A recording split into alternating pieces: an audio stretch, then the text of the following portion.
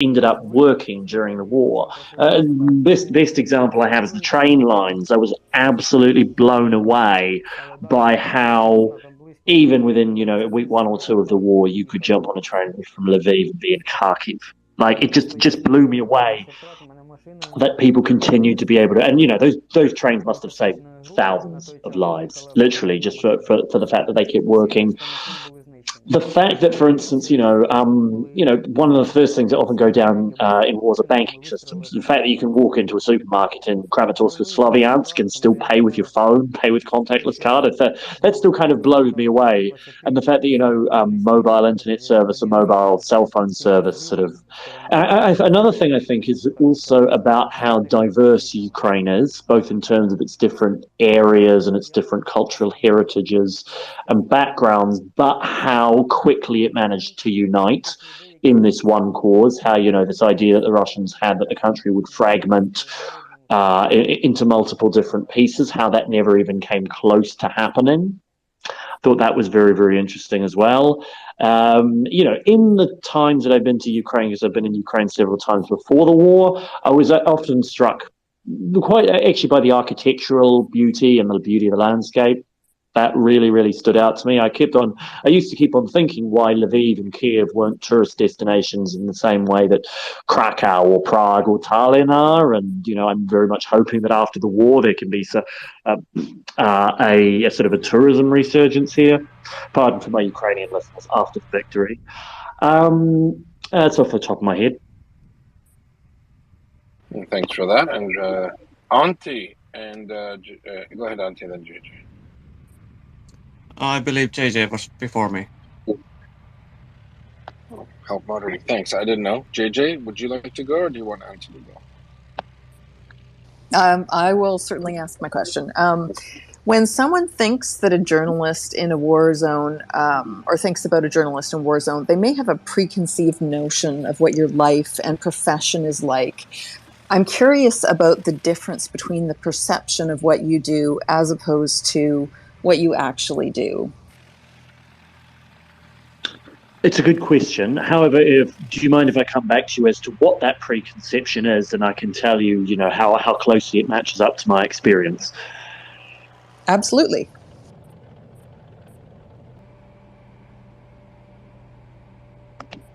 Yeah, that's my question. Like, what's your preconceived notion? Oh, well, I think that people, in a way, might have a romanticized idea, and that you're constantly under fire, and that you're constantly stressed. And I'm sort of wondering about those times in between. Does that make sense?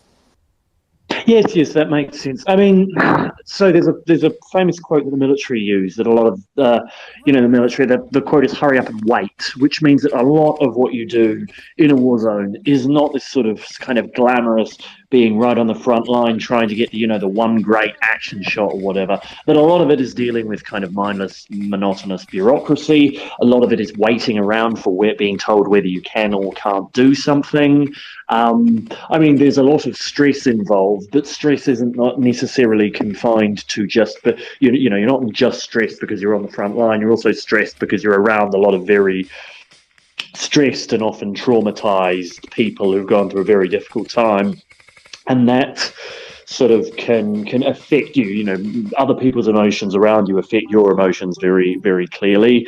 I often find, to be perfectly honest, though, that a lot of what the stereotypes about war reporters are, there's a lot of truth to them. There's a lot of people here, for instance, who I know don't feel very much at home in their home countries. There's a lot of people. It's very predominantly young men and women who are very much adventure seekers. In many ways, have a very, very high risk profile. In many, many ways, who are quite easily bored might be the wrong word, but aren't particularly satisfied with the jobs that a lot of their peers are doing that involve you being whether it's in an office somewhere or sort of the people who kind of crave very kind of peak experiences in the sense of, and I think the thing about people being adrenaline junkies is actually quite true, to be perfectly honest, even if a lot of conflict reporters don't want to admit it. And I think we should be comfortable admitting things like that. Yeah, I hope that's helpful. Perfectly, thank you. Okay, Antti. Thank you. So I was wondering, in your travels in country, previous journalists we've had on here have often mentioned that many big news organizations don't have a single reporter in country. They're just regurgitating something they get from other sources. So I was wondering, what is your experience? Are the big media organizations somehow represented in country, or is it more freelance guys that are actually there? That's a good question. And yes and no is the answer. Because one thing I've noticed is that a lot of big media organizations, well, they might have people in country. Those people will not that quite commonly not be that close to the action or to the particularly bad places. You know, at the start of the war, for instance, Lviv was absolutely chock full of journalists. Now Kiev, there's loads of journalists coming in and out of Kiev. A lot of them aren't going to the places like Mykolaiv or Kharkiv or Donbass. That said, there are actually less freelancers here than I expected there to be. You know, we're a fairly, by this stage, close-knit community. Most of us know each other, even if not personally, then by reputation. And there's less than I expected, both of the big media organizations and of freelancers. Also, big media organizations tend to cycle people in and out quite quickly, so I often feel that a lot of the people they send in don't necessarily have time to get on the ground. There are some very, very notable exceptions to that rule, but that's something I have noticed, yeah. Right. One reason I asked was also because I know that Yle, our local state-owned broadcaster, actually has some people in country, at least one or two, and yeah. So I was interested in your take on that. So thank you very much, and keep up the great work. Thank you. I probably am okay to take one or two more questions, but it is about 10 o'clock at night here, so I have to leave soon enough. All right. So, what air defense doing? No, I'm just kidding. Tom, Russian President Putin has come out with his multipolar world nonsense again. Big speech in the Kremlin there. Who's he talking to? Because it's not you, right? I mean, it's not normal journalists. Is this more of the same internal propaganda? It might be internal propaganda, and it also might be trying to shore up who he potentially thinks as allies, say, you know, in countries like China. I mean, considering that the allies, but yeah, potentially, or Brazil, or India, or you know, African countries. There was an interesting, and I wish I had it off the top of my head, analysis of how Russian propaganda was being targeted in Latin America and in Africa, you know, towards the war, and the idea that, you know, of NATO as a sort of a colonialist power, and things like that, and how that sometimes did reach a receptive audience. Yeah, it almost seems as though that his tree is going to climb down from is that he's managed to change the world from a unipolar superpower world to a multipolar. Because I mean, I don't think anyone in Zimbabwe or in Nigeria or even in India really thinks that Russia is doing this so that there are more superpower, or there are more people with power at the table. I think that's a little silly. Also, with how badly the army's done here, they've not really buttressed their claim. Who are they trying to fool? I mean, they've just proven that they're less of a power than they've ever been. But all right, listen, it's been a pleasure to have you, Tom. Please do come anytime you'd like. We are your second home, perhaps, and your home on the internet. If you could do us a favor, if you haven't already liked Tom or followed him, please do. I followed you, Tom. And he's doing great work in Afghanistan, and he's done great work in Afghanistan, Nagorno-Karabakh, and he's now in Ukraine, helping get the story out. So people like him his voices are super important because he helps amplify Ukrainian voices on the ground. So we wish you the best of luck with your work and continued success. And we do hope you stop by whenever you can. Not a problem, and I'll be here for a while. Excellent. Well, Slava Ukraini. Have you learned that? Героям слава. Excellent. Thanks, Tom. Give Tom much a follow and check out his work. Keep your eye out. We will have this interview on the interwebs once it gets cleaned up for audio and all that good stuff. And thanks to our back-end team that does all that fine work behind the scenes. They're in their basements. They're translucent, but they do it for the sake of Ukraine, and we do appreciate all of that insight. Thanks so much. And Doman, what's next on the plate? Are we going to talk about some military updates and then roll into what's the next steps, next phases? Yeah, just a quick update. Tomorrow we have two guests, Vincent Touré, followed by Ben Moll. First talking about Russian strategic culture, and then a little bit on economics and sanctions and the like. Right now, the hot topic all day has been what's been hot in Crimea, and by hot I mean very hot indeed. So hot it just couldn't contain itself. Was exploding all over the place, all manner of places. I don't think you've had your chance to say anything about it yet. I feel so. Our friend Finance has a theory that they're Atacam's brand cigarettes, very thickly rolled. Well, I know one thing. It's got to be. It's probably just a simple ammunition barbecue. It happens. It's called a cook-off. It happens to round sometimes. Maybe we could ask CJ how far somebody could flick an Atacam's brand cigarette butt. Yeah. Well, I think we all know. I don't know why we're all dancing around it. If the Ukrainians want to dance around it, that's their business. They should, I mean, I gotta wonder though, to the Russians on the ground, they can't possibly be believing it. I mean, when those Crimean holiday goers saw what was going on, I don't think anyone thought that was an accident, right? Big lineups in Simferopol, people trying to take the train to go back home. I don't know if anyone's been seeing that. I think there's a tweet about that somewhere in the nest still. People scroll through. What I was quite surprised by is that they were queuing at the train station while there was an ammunition cook-off right next to some rails, and rails that they would have to go on in order to be able to get across the Kerch Bridge into Russia. I'm pretty sure they might not have seen that down the line, but yeah, I mean it's definitely a consideration.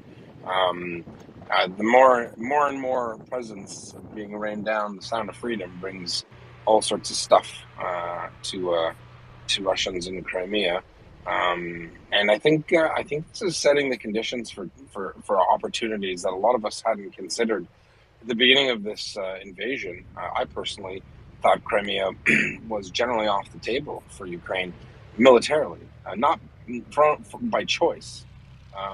But I think that's proving to be a very different reality, and I obviously welcome, any and all proper things being done by, errant cigarettes or ammunition cook-off and whatnot. It's a good thing. So, do we have any more information on where was the last non-Atacam strike? So there seem to have been a few. There seems to have been an airfield struck, but it's unclear to me whether the airfield was next to Simferopol or Jankoy. And the big ammo cook-off was just down the road from Jankoy, just down the train line, really, from Jankoy. There was also an electricity substation in Jankoy that was struck today. Imperius, has anyone figured out which airfield it was indeed that was struck? Because the reporting was a little bit errant. While he looks into that, also going back to Kherson Oblast, they're looking at now even the Russians are declaring about 25,000 unlucky souls on the wrong side of the river Good thing for them, though, all of their commanders relocated their Air headquarters siren alert towards update. Melitopol. Kharkiv, So that's nice. full alert. At This least they'll message be has able been to generated survive with in municipal data. Melitopol for the time being, as all of their main equipment are on another side of the river, which they can't get to. I think that's what you call leading by example. So if you're a soldier, Yehuda, what does it make you think when all of your higher ranking officers leave, and they leave you all behind, thousands of you, on one bank of a river across which there are no bridges and the river is about half a mile wide? What does that make you feel? Wow, it's a little silly. Great, we get to party. No, I'm just kidding. Yeah, obviously, the answer, it's obviously, I can't imagine them more demoralized than they are anyway, but for the audience, it's a very bizarre, and can't be a very awe-inspiring Air situation siren alert to have update. your Kharkiv, entire, full alert. This message has been generated with municipal data. Say, all right, we're going to go about 100 kilometers east because it's safer for us, and you guys hold Kherson. Good for you.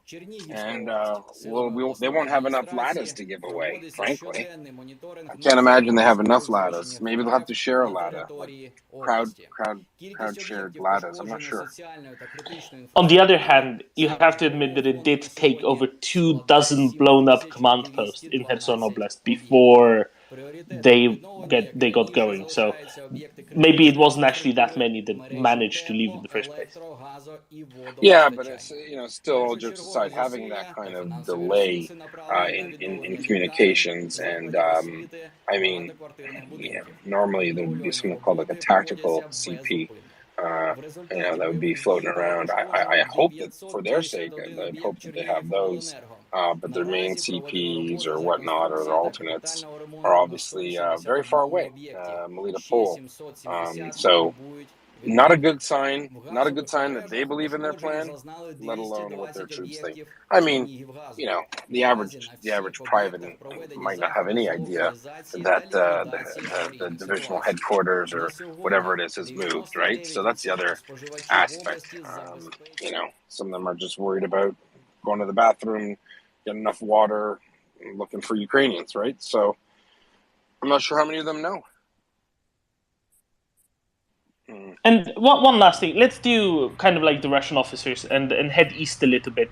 Actually, even farther east to Lysychansk. There's been extensive reporting that the former SBU building in Lysychansk has been taken over by the Russians as a command post. And it has suffered what seems to be probably a HIMARS strike. And now there's a lovely new plaza in the middle of Lysychansk. It's slightly covered in rubble, but let's just say that command post, that headquarters building, has been thoroughly leveled. Just speaking of command posts getting destroyed. Yeah, no, it's a pretty bad idea to cite your CP in your enemy's, in a position that your enemy already knows because it was his CP. Pretty bizarre, especially when they have the targeting capabilities that they have. It's just more, Russian military doctrine 101.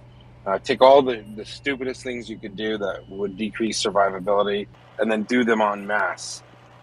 Don't understand it, don't claim to. But let's go Imperius and Denjon. Yeah, so the airfield strike was at Hivardskie, which is right next to Simferopol. And then was there not an airfield strike at Jankoy? John Ridge?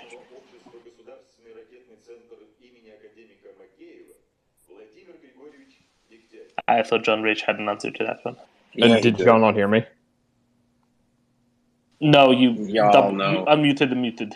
Okay, apologies. So it's been a little bit confused as to what places have been struck. So the two places that we know definitively have had fires or explosions of some kind are an electrical substation in Jankoy. I believe that's the substation that the primary 330 kilovolt line from Simferopol to Melitopol runs through. It's directly adjacent to the rail yard in central Jankoy. The second target that was definitively struck was a open-air Russian munitions depot in Maisky, which is essentially contiguous with another town called Azovsky. It's essentially the same town. There's no distinction between the two of them, really. There was some footage that has been circulated. Apparently, it was recorded a month ago of massive amounts of Russian munitions, as well as MRLs, specifically BM-21 Grads, being just left out in the open, adjacent to the rail station in Azovsky, which is about 1 or 2 kilometers from that open air munitions depot in Maisky. And there's also been significant reporting that the rail line that station supports has also been taken out. So we know that ammo depot is hit. There's satellite imagery. It's gone. It ceased to exist. And the rail line is also reportedly out. So it's possible that was also struck as well. Given how close they are, it might be, depending on where you're viewing it from, it might be difficult to differentiate the two. So we know that there was strikes there against that depot, and something's happened at that rail line. In regards to the airfield at Hvardsky, I haven't seen any. Maybe I hope Imperius has some more info on this. I haven't seen any video or images released that have been definitively attributed to Hvardsky. Most of the stuff I've seen has been, attributed to either the substation at Zhankoy or the depot at Maiskozovsky. So that's unclear to me if it was actually struck. I believe Kommersant, a Russian media outlet, had reported that it had been struck. And there was a bunch of images floating around of the apron at the airbase, reportedly the day prior to the strike. However, the problem with that image is it's literally just taken from Google Maps. So I have no idea what's going on there. Imperius, do you have any better info than I? Yeah, I mean, the only thing that actually looks like the black smoke you reported at Hvardsky, there are some other reports about it, but those seem to be reusing the footage from Zhankoy, so I don't think that's correct. However, the Kommersant picture looks like it's the video. Sorry, looks like it's at some kind of electrical substation. Because there's a lot of wires and the kind of infrastructure you'd expect at around a transformer station or something like that. So I think we don't have anything actually confirmed for the airfield yet. I would also point out that some Russian sources were claiming that the cause of the explosion at the munitions depot was a grenade dropped by a small UAV.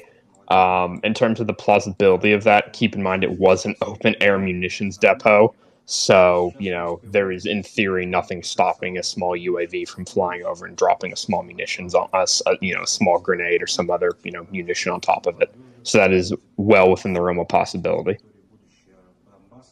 And given that the fire / explosion at the Zhankoy substation appeared to be relatively small, I would suspect the cause of that is probably similar to whatever caused the explosion at Maiskozovsky.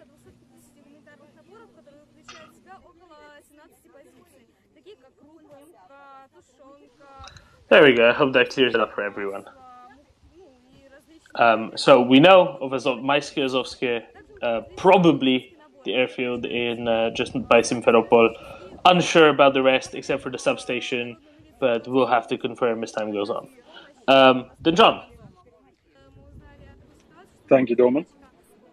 So maybe this has been discussed before, but am I wrong in remembering that either was Putin or Lavrov saying that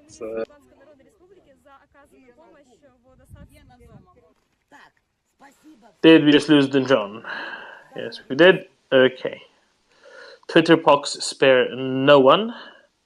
But then John is used to catching them, and he'll be right back up. I doubt it not. Then John.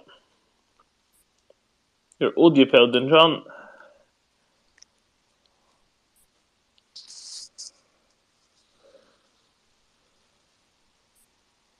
Then John. Hello. By now you should hear us. Hi. There we go. Okay, then John, your audio failed right at the start. Am I wrong in thinking that? Can you hear me? So go ahead. Can you hear me? 1, 2, 3. Yes. Go ahead. Yeah. Am I wrong in thinking or remembering that it was either Putin or Lavrov a couple of months ago saying that an attack on Crimea is definitely off limits. It's an unacceptable escalation and would not be tolerated. Wasn't that said by those guys? Yes, but at the same time, they also said it's unacceptable for Ukraine to exist, and that will not be tolerated. And they've not done a very good job of preventing that either. So but they tried. But what I mean is that it looks like Ukraine keeps calling their bluff. Not only Ukraine, I mean all the weapon leaders. Oh, because it's a constant bluff. Yeah. Following the question of will this lead to an escalation, that's just playing into their hands. All such discussion has to be ignored. Stay off of the vast tracts of don't put your soldiers 20 kilometers into what is actually Russia.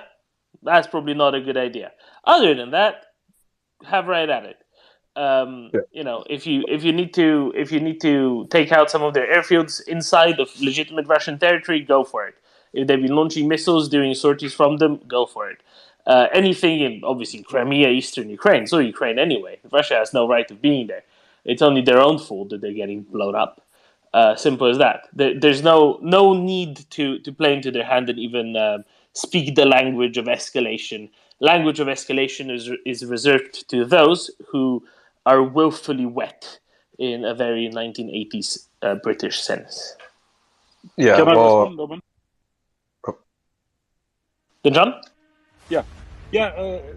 That's exactly what I mean. This should not be listened to. I mean, they call it an escalation, and it's been done, and it's there's no escalation from Russia, meaning that all the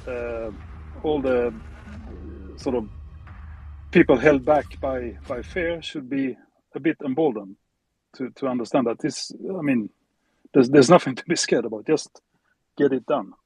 Oh, absolutely, absolutely. It's I completely agree, and this is entirely it's almost like whatever the opposite of wishful thinking is. And maybe it actually is wishful thinking by those who demand inaction. For them, this is the desired outcome in the sense that they want no action. They want to have this perma excuse of escalation. And that's why, as you say, we should pay no heed to it. Quite right. Let's... Or we could just as easily shove it back down their throats by saying that crossing Ukraine's borders en masse on the 24th was an unacceptable escalation, and steps are now being taken to redress that issue. Oh, yes, but they don't. Axel?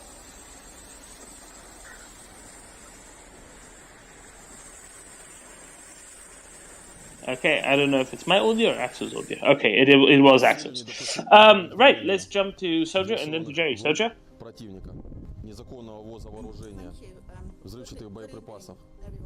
My question is for our resident photographer and artist, Nina. Nina, hi. Is there any news on the Finnish front that we might be interested in today? Well, Sojo, that is like a... Are you psychic or something? I think possibly I might be. I'm not sure. I think you might be. Well, actually, how to make a long story short? Should I just talk every other word, or I don't know how to do it? Well, I will try to put it like as shortly as I can, and then if you are interested, you can ask me more questions. Regards from the Foreign Ministry of Finland today, from our Foreign Ministry, Minister Pekka Haavisto. I was there with artist Kai Stenvall, who wished that his portrait of Roman would travel to Zelensky in Ukraine. And it's been about now maybe 2 months, 1 month and a half at least, work to get it this far. And today it was handed over to Pekka Haavisto, the minister, foreign minister, and it will start its journey to Ukraine. I don't know the exact timetable yet, but it will go there. Thank you. Thank you, Nina. That is fantastic news. I know that you've been working really hard behind the scenes and quietly and secretly on this for a long time. I do remember at one point there was going to be an auction to auction it off, but that fell through, unfortunately, due to inertia. But instead of raising funds through auctioning, would you like to describe for the room the project that is that's going underway for raising funds for Ukraine? Sergio, you were breaking up. I didn't hear the. Oh, apologies. So Joe, you were fine. It was Nina's connection that was causing issue. Okay, shall I repeat, Nina? Can you hear me okay?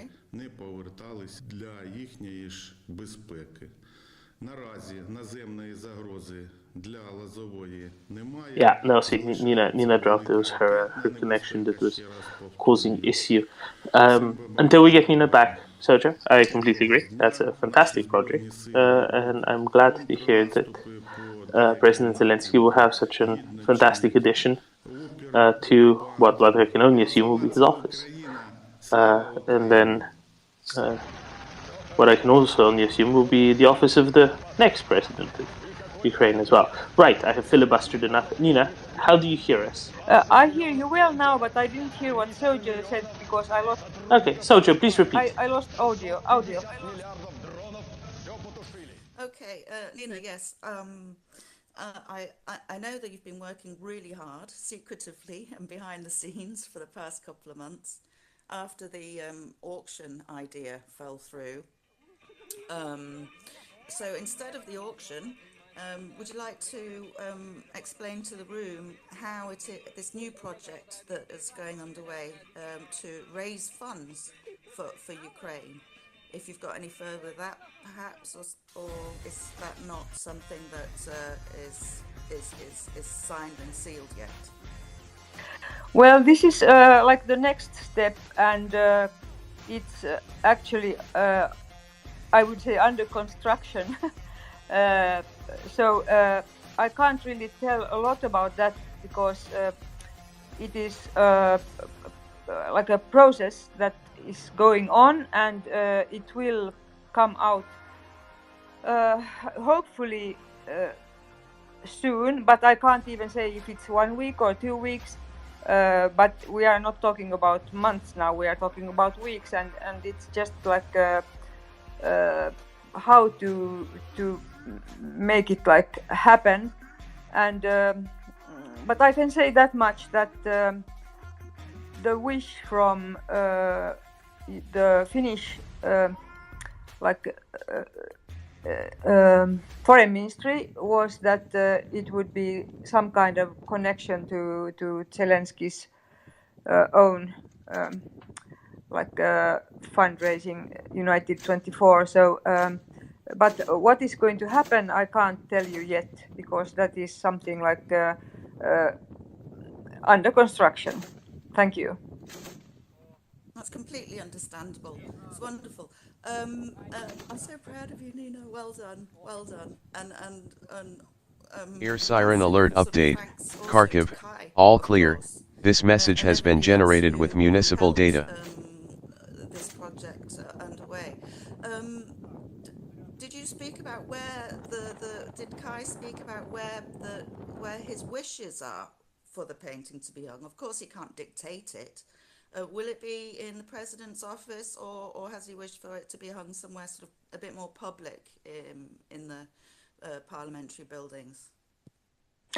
Thank you, Sojo. Actually, our both wish was that it would be in Zelensky's office, but it will probably not be there. It will, Air siren alert be update. somewhere in the Kharkiv, building, but all we don't clear. know yet This where. message has been generated with Also, municipal this data. whole thing is also going to be in the Ukraine documentary. So we had the Yle crew filming us today, at the foreign ministry. So this is because Roman touched me on a personal level because I was in touch with him. So it was kind of something that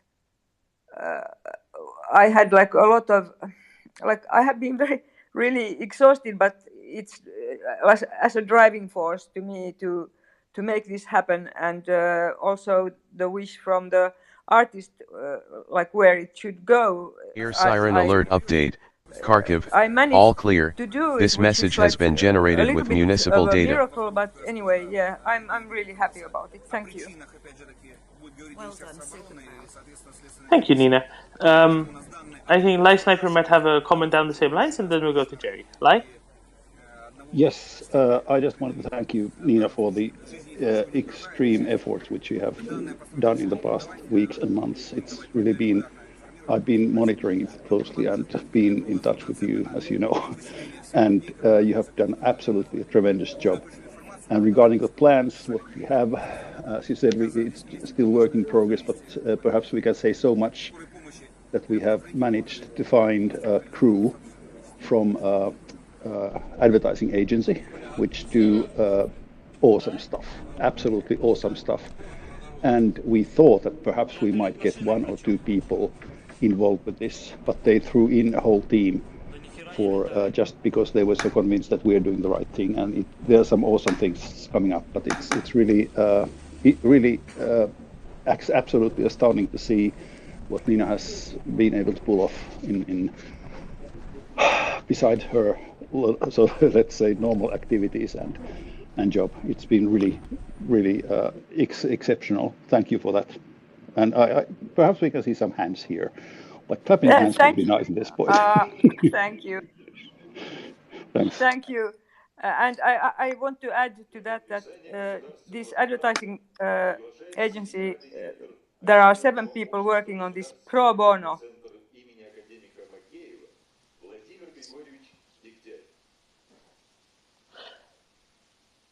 Excellent. Thank you, Nina. Thank you, Soja. Thank you, Simo Fella. And let's go to Jerry.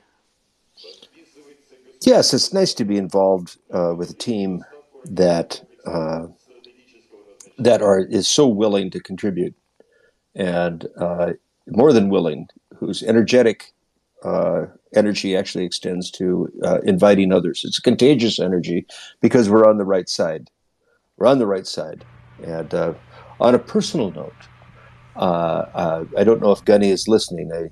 I want to first say, in the midst of that conversation, I had to settle a property line issue in a typical American way. We do that with commerce and with money, and I had to literally speak with a surveyor, and so I left the middle of the conversation this morning to speak to a surveyor.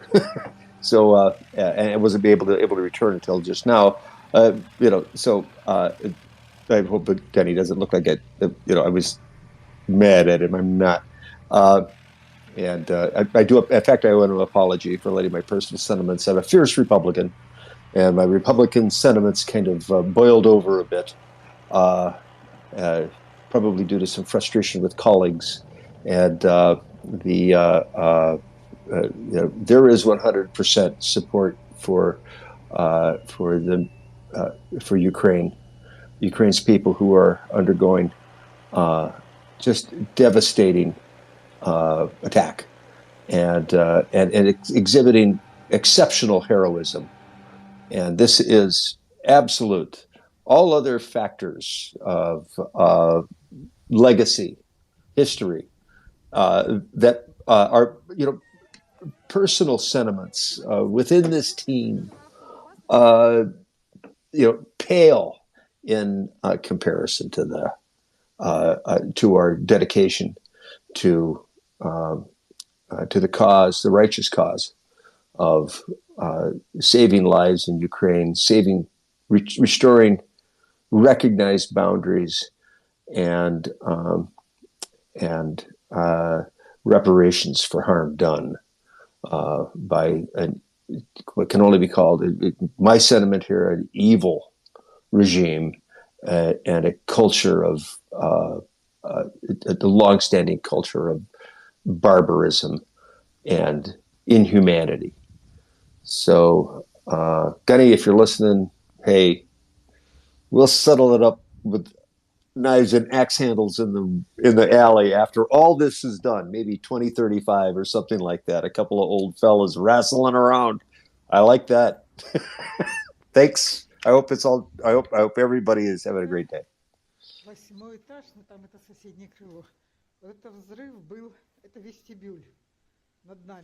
That sounds like a splendid idea. Or maybe, holding some different handles. Maybe one with jugs of beer. We can make it. All right, we can make it a title bout. People can wager. Very good. Excellent. Thank you the very Maria much. Rumble in the jungle. Maybe not jungle. Maybe somewhere more temperate. Scramble in the bramble would be more like it. That sounds better.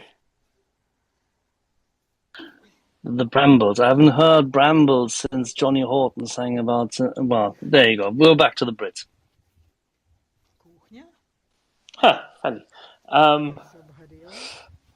Right, excellent. Shall we go to Finland and then off to Canada for a bit of an Arctic tour? Lai? Yes, thank you. Actually, my location is, of course, Langley, Virginia, but whatever. Nonsense. It's just north of Poughkeepsie. No, just look at my Pretty profile, sure. for God's sake.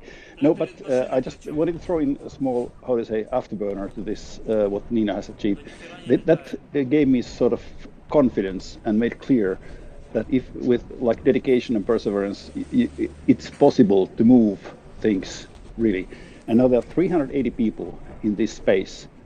And if Nina managed to get, and Kai together managed to get sort of time from the foreign minister of Finland and start sort of this project with this advertising agency and so on.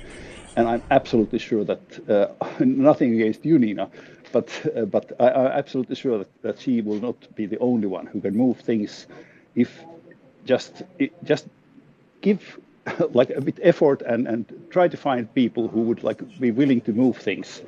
And I'm absolutely certain that there's a lot that can be done, and especially awareness to support Ukraine, be it Maria Aid or be it the United 24 or whatever. People can choose what channel they would like to dedicate their contributions to, but just be active.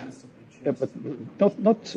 It doesn't require 100% or 110% as Nina has done, but there are certainly people who could be activated in doing more and being active and supporting Ukraine, because there's always this threat of when the war goes on that the people get tired and other news come up and so on. But we have to keep this alive, and we have to keep this topic, the awareness alive in people's minds. Just a plea to everyone: just be creative, think about new ways what you could do or what you could ask people to do, and where you could find people who are willing to contribute their time and effort to this matter. Thank you. Dorman, can I just answer Live Sniper? I couldn't have done this without you, Live Sniper, because as you know, it has been like I have been between a hard and a rock place, and a rock and a hard place, so many times. But actually, you have been the rock for me this difficult time. Thank you. Love you too.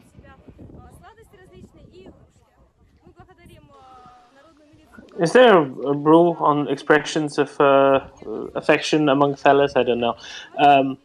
Axel, or should we go to Leonard? I just to reset all the system. I completely missed what happened. What did we do with the whatever minister in Finland and some whatever action? Nina's friend, who's an artist, handed a painting of Roman Ratushny to the foreign minister of Finland to be delivered to President Zelensky. Ah, okay, good, very good. Yes, that's what we're on about. Sorry, you missed the big announcement earlier because you were having technical issues. Leonard, to continue on the Arctic theme. Thank you, Dolman. Well, I'll go a little bit subarctic at this moment, but I just wanted to respond to what Jerry McDonald has said, and to simply repeat what I have said and what many feel on this space, that Mr. McDonald's contributions have been much appreciated, and regardless of republicanism, democratism, Toryism, or liberalism, with a Canadian reference, the efforts that Mr. McDonald has made are highly effective and greatly appreciated.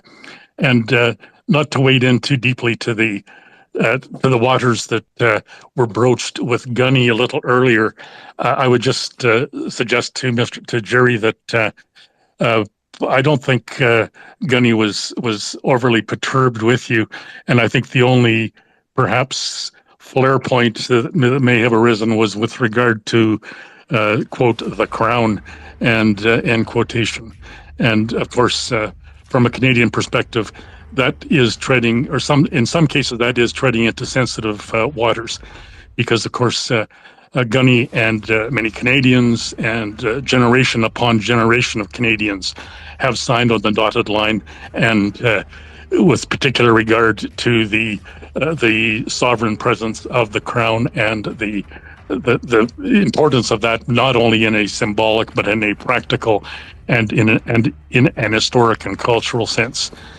to many Canadians.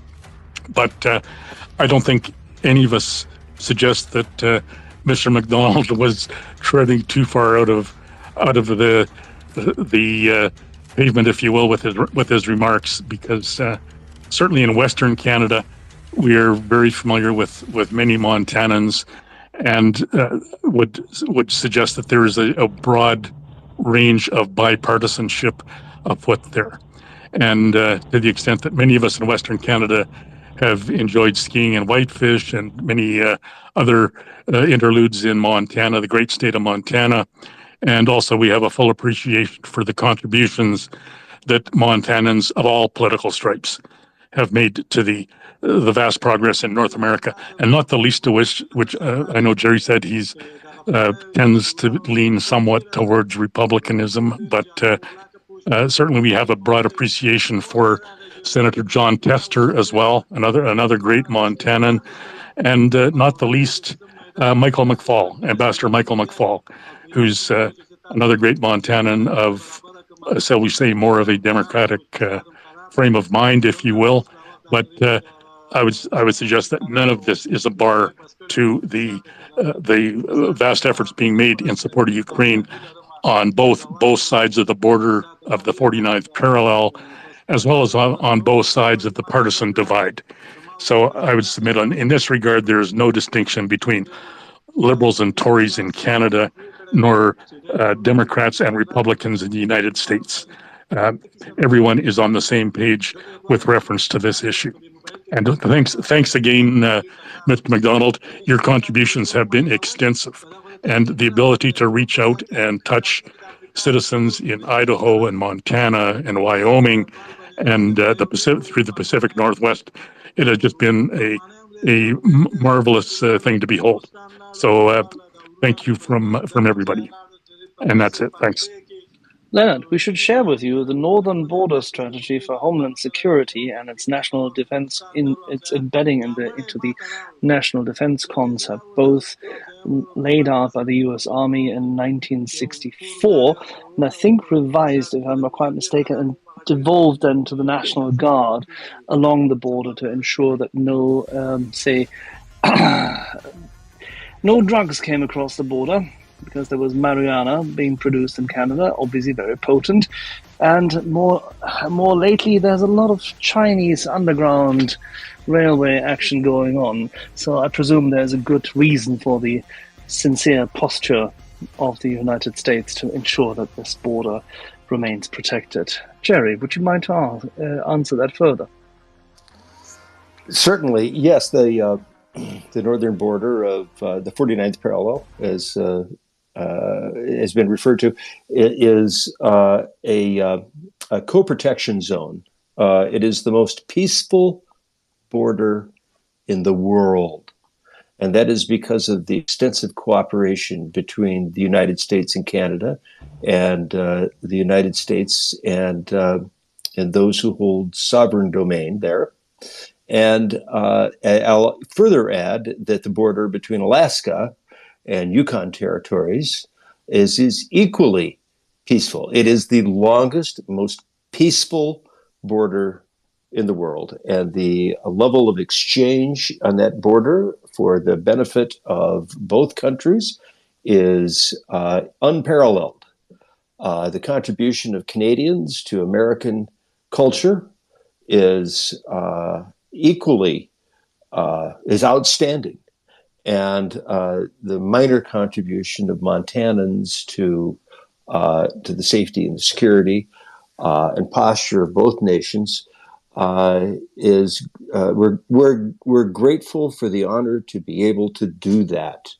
This is the way we are. We share a border, we share a culture, we share a unique commitment, a unique footprint in the world, and are happy cohabitors of the North American continent. And there are no hard feelings between us, former occupants of the Oval Office notwithstanding. So we're happy to be neighbors. We're happy to be collaborators. We're happy to be friends, partners, family. McDonald is a name that stretches across both borders, and we're happy to serve good Canadian friends and family.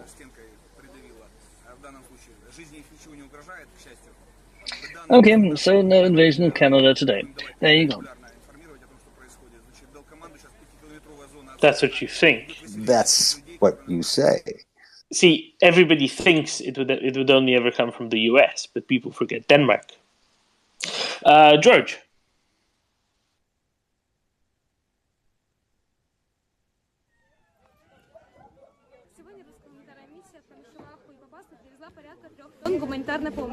Sorry, I thought George was already connected, but clearly he wasn't. I was quipping about the whiskey wars, or the schnapps wars, or whatever they were. Sorry, snaps wars. Only just got put away. Back to Ukraine.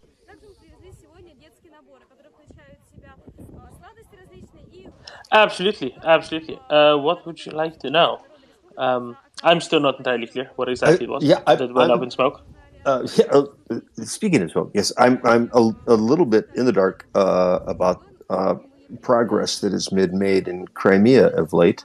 I understand that there was some rail infrastructure, something that I'm interested in, that was upset. Certainly denied for the moment. The invaders And I understand that there was a very large ammunition stockpile that was how does SpaceX put it? That was what's that term that they use? Accidented away. Demilitarized. It was demilitarized. Yes, it was strategically unraveled. No, see, Jerry, it's awfully dangerous. It's awfully dangerous what the Russians have been doing. They basically put up an ammo dump right next to a railway, right? Literally, maybe 6-7 feet away from the rails. Now, Jerry, you know a lot about trains. Tell me what happens on a hot summer's day when a train that's traveling at speed has to suddenly brake hard. What happens next to those rails? The rails buckle. They do. The rails buckle, but something more trivial. He means what the happens? sparks. I mean the sparks. Indeed, if braking is such that there is friction between the wheels of the rail train set and and the rail, yes, there will be sparks. And you're telling me that a mere 6 feet between railway and where that could occur as just an average day consequence. All there were 6 feet between that and the volatile organic compounds that are emitted in the air from storing weapons. Between the rails, the dry vegetation around, right? Crimea is a very hot place in summers, not very wet, not very humid, very dry, and just having ammunition boxes lying around. I think that sounds very unsafe, and therefore it was only right. It was only right for that ammo depot to be, how should we say, demilitarized, so to speak, for the safety of the environs being restored, so as to not have such unstable ordnance just lying around there where it could catch fire by accident. So you're saying, and I'll use the SpaceX terms, a rapid disassembly? Something like that, yes. See, they were being mostly responsible, and it was only right to make sure, absolutely sure, that no accident could occur. Because, an accident could cause anything there, really. Perhaps even an explosion or several. So what you're saying is that Ukraine, as a gesture of goodwill, extended a team of very highly specialized inspectors to demonstrate, in no uncertain terms, the extreme caution Russians should exhibit on those occasions that they do stockpile explosive items. Precisely, Jerry. Precisely, and this is a sign of a modern, developed, prosperous country that takes health and safety regulations seriously. And there is no end to their goodness. No. So kind as to extend. But they have an insidious. But Domen, let's put it light and dark. On the other, they also supply cigarettes, and they buy them freely. Some of them come in packs, which look tightly packed and neatly set up, like Atacam cigarettes. How could they do that? And sometimes they come in 6-packs. It's a very odd packaging size. I've not really seen it before. But you can get either a single or a double pack of either 6 or 12. They're quite thick cigarettes, but they do. They really burn quite well. You've never been on a cruise ship somewhere in the Pacific, right? Because that's where they give them these little mini packs. I haven't, nor have I ever smoked, so I didn't really have too much experience myself. You would have gotten them, by the way, on Pan Am. Jerry, how do we explain Pan Am to him? No, I'm familiar what Pan Am is. It's just that no. The experience of flying with Pan Am. Pan Am was a delightful experience, especially in the back of the aircraft. Delightful. And the smoking section. Yes, the the flight attendants, stewardesses they were called at the time, were most gracious and generous with the calming effects of with purveying the calming effect of nicotine to those nervous passengers at the back of the plane. But I just have one question. Were these indeed American manufactured cigarettes? Because I can speak from experience of the very fondness there was in the Soviet Empire, in the Soviet days, the very fondness there was for a fine Turkish and domestic blend of Camel cigarettes to certain members. I was just about to say Turkish tobacco, exactly. It was hilarious. Why Camel? Oh, the Turkish. I mean, it just was. You could hand them out and get anything. But I'm meandering into my past years. But tell me for certain, these were at least a Philip Morris blend of cigarettes. Jerry, we have the official representative here of Atacam Cigarettes brand, Finance. Would you wish to comment? Yeah, as the official spokesman for the Atacam cigarette brands, we would like to remind everybody that smoking kills. We do not recommend anybody smoke outside of the Federation of Russia. And then in the Federation of Russia, we recommend that all soldiers smoke, especially when they're taking their smoke breaks near an ammo dump. In fact, they can smoke as many as they want. We sell them in 6 and 12 packs. Sadly, our favorite delivery mechanism is not available in the Russian Federation. They are seen in Ukraine, though we don't recommend you smoke them in Ukraine. They travel really well on the new HIMARS delivery system, but they don't have those in Russia. You'll just have to take them out and smoke them near your ammo dumps without that great HIMARS delivery system. Highly recommended. Great for your Russian fertilization. And other than that, that's what we have to say here as the official spokesman of the Atacam's cigarette company. I imagine your tagline is something like "the pause that refreshes." I may have to use that. It very refreshing. Yes, we feel that it makes the greatest puffs of smoke high up into the air after perfect usage. Oh my God, Finance! I have the new emojis. Check it out. I agree with you. Look.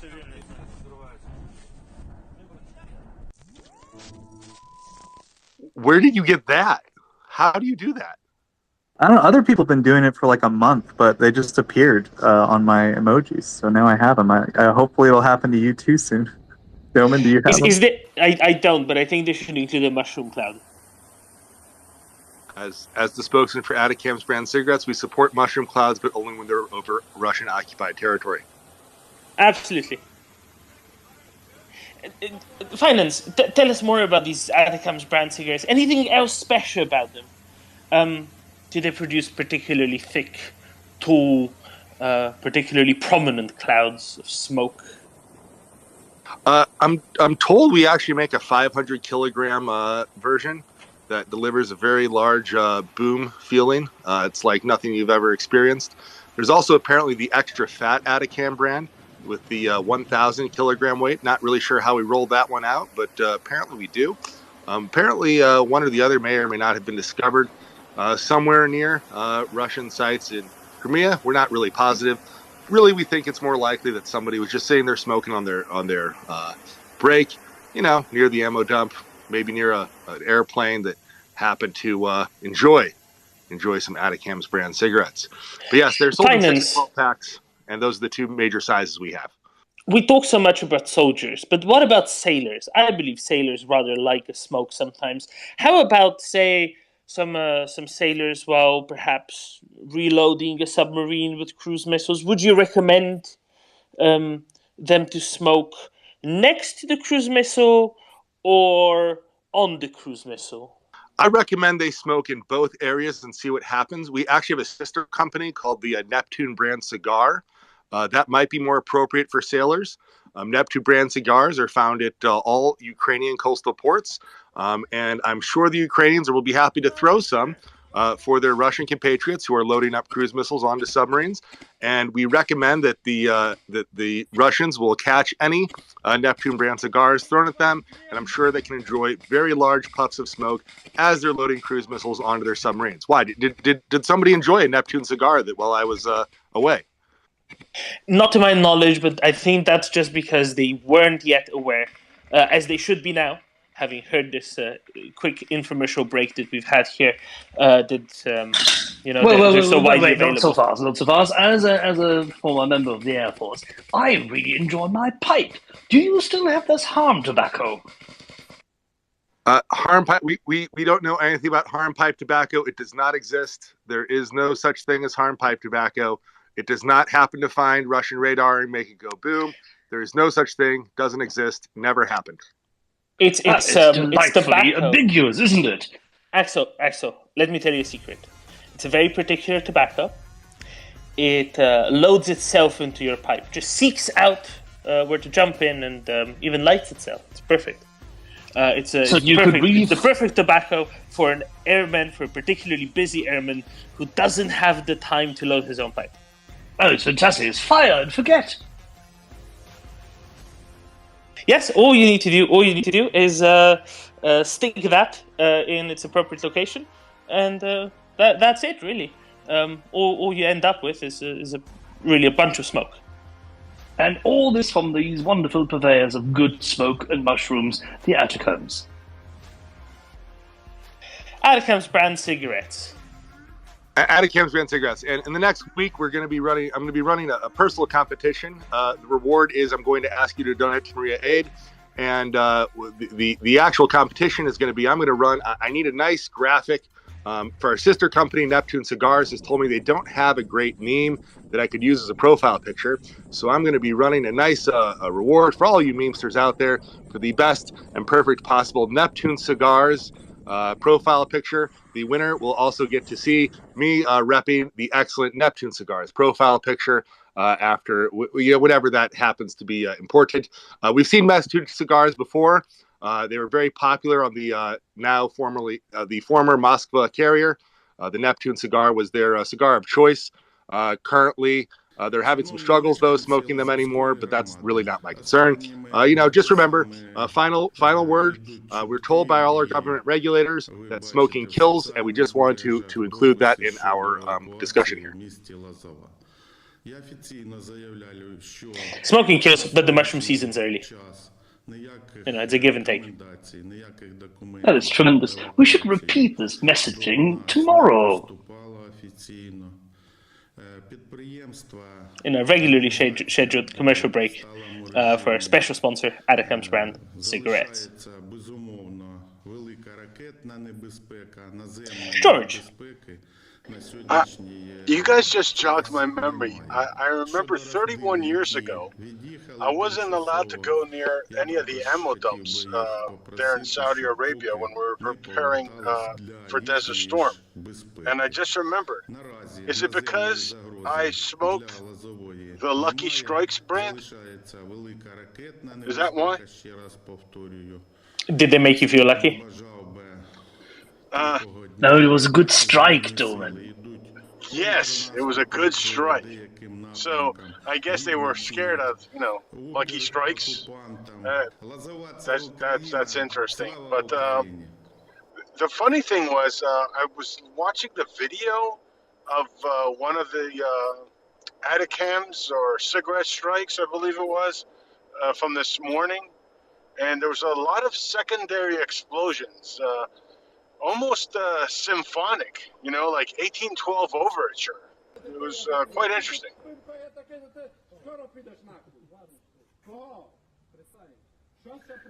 Do we have anything for trombones, Finance? I was just about to ask, do we have anything for trombones and, proper, big, noisy, proper guns?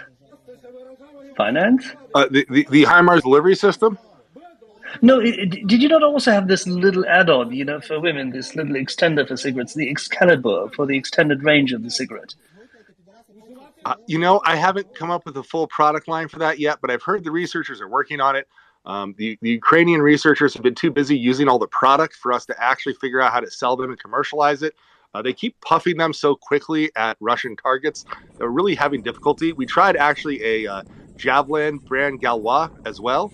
The problem with the Javelin brand Galois is that they all went up in smoke as soon as Russian tanks appeared, and we can't actually figure out how to sell them to anybody because they all go boom as soon as we get them in our hands.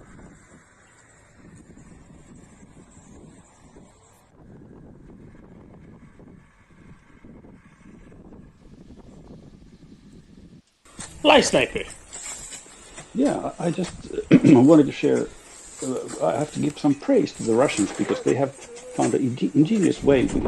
You know, when these missiles are thrown at them, these Neptune cigars are thrown at them, they want to catch them all, and they just position a ship in the place where these are being thrown at, and they catch them all.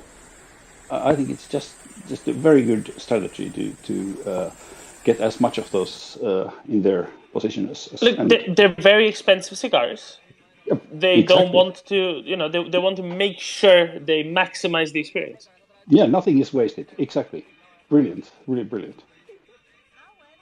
Hold on. As the spokesperson for Atacam's brand cigarettes, I have a small assistant here who has a message for the audience. Slava Ukraini. Here I am, Slava. I need to go do something with this small assistant, so I will have to talk to you all in a little while. Смерть ворогам.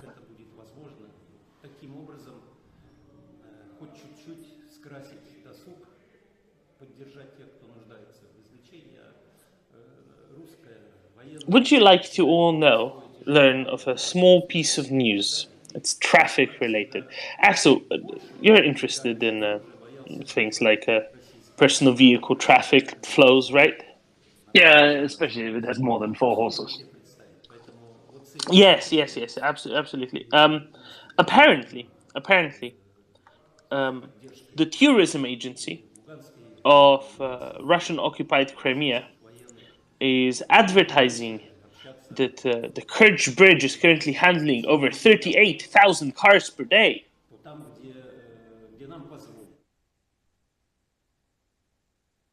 That is up from about 4, isn't it? Yeah, certainly up from about 4. That's courtesy of Soja, who dug up the tweet from our good friend, likewise good friend of the show, Roman Sheremeta, whom I believe joined us. That is quite impressive, is it not, Roman? Yes, 38,000 cars a day. I do wonder, if they were actually going both directions, could that number be a bit higher? Potentially. Do they have, I always wonder, these islands, when there's a rail bridge, do they have a decent passenger train? Why, yes, they do. But for some reason, it only goes to Phil this year. Well, is there no sleeper train, down from all the Duchy of Muscovy's center, where Sauron lives?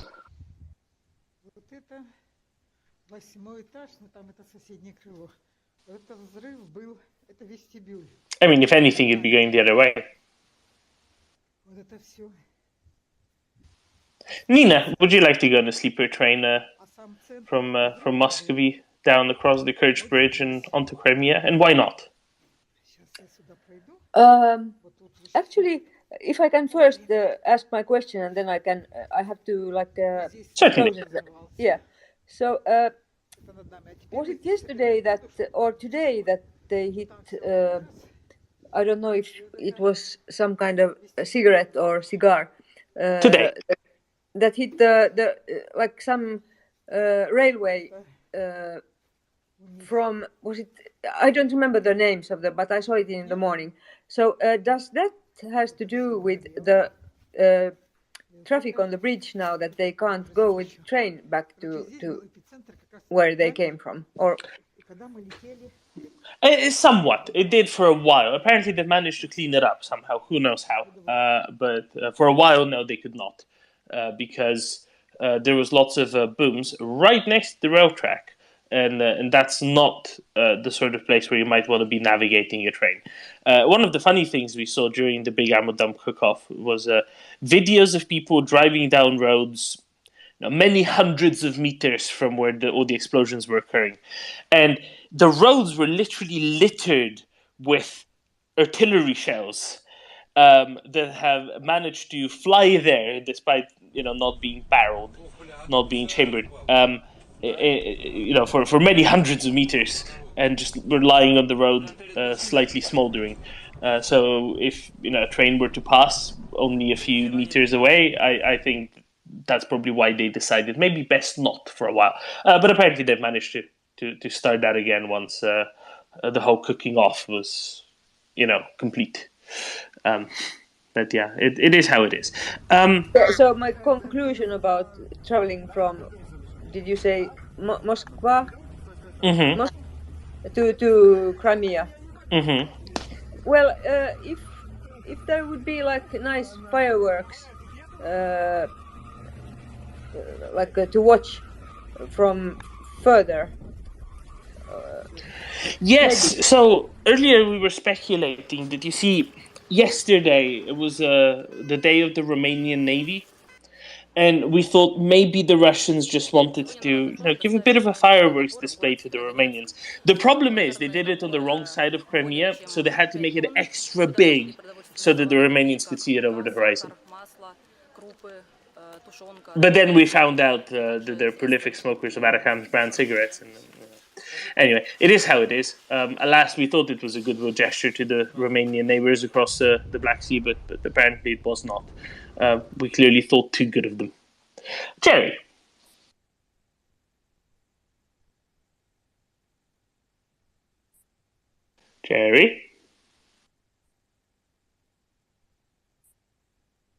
I'm here. It's just answered. I'm wondering, not to change the subject, but I forwarded to you, Delman, a DM, as well as you, Axel, a short video. I think it's worthwhile in the name of the hilarity and the comedy. It must have something to do with the booming that's going on. I know that can kind of have a tendency to make everybody grin. I forwarded you a two items. One is a video of what is suggested to be the reason for these recent explosions, for the railside explosions in Crimea, and as well as a video of a video of, and a thread of the most recent. I guess it's a Lada, a Lada armored car, and the handle of a door coming off his Shugo's hand.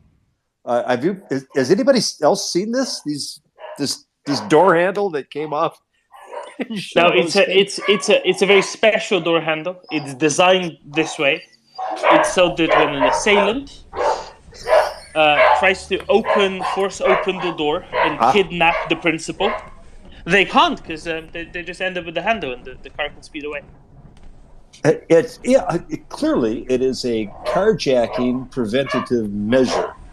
Precisely. How thoughtful, how absolutely perfect in its orchestration. The demonstration seemed to take several of those gentlemen by surprise. Is that? Do I see Gerasimov in the back? Is that Gerasimov? Yes, he had the most peculiar look on his face, as if I didn't expect that. How surprising! How delightfully surprising! I'm sure he's never seen anything quite so innovative, such a pinnacle of engineering. It's Putin was clearly right yesterday when he spoke at the Army 2022 conference, saying in Russia we have weapons decades, maybe centuries removed from what they have in the West.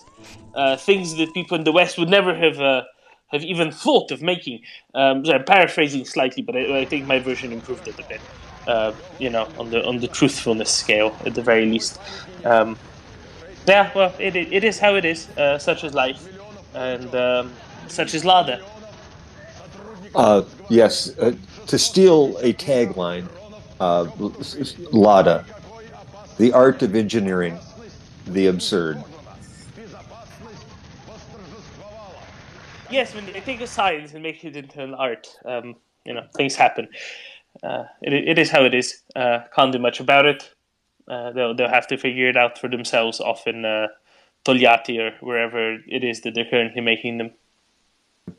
Comments on the other video, I don't know how you managed to find. I don't know how you managed to find the original footage of exactly what happened this morning. Yes, that could have been awful violation of OPSEC. Absolutely, but it's their explanation, and certainly it looks to me like an advertisement for Neptune cigars, except it's land-based. Yes. There's a special ground-to-ground mode as well, not just ground to sea. It's a new prototyping feature that they're currently working on. You'll see in good time. This is the research and development program Finance has elaborated on earlier this morning in our internal meeting, right? Why would this come out by now already? That's just how good the R&D team is. As he said, the Ukrainians working on this are trying really hard. It's a substantial team. They're very dedicated, really pushing themselves. They're huffing and puffing, I have to say. I'd offer it is a demonstration of it's a pre-production demonstration to a focus group. That's probably what it is. Yes. It's let's not get bogged down into details, lest we violate any industrial secrets. Sorry, I just came back. We just lost another focus group. It's a bit difficult with them. No, it's like the kamikaze Scotsman. It's very difficult to keep the good instructors.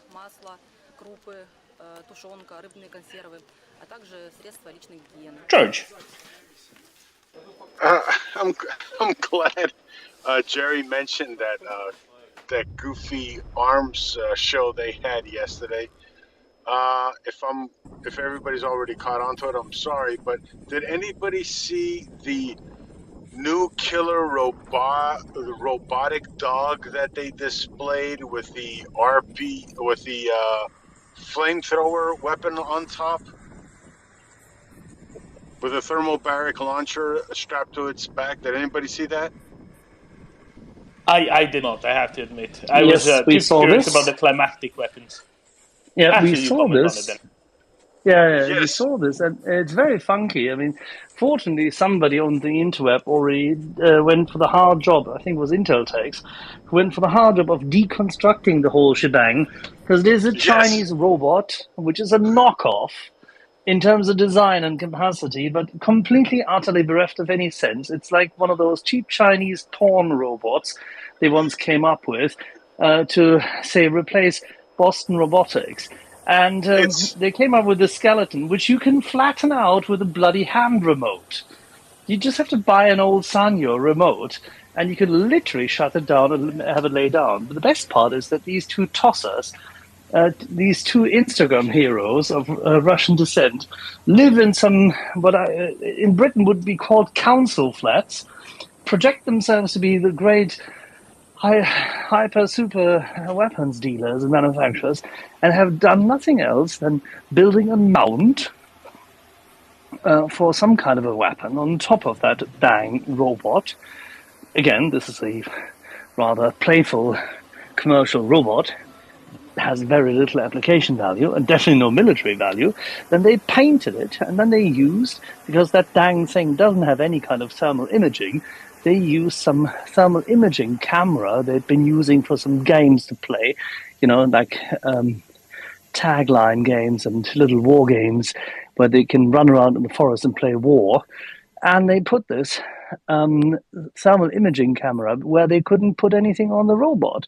So they were playing around and fooling around with this and creating silly videos and whatnot. And then they're presenting this at an arms show. Axel, beyond there is. the most important part and the funniest part was they knew that it's a programmable robot dog. You can make it do tricks and things like that, right? I think it sells on Alibaba for about 4,000. The funniest thing was they put what looked like a sweater, and they tried to pawn it off that it had Kevlar armor, but the real reason was so they could hide that it was the robot from Alibaba. So it had like this black material on it that was padded to make it look like it had some kind of new funky lightweight Kevlar armor. It was absolutely ridiculous. But George, at least they're consistent with what Putin said. They have arms like we would never ever develop in the West. I mean, some kid with a BB gun could take that thing out. I would like to note I got a complaint from a fact checker that they did not paint the robot, but instead dressed it in ninja pajamas.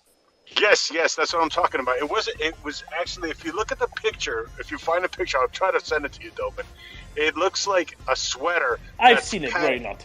That's padded out. That looks like, like they're trying to pass it off as some kind of armor development or something. It's preposterous. Yes, it's a special, very soft armor, very flexible. Stops, anything up to and including almost a mosquito. A weaponized attack dog like no other, Doman. A dog like no other. Like no other, absolutely, like no other. Speaking of dogs, Ben. All right, quick question. Silly question, but it's serious at the same time. I try to keep up on things, and I know what the origin is as far as what they're talking about, but I don't know where it came from. What is with what air defense doing? I see everybody posting it. I understand about all the strikes, but what did I miss? So there was the original strike on senior officer of Russian air defense being interviewed.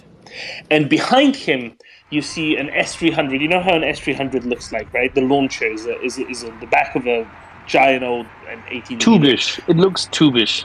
And there's 4 giant gray tubes on it, right? And they're horizontal when they're in travel, and then they put them into a vertical position for launch whenever they're active.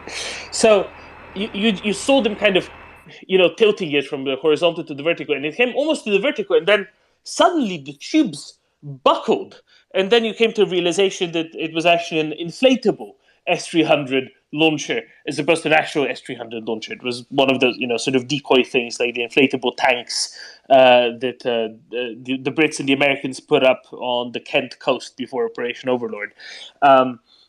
And the combination of the inflatable S-300, back in the Second World War, say radar technology wasn't very well developed. There was no AWACS going about in the skies yet, certainly not the type we know today. So it was a bit more reasonable that visual only would do something. But yeah, there you go. That's what it was. It was a combination of a complete and utter embarrassment by the Russians for having an airbase 215 kilometers. What's that in old money? Axel, that's 130 miles, thereabouts. Behind the front lines, completely demolished, without any recourse, and having to claim that somebody has had a smoking accident, and then claiming, no, this is a controlled disposing of some old ordnance, which naturally you do right next to your fast jets and not at a secured, bomb range. Instead. And the chap was asked in Russian, what is our air defense doing? And then this little thingy in the background faltered and flipped. Excellent. These guys are a complete clown show. Thank you, fellas. Happy to fill you in. Jerry. Very welcome. Ladies and gentlemen, I'm appalled. I am beside myself with... I'm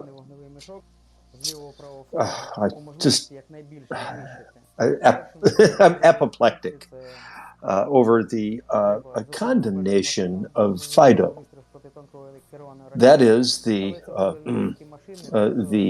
pajama clothes robot dog FIDO is the correct term name for that piece of equipment. It's an excellent piece of equipment brought to you by Slovodab.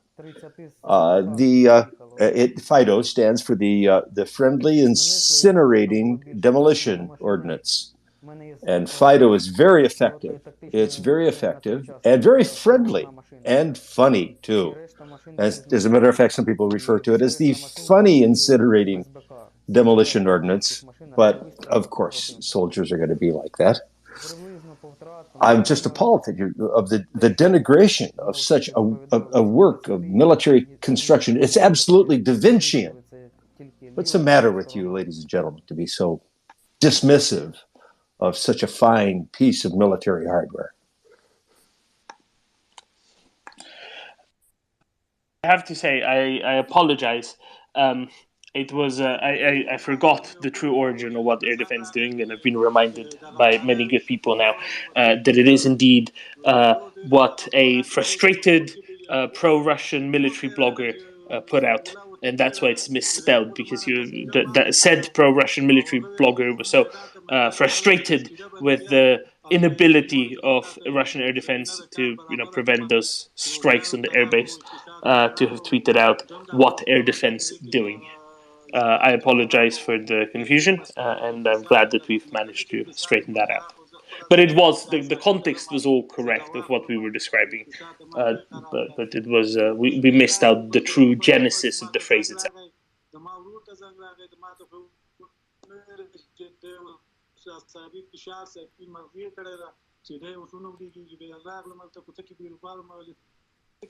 Apologies, Jerry. That completely destroyed your FIDO story. I'm sorry about that. I was a bit non sequitur. Yeah, I don't think that the Russian Alibaba FIDO would do likewise. By the way, anybody curious, if you would like your own inflatable S300 launcher, truck-mounted launching system, it's about $10,000 on Alibaba. If you scroll down my timeline for about a week, you can find the link yourself. Prince. Oh, the hilarity is absolutely wonderful. This is just a priceless time on our space. And I know the fellows do some absolutely wonderful little clips and little videos and things such as that, but I hope that some TV producer, some TV writer somewhere, I think it would make a really good British sitcom, or even in the United States, a cartoonish type sitcom such as South Park, paying attention to all this stuff and writing an awesome comedy sitcom based on what the Russians have done in this war, that we can all just sit and laugh about for the next 20 years. The hilarity and the stupidity of some of the things that we've seen. The inflatable S300 was just like, it's like, what are these people doing? And somebody please write a wonderful cartoon, a couple hours even as a movie, but I think it can be made into a series very easily. That's all I was thinking.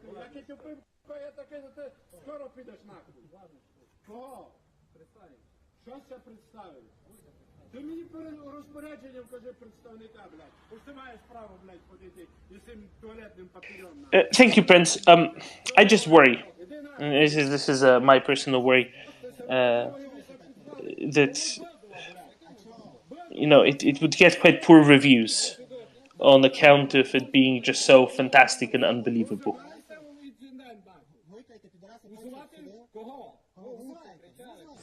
Yeah, I guess that's it's one of those, you can't make this up. You can't make this blank up, but it's happening in real life. I mean, you could come up with the most absurd scene in a TV show or in a movie, and you're bringing it to life, bringing it to reality. It's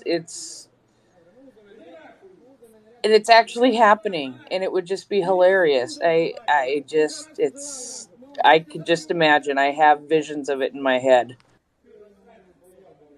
You have visions? Stop smoking these cigarettes.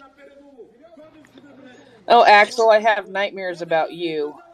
Prince, no, seriously. If you smoke strictly Atacam's brand cigarettes, there'll be so much smoke you won't be able to see anything anymore. This is very, very true. This is very true. And I quit growing that funny green stuff a couple years ago, but I did grow that quite a bit. That's why you have these nightmares. Oh, but I don't have any anymore. So, anyway. Long-term withdrawal syndrome. We won't get into conversations about that, but it's all fun and games until somebody lights an Atacam cigarette. For that is when the true fun and games only start. This is very true. This is true.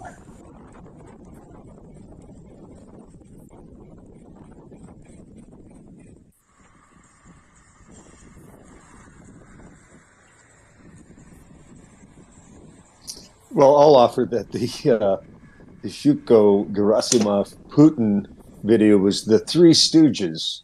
The Three Stooges. It could not be more, stoogerific, as we would say here in the United States. Larry, Moe, and Curly. And guess who's Moe?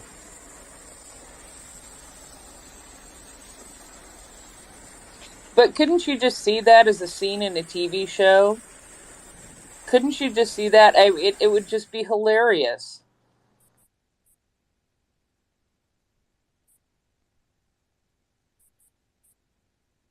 But which one is Lavrov? Okay, for the last time, his name is Kalantarian. That is an important feature. We really need to beat this into people. Kalantarian. Speak after us. Kalantarian.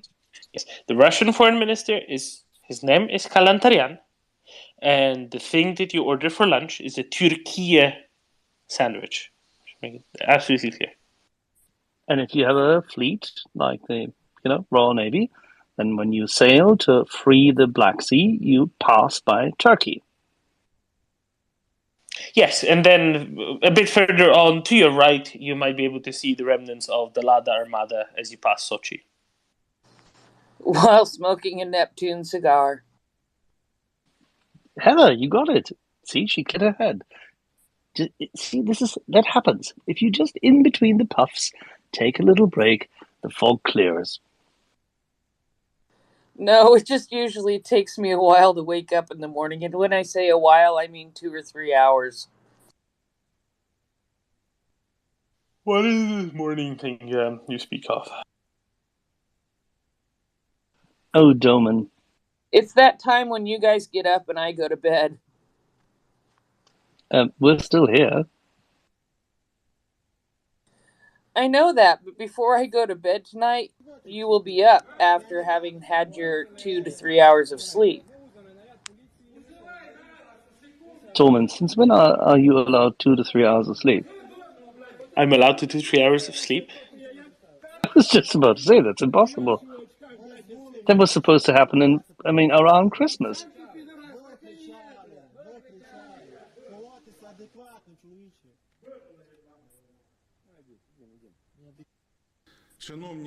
All right, and for our friend Francis Hunter, he should look at one of his messages and he can see what we actually have in our garden as air defense system.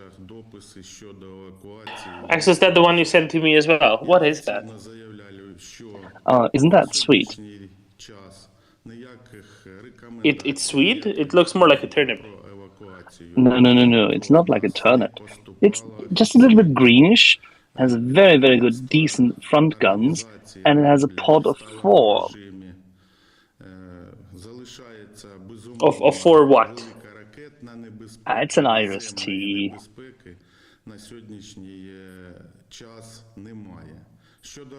Oh, that's an Irish tea. Ah, okay, right. I never knew how those looked like.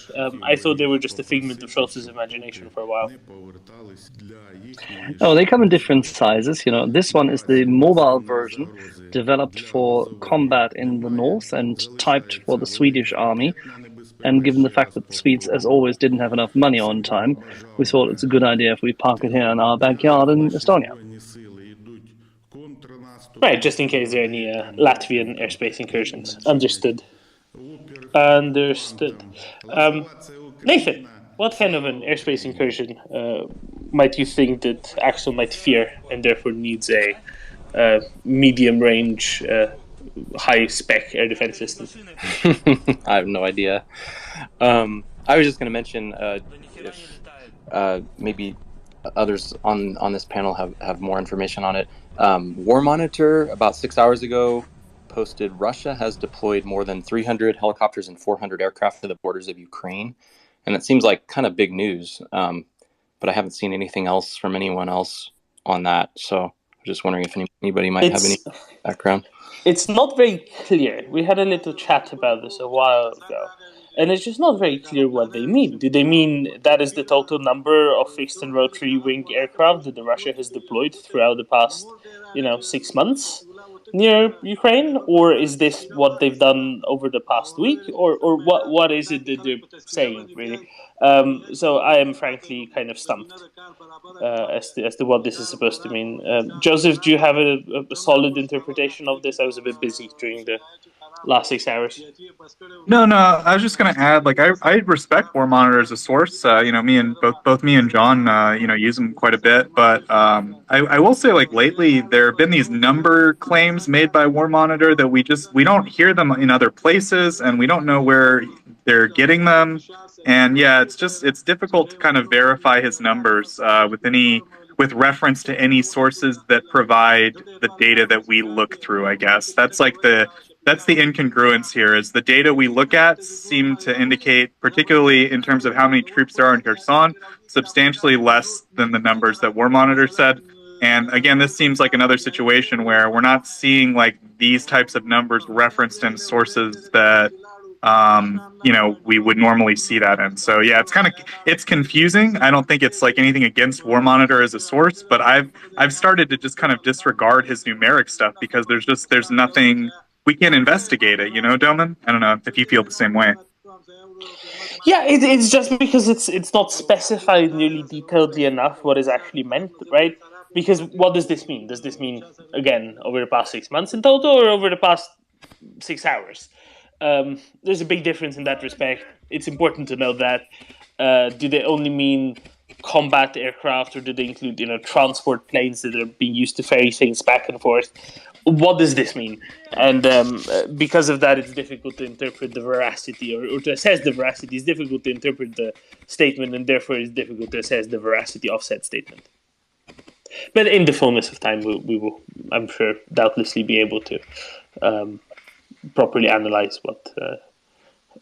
Yeah, and I still think he's a good source. If he says, Ukraine has taken X village, I believe him. But it's more just when he starts talking about numbers, I just kind of go, I don't know where you're getting these from. It's not like he says the Ukrainian Ministry of Defense says this, or I'm reading this on Russian Telegram. I don't even know kind of where these numbers he's getting are coming from. So yeah, back to you, Doman. Thanks. Yeah, I haven't seen any. There a bunch of people questioning the post as well, asking for more information, and I haven't seen any response from War Monitor either.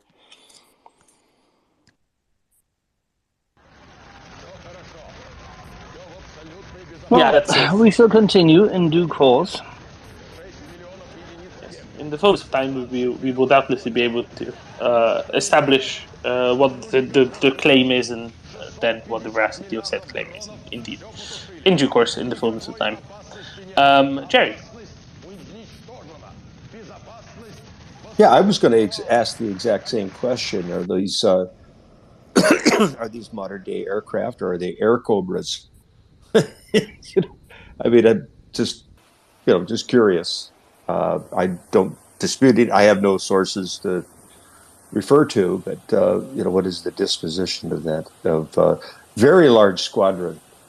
If so, of several large squadrons of that aircraft. I suppose we'll find out. Yeah, when the necessary procedures have been completed.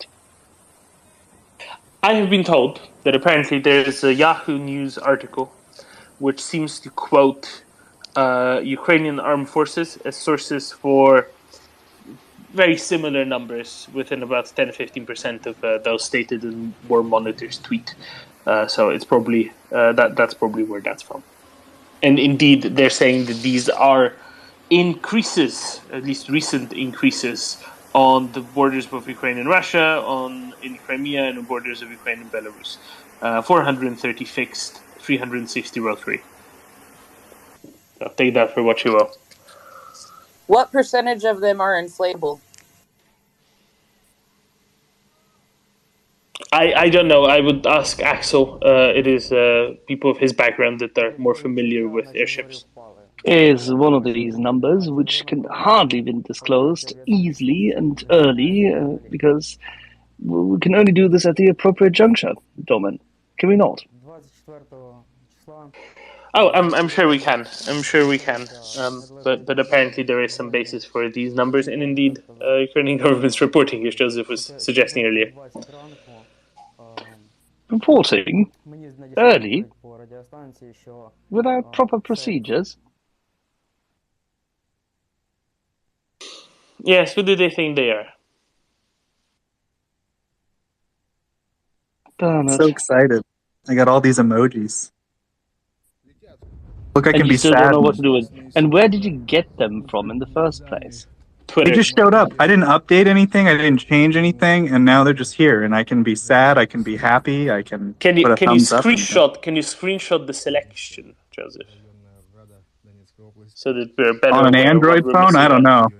I'll try. Android. Who wants that? Get yourself a secure piece of kit. Robots, I think, Axel. Oh, God. I genuinely don't know how to screenshot. Joseph, we really, when you entered the civil service, we had high hopes. We were promised by your parents that there were sufficient grounds for us to give you the opportunity to be trusted in future at the appropriate time. You know, when certain procedures and work tasks had been completed, and we could give you additional tasks to concentrate on. Domin, don't fall asleep now. Joseph, see, you made Domin tired. I just have to note I'm being informed from very reliable sources that those aircraft are in fact not inflatable, for they are made of styrofoam and therefore wouldn't take well to pressure. Are these the modern styrofoam versions of the Iranian high-speed plane? No. The Iranian drones are made from polyethylene.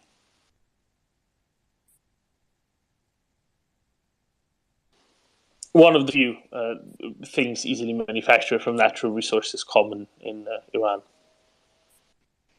Joseph, do you now know why we had high hopes and you failed us? Sorry, guys. I got this new phone specifically to help host the space because on my old phone I could see 3 people, like total, 3 circles. So I couldn't tell who was talking. I couldn't do anything. It was an iPhone 5.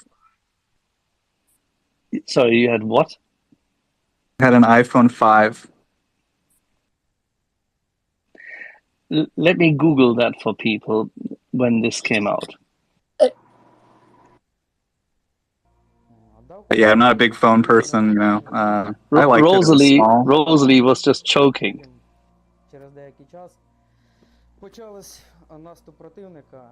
Yeah, sorry guys. But anyway, yeah, I got this phone just to help host better. That's fantastic, Joseph. We love it. And the fact that you now have these wonderful emojis you can play with is great.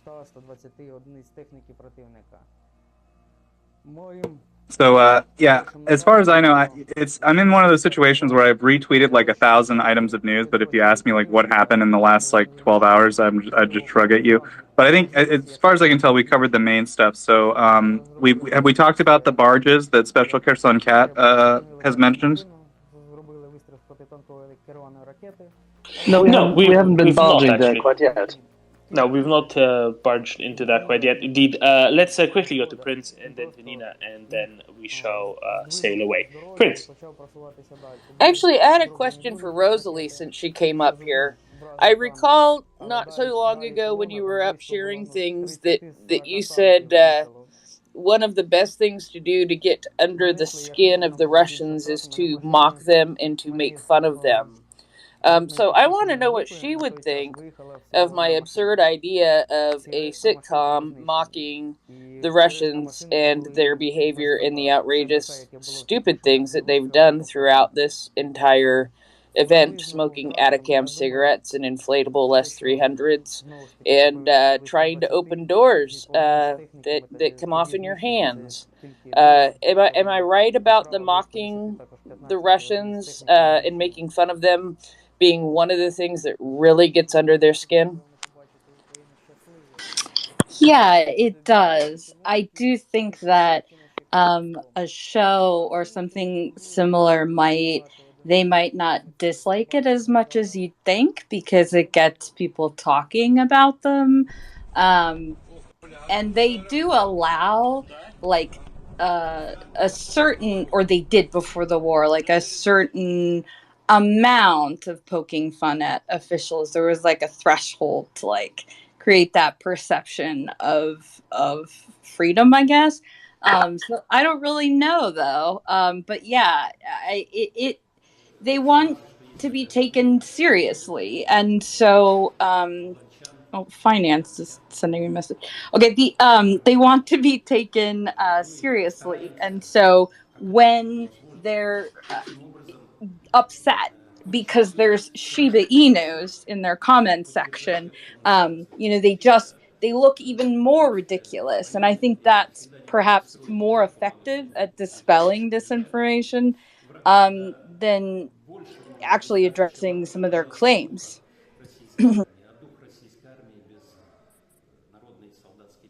Thank you. I just was wondering because I just sort of started thinking about that when you popped up. So thank you. Thank you very much. Let's go to Nina. Thank you, Dolan.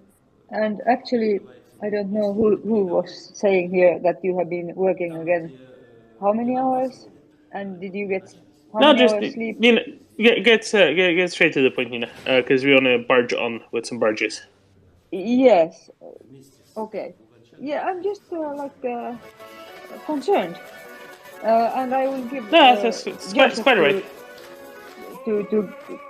To Joseph to barge in. Thank you.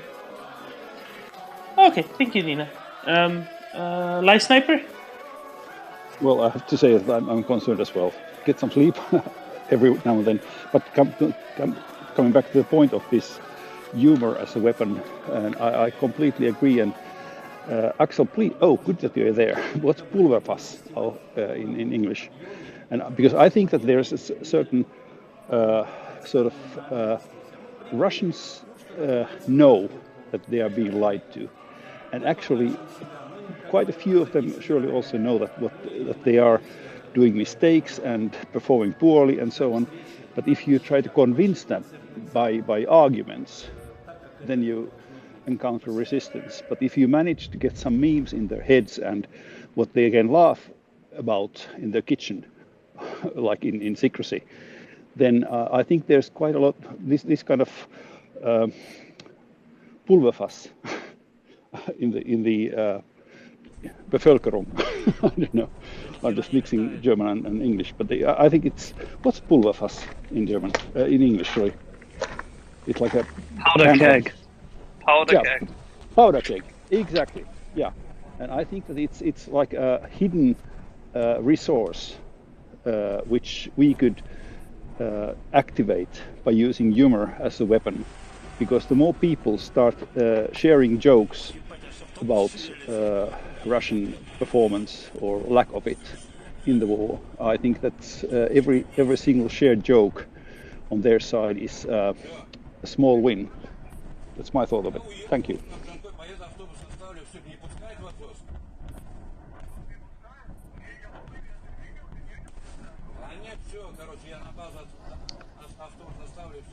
Excellent. So every crack joke at their expense is one more spark into the powder keg of nonsense that they sit on.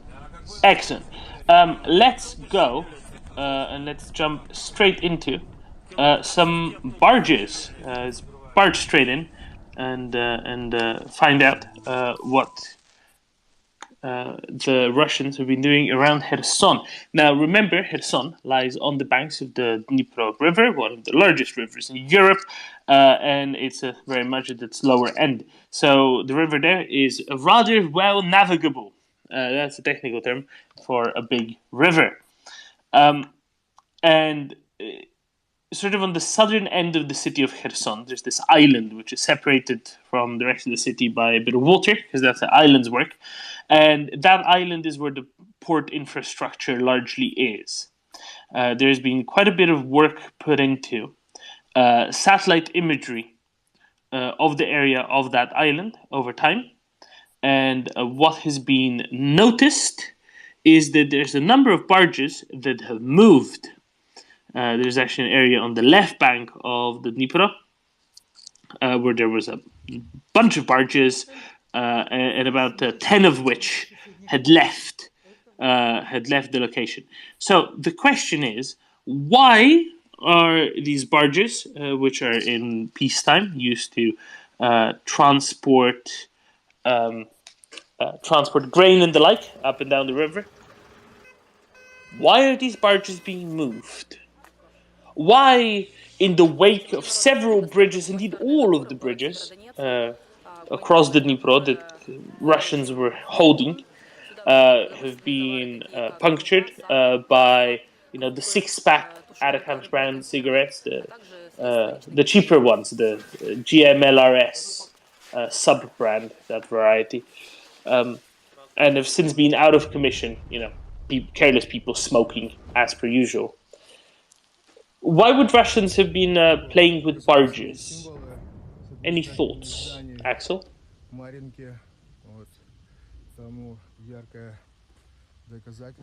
Well, in that case, I should repeat what Craig said earlier. Craig, our logistics master, was saying earlier that he's thinking that Russians are preparing for a sort of evacuation. And maybe if not just an evacuation, maybe a way to get more than just their troops out, but even some of the technica, some of the vehicles. Because on this island, in the city of Kherson, the port island, there's a large number of cranes and the like, and it would be able for them to lift heavy machinery, heavy tanks and things like that, into these barges and sail them across the Dnipro. And all from the right bank to the left bank and away from the from the Ukrainian troops that are ever closer to the city. So that's kind of what those barges are likely going to be used for. At the very least, they could be well used for evacuation of soldiers without technical equipment. Because they're quite large, they can hold a lot of mass. You can pile lots of soldiers in and just take them on a short cruise across the width of the Dnipro River. However, of course, you would want to make sure that you are not in range of any HIMARS brand cigarettes, because my understanding is that these barges do not work well if you're smoking carelessly around them.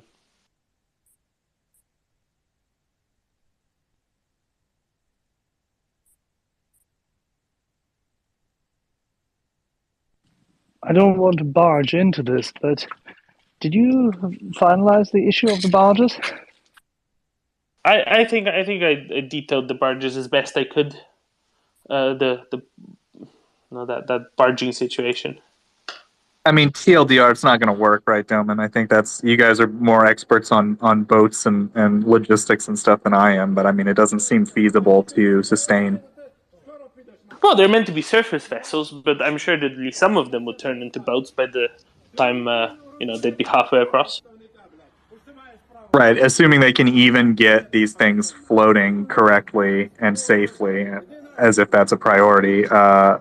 I doubt it would be sustainable for the amount of equipment and things like a military operation would need in an active war zone. No, they wouldn't be able to take everything, right? But with appropriate prioritization of electronic warfare equipment first, second, and third, leave as many soldiers behind as you can muster, then probably yes. I see. You think they're using them to escape, not to bring more equipment in. You think they'll use it to bring the most valuable equipment out. I got you. John Howard? Thanks, Stoneman. There's an American chap who is normally on sort of mid-afternoon European time, who lives. I'm not sure if he's in. I'm not sure. He's on the bank. He's on the banks of the Mississippi somewhere, and it was a week or so ago. You were talking to him. Dryfly, thank you. You were talking to him specifically about these grain barges, and he was saying that in terms of evacuating equipment, it's, heavy equipment, 30, 40, 50-ton vehicles. He was saying that was an absolute non-starter. So I'm not sure how that would work. John? What he was saying was that you would have to have a crane to load things into them. And our assumption was, but where they're going to have time to do that. The situation is that the port of Kherson has a bunch of cranes lying around, so they could actually, if they really wanted to. They probably wouldn't do it with most of the heavy equipment, or they probably couldn't do it And with they most only of the have it heavy on equipment. one side. They have the cranes on the wrong side. Well, no, they have the cranes on the right side to load barges up, and then once you get to the other side, they probably don't care what state they leave the barges in, right? The cranes are not on the Kherson city side. The cranes Are there on not the cranes other. on the Kherson city side?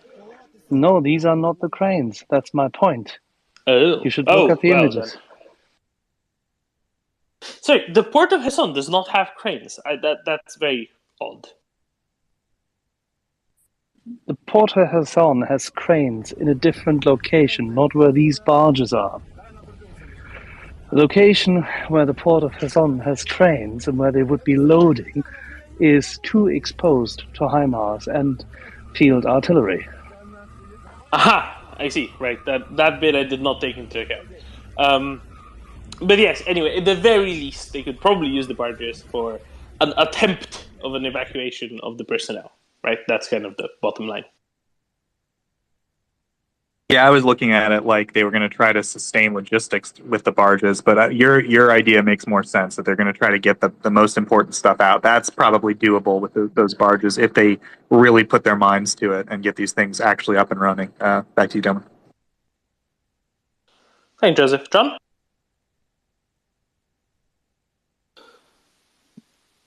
No, I was trying to think of something reasonably intelligent to say, but We've Dryfly up, if you want to defer. Oh, is he here? Yeah, please. Hello. Yeah, I was listening to you guys. I was out driving around, actually getting ready to go hike in the bluffs. I was going to take some pictures of rivers with barges on them and send them to you. But yeah, there are cranes. Yes, please. Yeah, I will. Yes, please. We'll take those. Yeah, if I can get some good shots of them, I'm going to go up in the bluffs. The only promise is that we have to time how long it takes the geo locators to find out where I was. My guess is that it takes them faster to, it takes them quicker to geolocate me than it'll take me to get down from the bluff to the car. But because they're good. I've watched the guys on these OSINT people. Anyway, the point is on the barge, I think you're right, Axel. The problem isn't that there aren't some cranes. The problem is the cranes are almost all on one side of the river. And there's a lot of them on the west side of the river that looks like they're specifically for grain loading. So you look at the shadows of them on some of the satellite images, and you can see kind of what the cranes look like. And what they look like is almost like radio towers that have a big hose on the top. And what they do is they swing that out over the empty barges and then just dump the grain in pneumatically. Okay, they fill up that big space with it. I'm not sure at all those barges or those cranes would be able to be even jerry-rigged to lift any kind of machinery, let alone heavy machinery. That's just my guess. Without seeing them, there probably are some other heavy lift barges or heavy lift cranes that would be for example, to, for ships that come in that do coastal transfers and they'll lift equipment up out or containers or something. But in the pictures I saw nothing to suggest serious container load in, load out, which would be the kind of cranes you would need for the heavy machinery. Secondly, almost all of the cranes that are there are on the western bank near that little small island and that little channel that comes off of it, the small rivulet that comes off of it. So you go to the east side, the southeast side, there's one area where there's some cranes, but they don't look very substantial at all. And the problem you run into is a bottleneck. If you only got one crane on the southeast side, and even if you're loading them up like crazy on the west side, before you know it, you just got a river full of barges full of machinery, you know? And you talk about a target, oh boy. Dryfly. Yeah. Question for you. Okay, so you said you have cranes on the north side, right? That's the city side. Yeah. The right bank. The south. Correct? It's on the south side of the city where that little island is. They said that's where. Yes. Yeah. Exactly. Right. So let's try this out. What if you put stuff on a barge there, and you're only planning to use each barge once? They have quite a few of these quite large barges at their disposal. And then when you reach the other side, the non-city side of the river, you kind of run the barge aground because it is quite flat. Right. And then kind of, I don't know, try to drive out with a tank first, and they won't be able to flatten get them the out. edge of the They'll barge. be there forever. They'll be there till the end of the war. They'll be there till they move them to a place where you get a crane. You can't lift them out of those damn They barges. don't have offloading. That's my point. These are not roll on, roll off. They don't have offloading ramps. Can they not say, destroy the side of the barge sufficiently to be able to drive off? Sure, they can weld them, mate. They can weld them. That'll take them a few days. Well, even the welding would be marginal for a tank because the barges are not that thick. Okay, I've seen pictures of people cutting up barges. All right. The barges are big, they're heavy, but the sheet metal on them is just not that thick. So if you try to put a 60-ton, I don't know how heavy a 50 tons, yeah. Yeah, you put a 50-ton. I mean, there's just no way you're going to be able to roll it up and over it. So the only way you could do it is crash them into shore, cut the walls of the barge out, and then drive them out and hope you're up on land high enough that no water runs into it. The problem is that the barges full of machinery are going to push them down pretty far. So you try to cut them out to get something in there. Guess what? You're going to fill that damn thing full of water. So then you're going to have a whole bunch of tanks, electronic machinery, all that stuff, with about 2 or 3 meters of water. I mean, it's with salt water. It's just and you're going to be doing that while the Ukrainians are going to be watching from drones, okay, and hitting you. I mean. You can get the people out. You can get out. Getting the machinery out is going to be a bitch. Now, the only thing I could see looking at those pictures, because after you and I talked, I did a much more careful analysis one night when you guys were talking about something else, and I pulled down a bunch of different software packages I have that have satellite images. And so I was looking at them, and yeah, it's conceivable you could load up some barges, but you would have to float them out to the ocean and then haul them around all the way to another port where you could, like in the Azov area, where you could actually lift them out securely, okay, with a real crane. Now, barges generally are not very seaworthy. The other thing about barges is many of them don't even have power plants. In other words, so you'd have to have a tug for every 2 or 3 barges. You don't see a ton of tugs down there. Now, I don't know if those barges have their own power. That's something I don't know. Here in the Midwestern USA, barges do not. You have a separate tug that pushes it, and they are big, mothers. They are just big old tugs, bigger generally than the tugs that push ocean ships, because you're pushing 10, 12, 16 barges full of stuff against the current in the Mississippi River. Okay, so they got to have some stuff. I haven't seen many barges like that in the Dnipro, and I've looked up and down the head of navigation. I mean, there are some tugs, but they just are not very big. So you could maybe push 1 barge, maybe 2, okay? But how are you going to push all these barges out into the ocean, all the way around to Berdansk or someplace like that to unload them? I just don't see how they're going to do it. Oh, I mean, you'd never try to push them to Berdansk, right? Well, you'd push them to Crimea somewhere, and then somewhere much where closer. somewhere where you would have an ocean-going capability, a real ocean-going port that would have real cranes to lift them out, and then you could empty one of those things in 4 hours. But the problem is that with what they got now, they could probably fill some up. I just don't see how they get them out. So they sit on the other side as a target. Do the Ukrainians hit them? Maybe not. Maybe they do. But if the Russians look like they're going to salvage them, then you hit them. If the Russians aren't going to salvage them, then you don't. And you could probably do it with a drone and hand grenades. Once you get a couple of those cooking inside a barge, man, it's going to be like it's going to be like microwave popcorn in there. I'm in agreement that the barges only make sense if you fill them up with boys and they'll go across the river quick. And if they get lucky that they're not hit, they'll get out. Exactly right. And what they'll do, they can just throw ladders down. They can throw nets down there, like you saw with the landing at D-Day. I mean, you could scramble those people in and out in an hour and turn it around and do it again. But the point is getting your machinery out. Oh boy. Now they may try to get the most valuable machinery out. I mean, the electronic warfare, some of the that stuff, maybe that's so important you figure out a way to do it. But just looking at the other side, there's one little harbor right across from Kherson on the southeast side that has like a little bitty harbor, and it looks like they have a crane there. But I don't even know if that crane is big enough to lift anything other than the latest machinery.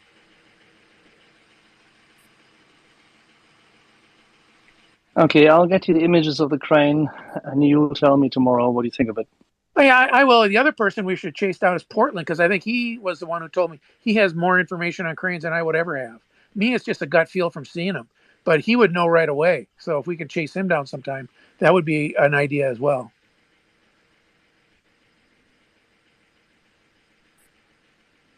John, did that answer your question?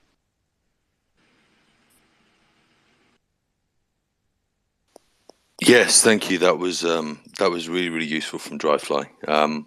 So, I mean, the takeaway is really that the only likely use for these barges would be to evacuate Russian troops, which would mean the Russians giving up that side of the river, the west bank of the river, and I do not see Putin signing off on that, to be honest. Certainly not without a fight. And if it came to a fight and they were then trying to evacuate under fire, they might get one or two crossings out of those barges before they get plinked. Because like Dryfly said, I mean, you get some drones up there and make fairly short work of them. So yeah, it's all just smacks a little bit of desperation, to be honest. And maybe it's just simply, the Russian command know that there isn't an awful lot they can do, but somehow they have to try and maintain the morale of people and action, actually taking action as a substitute for having a solution. As was commonly referred to here during the last presidential administration, there is an audience of one, and they matter. And that may be the only morale that they have to keep up. To keep their job, they may have to keep that audience of one thinking they're still trying to do something.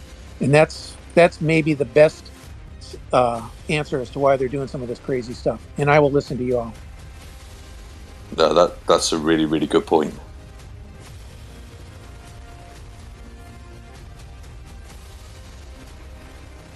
There's a suggestion here from the audience that Russians might be wanting to take those barges and equip them with the various reflective boxes and whatnot, like the ones that they parked in front of the Kerch Bridge, and that they might want to protect the bridges or maybe the pontoon ferries around Kherson with those.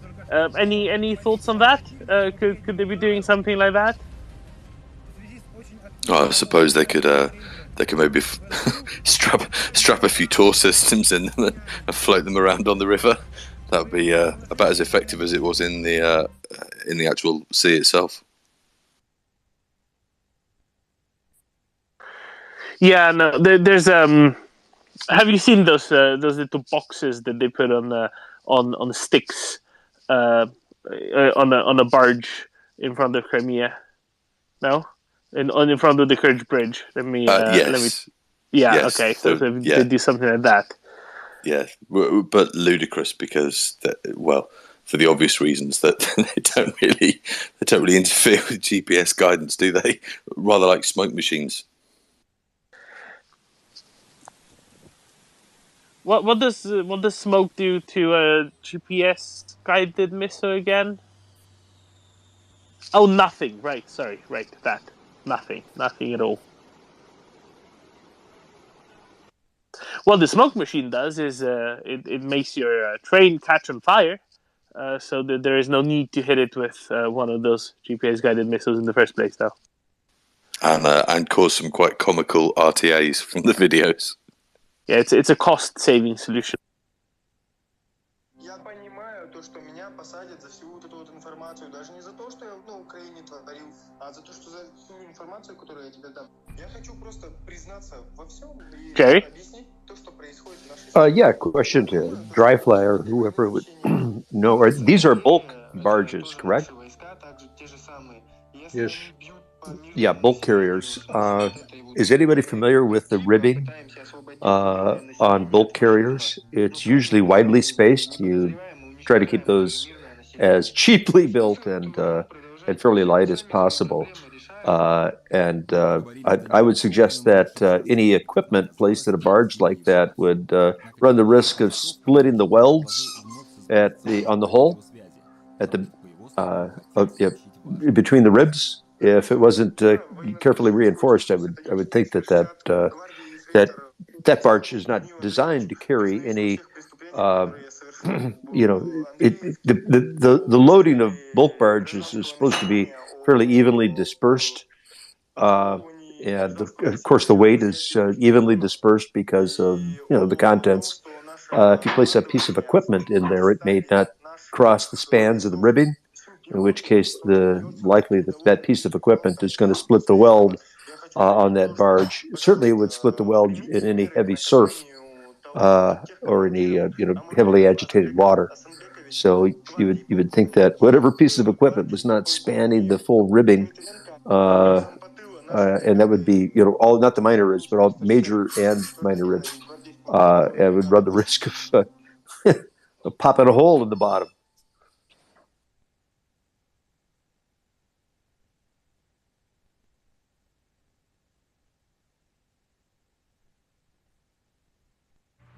Am I right?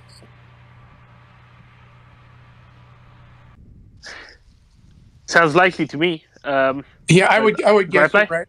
I would guess you're right, but my guess is that if they distributed if they had decent cranes that you could lift a tank, they could probably move them around a little bit, so it wouldn't be quite as bad. But it's still.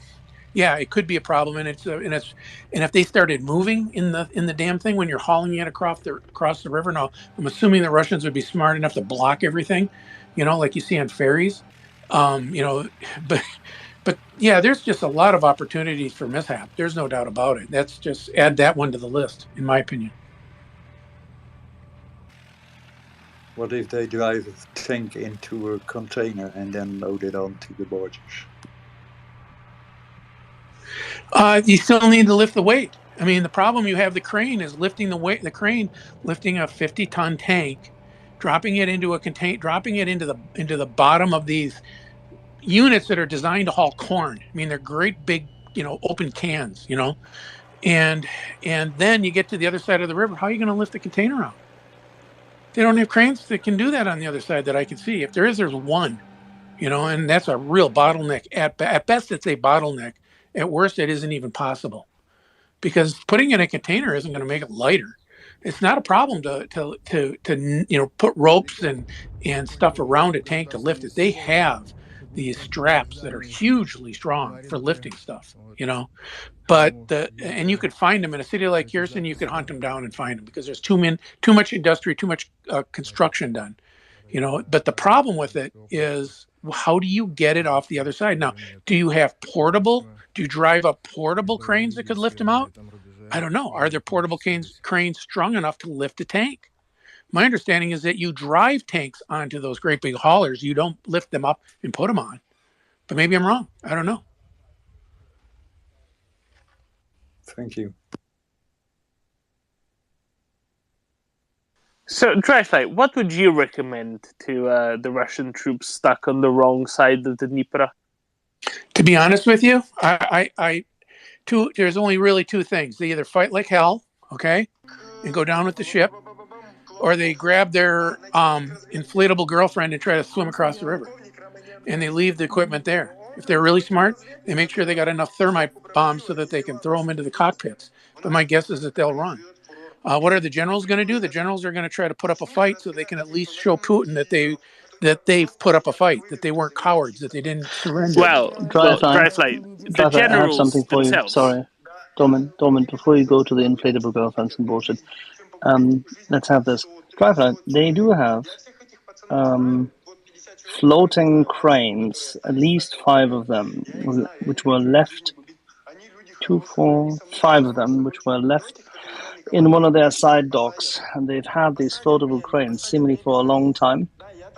They are on the southeastern side, right opposite from the, how should I put this? Pretty much the main city center. There's an old dock there, but the problem is they would have to get these floating cranes into position. They'd make a perfect target. No matter where they put them. The only place where they can put them, actually, is in the south. And there's a little harbor. There's a little harbor on the other side where you could potentially do something like that. And if they had, equipment that they use for the oil and gas the little harbor industry. is separated by the island. You can't get that, so that doesn't make any sense for them. The only place where they can go is downstream, and then they end up in an area that's very difficult to navigate for them with barges. Don't forget, this is hard. And they end up close to what is this Black Sea biosphere. They end up being targets. And you also said how hard it is to navigate. My cousin's husband, that's what he did for 40 years of his life. He was a pilot on the upper Mississippi. We are close to the head of navigation, the most northern part of the Mississippi. And there are very tight curves, just like that. In fact, where I live on the tightest curve of the Mississippi. Okay, on the navigable part of the Mississippi. So they break up the barges south of us, put them into much smaller little barges than the local pilots from the Twin Cities, Red Wing, Mankato, or Wabasha, La Crosse, from this area, all work on smaller tugs, pushing them through these little corners and cricks and crannies, and even they get them stuck. Okay. And so the thing is that, it's going to be a bitch to move that stuff into a place where they haven't been accustomed to putting them. I mean, the question is going to come down to is how deep is the channel? Here you need about 9 feet, you need almost 3 meters, and you can't push the largest barges. So if you load them up with 50-ton tanks, are you going to be able to even push them through that channel? I don't know what that channel is.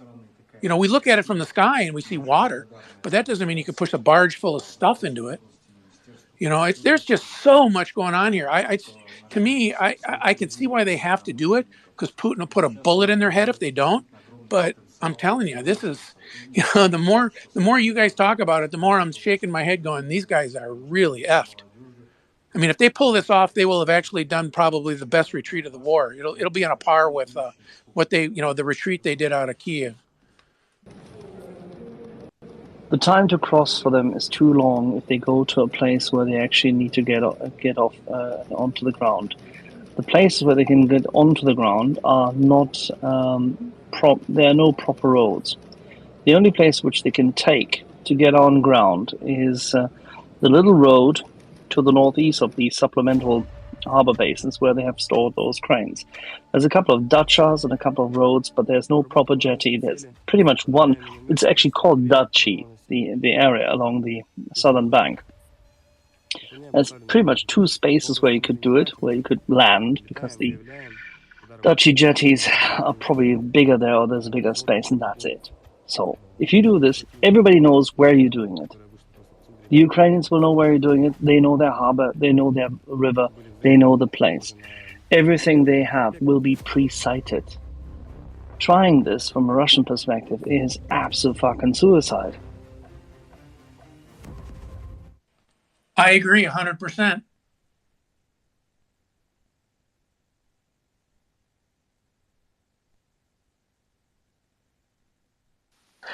Going just a little bit back to a previous thing. I'm cycling battle Dryfly moves said. up.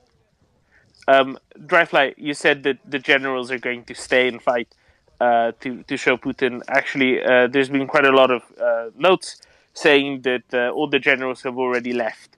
Indeed, Well, I all know. the high-ranking officers have I get it. already They're left. going to make their men fight. They're going to have colonels Yes. and captains there, and they're going to be on the other side of the river until it all collapses, and then they're going to hope Putin doesn't blame them for it. Which, of course, we know is not. He's going to put a bullet in their brain no matter what, unless they win, unless somehow they get to Odessa or something that Putin thinks is good enough. And he'll move the goalposts. If they have any success at all, he'll move the goalposts because that's what he's done this whole damn war.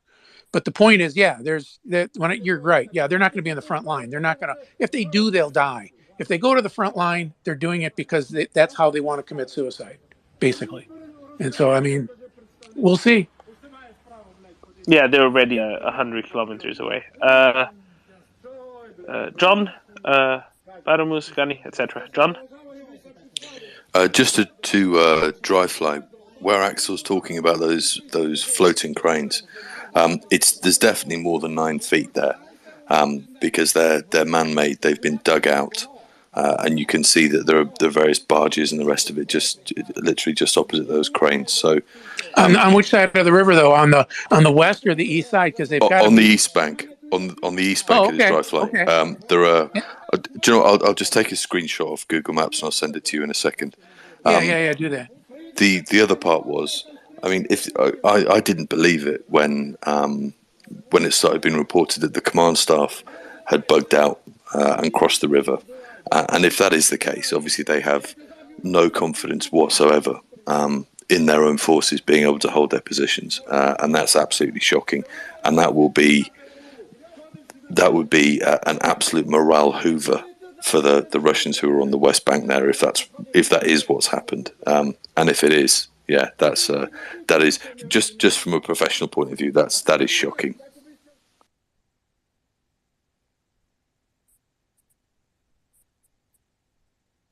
And by the way, the floating cranes have been around for many years there, and they've been used on a regular basis. So somebody there will be a professional crane operator. I hope that the guy is not in town.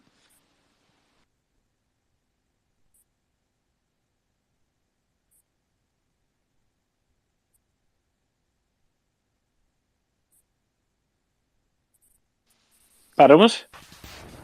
Yeah, why don't they just snorkel the tanks? Not that I want to give them any ideas or whatnot. I personally think that they'll probably leave the tanks there. They're just going to leave the heavy equipment there. They definitely have more of it, and save whatever crews. And Dryfly mentioned grabbing all the EW equipment. I don't even think they're going to do that.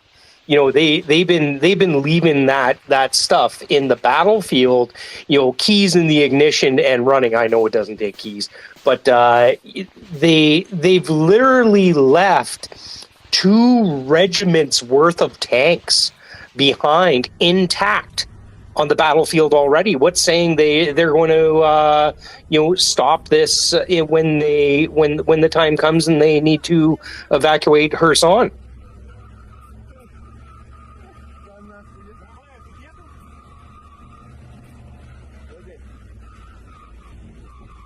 Yeah, I tend to agree with you, Battle Moose, and this is what I said a little earlier today, that essentially these barges, and from what I'm seeing, what kind of barges they have there, they can really only be used to get troops across, and even then they are a fantastic, slow-moving target. Comes back to our A10 question, right?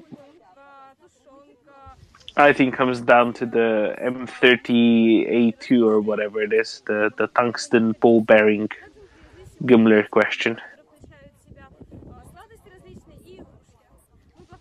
Danny? Yeah, Battlemoose, I thought that, mate. I had a quick look. I think looking at the depth of the river, and apparently it's a sedimentary bottom. I think it's too deep for them to snorkel across. So for anyone who's not aware, the Russians, they actually did this a load when it was a Warsaw Pact, because of all the rivers in Germany. You can actually seal a tank down, stick a pipe on the tank commander's hatch, seal it. It's about 30 feet. He climbs up to the top, and you can run the engine through this pipe, because obviously it's a diesel engine, so it needs air to go in and it needs to exhaust, and then they would run them across a riverbed. There's a couple of problems with it. You need to know exactly what the bottom of the river is like, because you don't want boulders or stuff like that, and if it's too muddy, too full of sediment, the thing will just get stuck in there. Personally, I wouldn't want to be a tanker trying that, but I think that's the problem. Reference shifting them. There's something on tanks and IFVs that you have to look at for this kind of thing, and it's really obvious when you think about it. If you're going to lift something into a barge, you need lifting eyes. You need reinforced 4, ideally, maybe 6 big reinforced lifting eyes, so a chunk of metal with a hole in it, and that's what you attach your either lifting strops or your chains to.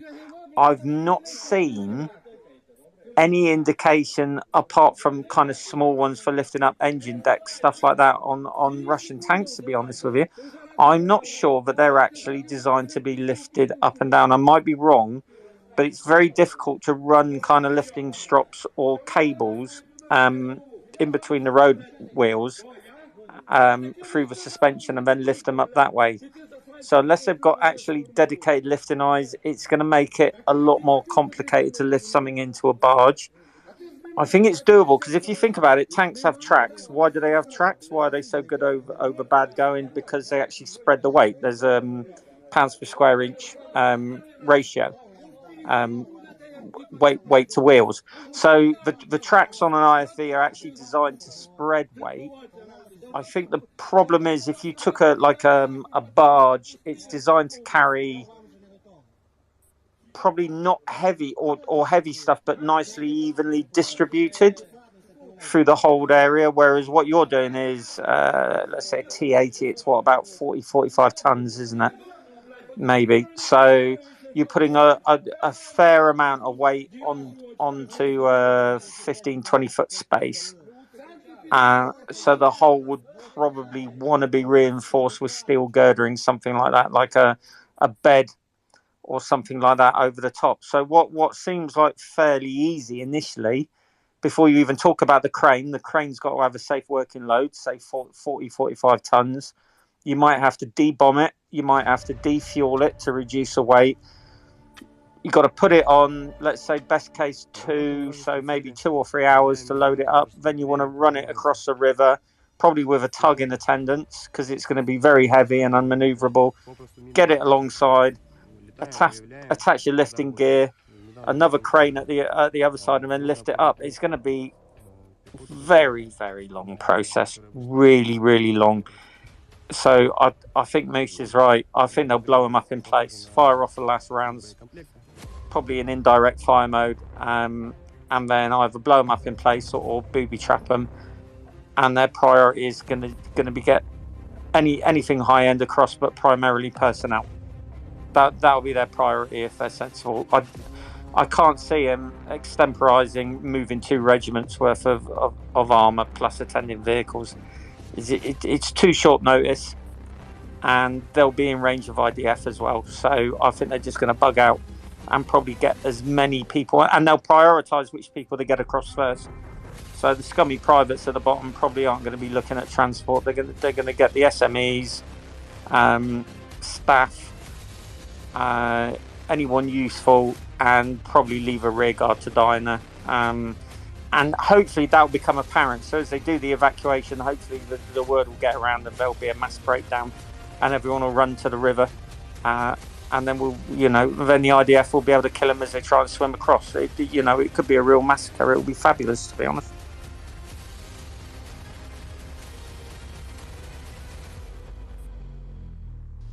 But if anyone's got any plans of like T80s with the lifting eyes, I'd be interested to see, because unless they get hold of some roll-on, roll-offs, that's the only way they're going to move MBTs on and off. And physically lifting them in and out is, won't happen. Silence?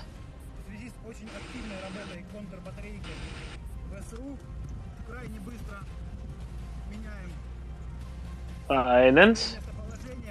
Sorry, I was stuck in Twitter. Anyways, I actually came for a more serious comment for a change.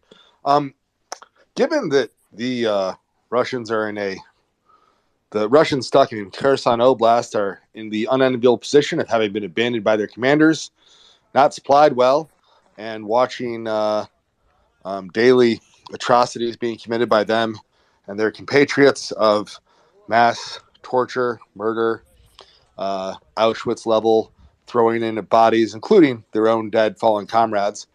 If these guys want an orthodox burial and probably to live longer, one might note they could just surrender.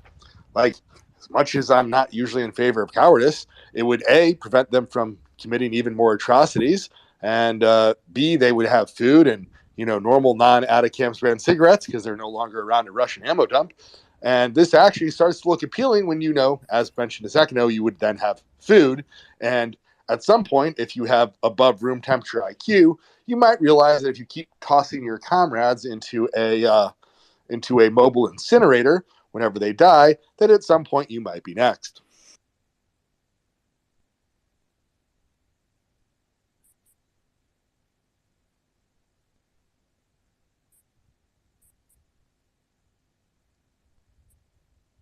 There's a lot of logic to this.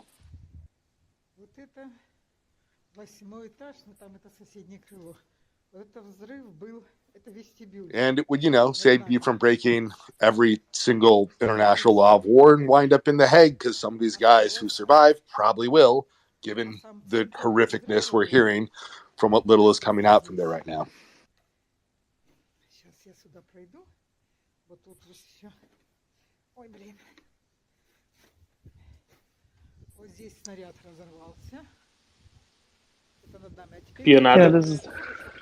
Sorry. Good evening. I had a question again to the water levels, because I know many rivers in Europe have now very low water levels, and I think maybe in Ukraine it's the same thing. It will be further difficult in low water levels to load tanks or much heavy equipment into barges, I think, and maneuver them through the rivers. So, there are no current reports of the water levels on the Dnipro at Kherson. There's a website, but it's not been updated since the Russians took over that bit, so I have no concrete idea. I'll tell you this. A, the Dnipro is much less affected than, say, the Danube or the Rhine, because it has a very different watershed. And B, there's a gigantic dam at Nowa Kachowka, which regulates the amount of water in the Dnipro at Kherson. And that has a gigantic accumulation lake behind it. Giant reservoir behind it.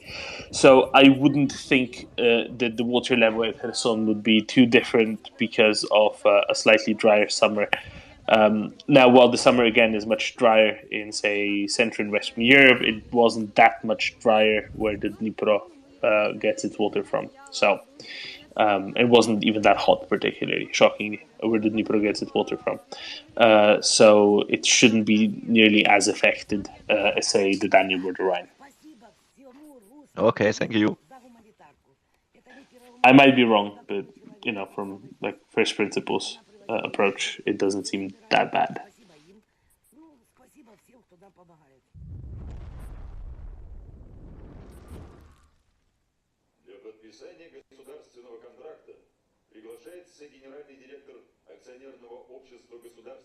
All right.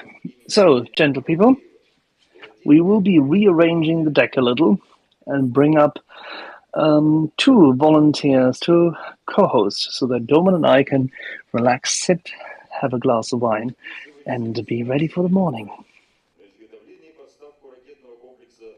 Who said you can go? I did. Good luck, Vadamus. Why don't you clear some of that stuff out of the nest on your way out? С целью недопущения проникновения диверсионных групп противника, незаконного ввоза вооружения, взрывчатых боеприпасов на подконтрольную территорию Российской Федерации, Донецкой Народной Республики, военнослужащих 2-го батальона 123-го. Vadamus, while we have you here, how is the maple syrup reserves at NORAD that you always guard? Well, I kind of went and did a bunch of poop posting there today.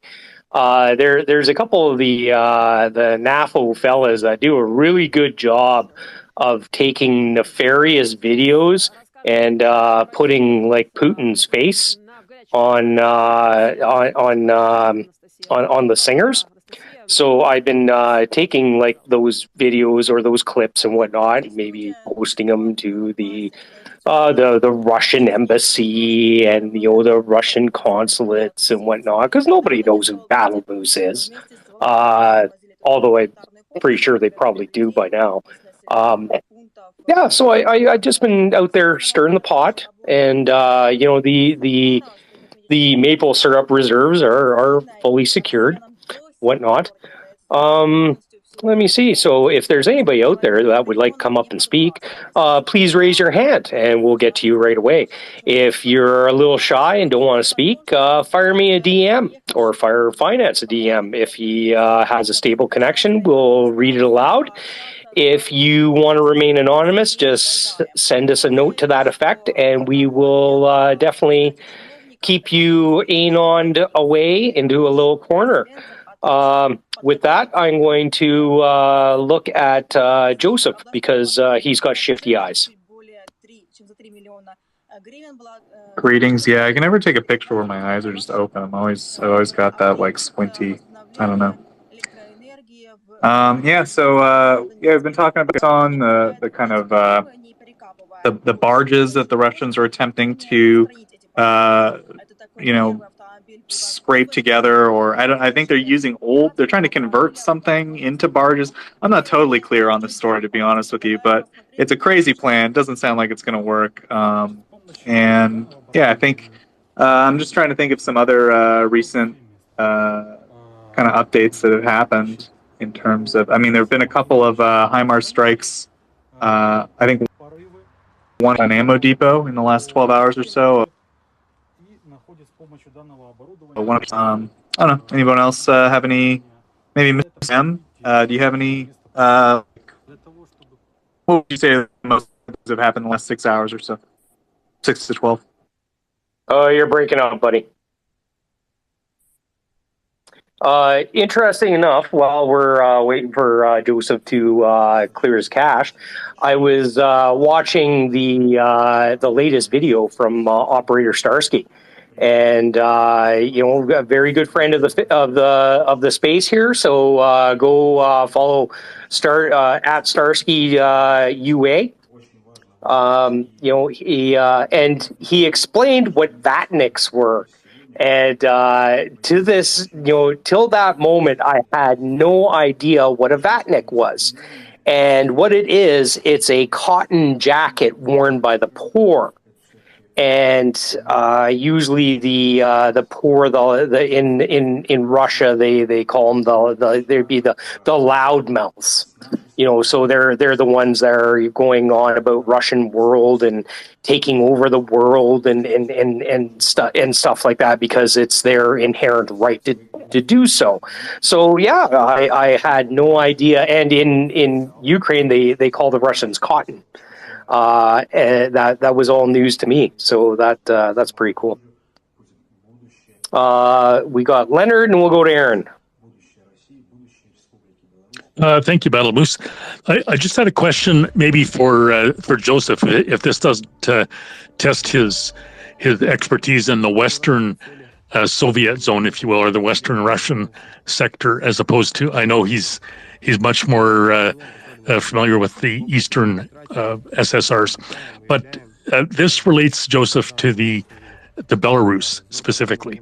So I don't know how close that is to your comfort zone, but there's been a lot of discussion in the last day or so about rail transit and rail transport and grain shipments, et cetera, And I'm just wondering if you have any final words to say as far as there were discussions about shipments to the Baltic initially through Belarus, which I think is now a dead issue. And I'm just looking for confirmation of that, because in terms of rail shipments, if you're looking for the direct line from Ukraine to the Baltic, Belarus it seems to me to be the only really sentient option, just because it's literally half the distance or less than the long way around going through Poland and then Latvia and Lithuania, etc. So I'm just wondering if you've got any eyes on any of those questions, or if we can say that any of the rail questions involving Belarus are truly a dead issue. So thanks if you have any insight there. Thanks, Joseph. Yeah, it was never an issue. It was never an issue of Belarus. I don't know where this comes from. That's a complete off topic. It was always the plan since the beginning of April and highlighted by the European rail authorities and the 3 Baltic countries to offer transit through the Baltics and therefore through the Suwałki Gap. And there is a capacity to do so. And this is already en route. It's being built out. It actually has started working. The first trains are arriving. And the capacity is there, which is why Putin is making all that fuss with this stupid grain deal. So, yes, there is capacity.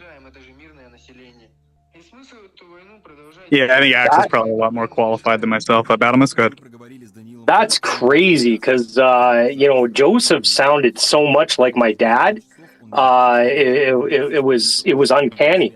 I thought he had gone to bed for the night.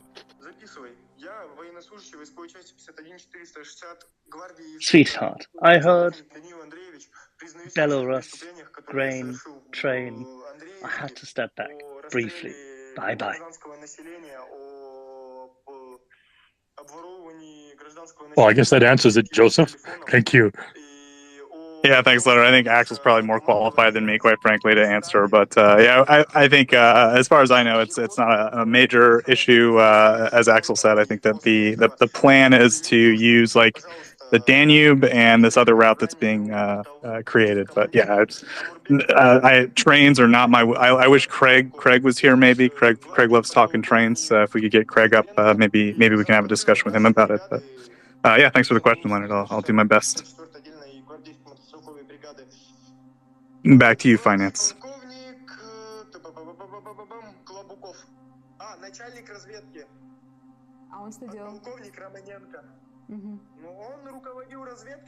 I think we caught Finance napping. Go ahead there, Aaron. Hey, I'm not sure if you've already been chatting about it, but have we got any updates from the Hvatsky airport? Like, do we know yet any damages? Like, were any planes damaged? I assume it's like not as big a deal as Saki Airport from the lack of reporting on it, but do we know if it was just ammunition that blew up or more than that? Yeah, it's a great question. I heard a little bit of discussion of it. I don't know like the major details. I think John was mentioning that might be where they like relocated some of the air power that they had to move from Saki Airfield. So it might have been maybe a follow-up. But beyond that, I'm not sure. I think there was some discussion about some footage was coming out and they were trying to figure out, did this come from that or was it from something else? So that was like, most of it was just they were trying to verify stuff. But that's the one little tidbit I remember John mentioning. I can't confirm that, but maybe if John's around later, we can get him to confirm that. It's not confirmed that there was an airfield hit. There were some other things hit, but no, not an airfield. It was definitely ammunition because I watched the video and there's actually a couple videos. Everybody's seen the one with the dude in his truck, and he's got his his phone basically outside the window. There is one out there where some dude is at the fence, and I'll tell you, I've been around explosives most of my life, and I wouldn't get that close. And there's secondaries cooking off, like a lot of secondaries. So there's it's got to be ammo or something that would be sending these shells through the air, 500-600 feet into the air, like ricocheting 105 rounds. Hey, Mr. M, go ahead, John. Sorry. Oh, sorry. Go ahead with your follow up there, Aaron, and then we'll go with John. Okay, Mr. M, I was wondering.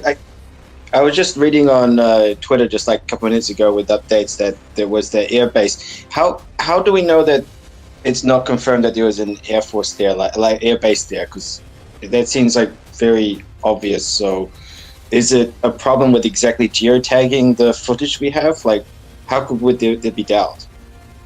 Well, the problem is like air bases, aerodromes are huge. They're massive, and like, if you're going to hit it, you can take a bunch of missiles, hit it, and you can literally hit nothing. You can hit the infield, and or one of the aprons, and yeah, you'll piss a lot of people off that maintain it. But in the grand scheme of things, you're not really causing any damage. That's why these missiles with great big CEPs are not very effective. So you need something with a little bit more precision if you want to start hitting hangars and ammo dumps. And a lot of these aircraft, like I've seen the satellite footages of their helicopters, lined up on the tarmac, side by each, and but the jets, which are a little bit more valuable, tend to be in like revetted and bermed displacements, and they're dispersed throughout the airfield, and that's specifically for such a situation. Go ahead, John. Thanks, Moose. Just, a complete switcheroo, really, but it's something that's been bothering me. I saw a video yesterday. There was a little place called Yakovlivka, which is literally only to 2 or 3K north of the edge of Donetsk city. And there were 2 BMPs that had been clearly taken out with mine strikes, and then a third BMP decided to just charge through the middle, and funnily enough hit a mine and was knocked out in turn. But the interesting thing for me was that as the drone zoomed in on that, as the vehicle came to a stop, there were about 9 guys bailed out of that vehicle, and that's pretty much a full complement for a BMP. And we've been hearing a lot over the last couple of weeks that, number one, Russian units were very low on dismounts, and number two, that a lot of forces have been drawn away from the Donbass to reinforce the south. And it just struck me as strange that there were so many soldiers in the vehicle. And I just wondered if that's maybe a sign that those units themselves are being reinforced with BCRs, battle casualty replacements, or whether there are new units being rotated in. It was incongruous. It's something I wasn't expecting to see. And I don't know if anybody else saw the video, or if anyone's got any sort of anything to offer at all about what they know about basically the reinforcement of existing Russian units in Donbass, or potentially rotation of new units.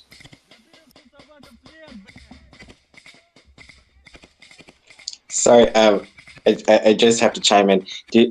Before anyone answers that question, do people remember seeing the video of those 5 Russian tanks where the 5th one comes in and runs over the mine just like the other 4? Sorry, I just had to throw that one in. That was like a month or so ago. Yeah, Aaron, I did see that, and it was a similar scenario. Is that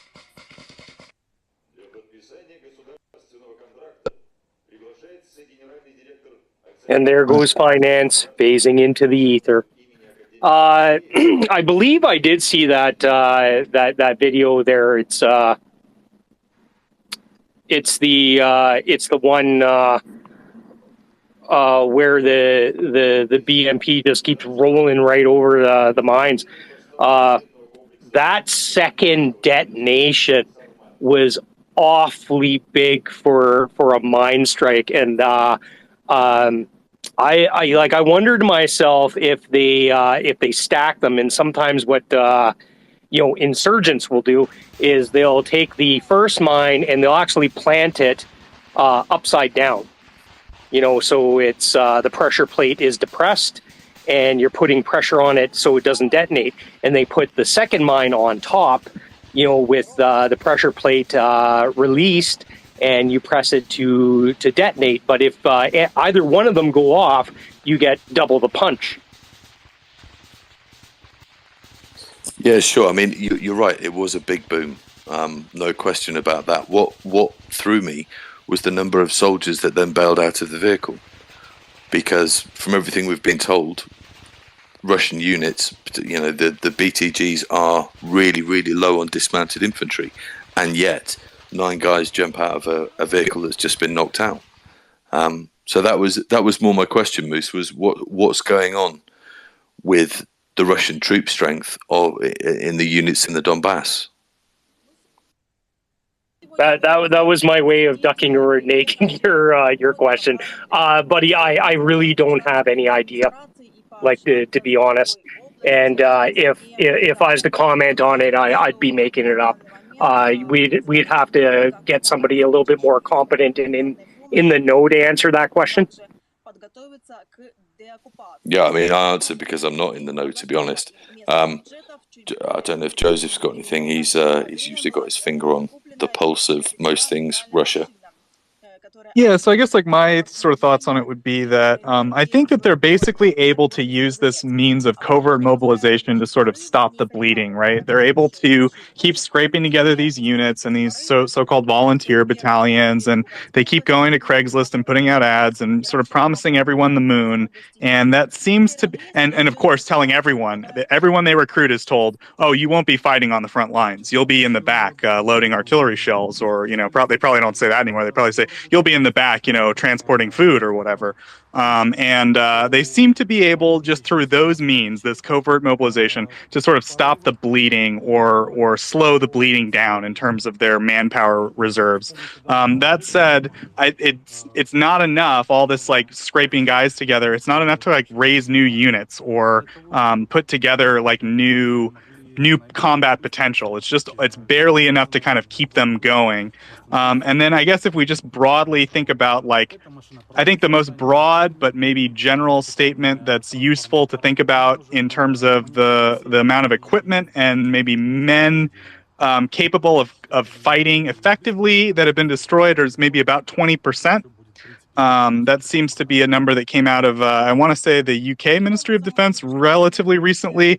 I think that's maybe I can't say for sure, but my gut feeling is that's maybe a useful figure, that maybe something like 20% of the combat potential that Russia had in Ukraine at the very start of this is no longer able to operate. They can keep putting new recruits in through this shadow mobilization, but it's just going to kind of slow the bleeding. It's like an ice cube slowly melting, right? They're throwing hay on it, but it's not going to make it better. It's not going to fix the situation. So that's my best stab at your answer, John. If you had any follow-up, go ahead. No, I mean, thank you, Joseph, and that does make sense, and particularly with reference to them being potentially quite raw recruits, because the other thing that made me cringe so hard I nearly snapped my spine was that when they dismounted from the vehicle, they then bomb burst out in different directions into a minefield, which doesn't necessarily imply that they are particularly well-trained guys. But no, thanks for having a stab at it, Joseph. Anyway, appreciate it. What I do want to... Thanks, Joseph. What I do want to say is, if you follow the UK Ministry of Defence, they're putting out videos pretty much daily of the Ukrainian troops in training, and they had one in them doing some FIBUA, so fighting in built-up areas, and they're looking good.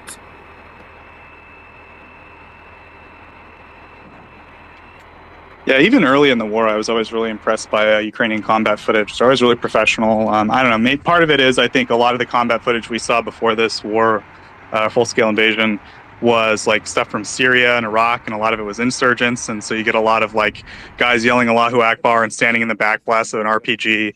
But yeah, it was just really refreshing to see like that level of military professionalism from day one, and yeah, it's only been getting better and more.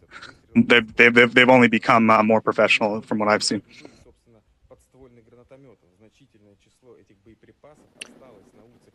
Nick, how are you doing today? Hi. I don't see why we would expect to be able to extrapolate from one clip of one BMP blowing up what the state of the forces is. We don't know what's going on. Maybe they were 2 or 3 groups who, their BMP got blown up elsewhere or broke down, or they were hitching a ride. I just don't see how we expect. There's a vehicle, it's got a bunch of guys on it. Maybe they got picked up from some previous screw up. I don't think we can necessarily extrapolate from that. So yes, this must be representative of really almost anything. I think we have a lot of models in our head of what the war looks like, and I suspect it's vastly messier than we think. So I just wouldn't expect to be able to infer anything whatsoever about the state of the BTGs from this kind of footage. I don't, it just, that isn't how sampling works. So that's just, No, thanks, Nick. I appreciate your input. And what you're looking for is the absence of the normal and the presence of the abnormal.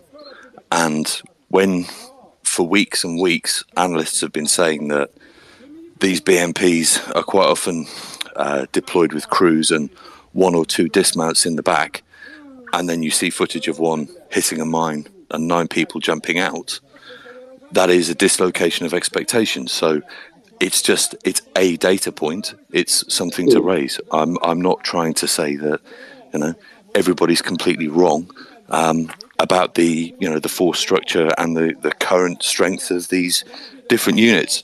It was just a data point. It was something to discuss. Yeah. Do we know in that clip, incidentally, whether, I don't know whether we can see, I haven't zoomed in on it, I only watched it about 1.5 times. Do we know in that clip whether they were all sitting in the vehicle at the time or whether they were on top of it? It's one of the retweets of it was a comment along the lines of, well, you can see why people prefer to sit on top. So, as I say, maybe some of them were hitching a ride, and maybe there was, like an Indian train, maybe there were more people on it than the scheduled amount. I couldn't really tell, but you wouldn't get me in one of those things. I went out with my wife and daughter this evening, and we went out in a 3-door car, and simply the idea of a 3-door car these days I find absolutely amazing, to have people stuck in the back and unable to climb over whoever's in the front. So I can't imagine that those 9 people could have got out of a vehicle like that, particularly with all the cacophony of a mine just having gone off, presumably bent some of the doors. So my assumption was that some of them were maybe sitting on the top. Now, of course, there is the question of why they were sitting on the top. But again, they could have been getting a lift home. But do we know, out of interest, can we see, or is there something about the way that they disembark that might suggest that actually they were just jumping off rather than climbing out of the hatchet? No, I mean, it does appear that some of them did jump off the top, but that's not really germane to the point. But I mean, the Americans used to do that in Vietnam. Quite a lot of them used to sit on top of the M113s for that very reason. So if there's a mine strike, they weren't killed inside the vehicle, and it was an added layer of protection. So that's quite possible. But it was the numbers I was interested in rather than the seating arrangements. Okay. For Battlemoose, I have another point, but I can wait till the change of topic. Yeah, just real quick, I'd say I think I've heard that kind of from both sides. Just people saying that they prefer to be on top for the reasons when they think there's might be mines involved. But yeah, that's all I know about it. I have heard that expressed a few times. It depends on the vehicle. If it's a 113, I've traveled that's kind of my era. I'd probably be on top of it. But the new labs and whatnot, like the seats inside actually have baffles and they have a suspension system to absorb the concussion of rolling over an IED or a mine or whatnot. So it actually happened to one of my buddies in Afghanistan. They rolled over an IED and he was leaning against the wall. That's why they tell you never lean against the side of the carrier. And the concussion went through his body, and he didn't even die right away. He died several hours later when he got back to CAF.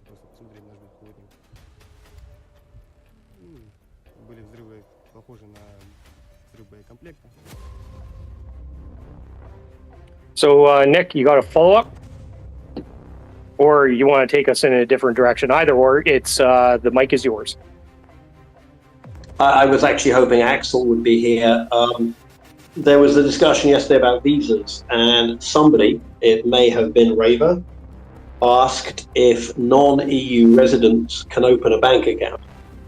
And Axel confidently stated that since the 5th EU money laundering directive, that this is no longer possible. And I thought, that doesn't sound right, because I know British people who are no longer EU citizens who have opened bank accounts in Spain relatively recently as non-residents. And okay, I wasn't sure of the exact date. And I went and I looked at the money laundering directive, and it really doesn't say anything about it. What it says is that the banks are required to keep a certain amount of information about the accounts that they open. And I've since found banks in Cyprus and offering to open a bank account for anybody with basically a passport and one or two other things, not even needing to visit the country. So I just wanted to, for anyone who heard that yesterday, and I think it was Raver saying, it might have been Dryfly, saying, can you open a bank account in the EU if you're not a resident? The answer appears to be a resounding yes. You'll have to provide some documentation. They'll ask you about the source of your wealth, to which you will reply with some suitably anodyne answer. But it appears that the 5th EU money laundering directive of 2018 does not prevent that and does not instruct EU banks to not open accounts for non-EU citizens who are not residents. Yeah, I think you're saying it's maybe up to the country, right, Nick? Each country could certainly impose its own rules. I don't think any of them necessarily ban that, but certainly there's no global ban. And I'm pretty certain a British person, for example, can walk into a Spanish bank and say, I'm intending to buy a property in 6 months. I'd like to open an account so that I can start preparing the transfer of the money to do that. I've talked to people. The different Spanish banks have different rules about it. Some of them let you do it, some of them don't. You'll get what's called a non-resident account, which has limited features compared to a resident account. For example, you can't go overdrawn. But I don't believe that there is anything in the EU directive that stops that. And I found it interesting that the first place that I came across, apart from the EU site, when I started asking Google how I could open a non-resident EU account, was Cyprus, where, as we know, at least one nationality rather dominates the non-EU expat community. So, yeah, you can. It seems likely that you can, in fact, launder, or at least to the extent that you can, bring in hard currency, that you can certainly, conduct that kind of operation within the EU. which of course, as long as you can get your money out of Russia in one transaction or another into that bank in Cyprus, at that point you get your debit card and you're off to enjoy your holiday and your extended vacation lifestyle in euros.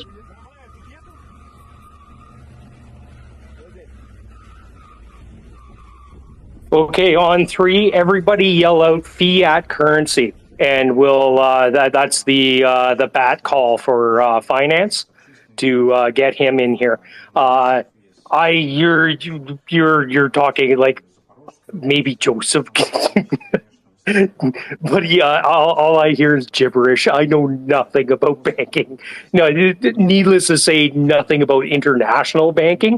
And I had a euro account, but it was literally through the Bank of Nova Scotia. And so, sorry, bud. I bought like a croissant with a hot dog in it at an airport in Germany once. That's about as much as I know about the EU economy, sadly. I just don't know enough about banking regulations or, like the EU, how the regulations work or anything like that. So sorry, guys. Maybe Ben, I see Ben's maybe joining us. So if any of the Europeans or someone maybe more knowledgeable like finance want to come up and speak to the issue, be good. Yep, back to you, Badamus. It was only a very minor point actually yesterday, because we were talking about visas, and I think visas are overwhelmingly the issue, and I'm sure that someone who can find their way to the EU on holiday from Russia can, if necessary, bring 2,000 or 3,000 euros in spending money in cash. But it was I was surprised. What was I surprised? No. I think I was. Axel said it with some confidence that the Fifth Money Laundering Directive stops that, and he may have read it in more depth than I have. I've only sort of gone through it over the last half an hour, but I couldn't find any clauses in there, limiting that kind of thing. So yeah, if anyone sees Axel, let him know. I'll drop him a DM. Okay, I'm going to have to jet, so I'm going to jump in the host and pick somebody to co-host with Joseph. So if you've never co-hosted before, this might be your chance.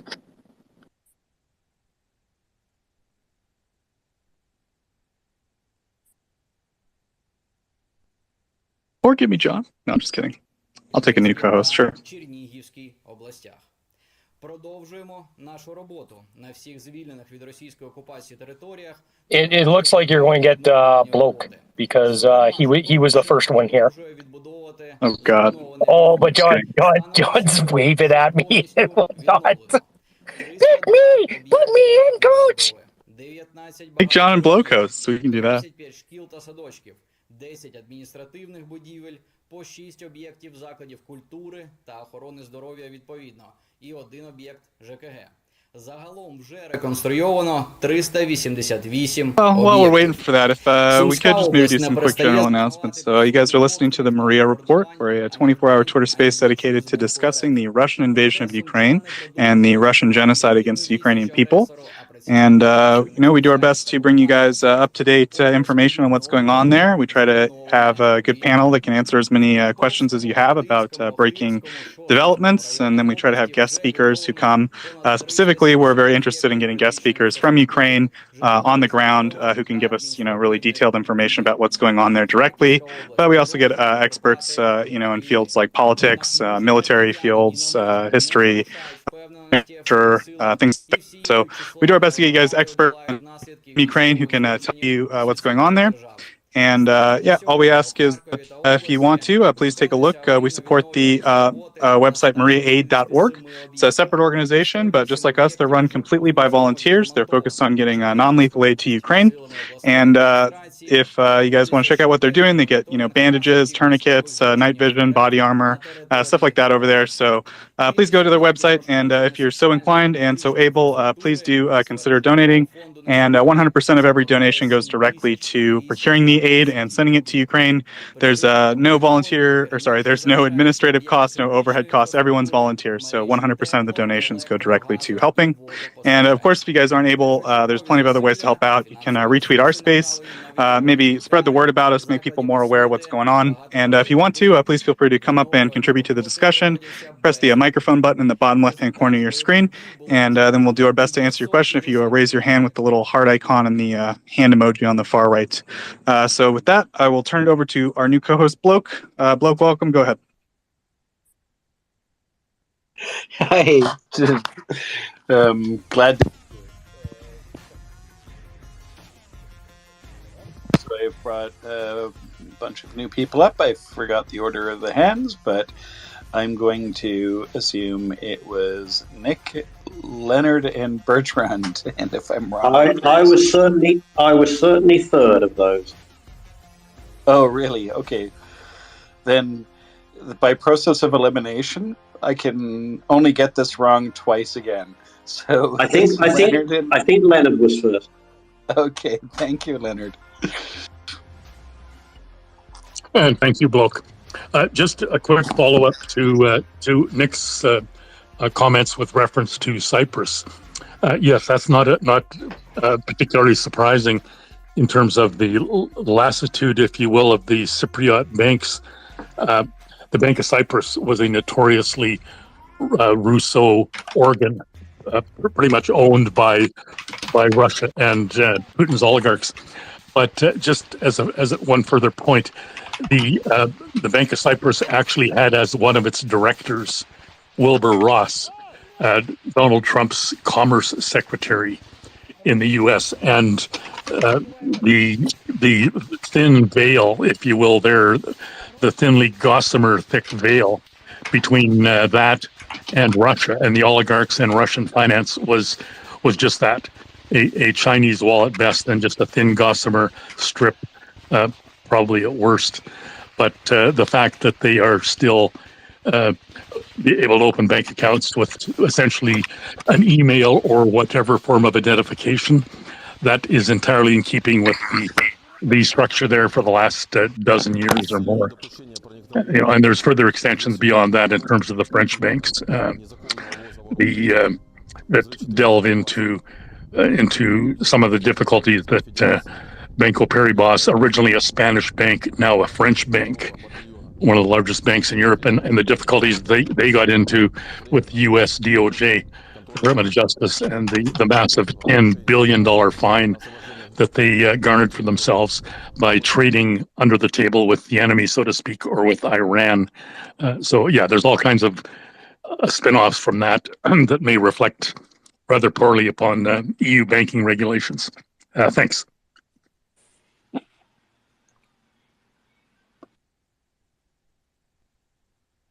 Thank you, Leonard. Bertrand, please go ahead. After this Leonard's quite appropriate comment, I foresee a bunch of hands coming up instantly, because every time we touch on something even remotely related to US politics, kind of always ends up with plenty of people wanting to speak. But just quickly, related on what Nick was saying, yes, Nick, you're right, first. Second, it is absolutely not a minor point. In fact, you could argue that it is even more important than some visas, because having access to, financial means, it's a critical way to be able to relocate somewhere, or to be able to, having access to funds. Third, you're right, the anti-money laundering directives essentially focus on something called the KYC. So everybody that has been dealing with this particular topic knows that KYC is the basic tenet of the whole thing. It's knowing your customer, right? So the idea is that you want as a bank to know, not only a bank, but anyone who is dealing with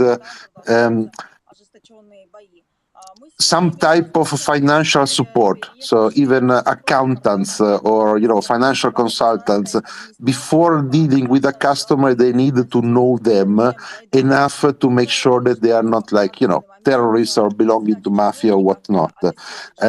It is, in my experience, common, in fact, that even for completely legitimate reasons, and there are quite a few, you can open a bank account without being officially resident in a particular country. When Axel said that, I was also struck as something that was not in line with my direct and overall experience. Air siren I alert support update.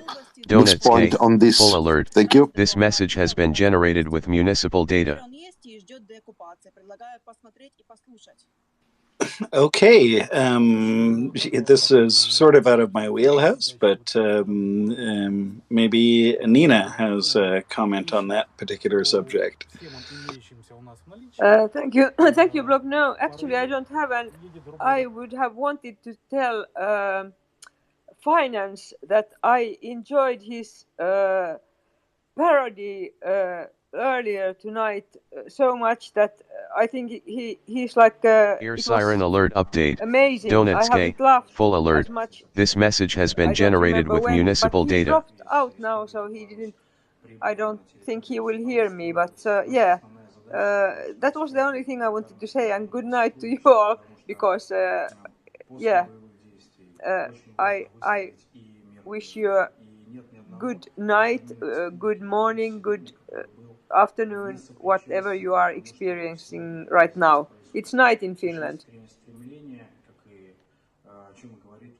Well, good night, Nina, and we hope to hear from you again soon. Take care of yourself, eh?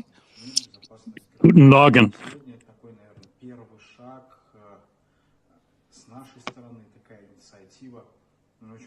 Finance, did you hear me? I heard good night, so I would wish you good night too. And remember, if you need to smoke a cigarette, please smoke the Atacams brand if you're near a Russian ammo dump. Finance, I just came up because I wanted to tell you that it was like the best moment of the in a long time when you were like some kind of parody radio here. So it was great. Thank you for that. We are happy that you appreciate our the voice of Atacams brand cigarettes. We like to provide the highest quality products to the Russian customer, and we like to give them a sparkling, explosive experience every time they enjoy one.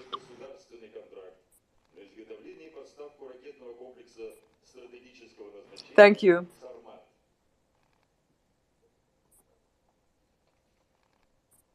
And speaking of explosive experiences, I've been catching up on the news today, and yeah, there's lots of that happening in Crimea.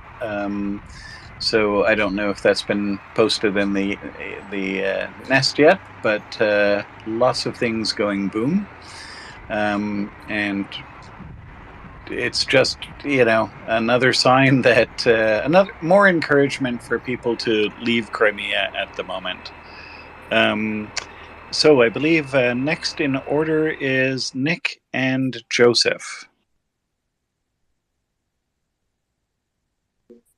Yeah, I just retweeted, so it's the top of my tweets, and I don't know how to put things in the nest. I don't know if I can put things in the nest. So maybe if it needs a co-host, that a co-host could put my latest retweet in the nest.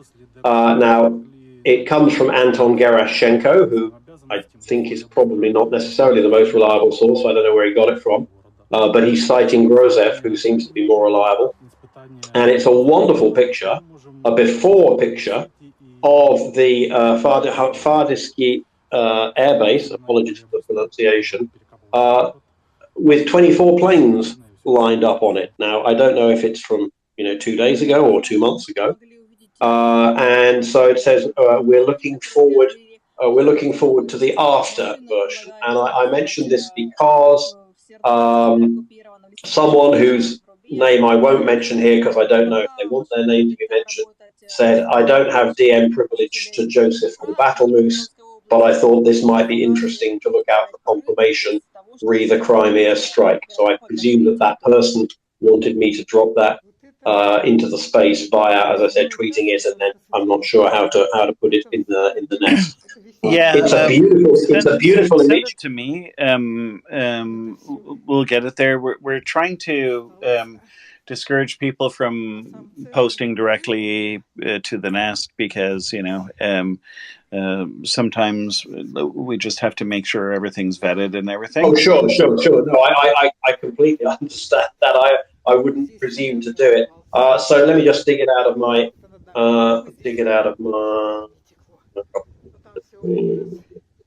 That'll be great, Nick. Thank you. I'll do that in the next sort of 30 seconds or so. Oh yeah, you can continue to hum a tune as well if you'd like. So my question's kind of related. I was just curious, like John, if we could discuss that strike on the Faridska airfield. I forget the name of it, but yeah. So do we know what? Or sorry, I called it an airstrike. I guess it would probably presume. I don't know what kind of strike it was, so I'll start there. I mean, do we know what happened, John? I'm still a little confused. I've been trying to read through the news on it, and it sounds like, from what I can hear, that there might have been a special forces operation to cause the explosion, but I have no idea, John. So maybe if you could just set the stage for us on this strike. Which place are you talking about? This airfield in Crimea, right? Like Faridska or Faridska, HVAR. Oh yeah. Was it Hardivsky? Yeah. Hardivsky. Yeah. Yeah. So, hold on. Give me 1 second. So there were 2, potentially 3 targets struck in Crimea, in the over the past 24 hours. We have seen video of 2 of them. They're specifically of a strike against an electrical substation in Zhankoy, which is a town with an adjacent Russian air base in northeastern Crimea. And there was also a much more significant strike against a munitions depot in Maysk, which is coterminous with or I should say contiguous with the slightly larger town of Azovsky. Both are approximately south east of Zhankoy down the E97 highway. We both of those definitively happened. We've seen images and videos of both of those. It was also reported a couple hours after both of those strikes that the Russian air base at Havardsky had been struck. However, I have yet to see any images or footage released that I can definitively say was of the airfield. I've seen one or 2 videos that were released that claimed to be of the airfield, but as far as I can tell, they were actually of the ammo depot at Maysk. So I'm very much unsure of what the situation there is. Gotcha. Okay, so there were 2 strikes that were confirmed. One was on an electric substation. One was on, I think, ammunition depot. You said, but we can't confirm this one on the airfield itself. Correct.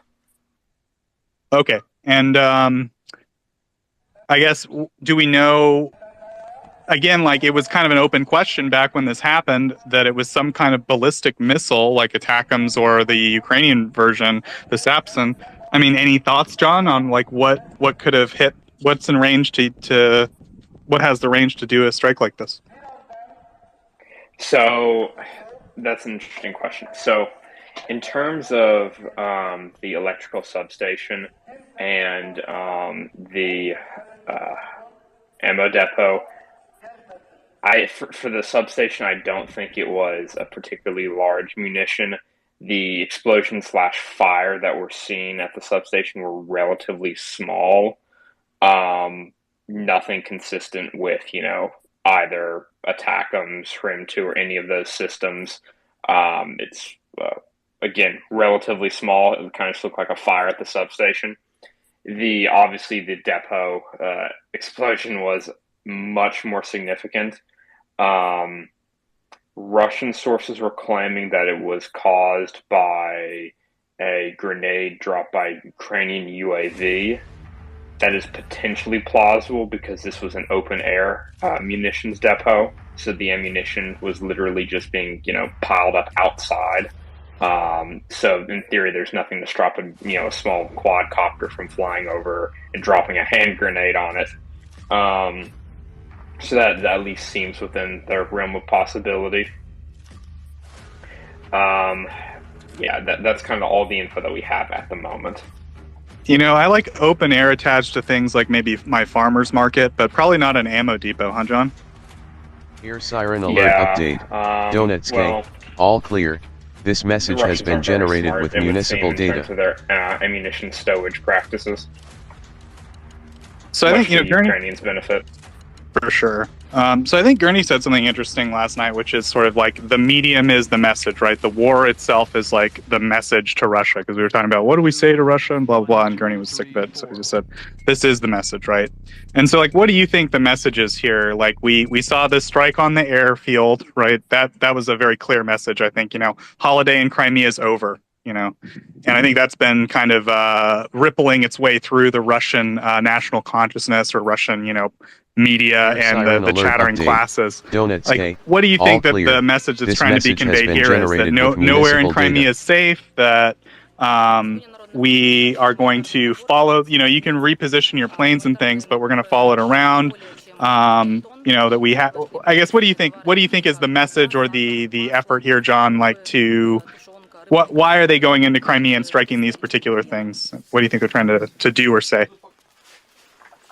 Well, I imagine that there's obviously some direct, strategic or, operational military value in striking these targets. Obviously, Saki held a significant concentration of Russian aircraft. That electrical substation, if the info that I saw was correct, supports the primary 330 kilovolt line running from Simferopol to Melitopol.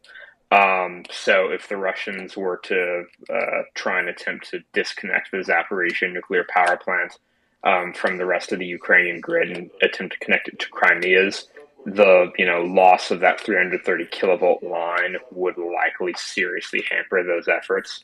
So I suspect the strike on that power line is likely related to the situation at the Zaporizhzhia NPP in Enerhodar. But the ammo depot, as to why they struck that one in particular, perhaps if it was, say, a drone deployed grenade, perhaps they had some partisans in the area with access to a drone and hand grenade, and they thought may as well. There's a number of different things that that could factor into the strategic calculus there in terms of what targets to strike and when to do it. So beyond that, I'm not really qualified to speculate to its value much beyond that. Honestly, John, I thought those were two great answers. Sorry, go ahead, Blue. Yeah, no, I mean, I think it's important not to underestimate what a shot across the bows this is in terms of messing with the power plant, right? The idea here is that if there's any attempt to mess with the power plant, it's not going to do you any good because Crimea will be cut off. And that includes your port of Sebastopol. And so I think that was actually quite clever. And the other thing, I mean, regardless of how these strikes were carried out, they are increasing in frequency and tempo. They're quite dramatic. And they are encouraging Russians to leave Crimea. All of this, these steps are necessary for many different reasons. For making any offensive into Crimea easier, although I don't think that'll be the first offensive, but also showing that any supplies coming out of Crimea to reinforce any other area of Ukraine will be vulnerable, right? This will keep the Russians guessing.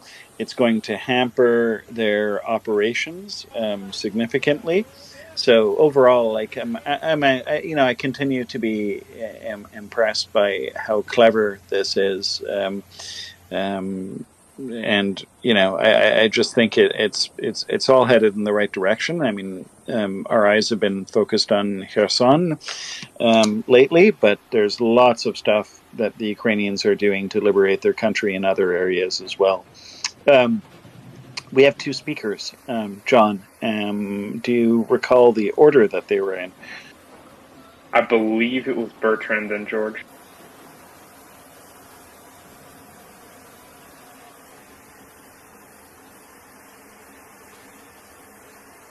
Could I go ahead? Yep, go ahead, Bertrand.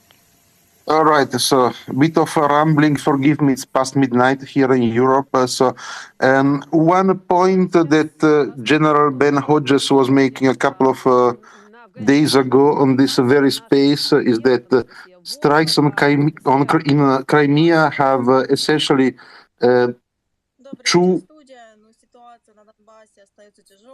clear goals. One is operational, of course, but the other one is psychological, so to speak, meaning that Crimea has been for now the better part of a decade considered by the elites in, not the shitty place in Russia, but, St. Petersburg and Moscow, a safe place. And the fact that now what effectively was a luxury destination of for tourism is now put in jeopardy can have significant consequences. That's pretty much what he was the point that he was making. Can have significant consequences on how now the whole war can be perceived, because the propaganda might have been successful until now to make sure that the war is the invasion of Ukraine is perceived as something distant and that does not affect necessarily people there, because we know that conscripts are coming from Buryatia and poor places that are not the ones that necessarily the elites in the Kremlin care the most. But as soon as the luxury resort destination of summer vacation of the elites in Moscow and St. Petersburg become a target, then things might start to be more serious for a lot of people that Putin may care more than the guys dying in Crimea in Ukraine coming from Buryatia. So that's one point. An additional point is that throughout the day, the New York Times, among other outlets, was mentioning anonymous Ukrainian officials saying that it was a special forces, the result of special forces operation. That does not necessarily mean much, because we know that they love to keep Russians and in general the world guessing what was the reason for those strikes. And to my understanding, in fact, every time they have mentioned the special forces, also in the previous strikes, in the previous days, it's always anonymous sources, right? It's they always keep some type of plausible deniability, and when the official sources are speaking on that about the topic, they always troll.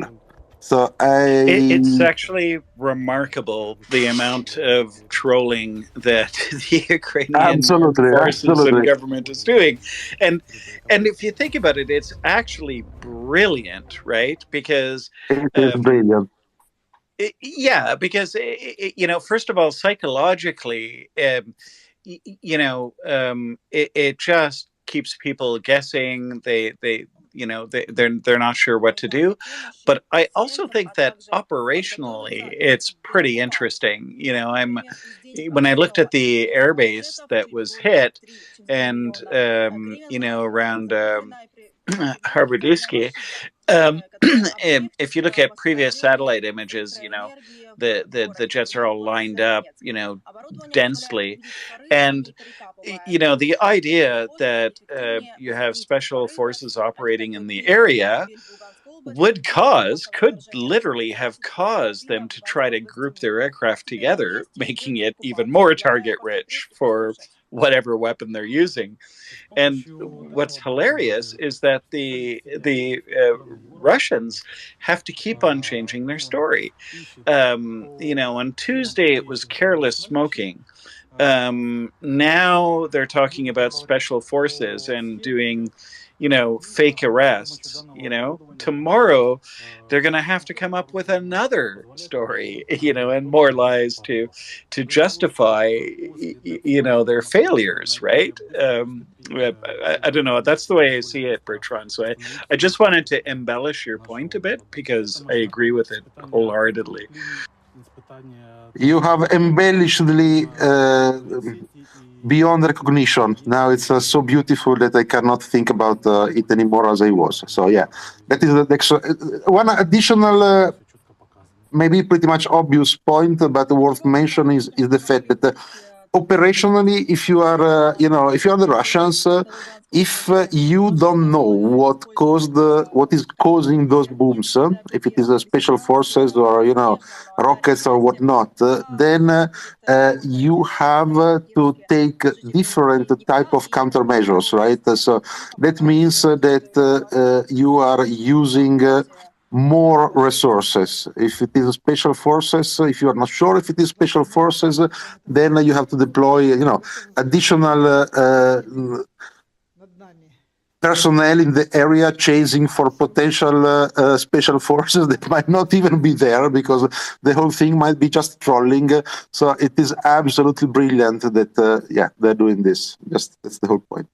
Also, the medium is the message is a Marshall McLuhan reference. Sorry, I could not resist. Thank you. Thank you, Bertrand Russell. No,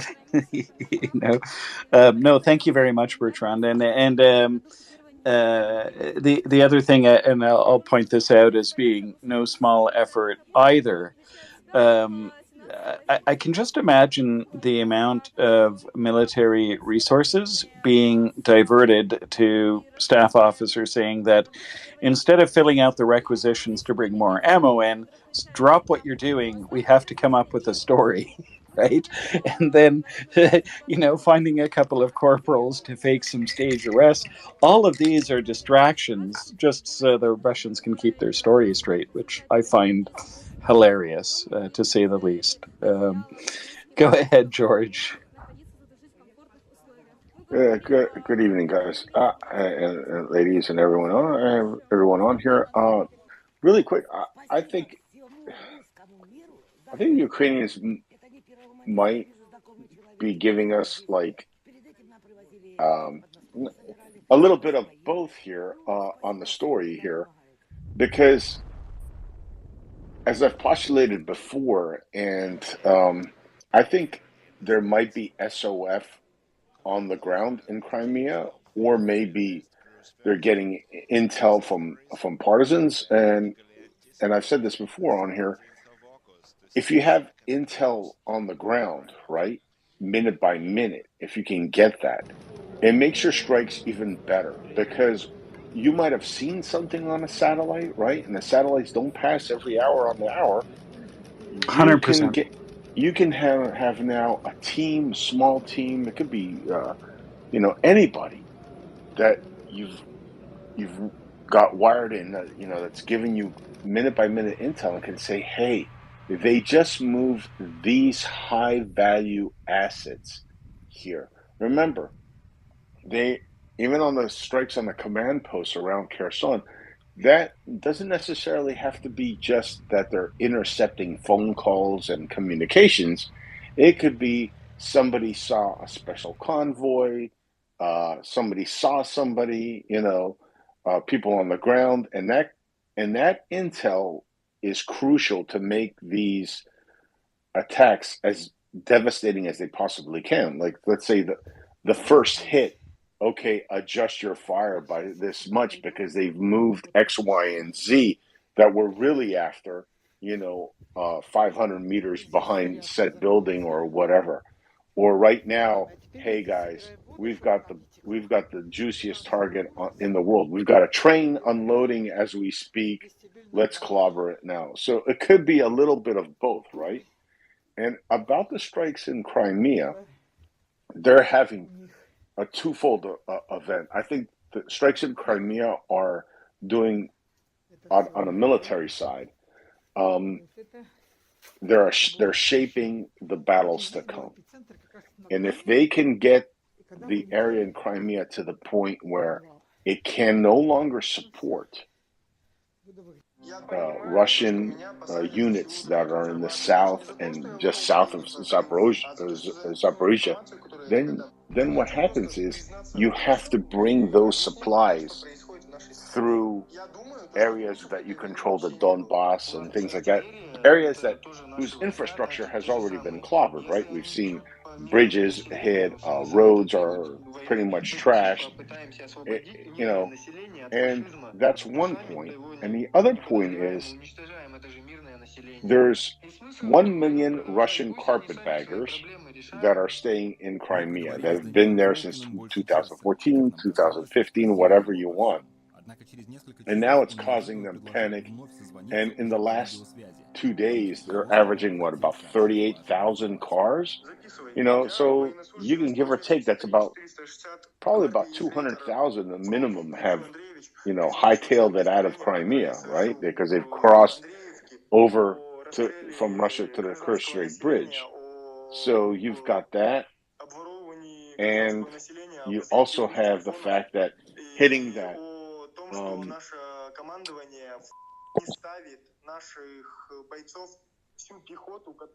Hello? Sorry, George. Yeah, I saw. Yeah, I okay, broke go off ahead. a little bit. I think my mic went dead. But where did I drop off at? Yeah. I was nodding my head emphatically when you were saying that it's chasing a lot of Russians out of Crimea. Yes, and the electrical, that hit on the electrical substation, whatever it was, that causes even more panic. Because now you're like, well, maybe I'll sit it out, and you're like, holy shit, I might not have I might not have any electricity. I mean, those crazy Ukrainians might give us a complete blackout. That causes even more panic when you're talking about, civilians, because they don't want to live like the Ukrainians are living in the occupied areas, right? So it causes even more panic. And even those that might have been on the fence are now like, holy crap, we might not have electricity here. We need to get the heck out of here. And that's one of the things that the Ukrainians would want when they liberate Crimea. They don't want to have to deal with, 400,000 or 500,000 Russians that weren't there before 2014. I'm sorry, but those are the facts. Yeah, that's right. And, in addition, just to reiterate, over the Kerch Bridge, there were 30,000, I don't know if they're vehicle or people, that's what Igor Shushenko was pointing out. But the authorities closed down the bridge, which is not going to help, right? And their excuse for this was, well, we're not sure if it's going to be attacked, right?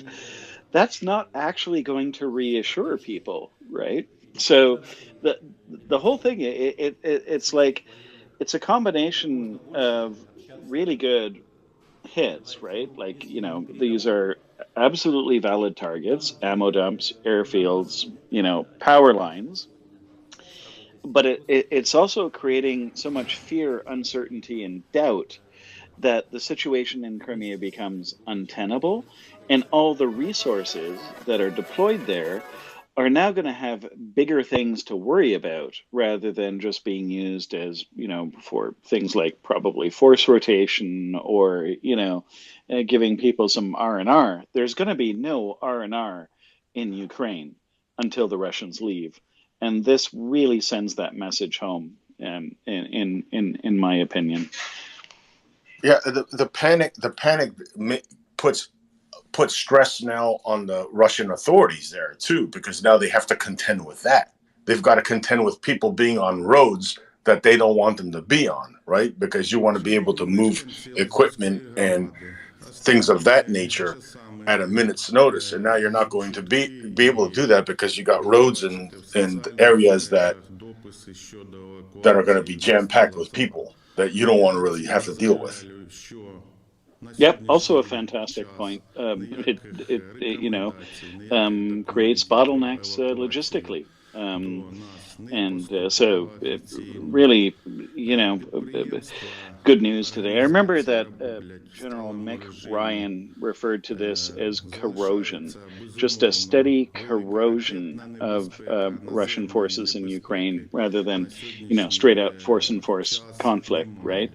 I mean, although that is happening, I just find that just a fascinating strategy, both militarily, psychologically, and in terms of information, because watching the authorities in Crimea come up with new stories to justify what's happening and how they can't prevent it is amusing. Bertrand, you wanted to make a point, but go ahead. Sorry, George. One thing. So, and this is the most important part, because I've dealt with people on the move, from natural disasters and things like that when I was in the army.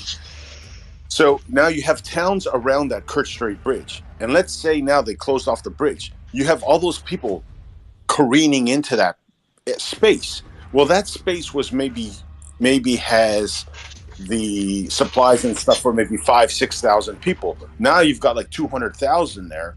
That causes a huge problem, and that makes those people now really ticked off at the local authorities, because there's no water enough for them. There's not enough food for them, because all of a sudden now they're stuck there and they don't want to go back to northern Crimea. So it's an exponential problem. Exactly. Great points, George. Really appreciate your contribution there. Just before we get to Bertrand, I just want to remind everything of some housekeeping. So this is a 24-hour space devoted to spreading the word about the Russian aggression in Ukraine and the ongoing genocide. If you have questions, we have people who can answer those questions, and if they're not on the panel, we can get back to you. We have a number of speakers. I'll get to the speaker announcements a little bit later, as with my co-host. And we do have a lot of talent in the room today. We have finance, who knows a thing or two about finance. We have John, who knows a thing or two about rocketry and weapon systems. We have Joseph, who knows a thing or two about Eastern Europe and Central Asia. And so if you want to ask a question, please request to speak. And as luck would have it, we have Yehuda, who knows a thing or two about infantry. And so if you do have questions, raise your request to speak, raise your hand. We'll get to you in order. And also, please keep in mind that once the panel gets full, it's hard to bring people up. So if you don't have something immediately to say, by all means, drop yourself down. You can always re-request, and we'll bring you right back up again. So let's go to Bertrand. I think you were next. So actually, I have a question, which is the following. I have seen different figures about the number of Russians that have been relocated to Crimea since 2014, and those range from 600,000, the most conservative, to 1 million. The question is the following. Has anyone done a bit of back of the envelope math on how many, based on traffic data of the last few days, how many may have left through the Kerch Bridge or other paths? Is there any That's an excellent question. That would involve Look out some figures on this. I believe the numbers that I saw were roughly 38,000 cars transited the Kerch Strait Bridge back to Russia prior to today's strikes. So that's the subtraction. Do we have any idea what the addition was since 2014? Joseph, do you have any insight into that?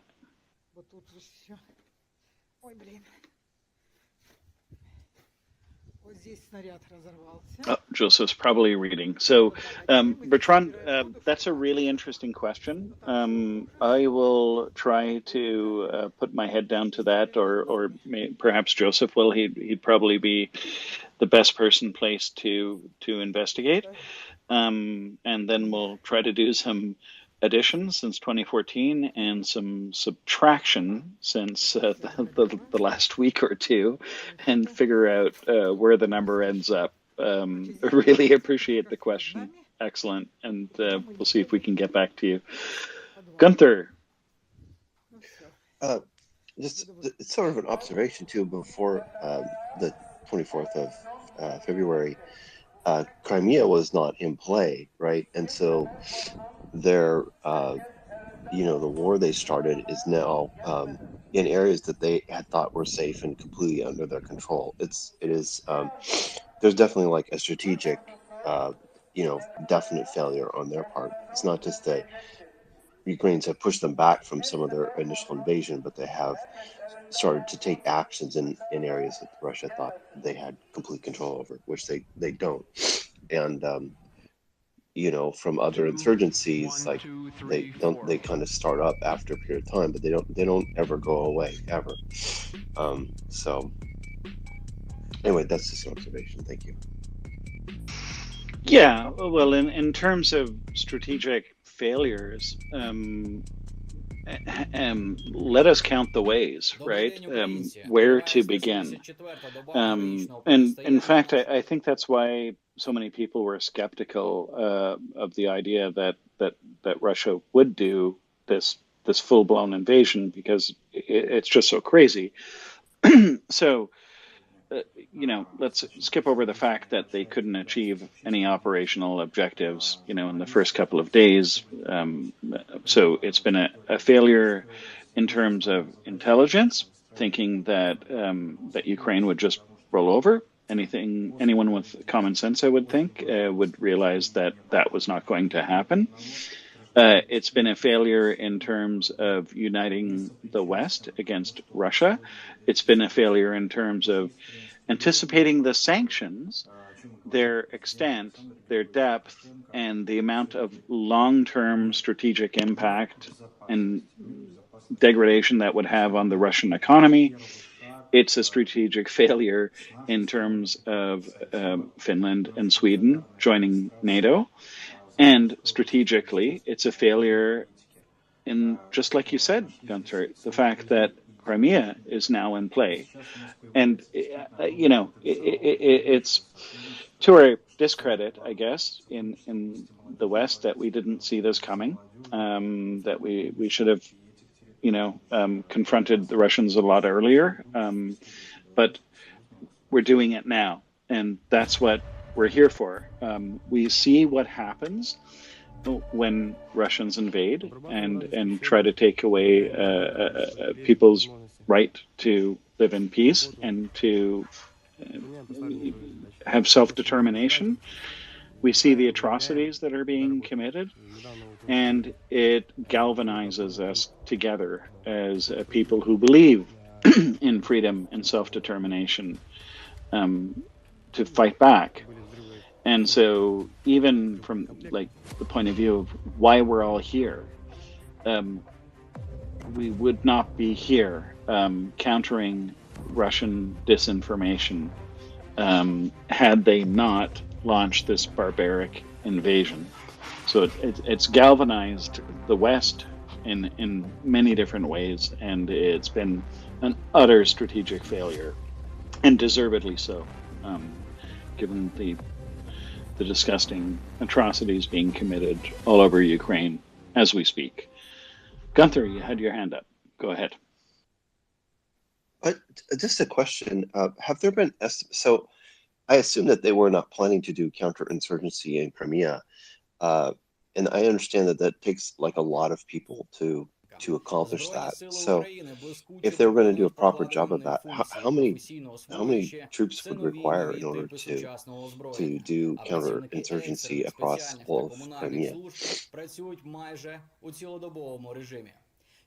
Well, I've heard figures bandied about. There were some people who say that counterinsurgency requires more than the 3-to-1 to try a force-on-force attack against a defender. It has to be more like 4 or 5-to-1. I'm not referring to just Crimea, but in general. And in Crimea, well, now they've got an insurgency problem. And that's also deservedly so, because the barbarity of the invasion, I'm sure, has convinced a lot of people that might have tolerated the Russian presence before to now wholeheartedly reject it, including many Ukrainians who speak Russian. They've alienated almost the entire population from that point of view, in my opinion. Yeah. So let me jump in there, Blue. So there's certainly, let's be careful, words matter, right? So there's no insurgency problem right now in Crimea. We're not there yet, and unfortunately, a lot of the very proud Ukrainians were kicked out or ethnically cleansed. There are a lot of there are millions of other Russians who have stolen and come in, right? So I don't know if that's really in the cards for now. It's not like the recent territory of Kherson Oblast, Bloke, which you would say that there's huge amount of partisan activity. As you've seen the videos, there are a lot of Russians who are crying and leaving because they've been, squatting on other people's homes. I think that's probably the best case scenario Ukraine could even hope for. The Russians who have no connection to Crimea on their way out. You see what I'm saying? Yeah, that's absolutely fair enough. But I think it's also fair to say that the Russians have managed to alienate a lot of people who may have been tolerant before, right? So overall, I think they've blown it on several different levels. Would you say that's fair, Yehuda? Yeah, just the use of the word counterinsurgency, a coin. I don't see any counterinsurgency like in Crimea that would happen, say, in Donbass or in Kherson or in, Zaporizhia areas, right? Just because of the nature of the invasion being so, quick right now. So I would say that, there aren't these deep connected cells of Ukrainians, partisans and special forces to get to places in Crimea. It's a different animal compared to the rest of Ukraine that's been occupied right now, and I just wanted to point out the difference. That's all. Fair enough. Gunther, do you want to follow up on that point? Yeah, so that makes complete sense, but it does seem like they will need to divert military resources to basically more people guarding things, more checkpoints, more just basic, maybe not full-blown counterinsurgency, but they'll have to have more people just on military police and such in the rear area just to guard against that. And that are you referring to the Russians? Correct. Yes. Yeah. So the Russians aren't. I mean, Crimea for 8 years has been, severely limited in its relationship to Ukraine, right? So I guess, any Russians doing these, counter sabotage operations is what I would call it. I don't see them. I think they're wasting their time, and I think it's great that they do that because they're going to tie up resources. But I have a feeling that we're going to see an even larger exodus of Russians out of Crimea. Give it a couple of weeks of things going boom, you're going to see an enormous exodus, which is great for Ukraine because when Ukraine gets the Crimea back, they shouldn't have to, share their land with people who've stolen their people's houses, right?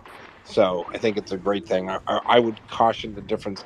The word counterinsurgency doesn't apply in this sense. It would be partisan or counter-partisan activity or counter, sabotage, ambush operations, stuff like that. That's all. It's just a totally different animal than say Kherson Oblast, Zaporizhia Oblast, Kharkiv, and obviously Luhansk and Donetsk. Fair enough. I think that point is really well taken.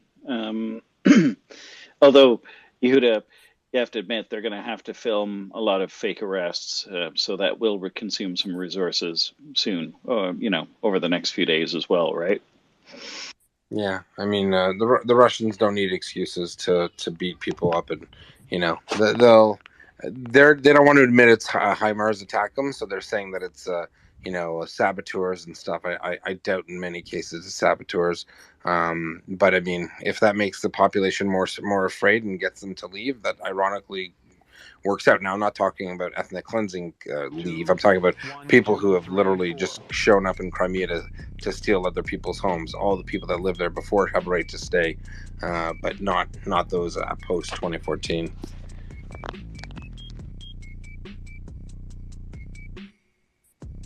Actually, I shouldn't say that. I'm not a lawyer. I don't know the status of someone after 2014, but I have a feeling, I mean, if they've stolen someone's house and those people come back and they'd be legally entitled to their homes. Either way, it'll be a big problem for the Ukrainians, all the Russians who don't leave, the ones who came in after the invasion. But that's for another conversation, I'm afraid. Fair enough. I think Dave is next. Dave. Hi, bloke. You were talking about real briefly. You were talking about why we were all here, and it got me thinking. And I think about it quite a bit. How I kind of came to this space and even Twitter as a whole, because I had never used it before the start of the year, and I always come back to the same kind of exchange actually between President Zelensky and Biden. That the first kind of tweet that they had sent out, it was essentially a joke at President Biden's expense a little bit. It was the ammo or the I need a ride, not ammunition tweet. And I had never really thought about it, then as being really more of, obviously they don't really communicate that way, the heads of state. It was really more of a message, to the world, and a really, I think, kind of brilliant, thing by, I assume it probably was the Ukrainians' idea, because it was very smart, and it was social media wise. I mean, it got so much attention so quick, and it was, I would say it was so, it was very cool of Biden to I'm assuming that it was the Ukrainians' idea, but I thought it was just very cool of him to go along with it. It was funny, and it just made every newspaper, or not newspaper, but it was just everywhere all at once, and I think it really, really focused a lot of people on it. I don't think that, not to be political or whatever about it, I don't think that the previous American president would have let anybody even make a light kind of joke like that, a little bit at his expense. And I just thought it was very cool and just so effective. That in combination with Biden just announcing that they were going to invade and stalling them, and I think those two little things I thought a lot, and just how they were so effective, and that's all. I want to say there, Dave, that so you have to understand that many of the Americans' own assessments said that Ukraine, they wouldn't be gone in 3 days, but they knew that the Russians had a big plan. There was an expectation that the Russians would fight like a professional army. None of that occurred. But more importantly, there was very good, positive positively verifiable evidence that Putin had actually sent several death squads to kill Zelensky personally, along with his family and his children. And when Biden, the White House, figured if the Ukrainians lasted 2-3 weeks, that would be a big deal, but they should try to preserve the government in exile. So the Siren alert update. I don't think Michael it was a Live. slight. Full alert.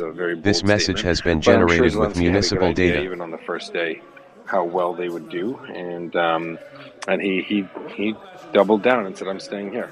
So just to put it into perspective, what the world thought on the 24th of February was a lot different to what they thought today. Yeah, very, very true. And I don't mean for a second to say that it was sliding President Biden. I thought it was a funny. It got a lot of attention, and it was. I thought it was very smart. Ear Siren alert update. Michael Live. Definitely Full agree. alert. Definitely This message agree. has been generated All right, with municipal data. When you got George and then Gunther, go ahead, George. Yeah, Yehuda, I don't. Do you actually? I think that was a genuine comment by Zelensky. I don't think that was something that was scripted or anything. I think when he got the offer to evacuate, I think that's the first thing that came to his mind. I don't think it was scripted. I think what you mentioned about people not giving the Ukrainians a chance. Just from a personal note, we were watching the news for the first 3 days, and of course they had no idea what the hell they were talking about, most of them, because they had never been to Kyiv. And if you had ever been to Kyiv, Siren alert update. Michael Live. Full alert. This message has been generated with municipal data. 200,000 had poured over the border. The Russians, I'm speaking of. There's no way they would have been able to take that city. So there was a lot of people, even in the White House and the Pentagon, who had never been in Ukraine, were making assessments based on not actually knowing the facts or the terrain, for one. So I'll just address that issue. I don't necessarily agree. So the people who are making these decisions are advising Biden were getting their information from people who were serving in. Can you just mute your mic there, bud? Thanks. They were getting assessments from the ground. They didn't have to be in Kyiv, and I highly doubt that. I'm sure most of the people there are different desks within the State Department that deal with certain regions, and you've had Alexander Vindman, for example, who's been on our show, and he obviously was National Security Council, and he'd obviously spent years and years there. So there were people that were there. Not all of. I think what we determined by having a lot of these guests on is that a lot of the reports from the military experts and the geopolitical experts is that Ukraine would put up a really, really strong fight. However, when those reports get pushed up the chain of command, somewhere between the people on the ground and the people advising the president, the story switched a bit, like a bit of broken telephone. So there were people who, for whatever reason, gave the opinion that Kyiv would fall. And I disagree. 200,000, if there were exactly 200,000 Russian troops outside Kyiv, yeah, that would definitely not be good for Kyiv. But they'd have to get there first, and they couldn't get there, and that's the whole point. But and they didn't have the engineering assets; they had none of that. But the key is that we've heard military commanders who worked for NATO, who worked for their countries under the NATO auspice of training Ukrainian troops, and all of them, without exception, said we definitely think the Ukrainians are amazing. So we kind of asked them, if you recall, we've asked a couple of colonels who were here. So how did your assessment get from the Ukrainians are superstars to Ukrainians will lose within 2-3 weeks? And they don't know because they're not on that pay grade. So somewhere before, from where the smart people were who knew what they were talking about to when it got to the White House and got briefed. I guess those, and these are Pentagon officials, these are people who've been in the army for 30, 40 years. So they may have just not believed that the Russians could be so bad. It wasn't that people thought the Ukrainians would fight poorly. They just figured that the Russians will fight to the standard that they've thought. All military planners, all we've been taught is we read doctrine of what the Russians will do. We read it. This is what they'll do. They'll have a screen. They'll do this. They'll lay out like that. They'll use their RD heavy. They'll do close air support. All of the things that we train staff officers to learn about Russian doctrine, none of it happened. So I assume that people looked at that picture, and then they looked at how yes, they heard good reports from Ukrainian capabilities, but at the end they just thought, well, it's not. They might stop them for a certain while. That's an important thing to distinguish. Go ahead, sorry. Hey, I didn't want to. I might have misspoke, but when I said.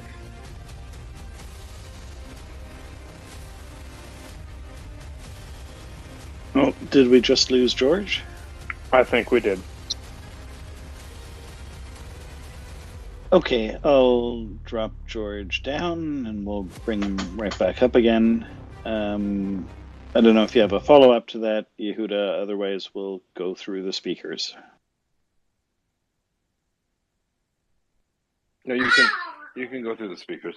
I just and I don't think we were disagreeing. I understood what George was saying, and also I don't think Zelensky's comments were scripted either. I think they were spoken from the heart. But remember, when Zelensky made that comment, there were already, I'm a good authority to say, there's about 3 or 4 attempts by Russian sleeper cells in Kiev to kill him, and those guys met their own fate. So when he said, I think when he saw exactly what was going on, he said, I'm in it, double down, which is great. Yeah, thank you, Yehuda. Yeah, I think we were just both saying the same thing, but a roundabout different way. That's all. 100%. Alrighty. I think Finance was next. Go ahead, Finance. Yeah, this is for Yehuda. So you're saying we didn't have Russian military doctrine for everyone to scream YOLO and just run at 7 different cities with 7 different columns with limited artillery, fire, air support? Sorry, what was the question? I said, so the way they entered by just sort of screaming YOLO and going in 7 different entries with limited manpower and support at 7 different to multiple different cities at once. What's YOLO mean? You only live once. It's what the young kids say right now. It's what you say when you're about to do something royally stupid. Don't know. I've never done that. Just kidding. The Russians have. Yeah, no. I think the Russian posture was predicated on their poor intelligence, right? We had this conversation because there are a lot of things that were just done in a strange way. You don't usually bring parade uniforms in your troop transports as you're trying to invade a country. You don't usually have tanks with 2 rounds in them. So they were not set up for success, let's just say. They were definitely fighting a battle that wasn't there. So,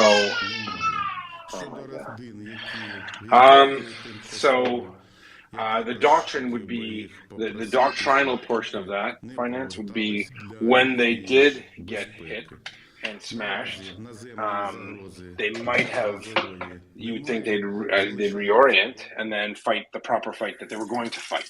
And even that never happened. So it's one thing to say they got bad intel. And then as soon as they had 4 divisional commanders through 7, some people are saying 9 different axes of advance, avenues of approach, fine. So let's say you had them. So when those 4 realized, oops, we were lied to, there's huge resistance. We're not just driving into Kiev. There's a lot of problems going on here. Well, when they regrouped at some point, you'd assume them to say, okay, but guys, this isn't a cakewalk. We have to fight this just like we've been training. And so all of us in the military world started waiting for that training to kick in. And it didn't kick in. It didn't happen. So their doctrine was all wrong. See what I'm saying? They're not following their doctrine. The doctrine that we think they're going to use, because we obviously expect our enemies to fight well, because that's how you plan to win, by assuming they're good. So, yeah, hope that answers that.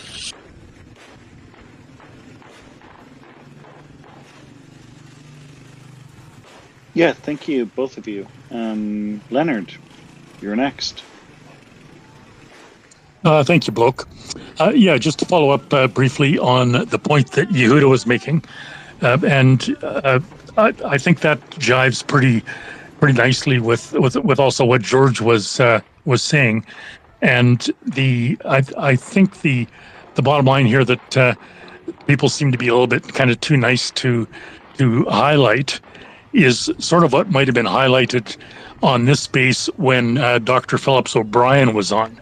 That's the gentleman from St. Andrews University in England, and he's kind of an understudy or in the tradition of John Erickson, who was the Royal Marine at that institute, who was pretty much the world expert on the Soviet High Command, and then devolving into the Russian High Command and into the Russian military in general. But the bottom line seemed to be that, and certainly Phillips O'Brien hinted at this, that the general sentiment in the United States seems to be gravitating pretty steadily towards the military assessment. In other words, the highest placed analysts in the U.S. Defense establishment seem to be much more amenable to the concept that the Ukrainians were extremely effective as a fighting force and would do certainly reasonably well against the Russians. Perhaps nobody anticipated just how well they might do. But also, if we pay heed to the comments that came back from the Canadian officers who were there for Operation Unifier, I mean, there was almost a unanimous assessment that the Ukrainians would fight. Sorry? It was unanimous. Yes, okay. So unanimous assessment that the Ukrainians would fight diligently, valiantly, and literally to the end, which is pretty much the concept I would suggest that they more or less inherited from what went on with the Battle of Britain. And in terms of Zelensky's comment that I don't need a ride, what I need is ammunition. I mean, that's in a very strong tradition that shouldn't be a huge surprise, really, because if you look at the prelude to Hitler's invasion efforts in World War II, I mean, you got pretty much the same sentiments all the way on up to the English king. King George VI was asked if he wanted a ride to Canada, and he said, "No, I'm staying put." But the circumstances were dire enough that they actually buried the crown jewels in a secret lake in northern Scotland, just in case worst came to worst. So just extrapolating forward, I think you could probably assume that, yeah, Zelensky knew he was being hunted. He knew the orcs were afoot and that they were close at hand. But he resolved to stay nonetheless. And that is just a brilliant commentary upon the Ukrainian state of mind, if you will, and the entire spirit of the nation. And, I think that, as Phillips O'Brien said, it seems to be that the entire world establishment is coming around, albeit slowly, perhaps, albeit the doubting Thomases are getting dropped off somewhat slowly, one by one. But the dominant thinking seems to have swung right around to the Ukrainian perspective now. And you can see that from the Russian side. I mean, they're gasping for air, and they've already got their feelers out looking to the negotiating table because, hey, that is their last resort, and that's where they're being driven. So, yeah, just give Zelensky absolutely full credit for his efforts and his stance. Philosophically and in a patriotic sense on this entire issue. So thank you. Thank you, Leonard. Just a reminder to everyone that, not everyone wants to come up and talk. If you don't, that's okay. You can DM me if you have a question or a comment or a topic that you would like brought up. I'd be happy to take your question via DM, and we've got lots of people here that have some deep experience in a number of different topics, so we'd love to take your questions. Also, if you would be so kind as to retweet this space, Maria Report doesn't do any advertising, and so we count on you, our listeners, get the word out. That means if you have, 50 followers and you retweet this space, those 50 people will learn that there is a place where they can ask questions, be informed about the Russian aggression against Ukraine, and where they can get good information. And it's a jungle out there on Twitter, so we hope to be a safe space here. Bertrand, would you like to go next? There were people predicting that the Ukrainians would fight valiantly, especially people that had been in contact with them. It is perhaps not a bad time to dwell for a second on the fact that no matter how you may have been, let's say, optimistic in February about the prospects of the Ukrainians, we are now witnessing traffic jams of people trying to flee Crimea as fast as possible. So I'm not sure how many people would have, predicted that in the space of a few months you would go from a debate. Is Kiev going to fall within 24 hours or not? So from that type of debate to traffic jams of Russians fleeing Crimea. So that is something. It is not to underestimate the horrendous human cost, right? So there is something that we should really keep in mind, because otherwise we are like cheating too much on something that is frankly affecting the lives of millions of Ukrainians, and there are no words for that. But once you have considered that, the fact that we went from how many days it will take for Kyiv to fall to Russians fleeing the Crimea through the Kerch Bridge and trains that may still be available as fast as possible. Yeah, that is wow. Few months. Well, a lot. Just for the audience, for those who haven't been with us from the beginning, we've been broadcasting 24 hours a day, 7 days a week since just before the invasion. And some of us, as you might know, I see we have a lot of new faces here. Some of us are serving military officers, planners, commanding officers, logisticians, political types, foreign affairs types, State Department types, and we've been speaking to you. We've been saying what, bringing people on, talking about what the mainstream, what's out in public, and that was the whole 3-4 days that the belief is the Russians would fight as per the training and doctrine we've expected, and the way we train for them to fight. We train against an enemy. We don't call it Russia, but it is Russia. And we have expectations for how they fight from the people, the commanding officers on the ground who were training Ukrainian soldiers. I don't think I met one that didn't think that Russia would get the upper hand eventually, but that the whole war would descend into this violent, horrible that would be a counterinsurgency, where Ukrainian army units would break up and fight and have weapons stores and ammo dumps and attack the Russians and attrit them that way to turn it into like a Vietnam for them. And and then there would be massive refugees, like 5-10 million Ukrainian refugees. That would probably be the most real, like the fairest assessment that people who really knew what was going on thought. But that went, and compared to those who said it'll take 3-4 days. There's so many Russian troops. Ukrainians have never, fought that many people off. But it took about 4 days for the world to see the Russians fall apart, that they weren't prepared to fight. And then it took a couple of weeks. Now that couple of weeks is an important benchmark. Why? Because those who said, okay, fine, we'll grant them the bad intelligence, we'll grant them the poor posture, we'll grant them that there are conscripts involved who just thought they were driving through to, have a parade in Kiev. Grant all of that. At some point, and remember, they sent VDV, they sent their elite paratroopers to capture Hostomel. That was their plan. That was going to be a resupply point. They were just going to fly them over. They figured the Ukrainians would be a spent force. They didn't have to worry about logistics. They would just fly everything in. So they spent a lot of effort in trying to capture that airport. They lost.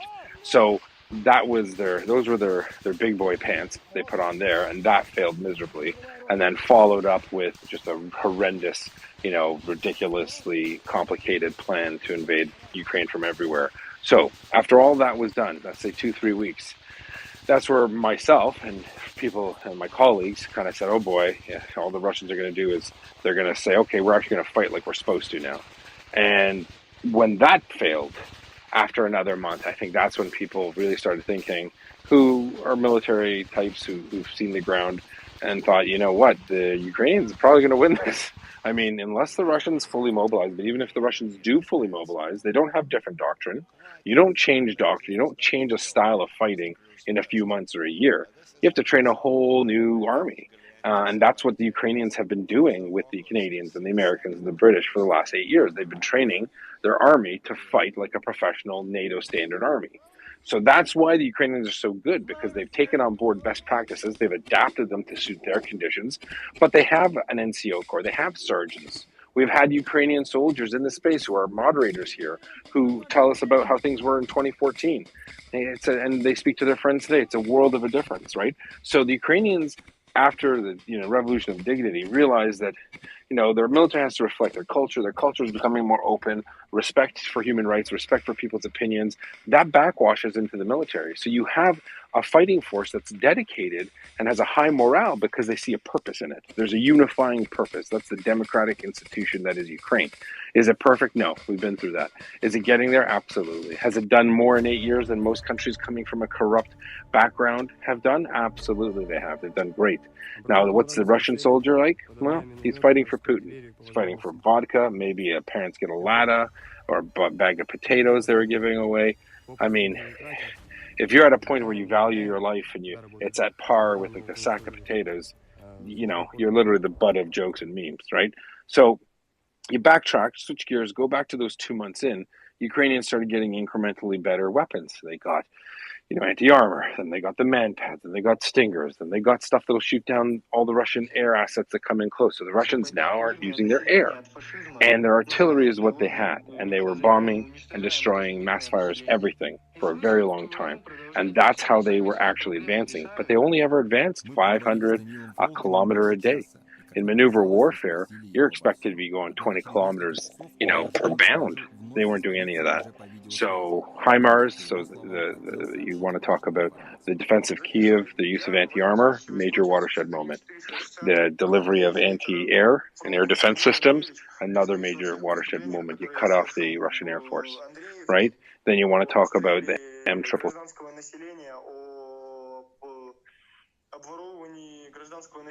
I think we might have lost Yehuda. Yeah, you lost me for a second. You lost me for a second. Okay. So the next watershed moment would be the M777s, right? And then after the M777s, boom, you have the other beautiful toys, right? HIMARS and all that good stuff.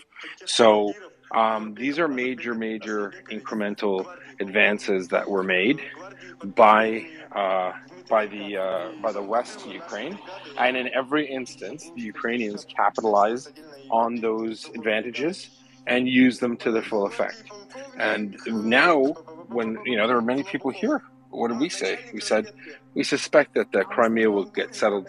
It'll be a negotiation. That if I'd say even 2-3 months in, if Ukraine ends up being 23rd of February antebellum.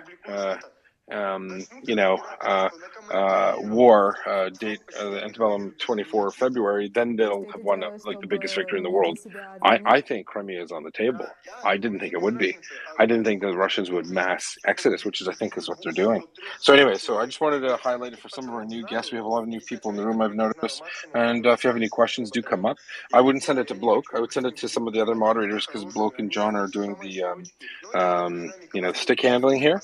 So if you hear another moderator, sometimes it's easier so they can do their job, and then other moderators can ask the question, like maybe Joseph. But other than that, over to you, Bloke. I hope that helped kind of summarize where the war's been going and what's happened to date. No, that's awesome, and I think evidence of the how this is continuing in terms of morale is the degrading morale on the Russian side. I mean, even just yesterday there was, or the day before yesterday, there are men documented doing a video refusing Russian orders to continue fighting in Donetsk. There's just going to be more of that as this continues. So I completely agree. I think the order was Benpass and Farglin. Yeah, just on Yehuda's point, you can see the attitude change just by the weapons that were sent. Early on, they were sending shotguns. Shotguns are defensive weapons, thinking of urban combat, thinking of guerrilla warfare, and as Yehuda so eloquently pointed out, it moved to standoff weapons, then we're getting to the point now we're on offensive weapons. Just I agreed with everything he said as usual.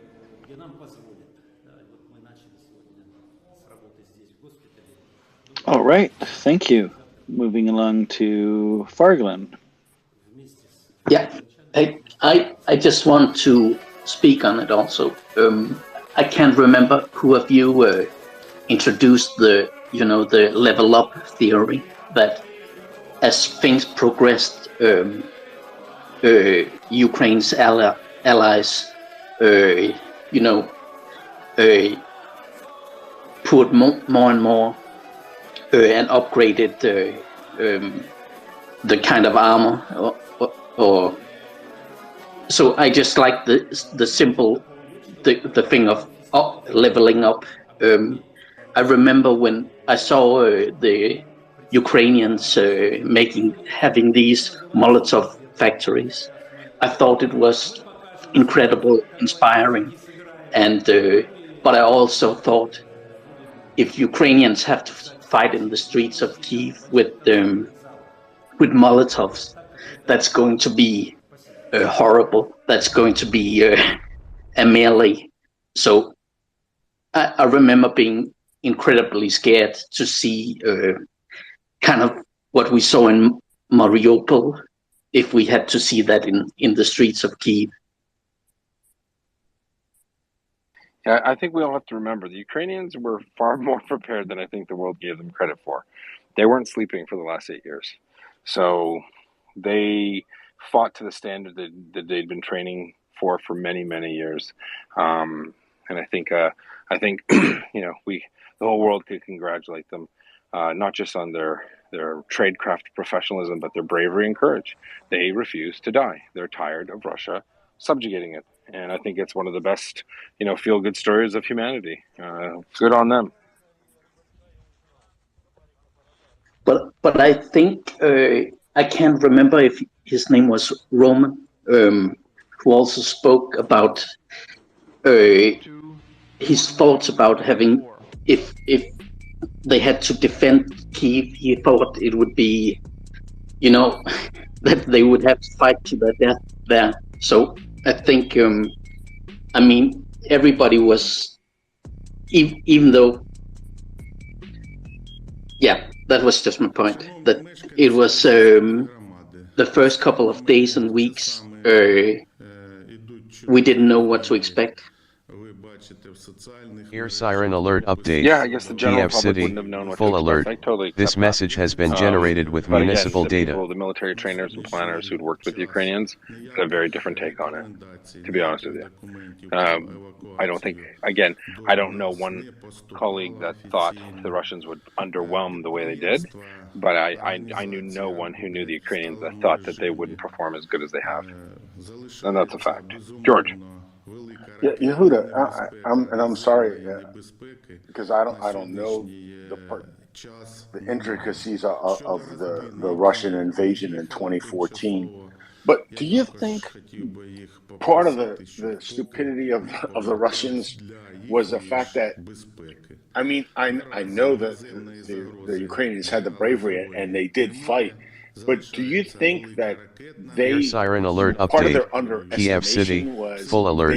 This message has been generated with municipal data. Since 2014, 2015, that so many Ukrainians had received Western training, I personally don't see how that didn't take into it. They underestimated that. Yeah, it's very simple. They don't respect our way of life. They don't respect the things we do. They think our armies suck. They just are really, really, really delusional. They're very, very arrogant. They look at Ukrainians as the fact that many Ukrainians Ear speak siren Russian. alert They look at, update. they're Share Russian. KZ. Come on, Full alert. you know, they're Russian. They watch our Kirovorod. TV Full alert. shows. You know, Kiev. Full alert. They may not Zhytomyr. like it, but Full they know alert. they can't fight on Russia. Dnipropetrovsk. Right? Full alert. Their intelligence Moldova. reports. Full alert. Their Zaporizhia. whole, I mean, Full alert. Putin's This message has been generated last with year, municipal data. you know, his what was it, 1,500 word or 5,000? I don't know how long it was. I forget now. And he just spoke about how Ukraine's not a place. It's really Russia. They're Russians. They're completely Russians. They don't deserve a country. I mean, if the president of the country is telling you that, you think anyone's arguing with them? No, sir. Actually, they're going to fight. No, they're not, because they're Russians, and they're going to see we're liberating them from cokeheads and Jewish Nazi presidents. I mean, this is what they tell their people. You have a hard time understanding because that wouldn't fly where you're from. You know, you have a very hard time understanding because it's actually really, really ignorant and arrogant.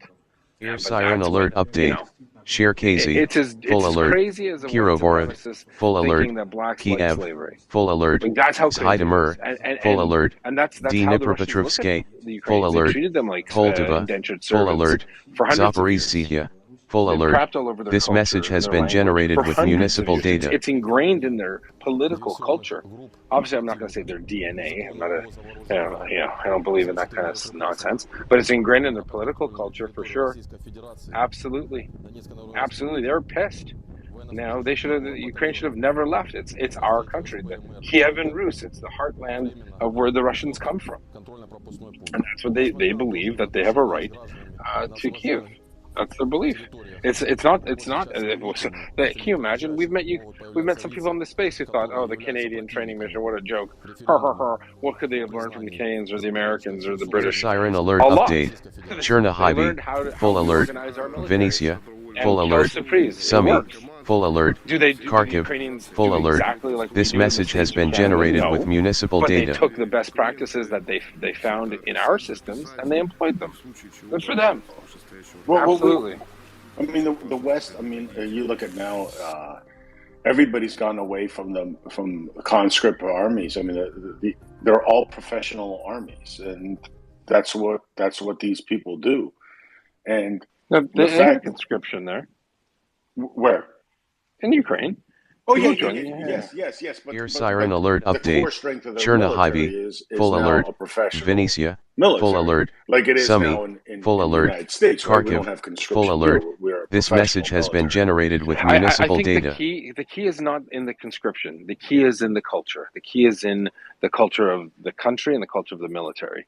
So in the Russian military, we've had this conversation many, many times. We beat it to death. Russians have a belief, that the private, the corporal, the sergeant, they're all peons. They're all just automatons who do what they're told. Not even the platoon commander, whose lieutenant really knows what's going on, is given a task. The captain might not know what is going on. Maybe the major and up have some bigger picture, but you operate in silos. They don't. There's no ingenuity. There's no taking advantage of an opportunity, exploiting a weakness in the enemy. If it's not what you're told to do, you just don't do it. So that whole culture is different, right? You have Ear siren alert update. Chernihiv. Full alert. Venetia. Full alert. They have Sumy. left and right of Full arms. alert. They know what their commander's Kharkiv. intent is. Full They know alert. what their higher This message has been generated with so they can municipal see, data. oh, I better move up to this position because I know my boss's boss wants to do this next. So if we don't take that hill, which we didn't realize, it wasn't on the map, or we had some bad maps, so we need to do this because we need to meet, the commander's intent. In the Russian army, that'll get you shot. In a normal army, you'll get kudos. Good job, Bob, or Shirley. Yeah, that's exactly where I want it to be because we want to do this. The next bound is we're going to do this, right? So it's the ability to think outside the box somewhat, to think on the go, to adapt to a situation that changes. You might think that's intuitive, right? right? Like, if I tell you to drive from here, point A to point B, and you only got half a tank, you're going to go fill up, right? Air siren alert update. I'm not going to make it that far. Donetsk. I'm not joking. Full The Russian alert. army, if they're not This told to message fill, has they been won't. generated with municipal data. It's that bizarre. It's that rigid, and that rigidity worked well in World War II when they had tens of millions of soldiers to lose, and they didn't care. So the Russians are fighting with a doctrine of unlimited soldiers, right? They don't have the same concepts that we do of survivability. They don't care. So, yeah. Hope that answers that. No, thank you, Yehuda. Thank you. Like in the American Army, for those who are asking, lieutenant, gets Air out, siren taken alert out, update. they're out of commission. Donetsk. The sergeant Full picks alert. up, and the sergeant's This pretty message much has trained been to the same generated standard with as a municipal lieutenant. data. That's right. That's right. Know the job of the man above you and the man below you. Yeah, that's not in the Russian military whatsoever. Literally, even their tank troops are short of tank because they don't have a 2IC. So they do this because it comes from a culture of hundreds of years of Russian, tyranny and dictatorship, where they don't want people getting too powerful and knowing too much. So they keep them siloed. You'll operate in this tiny silo. It's a great way to get people killed. It's a great way to get people killed, and the Russians have shown it to be true over and over again. Right, and every country that uses these doctrines, does it now surprise you? The Russians used to say the Arabs are just stupid. They're illiterate. They don't know how to fight.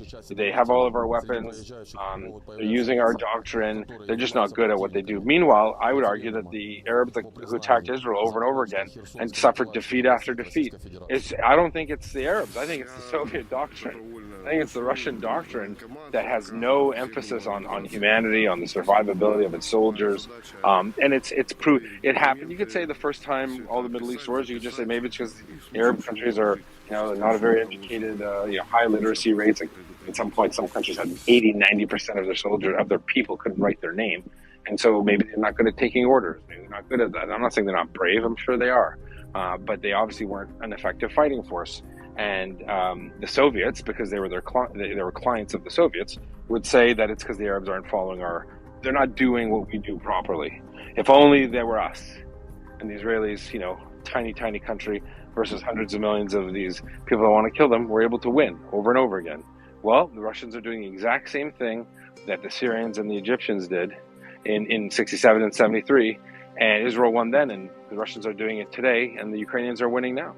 Just give it some time, right? It's a whole culture. It's a whole military culture.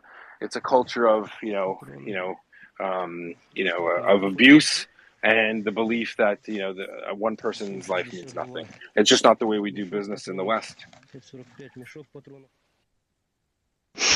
What I think is sort of interesting, is that there's also a lot of infighting within the military structure in Russia. So, for example, we've all heard about the famous strike on the Wagner headquarters, right? The day before yesterday, and what's interesting is, why are those videos being filmed? Like, why are people taking pictures of the headquarters with the address on it, right? And half the reason for that is there's a lot of self-promotion and a lot of need to compete with other military units within the Russian military, and that leads to other outcomes, that don't work well. And it leads to a lot of problems, even coordinating work between the services, getting good communication with the Air Force, being able to do combined arms. It just doesn't seem to work very well at any level. Sorry, did you suggest that the Russians are videotaping themselves to sabotage units they don't like? I didn't get that. Look. No. So just maybe for the audience, there was a Wagner headquarters, and they, some people posted on Telegram some, I guess you'd describe it as promotional videos, right? Yeah, it was a photo op. The Wagner group baited themselves, and the Ukrainians bombed the headquarters because the address was on the sign in front of them. Exactly, and the question was, what motivated them to want to do that? Well, there's nothing that motivated. Nothing motivated them. They're just stupid. They just don't know what they're doing. Like, they never thought that maybe we shouldn't advertise where our headquarters is. It's the strangest thing in the world. It's idiotic. I've never heard of anything so stupid. It's the dumbest thing I've ever. You're not even allowed in a normal headquarters or a command post. You're not even allowed phones. Your phones get everything camera. You're leaving far away, and you're walking on a path towards the CP. It just doesn't happen. You don't take pictures of it, especially when there's a business with the sign in your actual building and it has your address on it. That's exactly what happened. They took a picture of everyone outside smiling, and it says Bob's Fish and Chips, 123 Main Street. Oh, they're at Bob's Fish and Chips at 123 Main Street. Off you go. Hi, Mars. Hello, Mars. Which is remarkable, and they got another one today. They set up a headquarters in the Sychanks, in a former headquarters of the SBU, and that got leveled. But again, I think a lot of this is for prestige or some infighting. Or like you said, never. Yeah, that's not infighting. That's not a result of infighting. It could never attribute to malice what you can attribute to human stupidity, I guess. So let's go to the next. It's complete stupidity. It's like airsoft people took over the Russian army. I'm not saying if you play airsoft you're an idiot, but I'm just saying that level of it's just the strangest thing I've ever seen. In the military world, it's I'm sure George will tell you. You get called into the CP and you're taking pictures and so things, and you have an address on it. I mean, God, just drives. It doesn't drive me nuts. It's bizarre. Agreed. Farglin, followed by Ukraine. I'm gonna pass and drop down. No problem. Go ahead, Ukraine.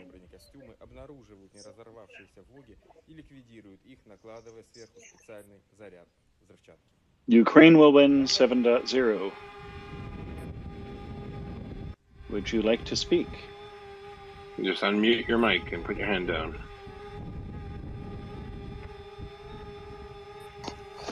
Hey guys!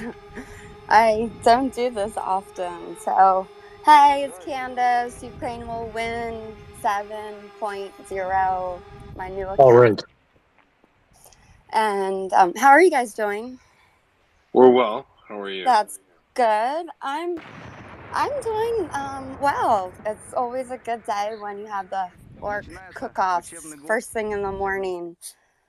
So it was a really great day, and I just honestly I agree 100% with everything you're saying, Yehuda. And even I, a lay woman, non-military, understand that there are just dumb things that they are doing, and now that there's the mad exodus of Crimea, what they're now on Telegram saying, it's like, oh well, Ukraine is saying Crimea is Ukraine, and it's not Ukraine, so it's Russia. You're like, what? Like, it's just outright lies. And yeah, 100%. It's amazing that they thought they could get away with it. No, yeah, it's very bizarre. Crimea is Ukraine, and it is an integral part, and God willing, we'll see it back in no time. Good point. I feel ever since you called the culmination after Severodonetsk, I felt it myself. The tide is not only turning for Ukraine, but Russia is clearly getting washed out with their own filth by their own doing of their own filth. And 100%. Actually, it's a good point you mentioned there, Candace. So Severodonetsk was when we called it the culmination. So a lot of people were making fun of us, saying, "Oh, they're not culminating. Oh, they won't." Nope, they have nothing left. They have their major push. They tried to push as far as they could, and that was their last major hurrah. I think a lot of pundits who know a lot about Russian capabilities had said, on balance, we're going to see a major drop off, and we did almost immediately. You saw instead of 200, 180 to 250,000 incoming rounds, artillery, and whatnot, it dropped to 40, 50, and even less. They just don't have the ability to. They didn't have at that point the ability to prosecute the war anymore. So they're doing these strange maneuvers, right? Putting 25,000 troops on the wrong side of a river. To what end? No one knows. No one knows. We're seeing the phase. That's the phase 3. The Ukrainians are not jumping into a fight with them just to kill their own soldiers. They're hitting all the targets of opportunity they can. They're making sure there can't be close air support. They'll hit every airfield within range, so that the Russians have nothing to assist in their defense when the Ukrainians counterattack. It's genius what the Ukrainians are doing. They're under a lot of pressure to start taking territory for sure, and they're not. But yeah. And you were one of the few people that did use the word culmination, even on this space.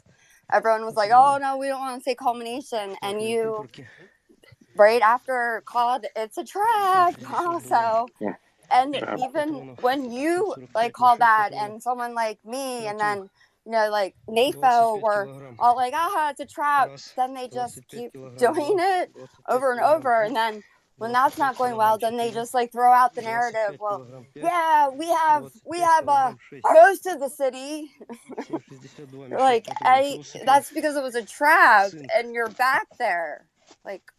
Yeah. What? So for the audience, Candace is talking about how quickly Severodonetsk initially was withdrawn from, because just by looking at the maps that I was getting, and just from the experience the Ukrainians had in Popasna, their ability to hold it for 2 months, losing, they weren't losing Severodonetsk in 2-3 days. They were just withdrawing to positions where they could hit them with artillery, and a lot of Russians died there. And then the Ukrainians advanced again, and they did the same thing over and over again. Well, they did it at least 3 times in total in different areas. So it took out 5,000 Russian soldiers, 20 helicopters, 40 tanks, 200 tanks and 40 armored. They took out a lot of Russian. It's a huge deal. It's a huge deal.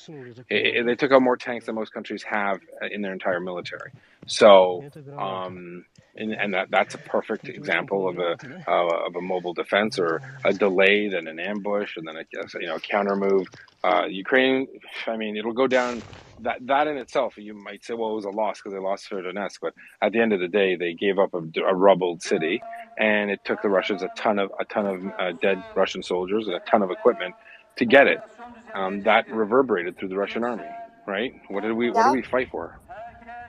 That's 100% it. And then they did the same thing with every pontoon bridge, with everything, and you would think, hey, they didn't even get the hint after the Crimea airfield.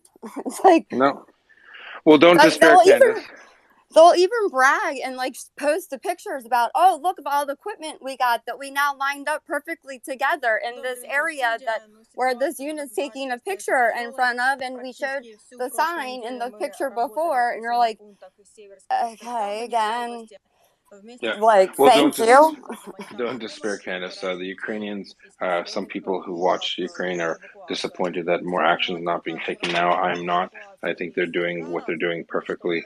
They're geniuses. They're commanders. They are fighting the battle they need to fight to make sure as many of their Ukrainian soldiers go home to their families.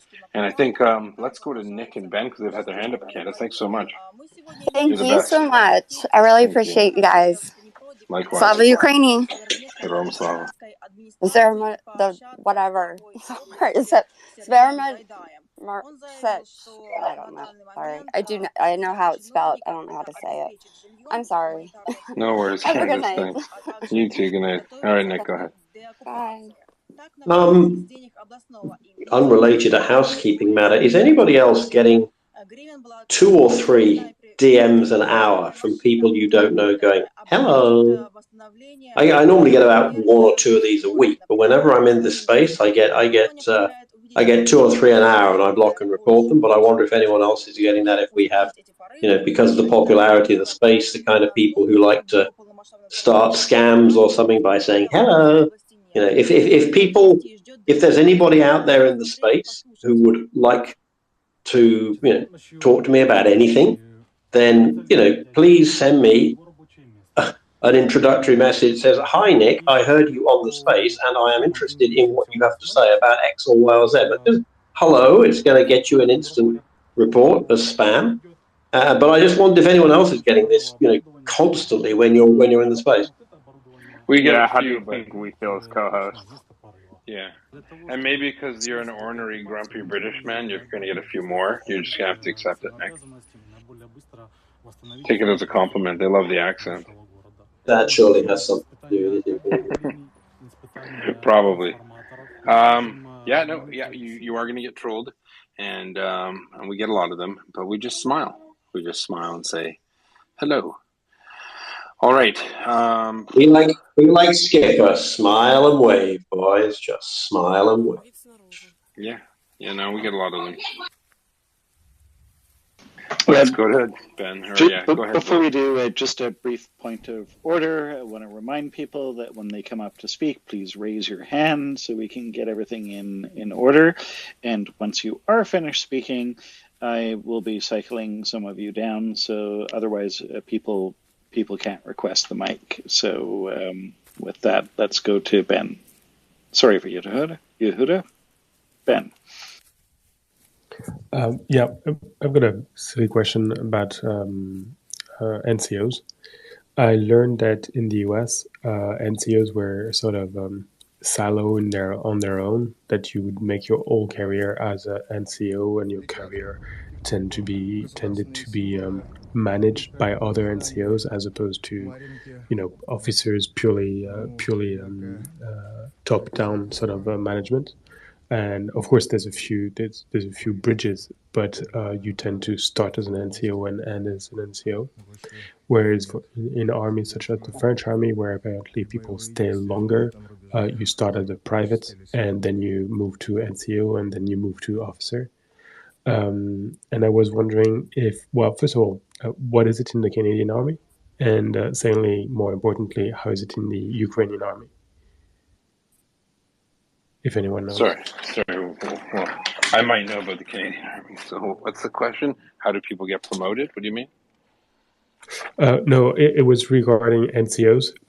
Apparently, there's 2 models within the NATO armies. There's the American model where you're an NCO. You start as an NCO and you end your career as an NCO, pretty much. And your career as an NCO is managed by other NCOs. Whereas in other armies, such as the French army, you tend to start as a private, and then you move on to NCO, and then to officer potentially. So there's a sort of more bridges, more contact. Yeah, no, so that's incorrect. No one starts as an NCO in the U.S. Army. You start as an NCM in any army, a non-commissioned member, and then an NCO is a non-commissioned officer.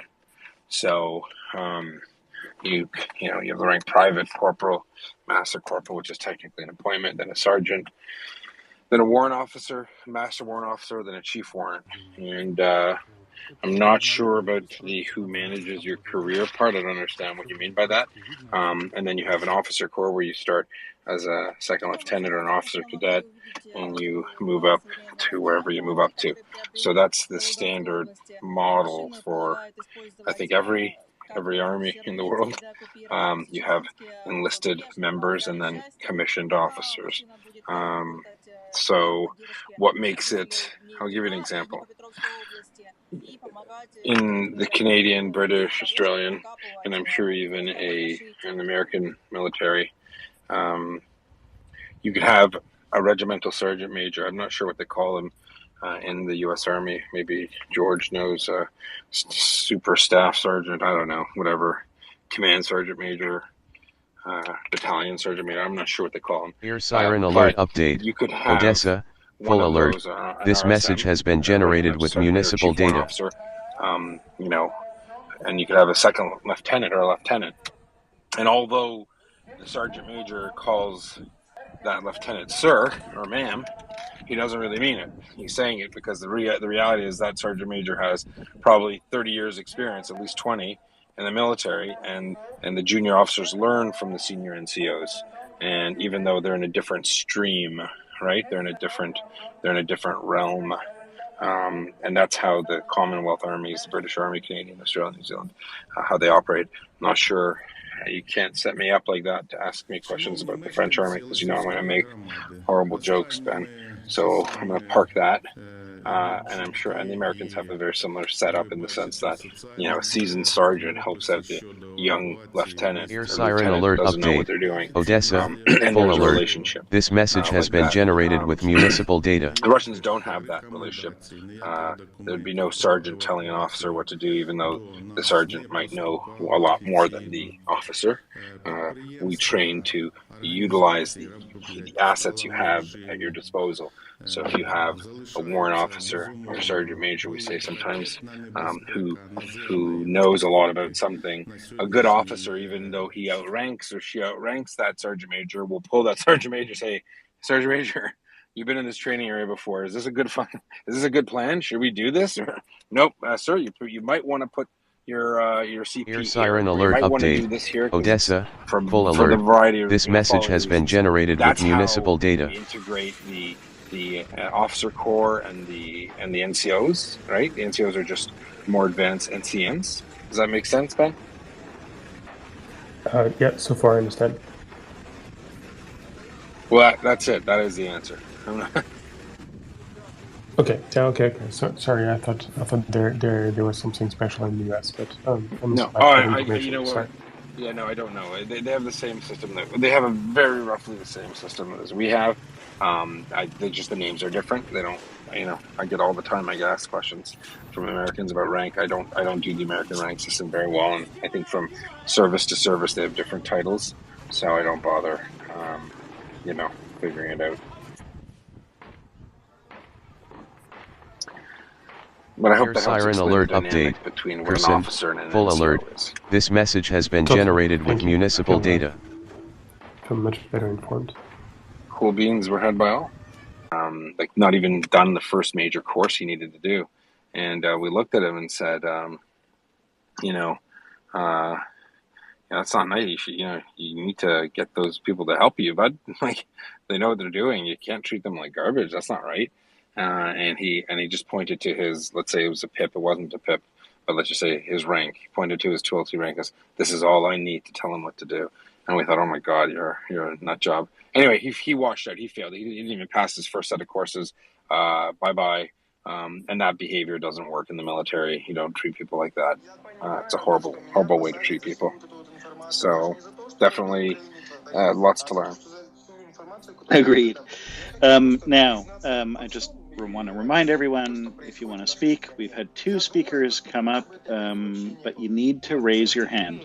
There's a little heart icon at the bottom of your screen on the right-hand side. If you press on the heart icon, there's a little hand there. That helps us know that you want to speak, and it helps us keep the order. Reese, I think you're next. And Timothy, you may or may not be next, but if once you figure out how to use the hand, that would be great. Go ahead, Reese. I was just wondering, can I get a Big Mac with cheeseburger? All right, just mute him. Thanks. Yeah, he came up saying N-word once. Oh, did he? Okay, well, he's long gone. So, Timothy, would you like to speak, or shall I cycle you down? All right. Okay, so just a reminder to everyone, if maybe you can't hear, that happens sometimes. If that does happen, I will remove you from the speakers panel.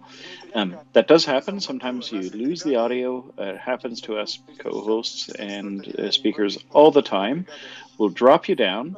That way you'll start hearing us again, and then you can re-request. If your audio still doesn't work, just close out your app and then you can come up again. So that's the way it sort of works in Twitter land.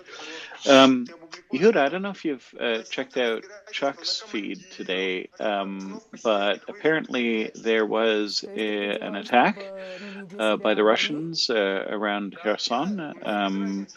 They were trying to push down the M14, and it looks like they were rebuffed. Did you have a look at that? Sure, yeah, it's been a busy. I've been dialed in quite a bit. So the Russians did try to push towards Mykolaiv. It's something they've been trying for a while, and they did a major assault, an offensive operation conducted, failed miserably, lots of casualties. Ukrainians are toying with them right now. It's exactly what they want them to do, to mess about. They're getting discombobulated, the Russians are, and the Ukrainians are just, their force posture is increasing, and they're bringing more and more, platforms, weapons platforms within range. They're hitting resupply. They're making sure those 25,000. I mean, there very well could be 25,000 dead Russians if they don't surrender in the next few weeks. I suspect by the beginning of September, you're going to see the Ukrainians start to rock and roll. And right now, you see all these attacks in Crimea. They're attacking bases. They're attacking the Russians in places where the Russians can do bad things to them. That's why they're doing it. They're not just, everything they're doing is very calculated. They're not doing it to scare Russians to Russia. They're doing it specifically because their assets, their ammunition and storage and fuel depots, all the things they've been hitting. You can go to Chuck's profile. He's got great stuff there. You can see all the things they're hitting. It's phenomenal. And those are the stores that were going to be used to help defend Russian positions. So the Ukrainians do not need to do the cavalry charge. Here, hurrah, we're here. They don't need to do that. A lot of people ask, if they're so good, if everything's in such a good position, why aren't they doing it? Well, why would they do it? When they still have targets of opportunity, when they still have a mission to accomplish in terms of limiting logistics supply and resupply, they're going to keep doing it. And if the Russians want to fight on a ridiculous axis of advance up to Mykolaiv and get pounded each time, okay, keep doing it too. You're just going to make the remaining 25,000 Russian troops in Kherson city area more demoralized, weaker, have less ammunition. They'll be easier to conquer. It's a good day. It's a good day for Ukraine. These are good. I mean, none of these are good days that people are dying, but let me tell you, the Russian culmination, as Candace pointed out, I said was Severodonetsk. That was a salient point. After that, everything dropped off considerably. And now they realize with the Ukrainian counteroffensive, this is phase 3 of this war, I would call it, they see the Ukrainians are positioning. They know they're coming. The Russian telegram is filled with it. They're going bananas. They're like, oh my God, they're coming. But we have 25,000 troops. Yay, it's going to be fantastic. Big party. It's going to be a big party for the Ukrainians. Polymath, go ahead. Hey, gentlemen, gentle ladies. Good to be back in the space, just getting off of work, and I was just hoping to get an update on what's happened in the last 24 hours. Yehuda, you started to go into one of the strikes, I believe, was in Crimea. So just wanting to get an update. Yeah, well, I don't know if we can give a whole update. We've already just given some, but I can go through what we've just discussed. Kherson is an important point. If you just want to mute the mic there, sorry. Kherson's an important point to talk about as well. It looks like the Russians are advancing in the Bakhmut region. They've taken a village nearby. Again, the Ukrainians are going to. There are a lot of reinforcements nearby to stop the Russians from taking Bakhmut. They have what's the name of the city? Vizhny. I forget the name. They've taken a small village Again, though, Ukrainians can conduct a delay, counterattack, conduct counter moves. So it's not the end of the world. And more importantly, these major logistics hubs have been lighting up all across Crimea and all across Kherson Oblast. It's definitely, if you asked me as a planner, I would say these are setting the conditions for a Ukrainian counterattack, 100%. When that counterattack is when the Ukrainians feel they've done what they need to do to mitigate risk to their force, and they're going to, consider the lives of their soldiers very seriously. So if they can destroy more Russian capability to bring fire onto them, they're going to do that before they counterattack. It's just that simple. That's all we will see for the next 2 weeks. Is the Ukrainians destroying things that supply and support the Russians. The Russians are going to get all antsy in Kherson Oblast. They're going to start trying to fight through to Mykolaiv, which is that they've already started that, and the Ukrainians are just going to punish them. And then when the Ukrainians are good and ready, you're going to see, combined arms, attack, maneuver warfare, everything in the kitchen sink is going to get thrown at those 25,000 Russian soldiers. It's going to be good night, ladies. And that's pretty much a wrap up for the day. I mean, I pretty much covered everything for the last 24 hours. I hope that helps. And I did have a question for you, Yehuda. We were sort of debating this last night. Why have some pretty good publications like The Economist and, Foreign Affairs is a bit dodgy at times, but, these publications have come out and said that, Ukraine has missed the window of opportunity for the counteroffensive in Kherson. And I'm not buying that. I don't know why they're writing it or if they're getting their information from the same analyst, but it just occurs to me that there is no urgency, right? Like, you just degrade the enemy, mess up the logistics, and keep at it until you're ready. And even today there is contingent of Canadian trainers arriving in the UK. They came in today to train more Ukrainians at the rate of about 10,000. I think are going through the training system. So, and weapons are coming in. Time is on the Ukrainian side. So I just can't figure those articles out. I mean, do you have any insight on that, or? Well, I don't know the articles you're referring to. I just certainly wouldn't agree with them. I think the Ukrainians, are probably being fed a lot of intelligence from friends and from people on the ground and their own special forces or partisans who are saying, well, there's this, and this here, and there's this and this here. The Russians are obviously trying to diversify their supply and their ammo and fuel depots and dumps. So maybe the Ukrainians are like, oh, hey, if we can find them, let's blow them up. Bottom line is they want to make their counterattack as optimal and as effective as possible. And if they do not need to attack until they feel they've done enough damage to the Russian capability to resupply and to counterattack, that they're going to do that until they get to that point. So to me, I'm not sure what window of opportunity. I mean, if the Russians started committing genocide, like more of a genocide, if they're lining up thousands of people up and shooting, that might force the Ukrainian government to order a counter-offensive sooner. But the Russians are kind of under the world spotlight in Kherson. They're painting Kherson to be their city. Like it's to them, it's a symbolic symbol. It's a symbolic objective for them.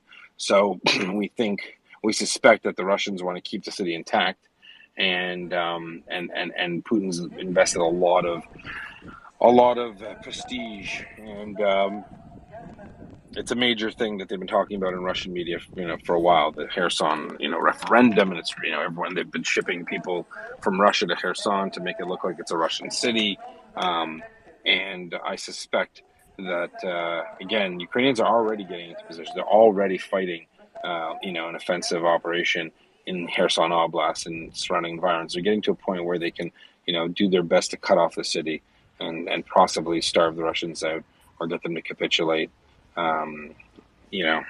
So I hope that helps. It does. Thank you. Ben, I believe you're next. Yeah, thanks. This whole thing that you mentioned.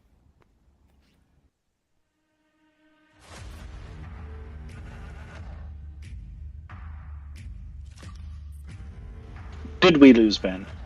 Yes, we did. Yeah, we lost. Losing people like flies left and right tonight.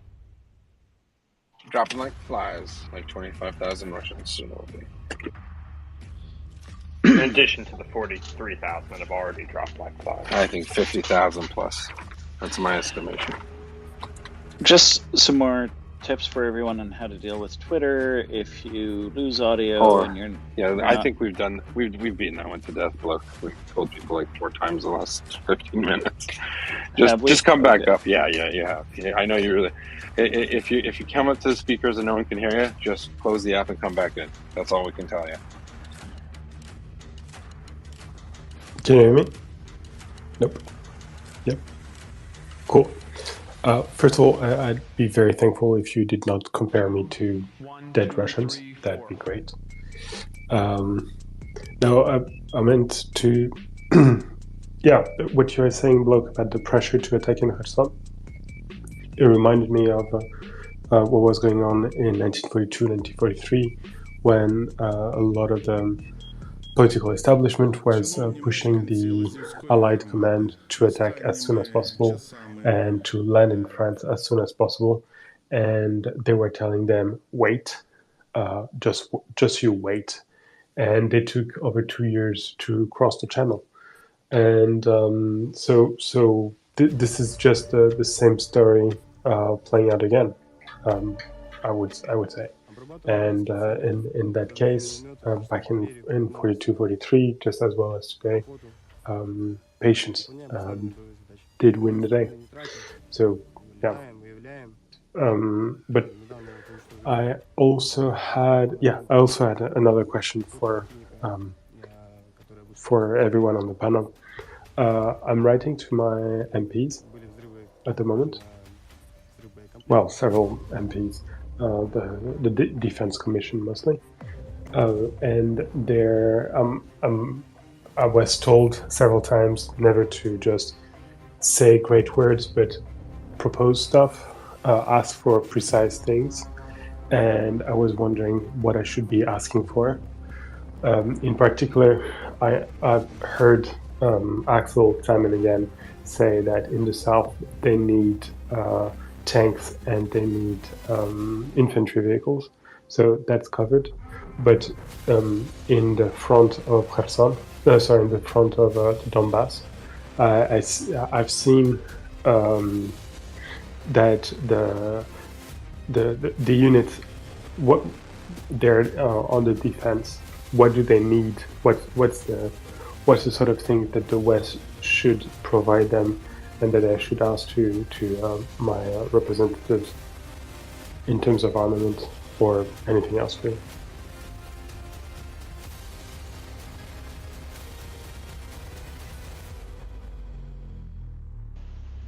Sorry, what was the last part of that question? What does the Ukrainian army need in the Donbass to strengthen their defense? Like, surely they need of something, and what is this something that they would need to fight off the Russian artillery and the Russian onslaught? That sounds right up your alley, Yehuda.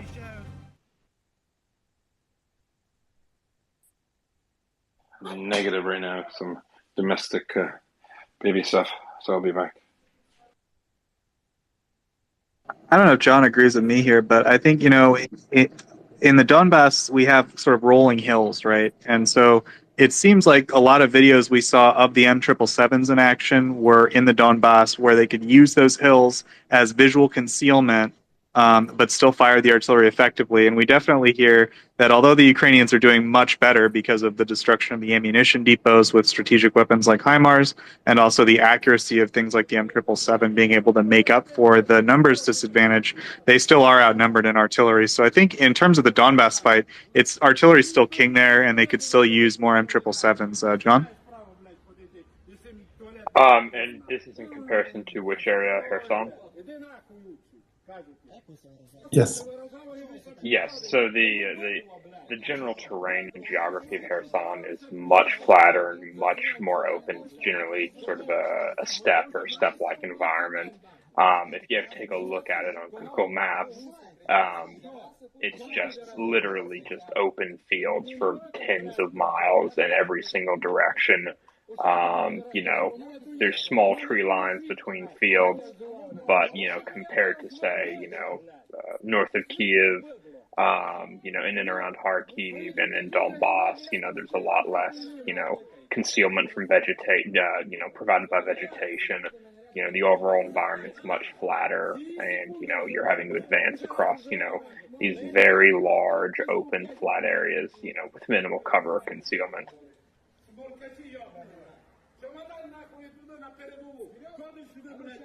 Yeah, okay, but what am I going to ask my MPs for? Extra ALs? Sorry, I think I blanked on the first part of your question, Ben. Okay, sorry. I was saying that I was writing to my MPs, and I wasn't quite sure what equipment was needed in defense. I wouldn't worry too much if you're writing to MPs.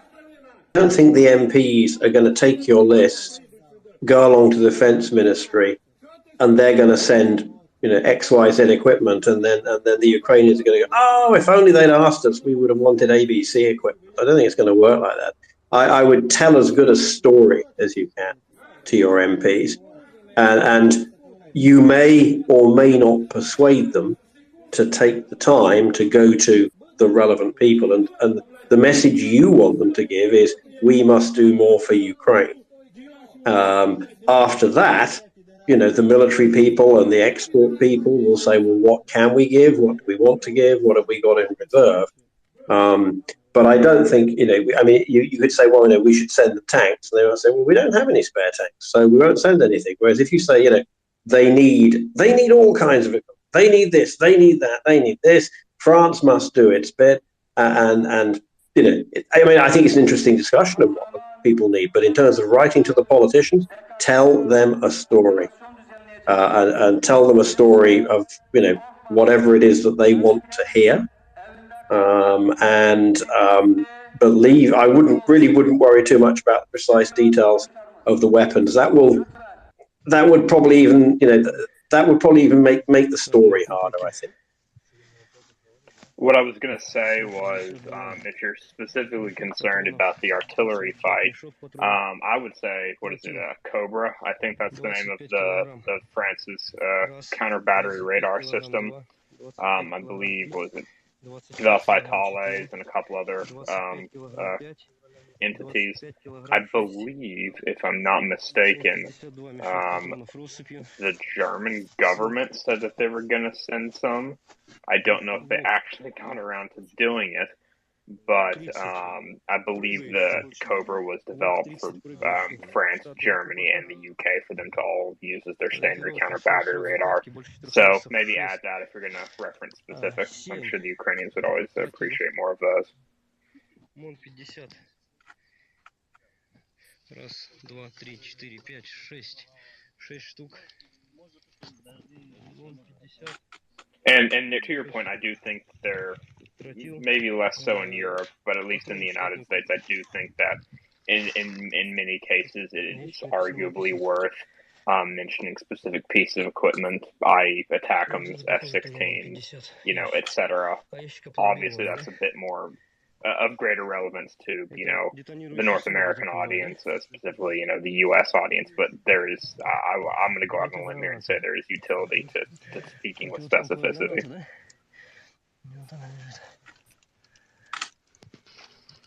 In any case, it looks like we have lost Ben, unfortunately, so let us go to Leonard and then Mockers.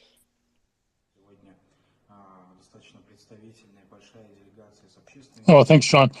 Just a follow-up to that request for the French fighting vehicles.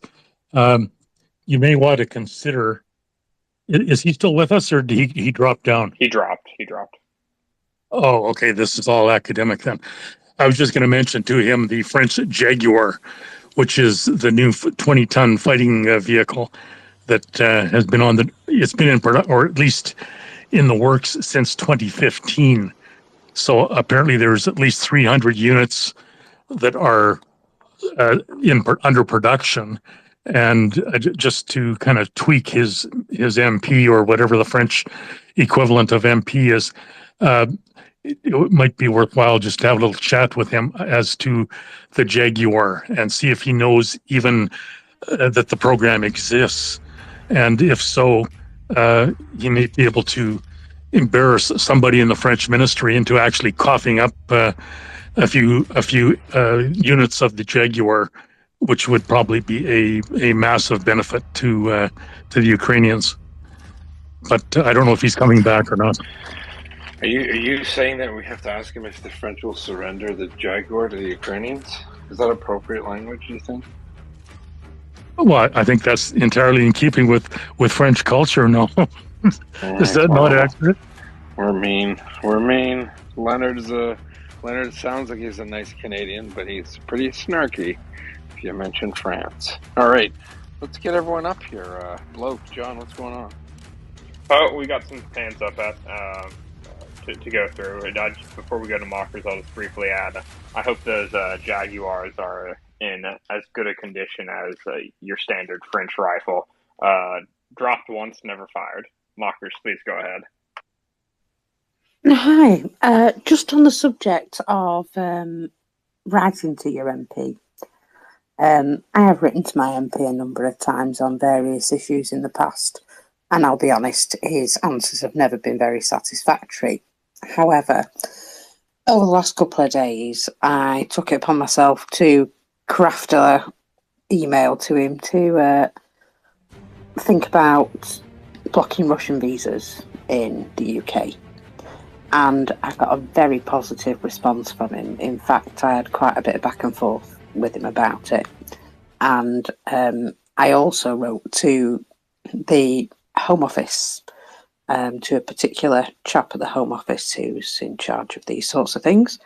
And my MP is apparently going to connect with that chap and see if they can move it forward as a suggestion.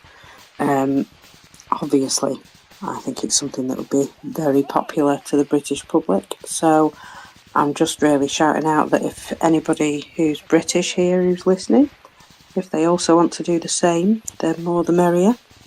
And I urge other people to do it if they're in a country where there's the option.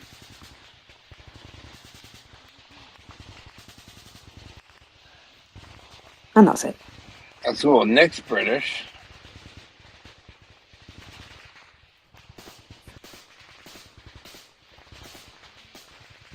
Nick, are you willing to write to your MP?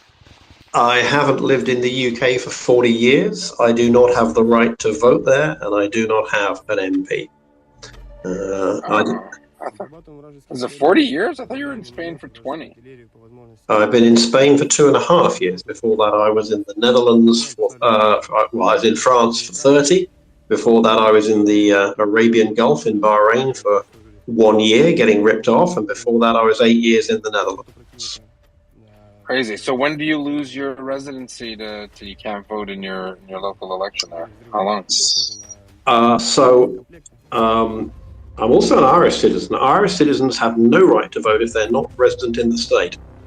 They inherited that from the Brits. Britain introduced voting for citizens who live overseas sometime during the first Thatcher government, when polling indicated that recent expatriates were more likely to vote Conservative. And so you could vote as long as you hadn't left the UK for more than 5 years. And the idea was that after 5 years, because you vote in a constituency, whereas, for example, French people have overseas constituencies. There is a French MP for Spain, for all the French people who live in Spain. So the idea was that you would lose touch with the constituency, so they said, okay, well, 5 years. And then at some later point, they did some polling and discovered that expatriates who'd been out of the country for up to 10 years were more likely to vote Conservative. And so they pushed it out to 10 years. And then at a further stage, they pushed it out to 15. So what is it now? It's currently 15, which meant I didn't get a vote in the Brexit referendum either. And I believe there is a proposal to make it unlimited, but it's very unclear where I would register to vote. Is it in the UK? Yeah, well, I was a student, and you know, I was a student, so I was registered at 2 places, and I could only vote in one. But it would be ludicrous for me to vote in my previous domicile in the UK, in terms of, you know, the fact that particularly with the UK system, you're meant to be electing a representative for the people of the area. So I don't think I would vote. I would like to be able to vote in things like referendums. I'd have liked to have been able to vote for a proportional system like the European elections, but that's gone. And I can't vote in the European elections in Ireland because, as I said, Irish citizens do not get a vote unless they are resident in the state, full stop. There's no overseas vote for Irish. Yeah, well, a lot of people have that. You have to be resident to vote. Okay, just curious. Thanks so much. We have a bunch of speakers. A name on the trophy, then John. Thank you, Huda. I'm glad my last DM entertained you. It was meant in jest, and I'm glad it raised a smile. But yeah, my thoughts were, I know there's takers and there's non-takers, but much like the D-Day beaches were split up, I just wonder whether we could carve up the front line and help Ukraine and put more pressure on those who are not quite as willing as others to actually front up. If we give them a section of the front line they were responsible for to support, maybe that would get a bit more siren alert buy-in update. and a bit more Donetsk, pressure from all their clear. populace. This message has been generated with municipal data. Yeah, no, I do. I think the system they're doing now is pretty effective, though. No. No, I do. I just think, you know, if you gave, like, you know, a couple of 100 kilometers to France and a couple of 100 kilometers to Germany of the front line that they were expected to support, then maybe they may take their hand out of their pocket, so to speak. So are you suggesting that Germany should send a particular type of tank to Ukraine based on Donetsk, which battalion is fighting there? This doesn't seem likely to be militarily terribly effective. No, what I'm saying, Nick, is that I think that given an area of responsibility, it would be difficult for Scholz to shirk that responsibility. And to be honest, I think that Rheinmetall should relocate to the UK, where they can actually get contracts. Right, I mean, we're all frustrated with Germany's poor support, but I don't really understand what this system that you're proposing entails. Does it mean that once a week we have a report and we go, Ukraine lost 3 kilometers in this area, that's Scholz's fault? Because it seems to me that the extent to which Ukraine advances or doesn't advance in an area is principally dependent on the Ukrainian fighters and the and whether the Russians are having an initiative there. So I don't really see this kind of turning it into a league table. I'm not really seeing what the point is. What we want is for all of these countries to go to the Ukrainian Defense Ministry and say, here is enormous amounts of stuff. We will roll it across the border. You guys distribute it exactly where you want it. And I think this idea that there's some kind of, you know, the reason why we had different sections on D-Day was that we were putting people in harm's way, and that's not the proposal. And I don't think even the Ukrainians want that. So I'm not sure what this would mean in terms of this is the German sector. I just don't. Can you tell me what you think that would mean in practice? I think what he's saying. What I would like it to achieve is that we get buy-in, Nick, is what I'm saying, and the German people have something to argue against all their. Clear. This message has been generated with municipal data. I think Nick. I think what he's trying to.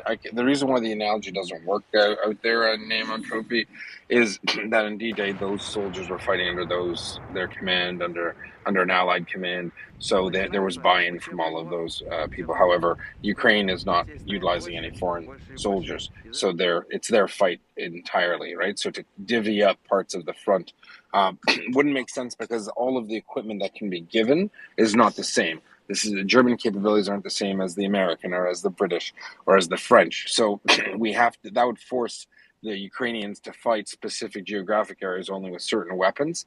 I see what you're saying. It's an interesting thought. I don't think it really plays out. I think what Nick was saying is probably obviously more realistic in terms of efficacy for effects that the Ukrainians can bring to bear. So there could be whole fronts where there's no movement, but they're vitally important.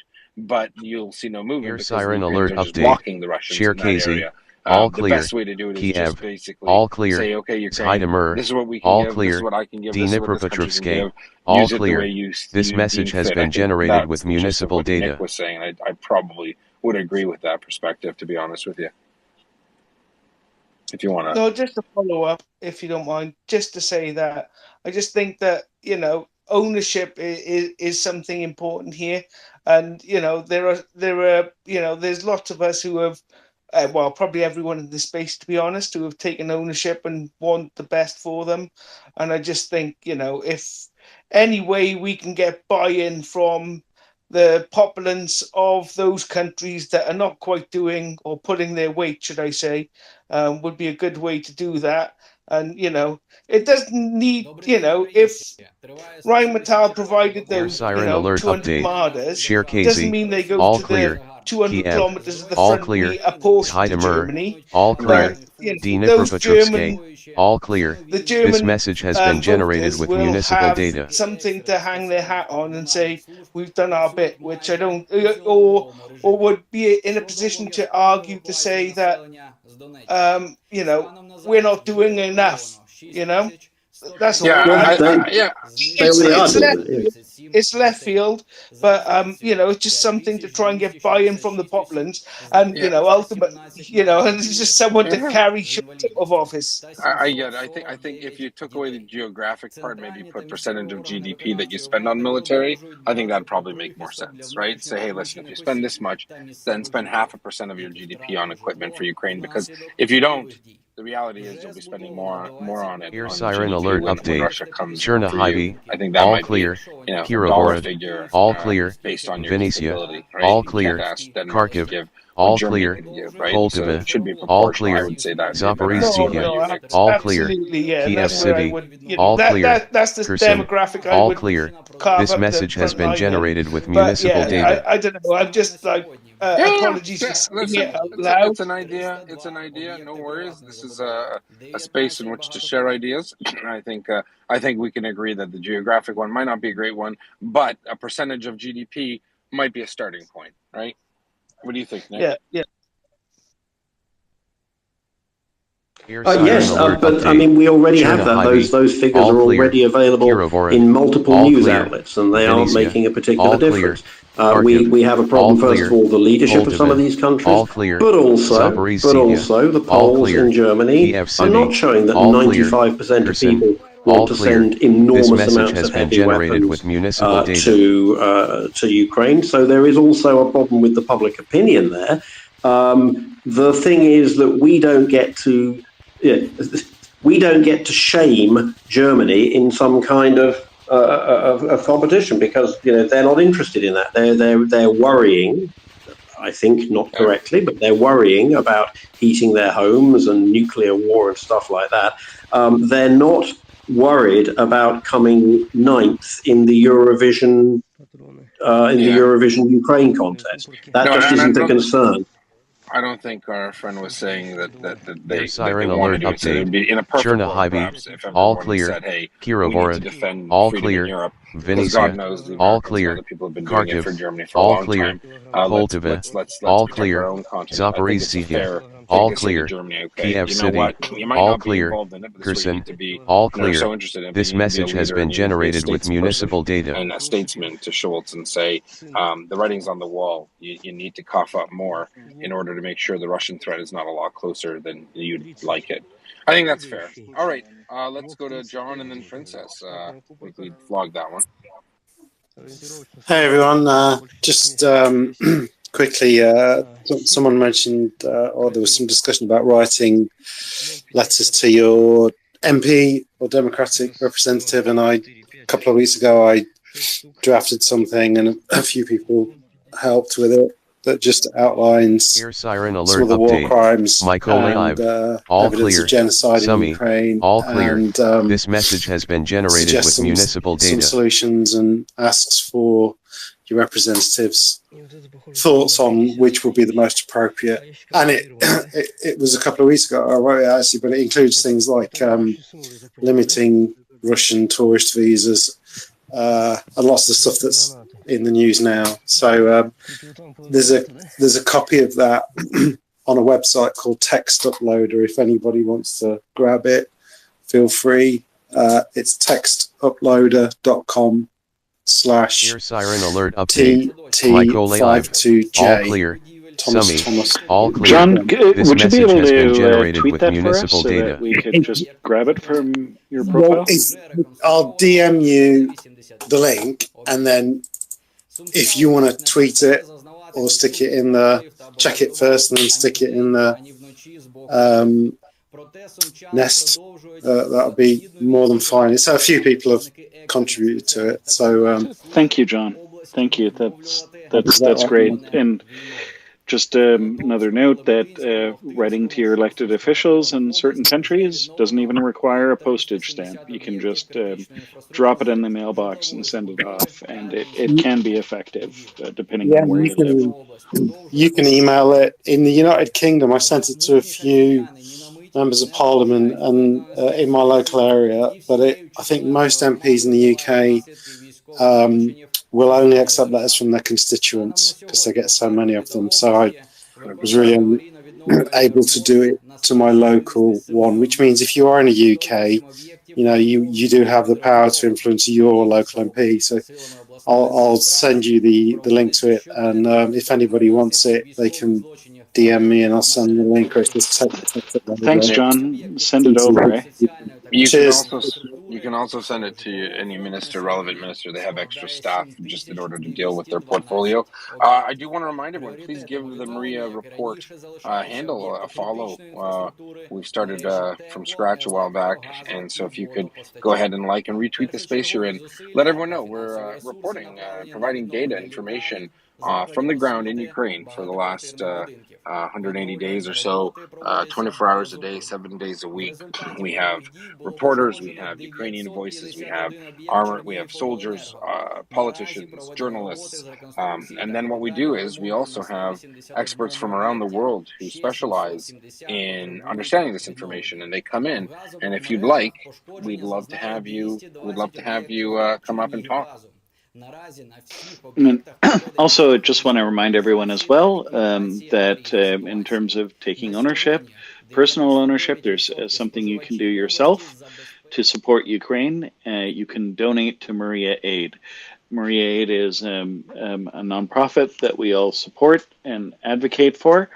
It delivers non-lethal aid to Ukraine, including everything from trauma kits, tourniquets, body armor, night vision goggles, and drones. Sorry, Book. Yeah. I want to talk about the drones. I apologize. I had someone waving at me through the window frantically. So I apologize. So I just want to get back on that stream, and I thank you for picking up where I left off. I do appreciate it. But more importantly, I do want to let people know that we have a huge bevy of experts from around the world, and we would love to, continue to have your support. And as Ben Bloke said, if you are in the position and you are able to assist financially, MariaAid.org is an organization that provides amazing support to the Ukrainian military. They have a specialized drone program where they're doing wonders. Check out Maria Aid handle. It's not us. We are Maria Report. We are a separate organization, but we're all staffed by volunteers, 24 hours a day, 7 days a week. Here on Maria Report, we have about 35 volunteers, and we work together on a schedule. We have a back end team of IT types. Nick, your mic's off, please. We have a back end of IT types that provide the audio engineering for the different websites we have. And it's a huge collaborative effort. We don't take any money. If no one in the panel will give you a PayPal to send money to, we don't do any of that. We literally pay to be a part of it. There are people that have paid thousands of dollars because they're paying for the servers in the back end that are on our team. They're successful in their business world, and they do this out of love for Ukraine. They do this to provide 24-hour coverage and analysis to people like you. So the least we ask you to do is help us increase our social media platform. We will never be behind a paywall. We will never podcast for money. All we're doing is speaking truth to power and telling the world and sharing with the world what's going on in Ukraine. And if you want to assist us as a team, if you have technical skills, or maybe even you worked in radio and politics is something you love, or Ukraine is dear to your heart. We do look for occasionally extra co-hosts and moderators. So do reach out if that's something you're interested in. Bottom line is, we're a group of volunteers. We're in it to win it. We're in it for Ukraine. We make no qualms about it, and we do our best. We're not perfect, and we've apologized in the past. Sometimes we're tired, maybe we're not doing a handoff in time. So please don't take anything personal. Our heart's in the right place. We want to support Ukraine. We want to fight Russian disinformation. And that is definitely the sphere as to where this is going in the world. This is definitely something that we have to focus on as a group.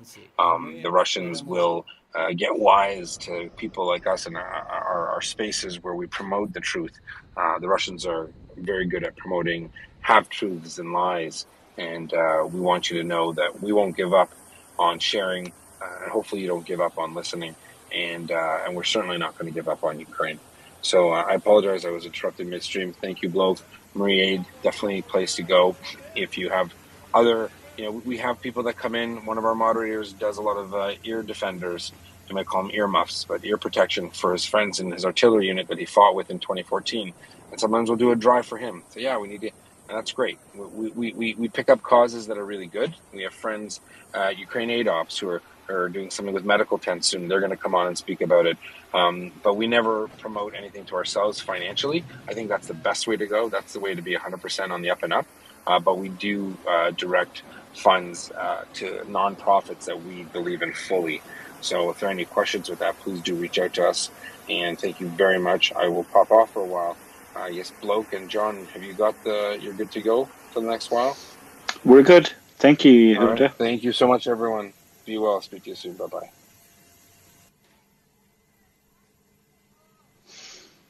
Okay, believe Prince was our next speaker. Yeah, I don't know. It might be my audio going funky. Can you all hear me okay? Not really. Your audio's pretty shaky. Try again. Yeah, I think you might have to drop down and come back again and get a better Wi-Fi connection. And I think our next speaker is Ukraine Will Win. Go ahead. Hey, Bloke, how are you? It's Candace calling again. And I just wanted to address the contacting your representatives and senators. I am going to try to be a small percentage as just polite and like just a little deleterious, and I can speak for in USA and in the US that you have to be more direct. If you are like just going with vague generalizations to your reps, they're like, what am I supposed to do with that?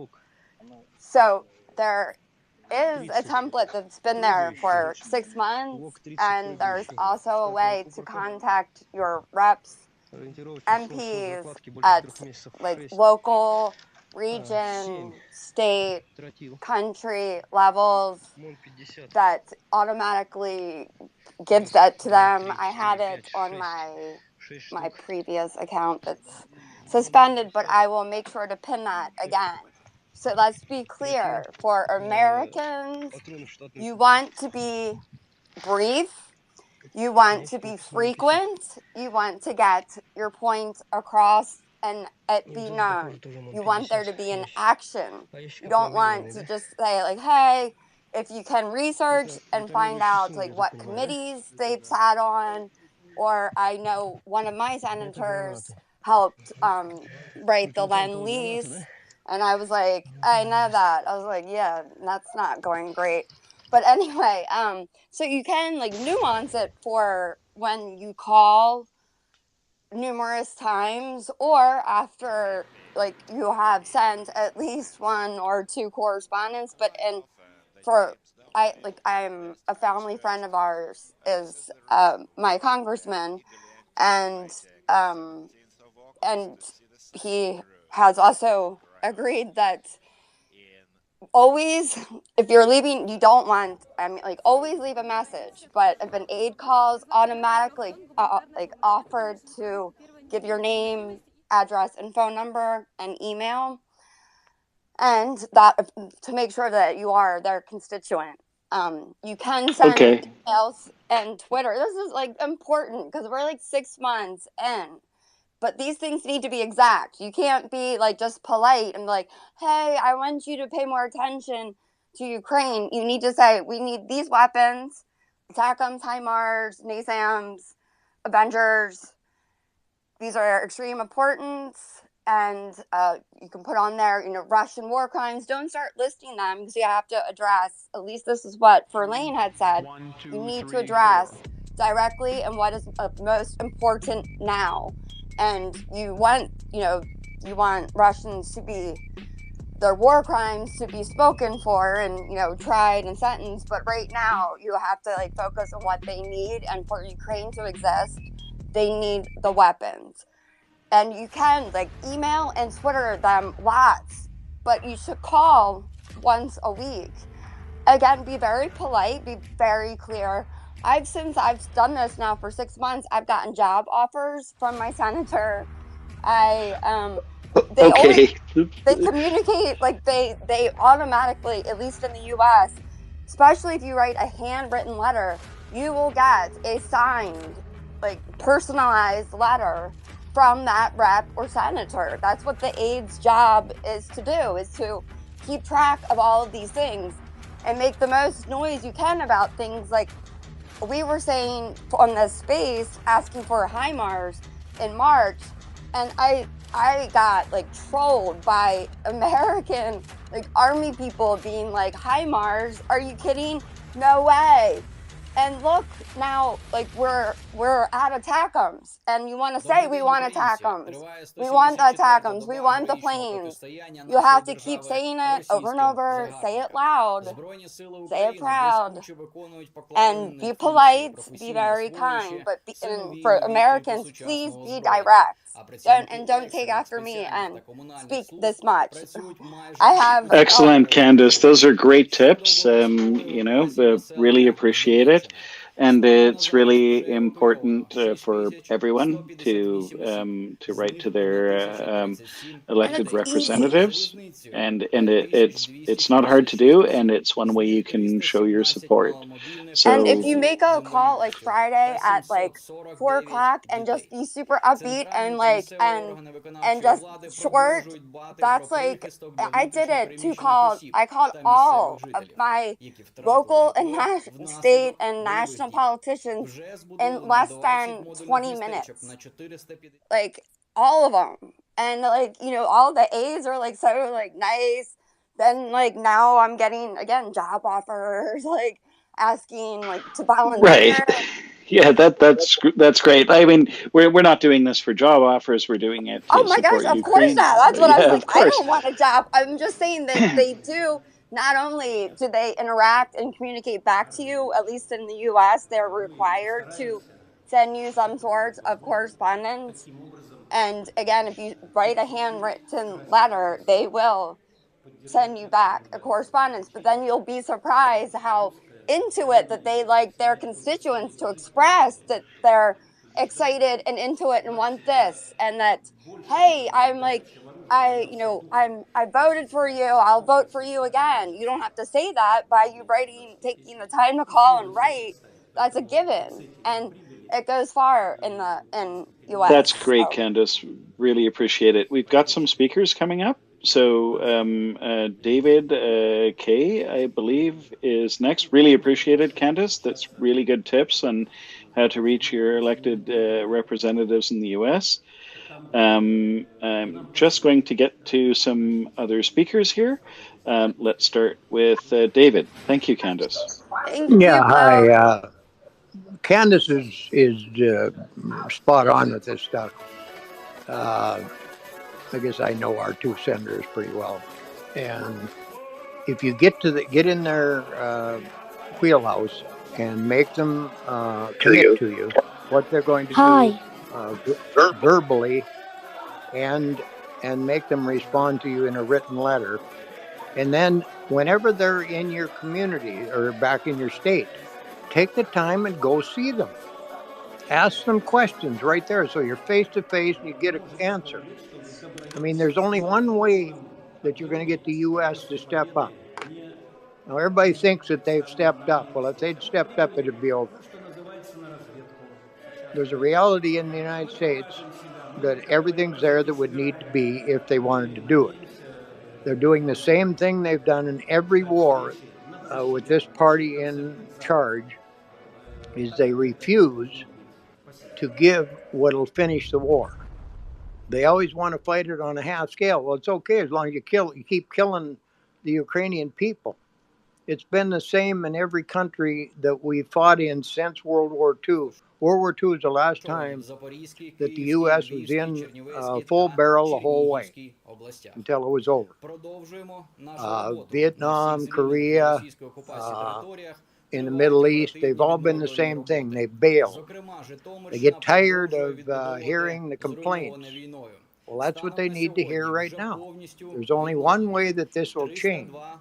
I don't think it'll change till November personally, but that's a political thing that you don't necessarily need to talk about.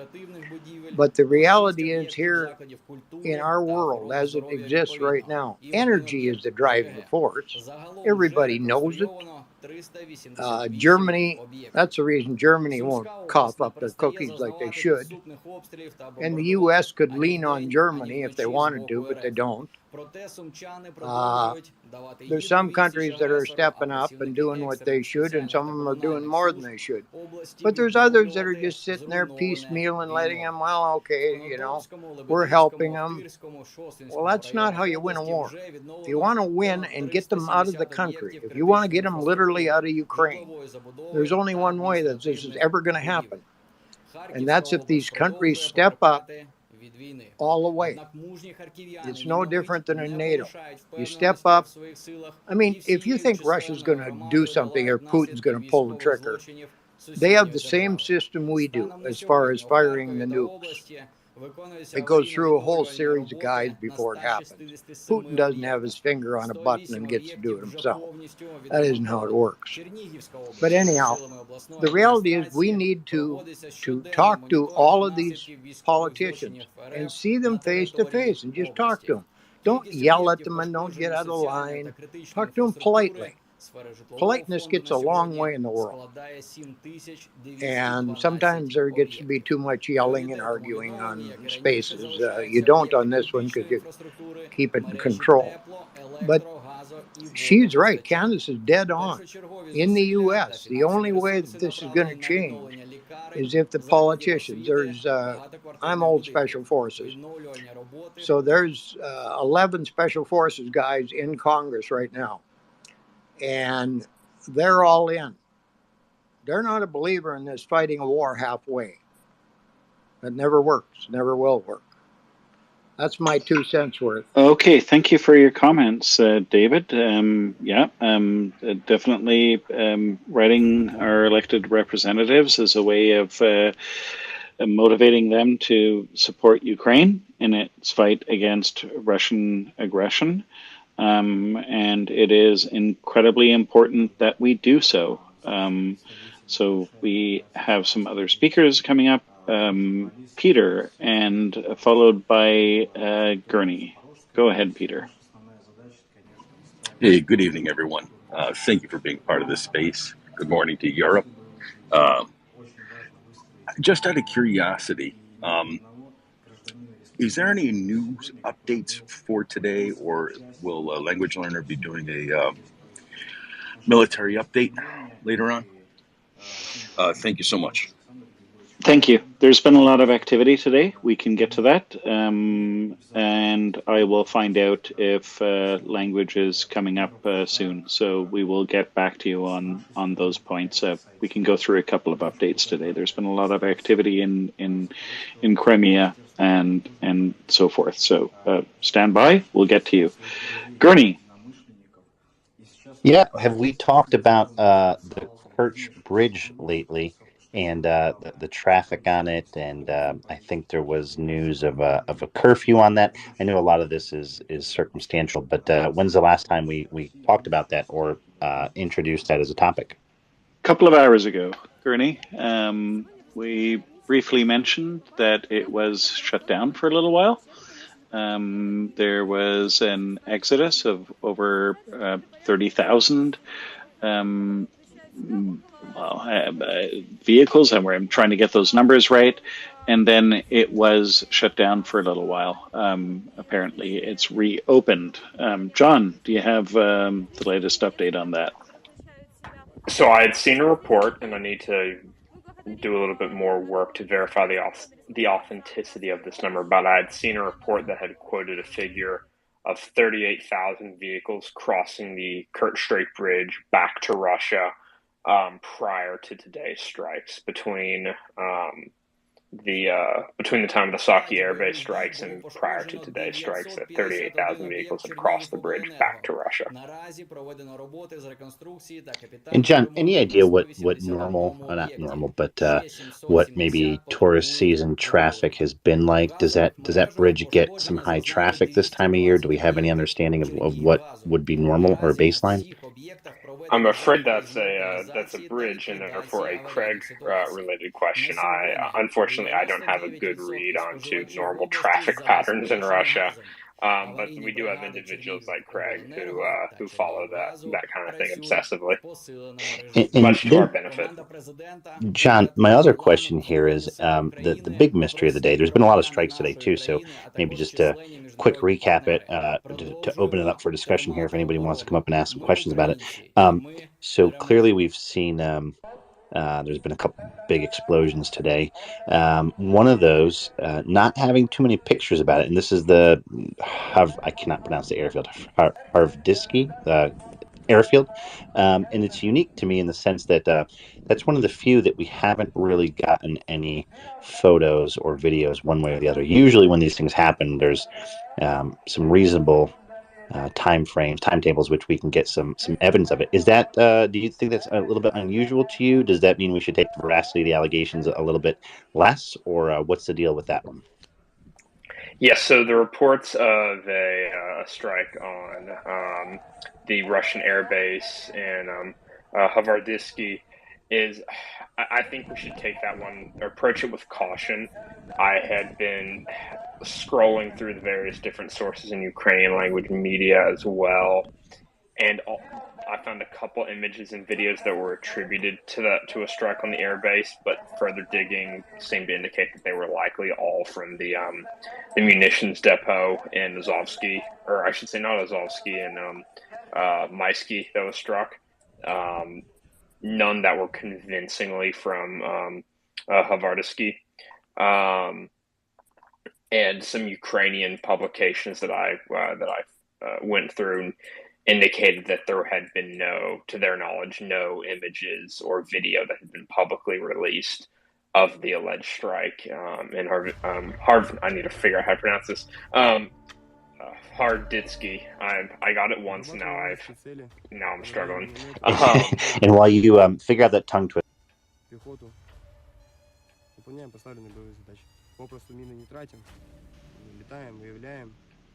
we lose Gurney? Yeah, I think we just did. Oh God, I bumped him down. Yeah, my connection is remarkably stable today, but we've lost Gurney. We lost you, Gurney. Bringing you back up.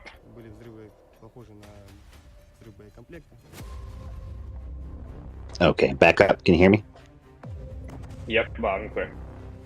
No, I was just going to say, while you're figuring out that tongue twister, there was another big boom explosion today, just to recap a few of the bigger ones, the important ones, especially strategic. So, Lysychansk, there was a huge, massive building leveling event, almost more destructive, or at least the architecture of the building is less significant, but almost more destructive than the Popasna Wagner headquarters strike. And the reason I should mention this is, if you're Russian and you're listening, please reoccupy anytime the Ukrainians retrograde anywhere and cede ground. Please, by all means, feel free to take over the old headquarters. That is a wonderful thing to do. Please keep that strategy up. Wink, wink, because I also think they should continue to take pictures of themselves in front of headquarters. I think that's a good idea too, and we should encourage them to do that as well. Yeah, I mean, John, you've got maybe a little bit of info on this. Some reports, again, the reporting, it takes a while to get a steady, solid stream in of different data points here on it. But some of the reports say upwards of 100 Russian personnel were killed in that headquarters, that formerly Ukrainian headquarters, then reoccupied by the Russians. And of course, the Russians couldn't resist from flying their flag loud and proud in front of the headquarters. So again, please, if you're Russian and you have pride for that, please fly your flags in front of your headquarters. They make great targets for Ukraine partisans to readily see from a distance. So please keep that up. But John, did you hear reports about that one might have been quite a large number of personnel? Yes, so Serhiy Haidai, the military governor for Luhansk Oblast, he said the figure that he gave in an interview with a Ukrainian media outlet was an estimate of around or nearly 100 Russians KIA. Yeah, I mean, when I saw some of the pictures of the video, there was no building; it was rubble. And I mean, just to refresh sort of a lineage here of different major strikes we've seen, we can remember back to recent history in Kherson city that there was a very large strike on a Russian command group that was meeting, and the building was a very, very it was an older building, but it was a very substantial building, might have had even more substantial walls. That took significant hits and was pretty much leveled to the ground. Yet, when we say leveled to the ground, I mean the building was part of the perimeter was still there. I don't think anyone who was in the building survived. But if I had to compare that imagery to then the Wagner HQ imagery, again, the building was basically completely destroyed. However, obviously there's remnants that remain. But if I look to today, I don't have as much of a starting point. I would have to assume the building was a bit less substantial, but still a very substantial concrete or stone building. But there was nothing left of the building. I mean, it was literal just pieces of cobblestone and debris. You couldn't even make out a semblance of where the foundation would have been. It was just complete rubble, without a purpose and without a place. So it was just whatever it was massive, on par with the others. But this building may have even been less, substantial in terms of being able to exist after a strike like the others. So I thought that was significant today. So I'll pause there. Yes, there was also some interesting photos that were released, I believe, by the Ukrainians. It looks like they managed to fly a surveillance UAV right over the remains of the building, and as part of that, accompanying the image release, there was a very, very gloating quote from one of the Ukrainian operators mocking the Russians, the ineffectiveness of Russian electronic warfare measures, because they were able to fly a UAV over and directly take some pictures without any interference, it seems. Oh yeah, I'm looking at a photo now. Somebody was kind enough to send a before and after photo, actually multiple side by sides from different angles. So the building, as I look at it here and just describe it visually, it may not have been on par with the amount of stone and concrete that the Kherson city was, but this is still a substantial building. You know, your typical Soviet era concrete architecture for an administrative building. And it's you know, just if I had to look at the debris, I wouldn't think the building was this large or this substantial, but clearly it was still a substantial building, and there's just absolutely nothing left of that building. It looked like it was massive. I don't think people might have survived even the blast wave of being in even a nearby adjacent structure that's still standing, but that looks absolutely massive.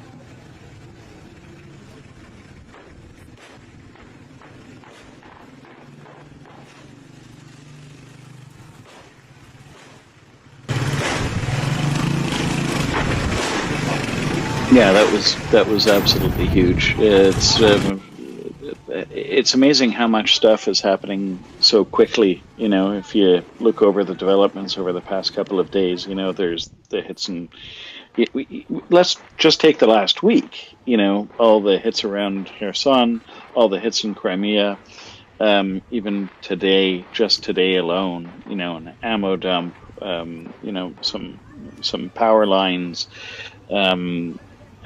You know, the ex-SBU headquarters, which the Russians decided to make their own headquarters. I mean, the day before yesterday, it was the Wagner Group headquarters. So all of this, you know, points to, you know, incredible intelligence,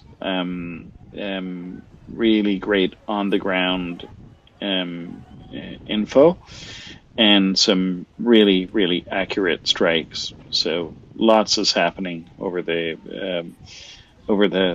past just 24 hours.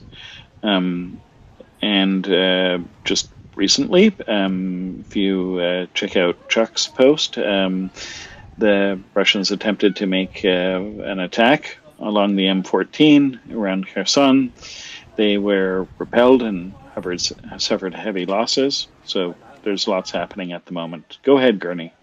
Yeah, it looks like there's a couple inflection points that have been happening, but this most recent one, right, especially in the last week here, I think maybe just to back up a step, maybe in the couple weeks prior to that, it was an inflection point with what HIMARS was able to do in terms of stemming and sort of slowing the Russian artillery to allow the Ukrainians to sort of stabilize some of their positions, even though the Russian progress had been slow but deadly nonetheless. So there was that phase, but let's you know, that's still happening in the background. Clearly, there's a weapons system that is taking out these priority targets and continuing to expand, not just on ammo depots, right? So obviously earlier today there was that strike in Crimea that took out what looked like to be an ad hoc ammo, but this new phase is sort of everything that's happening prior is continuing, and part of that prior phase we saw the suppression of enemy air defense with AGM-88s and whatever systems we don't know about, but Russia not only has to contend with that prior phase and it occurring. There's no end to that, but there's new activity. And what I say by that is it's really emboldening the Ukrainian partisans. And now it seems like the Russians are going to have to deal with both traditional high-intensity conflict. They're going to continue to have to deal with the HIMARS affecting all these ammunition dumps and command and control. They're going to have to figure out a way to deal with the S-300, S-400 situation, inability in some targets. They're going to have to figure out how to deal with airfield losses, significant destructive airfield losses. But now on top of all that, whether those actions have emboldened the partisans or whether the partisans have been activated and emboldened in a way. But the next phase of this conflict seems to be adding in the that partisan activity, and whether that's targeting, spotting, informing upon all the things that happened in an insurgency or partisan type environment. So now that things, I don't want to say stabilized, but now that the Russians have sort of stabilized in newly acquired positions, and mind you, they've worked very hard to establish the small kilometers of ground that they have pushed. But now that the partisans have had some sort of semblance of understanding the status quo, understanding the patterns, blending into society, but more importantly, getting a baseline, right? Getting a baseline for what the Russians are doing. Now comes the hard part for the Russians. Everything that I mentioned that they have to deal with, now they have an informing network that is informing upon them, whether it's positions, patterns, everything you see, and that's going to be added into the mix here. And I'm sure that the continued success of all that HIMARS and air defense and all these airfields are only going to embolden that network further to continue informing upon the Russians and hampering the Russians and targeting the Russians, really making no area safe, especially in these newly acquired areas. So I see that as a huge challenge, knowing that the United States spent 20 some odd years in a counterinsurgency, and knowing just how taxing that is on manpower, regardless whether you have air dominance or you have superior weapon systems, which the Russians do not have. It is very hard to take out a determined adversary that when the local populace is sympathetic and determined and resolved, it is very hard to target the things with any weapon system. And so we know the Ukrainians are determined. We know they are resolved. And we know that they're at parity with the Russians in most cases, and in some cases they're above parity. And hopefully, the artillery situation will get to parity with the Russians and beyond. But Russia, is going to have to contend with this sort of partisan insurgency network on any area that they've acquired, and figure out how to deal with that, which will be extremely hard for them to do whilst still fighting a high intensity conflict with Ukraine. So, for me, it has sort of bad news written all over it for the Russians. And there's a lot of historical examples that will tell us if the populace is resolved and the populace is determined and the populace is supported through networks, that makes a very formidable enemy in and of itself. And so I think that's, this is another inflection point to where that activity is either being activated or has been activated before, but now we're seeing the results of that, results of observing patterns and fitting in, getting suspicion dropped from them because they've been part of the populace now, and getting the Russians to really look over their shoulders at every single turn, on top of fighting a high intensity conflict.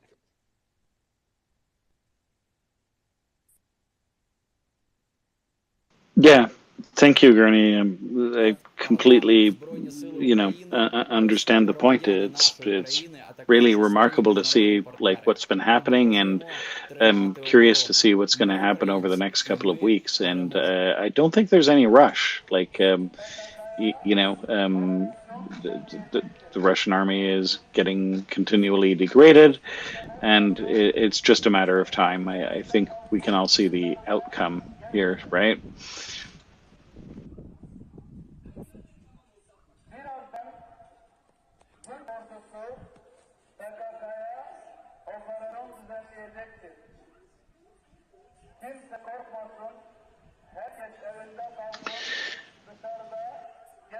I was just going to say, so then I'm just sort of going down a mental recap in my head of different things I've heard on the space today or come into, and I can't forget our fabulous conversation with Tom.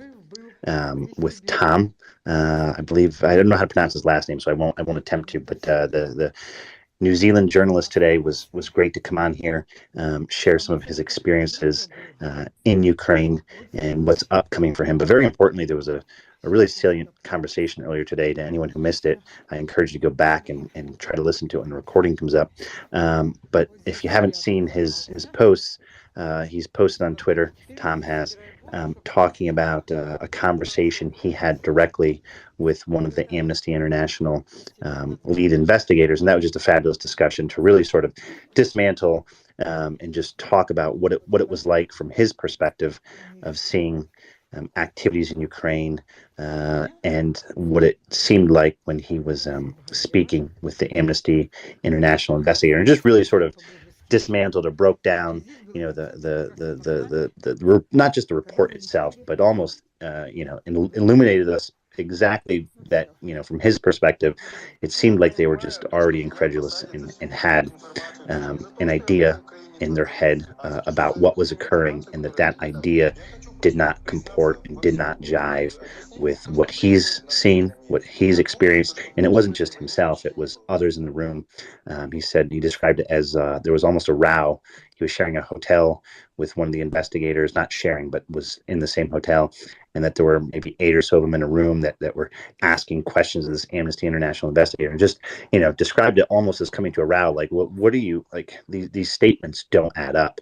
So that was a fabulous discussion. I thought I'd highlight it because to do it justice, people should go listen to the recording or take a look at his Twitter profile to see some of the posts that really just sort of talk about the harm that Amnesty has really caused by releasing that report. I encourage everyone to go out there and read his Twitter post and his article talking about that, because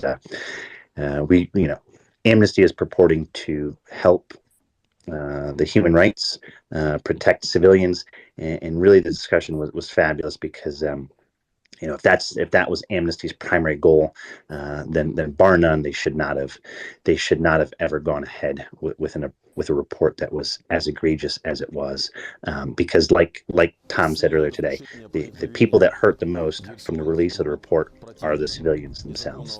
So that was a fabulous conversation. If anyone missed it, please go ahead and take a look. Yeah, and just to remind everyone, if you check out the Maria Report Twitter handle, and if you follow that Twitter handle, you will see a lot of the recordings of past interviews. So, you can listen to them later on Spotify, because we can't always listen when we're at work or in meetings. And we have a number of really, really great speakers. Please, by all means, give that Twitter handle a follow, the Maria Report page, and also please share and retweet this space. That's the way we can get the message out, and it's really helpful to us if you would do that. JJ, please go ahead. Thanks, Bloke. I just read a story here that's saying that the UN Secretary General will be coming to Lviv to meet with President Zelensky and Erdogan, and I'm kind of wondering if we should have any expectations with regard to that. I don't mean to be negative, but apparently they are meeting with regard to grain exports. So maybe you could give a little bit of background on that if you've read that or know about it. I'm going to defer that to John or Gurney or Joseph.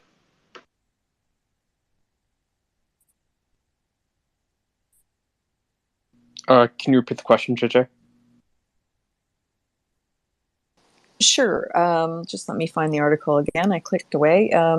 So apparently UN Secretary General is going to be meeting in Lviv with President Zelensky and Erdogan, and it's with regard to grain exports. Have you seen the story? No, I have not.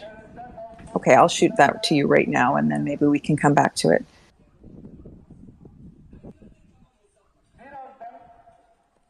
Thank you. I'm just going through some DMs now. I've got quite a few. One, Gurney, getting back to your earlier point about the bridge. So I've asked for the source. There's been some rumors that one of the reasons that the bridge was closed was so that some high-level officials could get out first. I'm not sure how seriously to take that. It would not surprise me, but let's wait for the source. But I thought that was a good one. Go ahead, Gurney. Yeah. I was going to go with something different, but let me just respond to that. I mean, whether that's true, whether that's part of an information op, it doesn't really matter, right?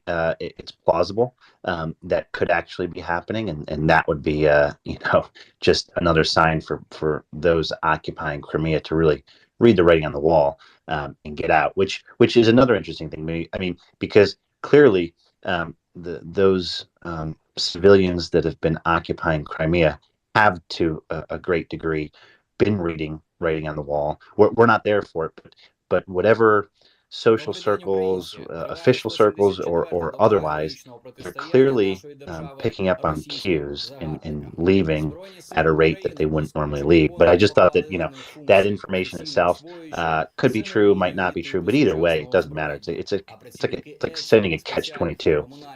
If it is occurring, they're going to get upset about that and think maybe I should leave even faster. And if it isn't true, it doesn't really matter one way or the other.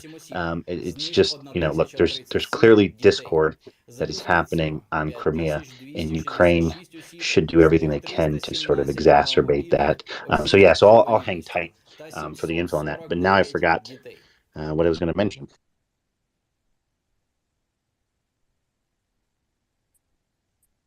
Well, one thing that you did mention was the Amnesty report, which, like you said, I mean, there's a lot of superlative words we can use, like egregious and so forth. Oh, did that jog your memory, Gurney? It did, there, bloke. So thank you. I got a DM and somebody had asked, hey, how can we sort of save that segment? They were there for the segment and they thought it was great. We do have a YouTube page. I don't know the details. So, bloke, my question to you is, could somebody, as a PSA, again, to the audience that might not be familiar with this, how we save, how we condense segments down and we label them and we upload them to YouTube so that people can take these bite-sized chunks of the interviews. Where would they find that information? Yeah, so folks, if you want to find this information, you're here in this space and you can see that there's a Twitter handle associated with this space. It's at Maria Report. If you follow that Twitter handle in the tweets, you are going to see all the latest links to the past interviews and content. Not only that, you are going to see all the upcoming speakers and the invitation to speakers we have coming, and there are quite a few of them. So definitely worth a follow, and it comes in really handy, like, for those of us who can't listen to the show all the time. So by all means, please check out the Maria Report Twitter account and go through it, and you can see a number of speakers. I hope that's what you're, and by the way, there are links to YouTube and there are podcasts as well, and you can even listen to it on Spotify if you so choose. Gurney, I wanted to return to some of these, I'll call them multinational quote unquote charity corporations, right? Like we've seen them really not only underperform but perform badly. So we're talking about high overhead organizations like Amnesty International, right, which released this report that the Russians immediately used to justify further attacks on civilians, right, due to the way the report was written, the way it egregiously, followed a lot of Russian talking points. And these are organizations that have a lot of things in common. And then the Red Cross, the International Red Cross, who, have been particularly ineffective at protecting prisoners of war, of gaining access to prisoners of war, of basically doing anything in their mandate And again, there tends to be a lot of Russian infiltration, a lot of shaking of hands with, a genocidal invader. And, one thing that these organizations have in common is they have a huge overhead. The director of Amnesty International, I think her salary is over £650,000 a year. That's a lot of money, especially for such an ineffective organization. You can express your displeasure. You can, if you have been a donor in the past, because out of the goodwill, out of goodwill wanting to protect human rights, and you've been disappointed in these organizations, you actually should call them. I have, to express your displeasure and express that they've got to start getting this right, because it's a travesty and it really needs to be stopped. So these organizations need to be held accountable, and the best way to do that is if you were a past donor, with good intentions, and you see, the poor work they're doing now, and in fact, almost the reverse work of their mandate, by all means, please call them, please write to them, and let them know how you feel. That can also be effective. I see we have Constantine up. Go ahead, Constantine. So I may be a bit express a bit different opinion. It may, I want to disagree a bit on some of the points that you have said. While I don't encourage anyone, to donate to Red Cross and organization like this, but Red Cross, what people must understand, it does not have its own military power, for example, to enforce, access to POWs held by Russians. Not in any way I want to say that we should all praise Red Cross or anything like that. What I'm just saying that by default, organizations like this are pretty much have no authority, have no means of getting what they want, and people who lead them. I mean, they are. There are people who are trying, of course. There are people who are Russian agents because they are, taken from different layers of society. There, people are hired from absolutely anywhere else, everywhere around the world, and Russia tries to infiltrate all organizations like that. But most people have to understand that. There is no magical button for them to just protect POWs or gain access to them, especially when you're working with countries like Russia. So I would, put most of the blame, on access of Red Cross to the POWs on Russian shoulders, not on the shoulders of Red Cross itself, even though I do agree that just like any organization, it can do a much better job. But it's like blaming, for example, blaming Ukrainians that are failing to negotiate with Russia, right? Negotiating with Russia does not work, no matter what you do. So it's not only that.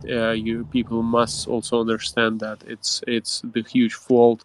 In this lies on Russian hands, Russian shoulders, that Russia actually denies and sabotages all those organizations. Yeah, I don't disagree with some of the points you've made, Constantine. It is true. The Red Cross cannot enforce these things. What I do sort of resent, though, however, and we can disagree on this, that's perfectly fine, is that they tend to be stooges from time to time of Russian propaganda, right? Like, they just tend to do a lot of photo ops, and they'll adopt a lot of talking points, or they'll try to quote unquote see both sides, and there are no both sides in this war, and that's what it infuriates me. And that's where I agree totally. There are no both sides. That's you're totally right. There is only one side. There is a light side. There is a evil side. Fair enough, and that's the point I was getting at. So I apologize if I wasn't clear enough, but these organizations have, let's just put it as mildly as I can, they've disappointed me.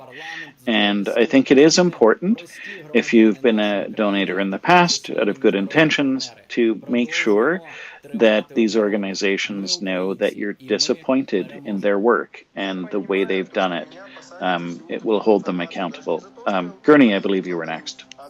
Yeah, so this might, if you'll indulge me here, Constantine and Bloke, this might take a second to get the nuances across here, but I wanted to speak to this because there are two simultaneous travesties that are sort of occurring here, and maybe I could talk about that from an organizational type perspective. And so, the obvious travesty here is not just the report itself, but the effect of that report, right? And we've discussed that well in this space, and who suffers in that report, and that's the civilians in Ukraine who suffer from the release of that report.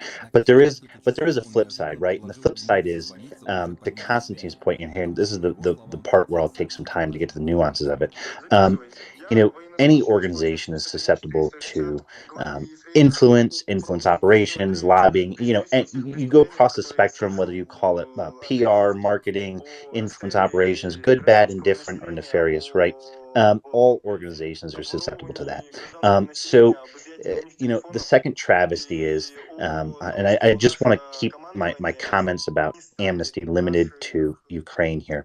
The travesty is that not only Russia can exploit it to harm civilians in Ukraine based off the report, but the travesty is if there is any good work that is occurring by amnesty, states like Russia who do not support basic fundamental human rights, they really win, because any sort of good operations that an organization like Amnesty was doing will now suffer because of this. Now, let me get to the nuance point.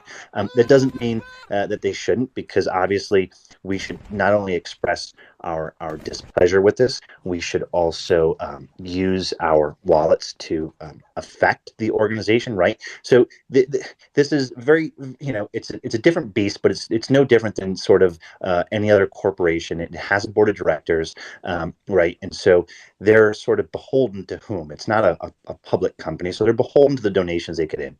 Now, most of those, there's some transparency requirements to report where the donations come from. It depends on jurisdiction. And so in most cases, you can sort of affect that change by really letting that board of directors know, hey, you need to alter course here. You need to change. You need to course correct. You need to do something, right? And in other times, it's hard to do, because if there's soft money influence operations involved, or even dark money influence operations, then that's very hard to understand who really is speaking with their wallet. But I'll say this: getting away from them as a name. You're talking about the nuances of overhead with organizations, size of organizations, and sometimes there's a sweet spot. A young organization may have more of its more of its money go directly, but that doesn't exempt a young organization, because Amnesty was a young organization at one point in time. It doesn't exempt them from making sort of learning mistakes as they build their knowledge database and their organizational capital. So while things might go 100%, there are mistakes that can be learned. So some things that are very small, it takes a lot to get to a critical mass, to just get the right personnel, to go through the learning period, to make mistakes, to learn, to grow, and hit sort of a medium size to where there's some name recognition with it, there's some stability with it. they really have an ability to scale up both the resources and the knowledge. They've worked hard, through volunteers and time on the ground to really understand how to be effective. And then there's too much of a good thing, and that's when an organization can grow too big to sort of disproportionately represent, whether this is an NGO, to sort of disproportionately represent serving a certain market segment. And when they get too big, I mean, great name recognition can draw a lot of things to it, can work off of economies of scale.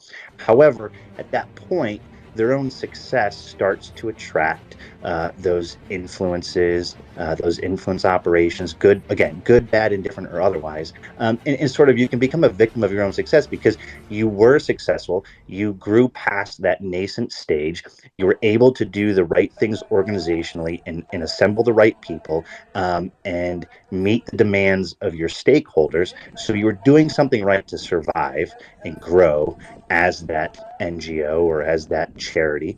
And then at that point, though, you become a target for all these indirect and other things that you have to do. And so when they can get too big, if they take too much proportionally of the market, that's going to draw donations away from other organizations that may offer a better product or substitute. And, they also carry some undue influence with the effect of their decisions, even if that's a mistake in the decision or a poor decision or a calculated, decision, however it got there. And so I would advocate that, we should vote with our wallets in this case. And whether this is Red Cross or Amnesty or any organization, I'm just like competition in the marketplace.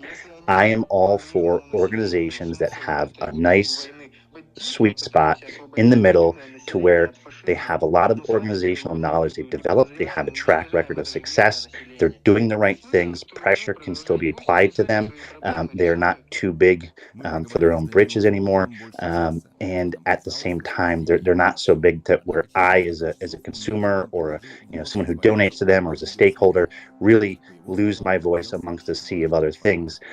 I like that middle ground because if one organization or Red Cross captures much of the market, they can do great things. However, that can detract from other organizations being able to help. And in this case, I'm sad only because, not because Amnesty made a mistake, but I'm sad that an organization that is there to protect human rights not only made a mistake, but did not reverse course over it, dug their heels in. And at the end of the day, I'm sad because humans will suffer because of that. And that's the travesty to me. It's not the organization itself. Anybody can fall victim to this. But I'm sad that at the end of the day, an organization that is there to dedicate their time to human rights is fundamentally failing. And that sets progress back. Of course, it can be resolved. We can shift to other organizations. Things will fill the void. People will leave the ship. And this can be righted. But the time you cannot get back. And in that time, people will suffer. So that's just the nuances of how I'm looking at the situation. I don't take joy in the fact of tearing them down for their mistake. It's really a travesty. And at the end of the day, Russia wins on both sides of that equation. Extremely well said, Gurney, and I think we've got a lot of interest in this conversation. I will have to step down for a moment. So, John, will you be taking over the controls? Yes. Okay, thank you. Thank you for starting this conversation and all. And just a reminder to everyone, please retweet the space. That's how we get the word out. And if you can, remember that there's an organization you can donate to that has very little overhead, mariaaid.org, that helps saves lives in Ukraine. And with that, I will step down, let our illustrious co-host take over, and continue the conversation. Thank you. Thank you very much, Blake, for your time up as co-host. Best of luck with whatever it is you have to go do. So, it's just me at the helm now. I have no idea what the order of hands is. I think it is Dryfly, Leonard, then Chris. So unless anybody wants to correct me on that, go ahead, Drawfly. Hello. I was just going to add that I agree with everything you guys were saying, but I think you need to take a good hard look at it. There has been a concerted effort by the part of the Russians, the FSB, prior to that, the KGB, to place people in NGOs that are favorable to them. They aren't trying to take it over. They're not trying to turn them into a mini KGB, but they definitely got bit hard by some of these NGOs back in the old days, and especially Amnesty. Amnesty really gave them hell back in the early years when it was Siren founded, alert the update. 70s and Kharkiv, 80s. full alert. And they made a This message concerted has been effort to try to generated with place municipal people data. who are sympathetic to Russia in places of power to just make sure that they had people who were speaking, their talking points. And again, it wasn't like a secret, agent type thing where they took it over from top to bottom. They just made damn sure they had people who were sympathetic embedded in the organizations to kind of push it along their way. And you saw that in the US, you've seen it with the NRA, on a conservative side, you've seen it with people like Greenpeace and some of the Green Party amongst the liberals. They don't really care whether it's conservative or liberal. They want, if there's an influential NGO, they just want to make sure that it works for them, okay, or that it doesn't at least hurt them, that the talking points that come out Air siren are alert sympathetic. update. You saw it with Wiki, full you alert. see it with This a message lot has of been generated with municipal that are data. large, cumbersome, where they can burrow people in over many, many years. Not sure exactly how they identify them or motivate them or compromise them or whatever it is they do, but it's been identified by a number of reporters have covered on this in the past. That it, and the U.S. kind of fleshed it out with the NRA, but it was also done with the Green Party with Jill Stein. So I mean, it's left, it's right, it's everybody. They're just making sure that the narratives are friendly and favorable to them. And I just think the Red Cross and Amnesty both got bit by it because people who were sympathetic to Russia made sure that things went the way they wanted it to. And I will listen to other people's speech on their points on that. Dryfly, and I'll add to this. Look, NGOs is just one category or one subset, right? If you, I'm not going to name them by name here, but if you think of any international sporting body, if you think of an international auto racing body, if you think of international athletic competition bodies, right? Anything that carries it's not necessarily a monopoly, but anything that sort of carries an undue proportion. And so sporting bodies are susceptible to this because generally sporting bodies somewhat entertain monopolies on these markets, whether that's through, sporting unions or otherwise. And so you'll see this, the influence, whether you call it influence operation, whether it's done, and whether this is done organically or directly, and it's, not in a conspiratorial way, like you're saying, right? But to purchase, to carry, or to buy influence directly or indirectly to sort of elevate things. You're seeing it with golfing leagues. I don't know many people that are offered, what was the figure here? $100 million for golfing opportunities. You just have to ask yourself, is the activity that important? Probably not. The golf itself, probably not. So, there's some sort of consequential activity, and it's generally influence. It's a seat at the table. It's a perception. It's an external perception. It's an internal perception, and it might not be driving, per se, a strict agenda. It's just purchasing power to sit at the table and sort of have direct or indirect influence, whether it's overt or covert. And we see it in a lot of different organizational bodies, and that tends to happen when an organization gets so large that it becomes sort of a monopoly type player in the market it's serving. So the bigger the organization, you have to really push back hard against these external pressures and influences for the organizations to really stay relevant to their original mission. In this case, NGOs. So I'll leave it there. I know Leonard, and then I think Chris.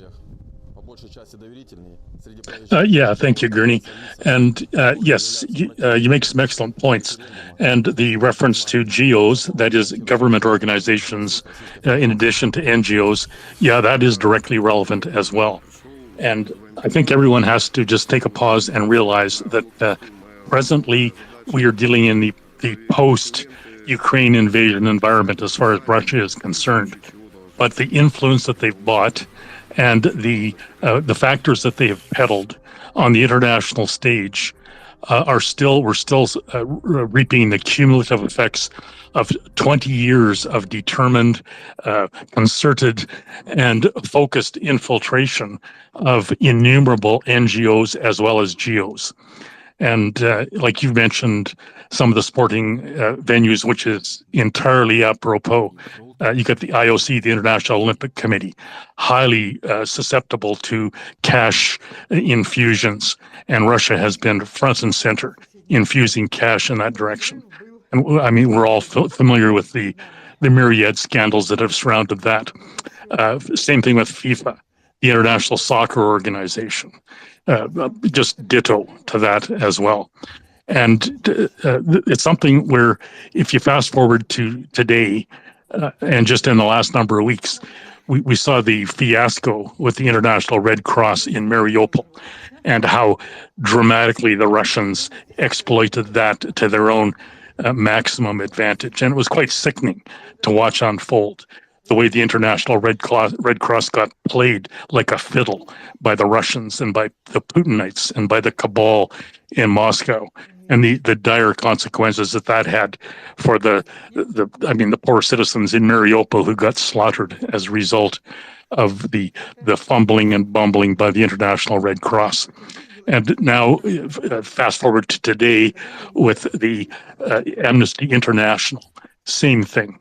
And yes, as Gurney mentioned, that the current directorship, if you will, of Amnesty International, it has gone from being a body several years ago of being a body of concerned international lawyers and human rights lawyers and human rights investigators and genuinely dedicated people far beyond the call of duty.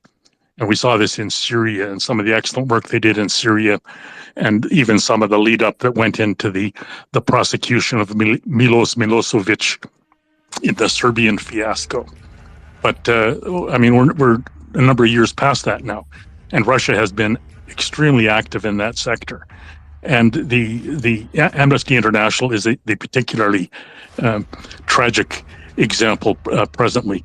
It's a clear example of a group of administrators running the show who clearly have no clue, have made no investigative efforts of their own on the ground, and are driven fundamentally by just an ideological affiliation of whatever form with Russia and the Putinites.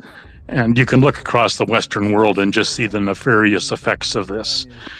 You've got the Cambridge Analytica and the Russian IRS, the Internet Research Service in St. Petersburg, which pretty much co-opted Cambridge Analytica as a data analysis organization that really totally exploited Facebook and the Internet just within the last 4 to 5 years.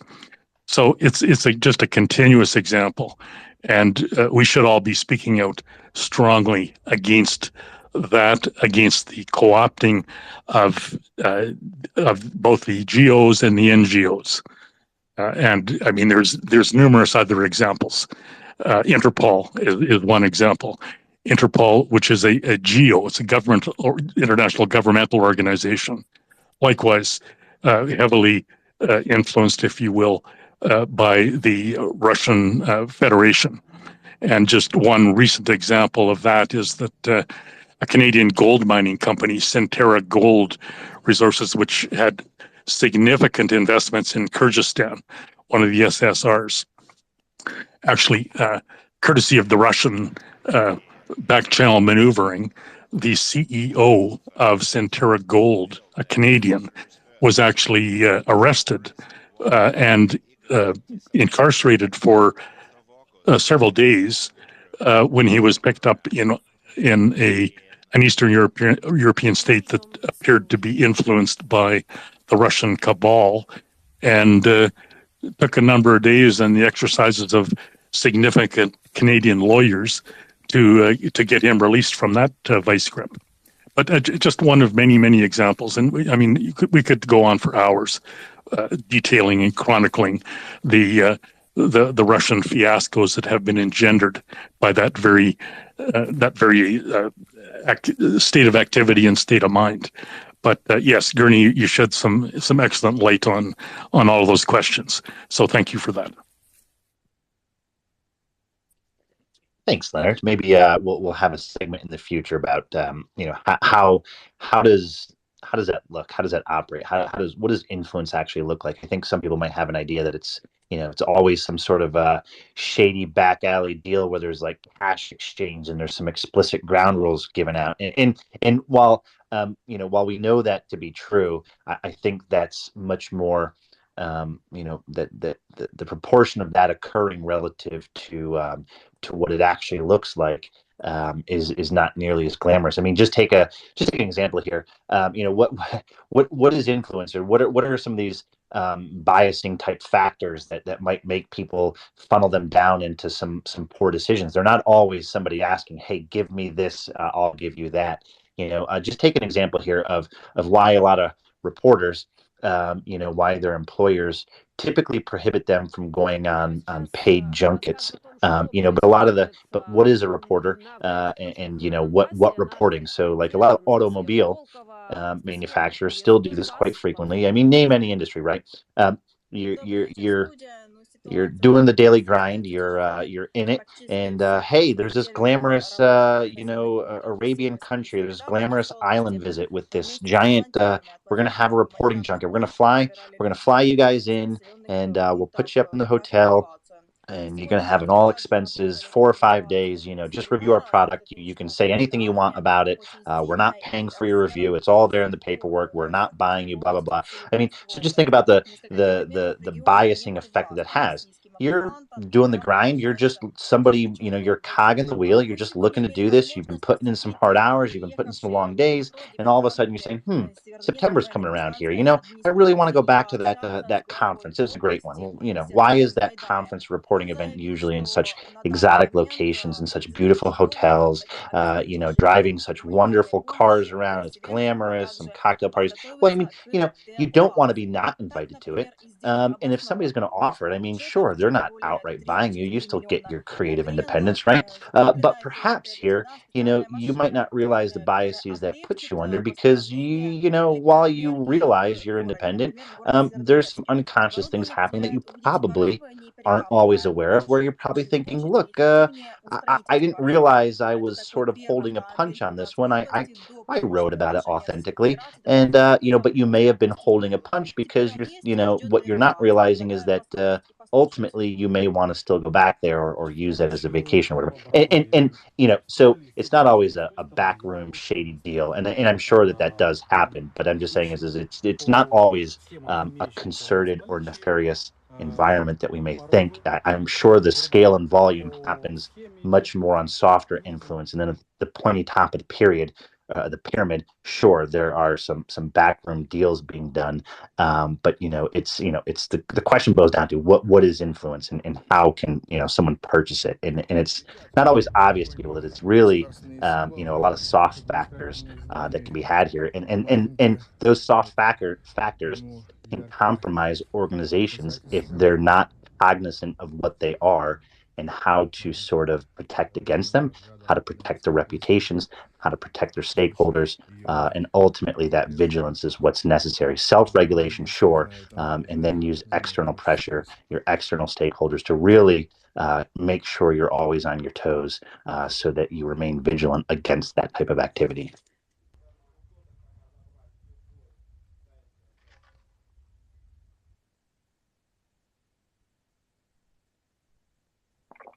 Thank you very much, Gurney. One thing that I've kind of been curious about, and I'm not sure if either yourself, Joseph, Leonard, or JJ has any insight into this, is, why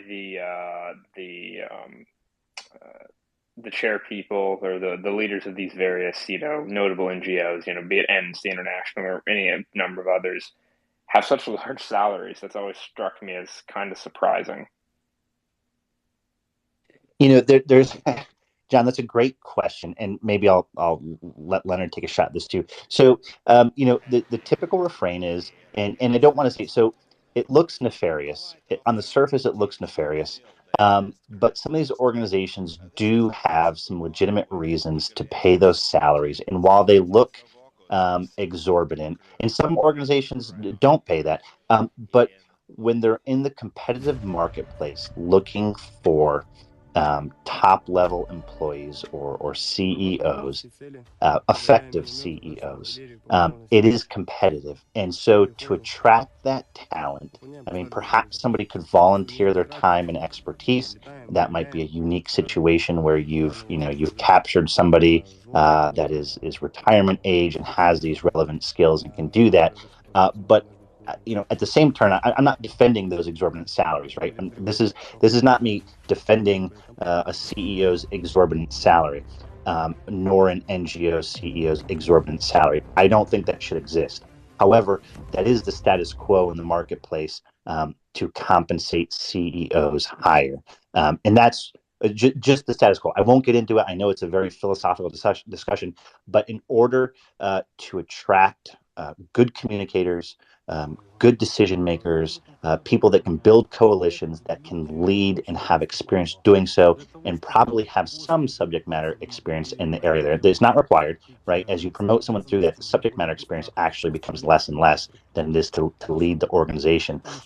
But a lot of people will tell you that those are the salaries required to attract and retain that talent. Now, again, I'm not justifying that, but I'm just saying on the marketplace out there, that's typically the response you see as to why it's necessary. Now, some organizations can put caps in place to say, no, we don't believe in this, and some do that with whether it's in their mission statement or vision statement, and you can even quantify that and say, look, if our average employee salary is X, we want a leader, but now this is a limitation upon the organization, but it's based on their mission and their values, to say, look, we will not pay more than 3 times the average salary or whatever you have. This gets into that thorny issue of ethics and values and morals. And some organizations don't pay those exorbitant ones, but others are saying, look, and there's a lot of board members that are recruited that have a hand in the operations, and they usually come with experience in some capacity, experience in different industries, and so they come from a competitive mindset that they are probably high income themselves, so their decisions can be sort of focused from their perspective of what they're used to, and you'll hear conversations come up on a lot of different boards that we have to pay competitively. That's a pressure I know a lot of boards face, and so some of the decisions that come out of those boards are to, well, we can't attract the right person, or we had a higher turnover. They only stay with our organization for a year, and there's some hidden costs and dangers of having turnover. You have some downtime, you lose organizational knowledge. And so a lot of those boards struggle with how do they attract the right person, and what should that salary be? And it's just our times in the markets now. We just happen to pay CEOs, generally at a level that's much higher than the average employee salary is. So I'm not defending any of that. I'm just saying that's a lot of the reasons you'll hear and pressures they face for what they say is trying to recruit the right person to lead the organization. And as to 600,000, I don't think that's often. I mean, there's a lot of organizations that seem to pay, or depending on where the person is around the world, that does not, to my ears, sound super exorbitant compared to other organizations of that size. Again, that's not me justifying that salary. That's just saying it seems to comport in line with an organization that size and the number of people underneath that type of CEO. Thank you very much, Gurney, for that enormously thorough response. Leonard, do you want to comment on this? Yeah, I sure do. And again, thanks, Gurney. That does shed some further light on on the entire lay of the land. But yeah, I would just highlight the fact that you mentioned with respect to being ever vigilant as to the influence of dollar signs and the influence of so-called world competitive salaries and the effect that may have upon whatever NGO or even GO in the world sector. And I would question perhaps somewhat the reference to a salary of $760,000. I mean, even in the private sector, that's a big whack. And if you just compare that just kind of on a relative basis, and if you look at, say, the IOC, the International Olympic Committee, then one of the more significant or well-known spin-off effects from that organization was with respect to the World Doping Agency and the World Doping organization that effectively was headed by a Canadian lawyer, Dick Pound, out of Montreal. And he, as a member of the IOC, he pretty much headmanned most of the IOC crusade against athletic doping in all the sporting sectors.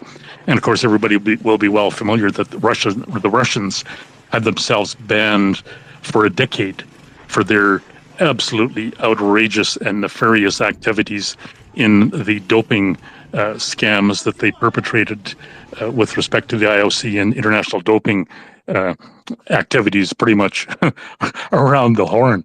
Almost everything they did was tainted by doping and doping-related scandals and all kinds of nefarious techniques involved to skirt the rules and the regulations. But so clearly, when you have these international organizations, that they're not inherently cash cows. They're not inherently profit centers. In other words, they're not really ostensibly there to make a dollar. They're there to expedite some greater, higher public purpose. And I mean, theoretically, that is where the IOC should be also. But when you peel the superficial skin off the beast, you see all kinds of contradictions to that, and organizations that are developing just innumerable arcane techniques of enhancing their own money garnering activities and feathering their own nests. And the IOC comes to mind as a primary culprit in that respect. And you need look no further than Putin and his Sochi Olympics to have a full understanding of that particular issue. And you know, where we have organizations like Amnesty International that were at one stage run by say international lawyers and people with a humanitarian bent, to convert them into salary organizations where you pick a $750,000 CEO plum, if you will. I would submit that just is an invitation to disaster, because the organization is not inherently generating its own internal cash flow. Ergo, they depend almost exclusively on external donations. Ergo, you have a corrupt Putinite state like Russia that is not accountable to anybody or any democratic checks and balances whatsoever, and are beneficiaries of a multi-billion dollar oil and gas monopoly. And yeah, they've got cash to burn, and they can burn it where they choose with no ramifications and no checks and balances whatsoever. So hey, what happens? Well, you see Jill Stein, the American presidential candidate. She gets wined and dined and taken around the mulberry bush in Moscow. And as it turns out, she pulled just enough votes out of Michigan, Wisconsin, Pennsylvania, and the so-called Rust Belt to tilt the presidency. And I mean, you don't have to be a genius to figure out the cost-benefit analysis and the returns for Putin on that front. So, yeah, just to enhance what Gurney was saying, there's no such thing as too much diligence in this respect, and there's no such thing as too much in the way of checks and balances and trying to ensure that the operators and administrators of all of these NGOs and all of these GOs stay on the straight and narrow and are governed by the kind of overriding principles that have been respected and generated in the West, like for literally generations upon generations, and allowing the Russians to harvest the multi-generational fruit from that tree is just, I mean, we're inviting the kinds of trouble that we've got today. So yeah, thank you, Gurney, and I hope that raises a few cockles on this in terms of ongoing vigilance on all these organizations. So thank you for that.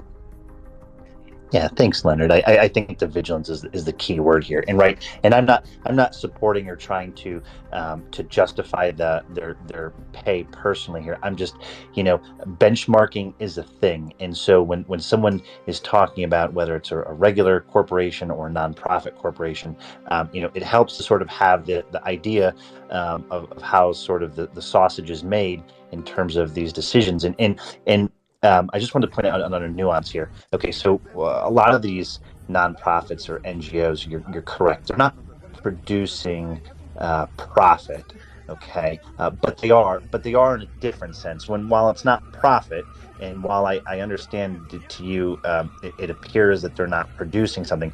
They are producing something. They're producing value. And that whether that's their performance, their effectiveness, they're producing that's stimulating and encouraging people to give to them, and then they are expending. They're controlling the expenditures of those. So I'll just say this: the similarity is usually on the benchmarking for this pay, and again, this is not me justifying it. I'm just saying is the benchmark is usually done on expenditures. So if you had a corporation that's expending $500 million, a budget, whether that's on employee pay, this, that, regardless of the profit that's being made here, they're generally benchmarking it off of the expenditures, because that assumes however you're deriving that, whether it's from stockholders or from stakeholders, right? Whether that's from raising financial capital in a regulated market, or that's raising in most jurisdictions, donated capital, they're still raising it and they're still spending it. So again, that's not me justifying. I'm just saying that's how they usually do that. And then when they're looking for how to set the compensation, again, I got to say this: I'm not justifying the compensation, but the boards usually go through a process where they are for whatever you want to say is the status quo is just such that they're generally benchmarking that against other pay. And so that they feel that in their mind, they're setting the right pay range to attract the right candidate that is capable of expending that as if it was the private sector. Because again, they have to run a tight ship. Again, that's not my justification, but I'm just saying that's how they generally arrive at these different CEO pay numbers.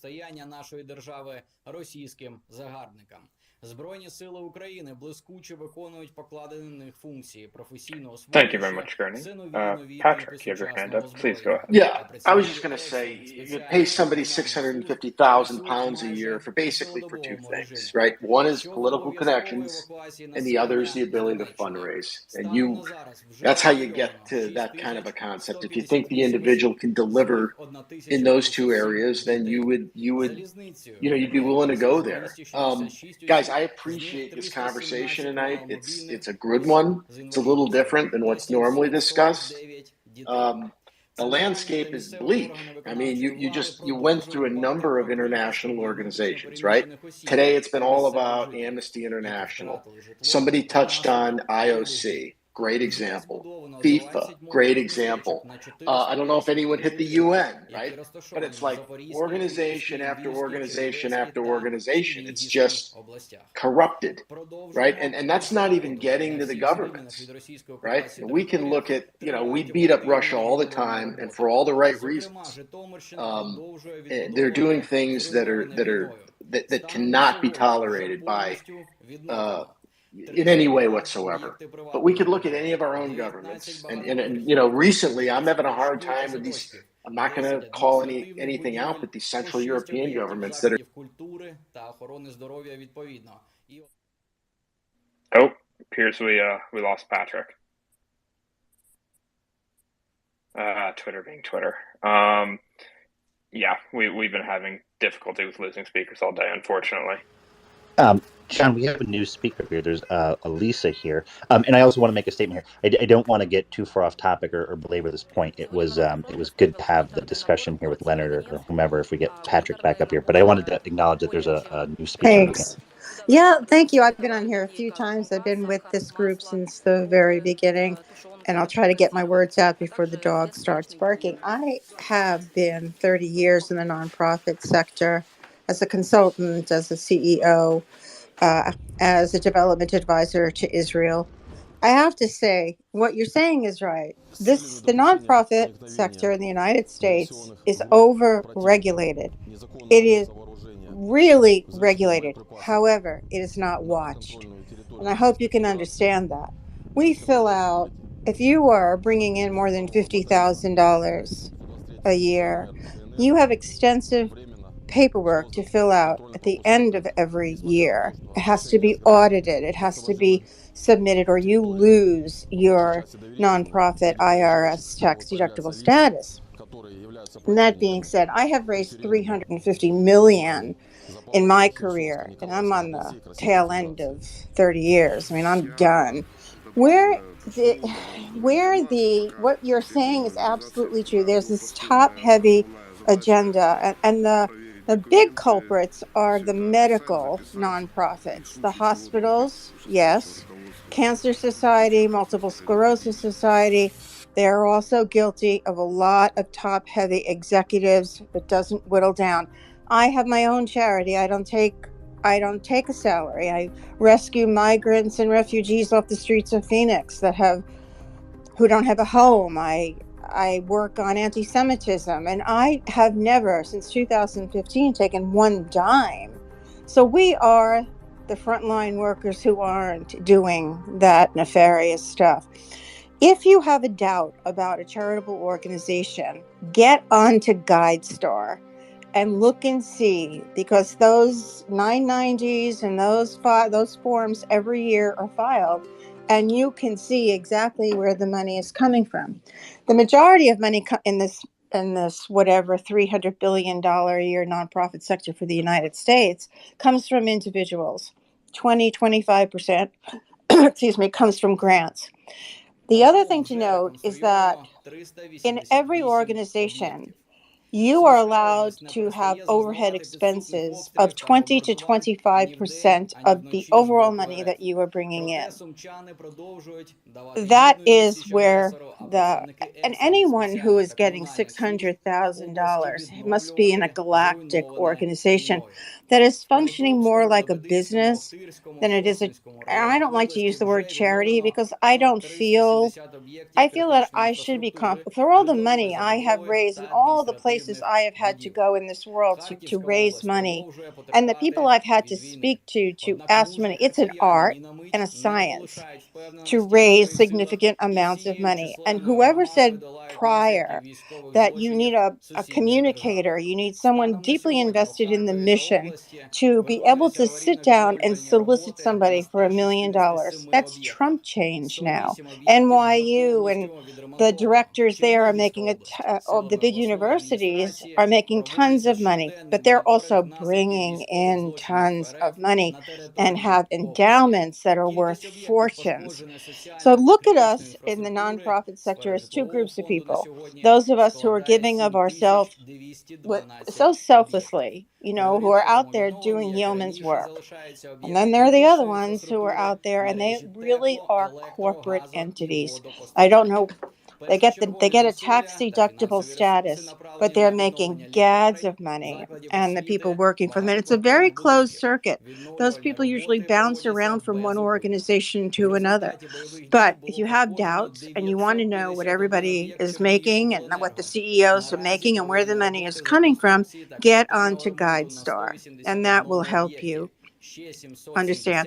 Thanks for this conversation. I didn't expect. I got into it cooking dinner here in Phoenix, and I got into it when you were talking about Cambridge Analytica, and I was very involved in the investigation and into that, because I think, was it Richard Spencer, is that his name? and he was, I mean, he's a MAGA guy, and they gave lots of money to Trump and stuff. And they were under I thought they were under indictment or being investigated for their relationship with Russia. I haven't heard anything since, and I have no idea what has happened to that. That family actually has given a lot of money to the Kari Lakes and the Arizona political MAGA people, and the Republican chairman here. So they were very involved in the Facebook issue, but they were also funding a lot of money into this whole thing about voter fraud and the big MAGA candidates that are now running here in Arizona, along with Touching Point USA or whatever, Turning Point, whatever you call it. Anyway, thank you so much. I'm going to go back to chopping vegetables, but always good to talk with you. And thanks for all you do.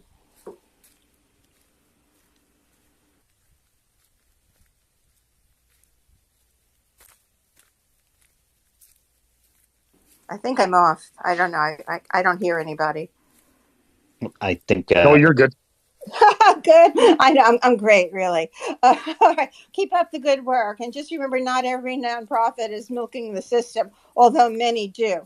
And the other thing is that there are many people who start nonprofits that want to milk the system, and they've got their husbands and their wives and their children on the board of directors, and they are making money and really not giving back to the community. We try to watch out. Those of us who are the good citizens, the good nonprofit executives, we try to watch out. But if we report them to the IRS, likely nothing is going to happen. They will get away with it. It's regulated, but it's overlooked at the same time. Okay, you all. Good luck. Good night. Thanks, Lisa. And the name you were after was Robert Mercer, the Mercer family. Right, Robert Mercer. I'm sorry, I just had a birthday. I'm getting older, but yeah, Robert Mercer. So he gave money to a lot of the candidates. And Lisa, sorry, no. I appreciate the comment, but then it opens a can of worms when we specifically name domestic political things, and then there's going to be a rebuttal and a back and forth, and then why are we going to? Your comments are very much. Well, I was mentioning it because you were discussing Cambridge Analytica and its connection to Russia, and that particular person has been under investigation for it. There was a apologies. I was not here for the Cambridge discussion. I did not hear the Cambridge.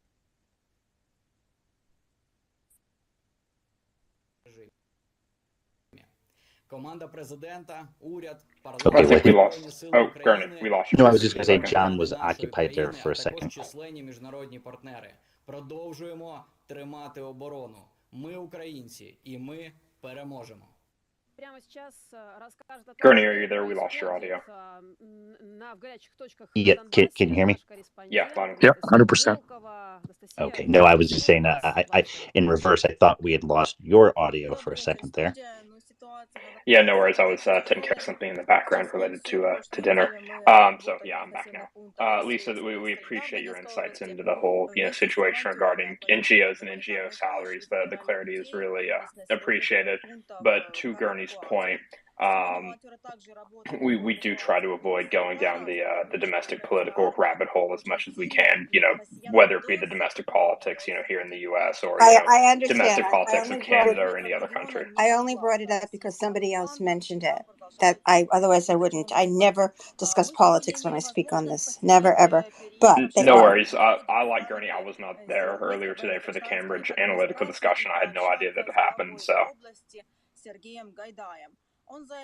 Lisa, thank you for your comments about vigilance. I think the thing we can all take from the discussion is the vigilance only happens, and this is any realm, right? In any realm, the vigilance only happens when we ourselves, you, I, us, this group stays vigilant to anything occurring, and just to Lisa's message there, right?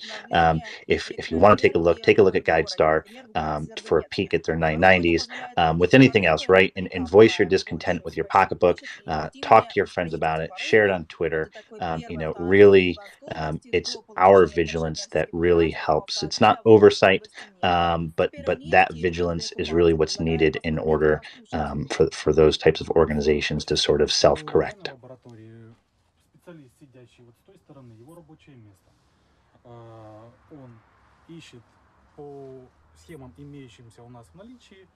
Thank you very much, Gurney. Right on point. Konstantin, I see that you have joined us. You have worked through your connection difficulties. Yeah, can you hear me? Loud and clear. Well, that's good, but I don't have anything to say now because I missed all the discussion. I just connected, and I don't have a clue what everyone was talking about for past 10 minutes. Sorry.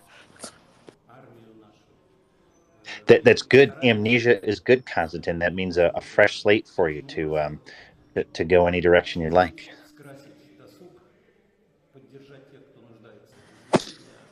Well, the last thing when I get disconnected, it was probably a quite controversial issue is how to pay the workers of the charities and NGOs, and I just want to say that as a young person who is under 50 and who has a family, salary Siren is alert important update. and Kharkiv, what you make all clear. is This how message how has been much you can, generated with municipal data. spend with how much time and fun you're gonna have with your family, basically. So for me, paying, even though I'm doing the thing that I love, getting compensated properly for that is quite important. So that's just in Ukraine, it's a big topic right now because we have so many government and non-governmental organizations right now that are helping our military, our cause fighting Russians. That this questions comes up lots of times, and there are some people who appear to think that in NGOs people don't get paid at all because they because they do Here, everything Siren for alert free update. and that's Kharkiv, it. all And clear. while it's This message nice has been and generated can with be done municipal on a data. smaller scale, and that's why I encourage, for example, donating to small NGOs because they actually can, a person working in a small NGO and can have a can have an actual job, and that would provide for him, and at the same time work for an NGO, do his stuff in his free time. But for larger organizations, it's really hard. So just keep these things in mind, and don't salaries are not those things that necessarily bad when we talk about that. And yeah, for example, if you want to get a good logistician, or you want to get an IT professional who will help you, with your IT stuff, you will have to pay for that. And it's really hard to find some magician who will do it for free. Hey, Konstantin, I got a question to ask. Can I ask you about people doing stuff for free? Yes, of course. Go ahead. Yeah. How is your project with the earmuffs going? Did they get the last of those sets delivered? What's the update on that? I know you've been taking a lot of your personal time here to organize those, aggregate it, unbox them, ship it, work out all the details, contact units. I mean, all that tremendous legwork. How's that going for you? So surprisingly, that's where the small NGOs came in, and we got everything done for free.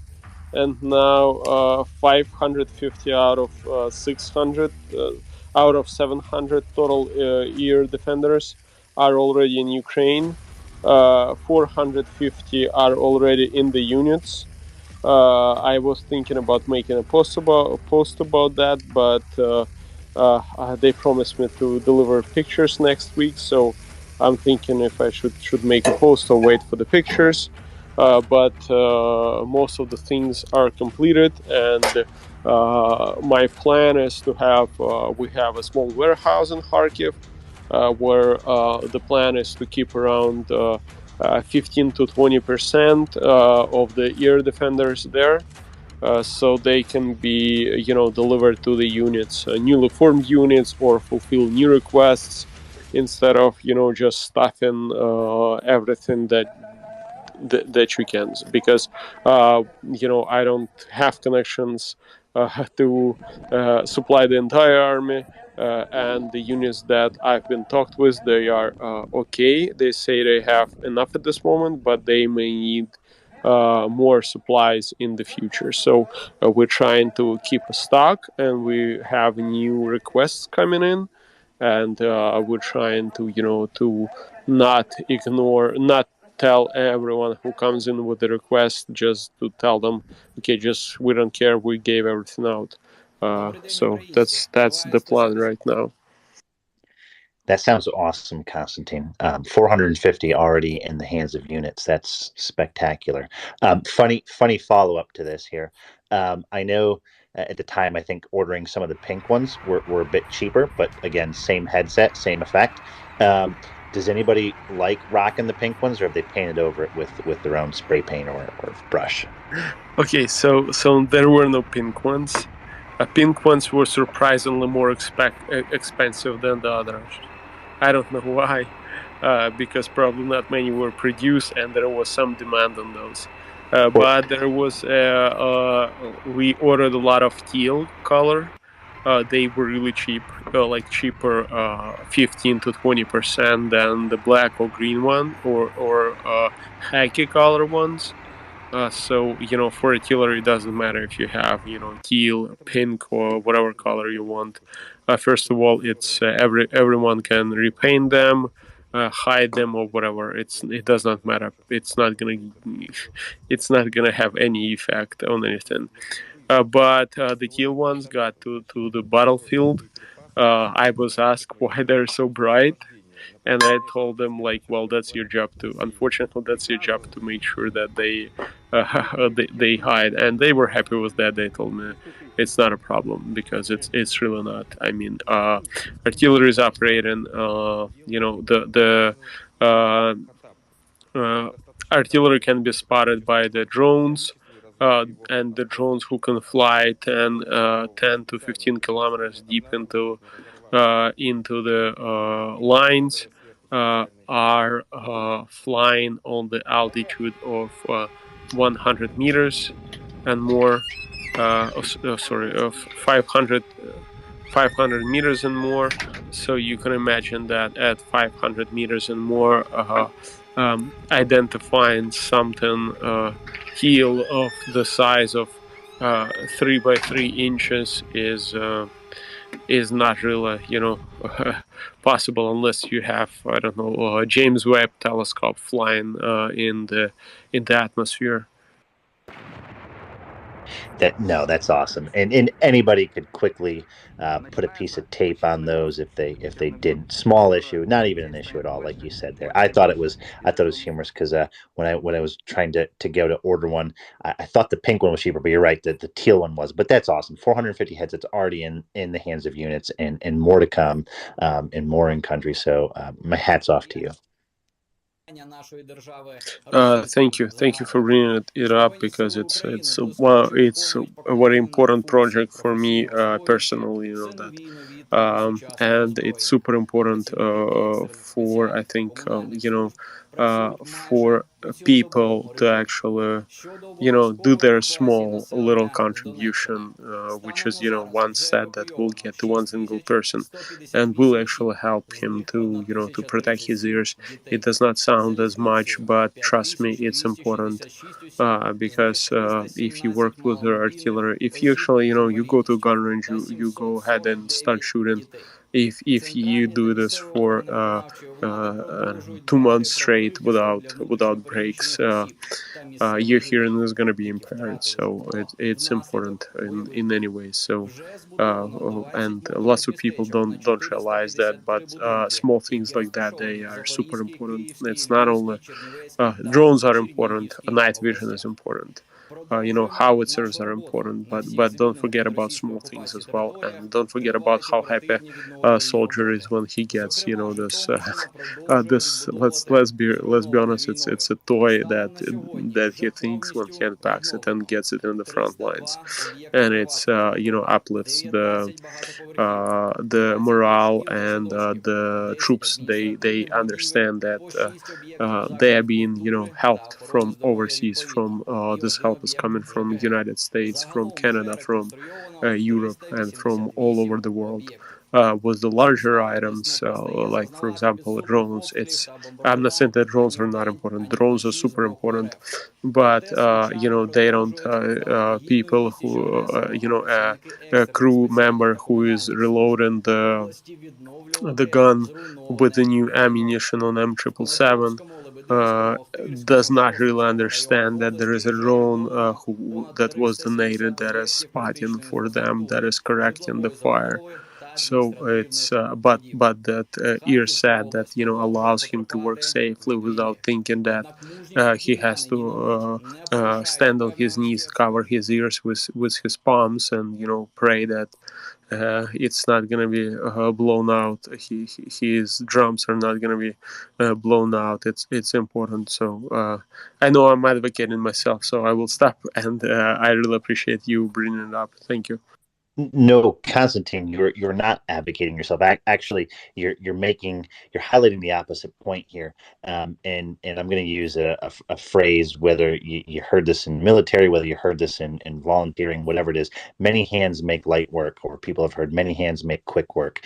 And so you're highlighting for us the opposite. So if people out there think they're disaffected or disillusioned, or they cannot have an effect, or they cannot affect change, no matter, again, I even if it sounds like I belabor this point all the time, no matter how small you think the outcome will be, do it. The inaction is worse. Do not become disillusioned. Do not think you cannot have an effect. Do not think you can't affect a change. Do not think anything is too small. They aggregate up into massive effects. So Constantine, you're highlighting the exact point at the tail end of this conversation about NGOs and nonprofits, and that simply nothing out there is insurmountable for the challenges faced to any of these organizations, and you're exactly highlighting the fact that there are alternates, and you are one of those, and you are making an outsized effect by aggregating all the many light hands that have helped contribute to you, and you volunteering your time and your commitment to make it happen. So thank you. And before we close this discussion, or I don't know if close, but I wanted to add one thing, that we in Ukraine we have one huge, we have couple, but we have one really big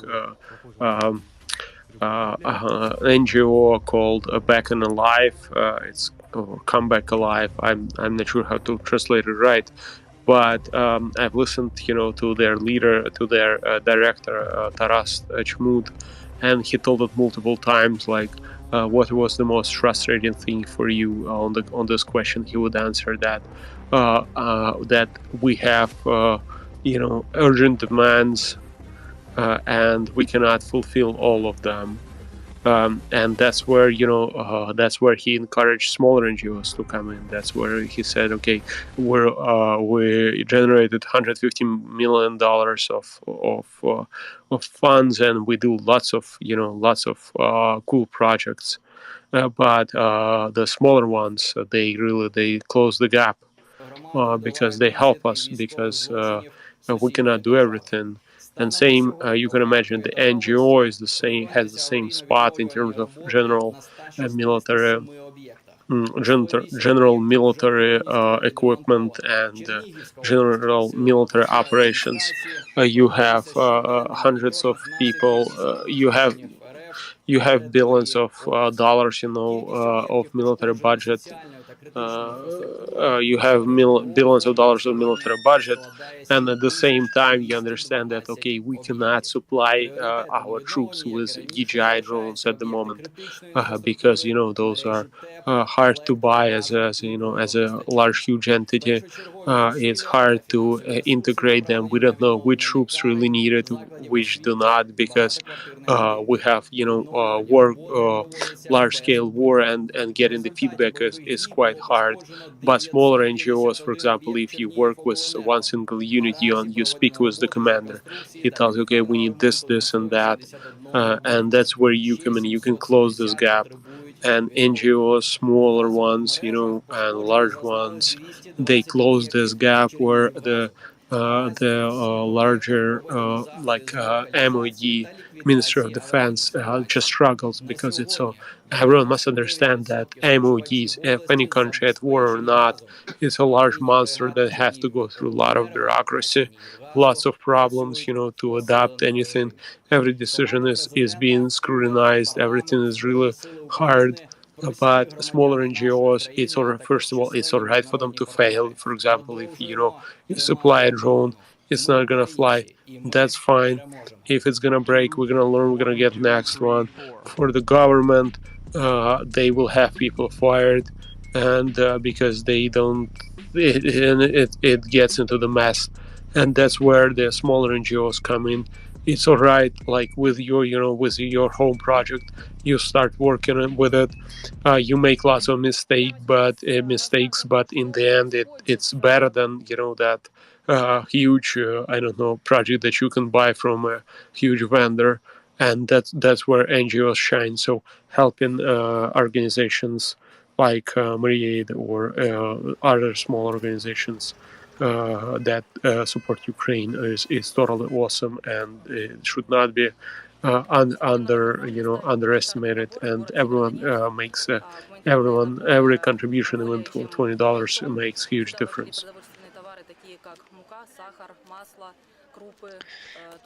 Thanks, Konstantin. Yeah, every contribution matters, right? And many hands make light work. So thank you. And again, I'm not going to talk to all the other things Konstantin's also doing, but there's also many other projects that Konstantin and his brother are doing in their spare time for Ukraine, just like many others are doing. And I got to say one other thing here, Konstantin.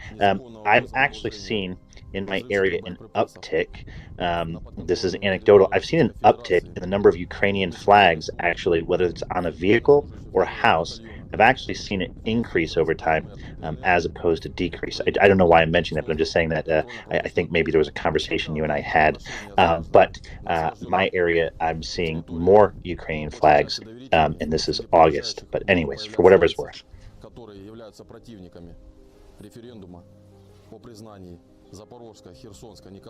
To your point, Gurney, when I was earlier today, when I was driving around doing some errands, I was driving around my neighborhood, and I spotted a few Ukrainian flags while I was out.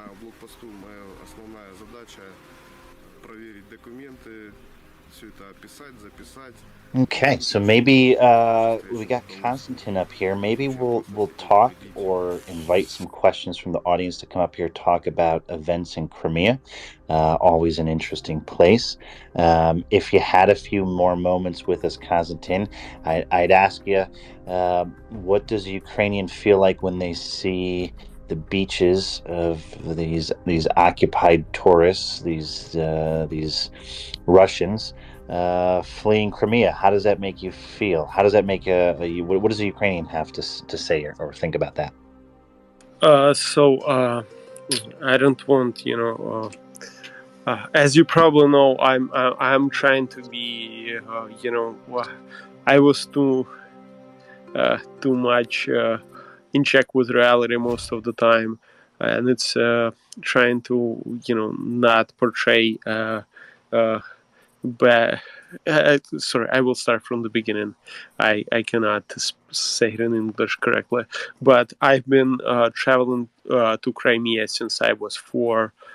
Each year we would travel, and enjoy the beaches and enjoy the coast. It was awesome. We had lots of universities. For example, our Kharkiv Polytechnic University had its own resort near Alushta, in the city called Malý Mayak, which is translated as small beacon. And it was just awesome place. We went there probably each year up to I was 14. and then we would travel a bit less because when you grow up you have other things to care about, and you have start caring for yourself and making money, and you don't have enough money to travel each year. But for me, Crimea was always a place of of family, fun, of I don't know, summer and joy. And when it was occupied for us, for me and almost everyone who I know, it was just a complete blow that struck us all. And we never traveled to those places since then. And right now, when I see those places, occupied by Russian tourists, that they think they can travel there, and they think that it belongs to them, and now they understand that they have to take the responsibility, that their bombs, missiles are shelling Ukraine every day, that people are dying because of them, and they see that that their military industrial complex is not all that invincible like they thought in 2014. They were laughing at us and saying that they Ukrainians are weak people that don't defend themselves. And now when they see those strikes, that they are not secure in Crimea, which they stole from us, it does not bring me joy. It does not. I'll be honest with you. Nothing brings me joy about this war, but what it brings me is that there is some justice that may actually happen, and those people will realize that the war and the fact that Ukrainians did not fight back in 2014 and give up the land temporarily, only because we agreed with Russians that we gave up all our nukes to them, and we agreed to house their bases, does not mean that we're weak. It means that we trusted them. We trusted them was the that they will not attack us, not that we're weak.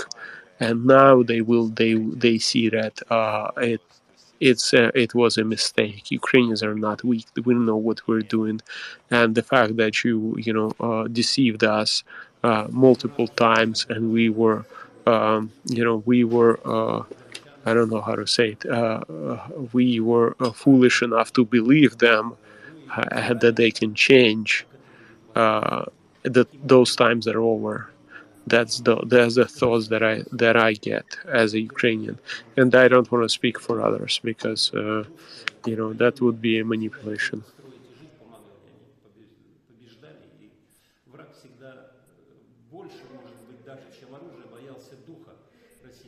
Thank you very much, Konstantin.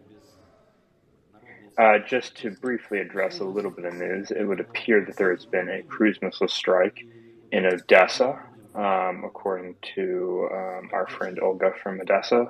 Looks like 2 cruise missiles struck the city and has started a fire of currently unknown size within the city. So if any more comes out about that, we'll make sure to appraise the audience and all you fine folks. One thing I wanted to mention is JJ had come up earlier and sent me an article regarding some interesting events vis-a-vis the Secretary General Antonio Guterres of the United Nations. Apparently, he will be meeting with President Zelensky, along with President Erdogan, President of Turkey, in Lviv on Thursday. And the Secretary General will also travel to Odessa on Friday in relation to ongoing grain exports under the grain agreement. Interesting, to say the least. Apparently, they on the agenda is also discussions related to events at the Zaporizhzhia nuclear power plant in Enerhodar. The UN has wanted to send a team from the International Atomic Energy Agency, the IAEA, to the plant, facilitated by Ukraine. Ukraine already expressed interest in doing this. The Russians, they concocted some bizarre explanations about how it's too dangerous, yada yada yada. Essentially, they don't want the UN there because they're trying to do nefarious things in the area, like shell the place and blame the Ukrainians. So nothing new from the Russians. Let's go on to open that up to the panel, see if anybody has any thoughts on that.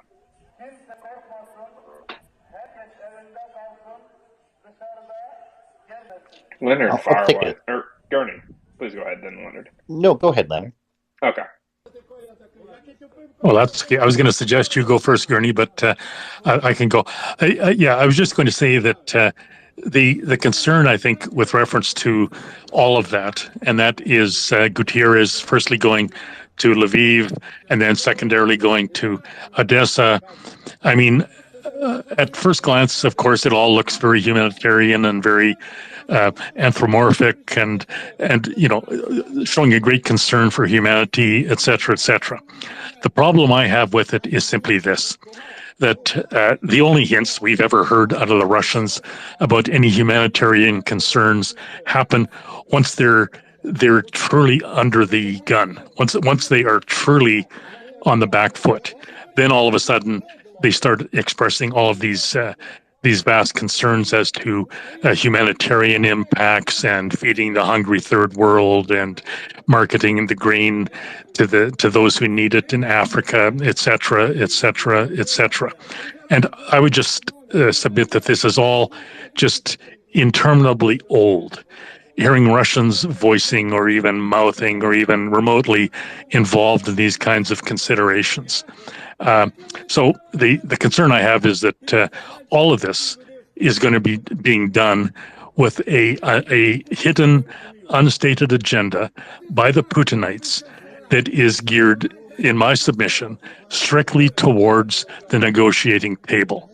In other words, these buggers are moving as fast as they could go towards a negotiated settlement because they're losing on every front at the present time. And the building momentum against them is just increasing on a daily basis. So the longer they prolong the misery, the greater they're going to get ground down in the final analysis. So the concern is simply this. You have Gutierrez, who is, I'm sure, an open-hearted humanitarian, et cetera, trying to do good for humanity, blah, blah, blah. But the fact of the matter is that it is very readily a play into Putinite hands. And the Russians are nothing if not masters of exploiting every single humanitarian impulse that arises in the Western world. And whether that be on the democratic front, on the liberal economic front, on the free market economy front, on you name it, any front. It's an avenue for exploitation by the Russians, plain and simple. And I would just close with Churchill's maxim: you do not negotiate with a tiger when your head is in his mouth. Period. You kill a bloody tiger, and that's where this should be, and that's what should be said to the Russians. And if they want to negotiate, then they should come to the table in abject surrender and negotiate accordingly. But all this other throwing up intermediary considerations and ostensible humanitarian concerns, blah blah blah, through their agency, the Turkish expediters, if you will. I mean, it's just too rich for words. So, yeah, that's my assessment of that. Thank you. I'm sure Gurney will have a much more balanced assessment, but sorry about that, Gurney. No, Leonard, thank you. I was going to touch on a different point in there, so it's good. I don't have any comment to those sections. I was going to say, in that news there, whether it's Gutierrez's visit here, I think there's also news of, John, you'd mentioned in Erhodar and different things. I'm looking at this from the perspective of, to Leonard's points here, the Russians are really trying to force home sort of whether this is a political solution that's desired on their behalf, but they're really trying to, at least today, hit the energy markets, at least in Ukraine, and that's Zaporizhia, where there was some cyber attacks there, or whether that's a UN visit that you're mentioning. I just see that as winter is coming, and that seems to be the last little bit of leverage that Russia. I mean, there's some other things that I don't really believe they actually have leverage with it, but Russia believes they have the leverage. And so I would just take the events of that to say, look, Russia's trying to exacerbate that and use that as leverage, and we just need to see that for what it is, and make preparations and contingencies to one, harden, resolve ourselves to continue the support for Ukraine, to push now, and to also resolve ourselves to make for any contingencies that Russia will just, whether it's with natural gas and Nord Stream, all of the above, continue to try to exacerbate the coming winter and try to exacerbate fear around that, so that they can get to a political solution. So I just wanted to mention that. That's all I see. I see those as a continuation of that. But there's some good news. It looks like, this is anecdotal, it looks like some of the German energy markets are responding accordingly, and with the price jumps in energy, it looks like I don't want to be too hopeful here, but it looks like the Germans may come around to energy solutions, and not ones that are productive for Russia. But it may take some time, and it may finally take actual market pressure for that to come to fruition. So again, that's really early evidence, but I'm just seeing all the electrical grid attacks really is just, Russia is trying to exacerbate and sort of make people aware of this, the potential for an upcoming winter. And the best thing we can do is resolve ourselves to say, if that does come to pass, we're resolved, and we plan for those contingencies, and Ukraine will have victory. Thank you very much, Greg. Regarding the possibility of the IAEA visiting, my personal thought is I don't think it's very likely. For some reason, being sarcastic when I say that, I don't think the Russians are inclined to allow the UN to access the plant. Go figure. Gurney, would you agree with that? That I don't have input. I don't have enough knowledge about that. I doubt they want oversight of anything, the Russians. Yeah, that was kind of the point I was getting to. Konstantin, if you have any thoughts on that, please go ahead. So they have stated that, if I'm not wrong here, that they would agree. At least they showed, their willingness to facilitate such a visit if it would happen not from Ukrainian-controlled land, but from occupied Crimea. So they would have, imagine, someone who would fly to Russia, then he would travel through Crimea or Mariupol, and then travel to Energodar. That was their like a statement, not a statement. That's what I heard. Read between the lines. I'm not sure about that, because they may say yes, sure, and when everything agreed, they will say, oh hell no, we're not gonna do that. But we did record that you consider that government officials will travel to Ukraine through Russian territory. And that will give them additional legitimization. The next for the next batch of diplomats, they would say that, okay, we're you see, these people, they have traveled through Russia to Ukrainian land, and without any agreements, and it was totally fine. So you can do it as well. Just go ahead, and that's what they're trying to push right now. I don't know if that's going to happen, and to be honest, if that delegation does come to the power plant, I don't think it matters, because they just going to be shown what Russia thinks they should see. They will prepare for that, and it will look like a bogus state operation, nothing else. So I don't really see the point of it. The only point that I see is that they would actually move out all their troops from the power plant, make it demilitarized zone until the end of the war, and that's what would work, and would allow Ukrainian government to have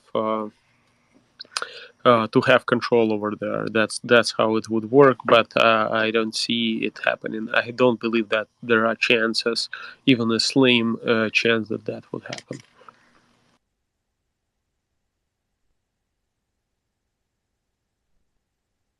Thank you, Konstantin. Jerome, do you want to comment on this? No, I was going to say my comment may be way off because I left at the amnesty discussion. When I left, that was the topic, and I guess it's moved on from there.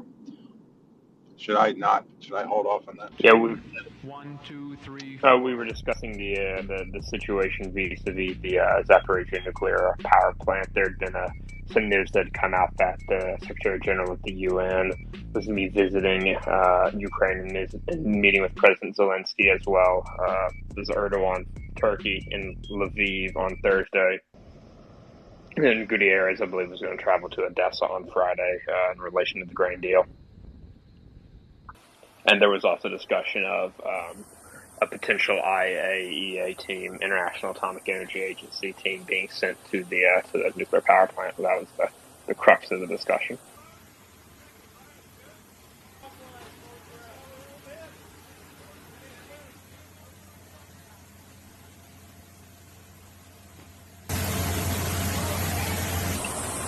I just have to quickly note, I just posted a tweet up in the Nest.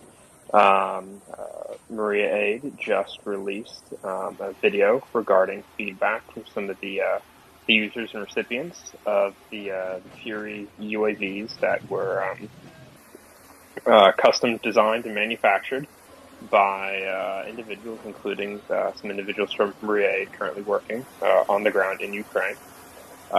So I encourage everybody to go take a look at that video. It's really fantastic stuff.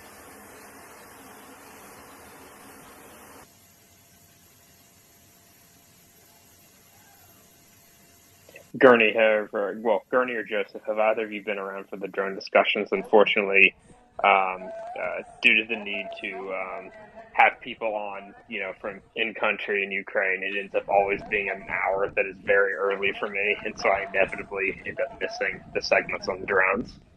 Konstantin, please go ahead. So I will tell you, my wife just told me a story. It may be a bit relevant here.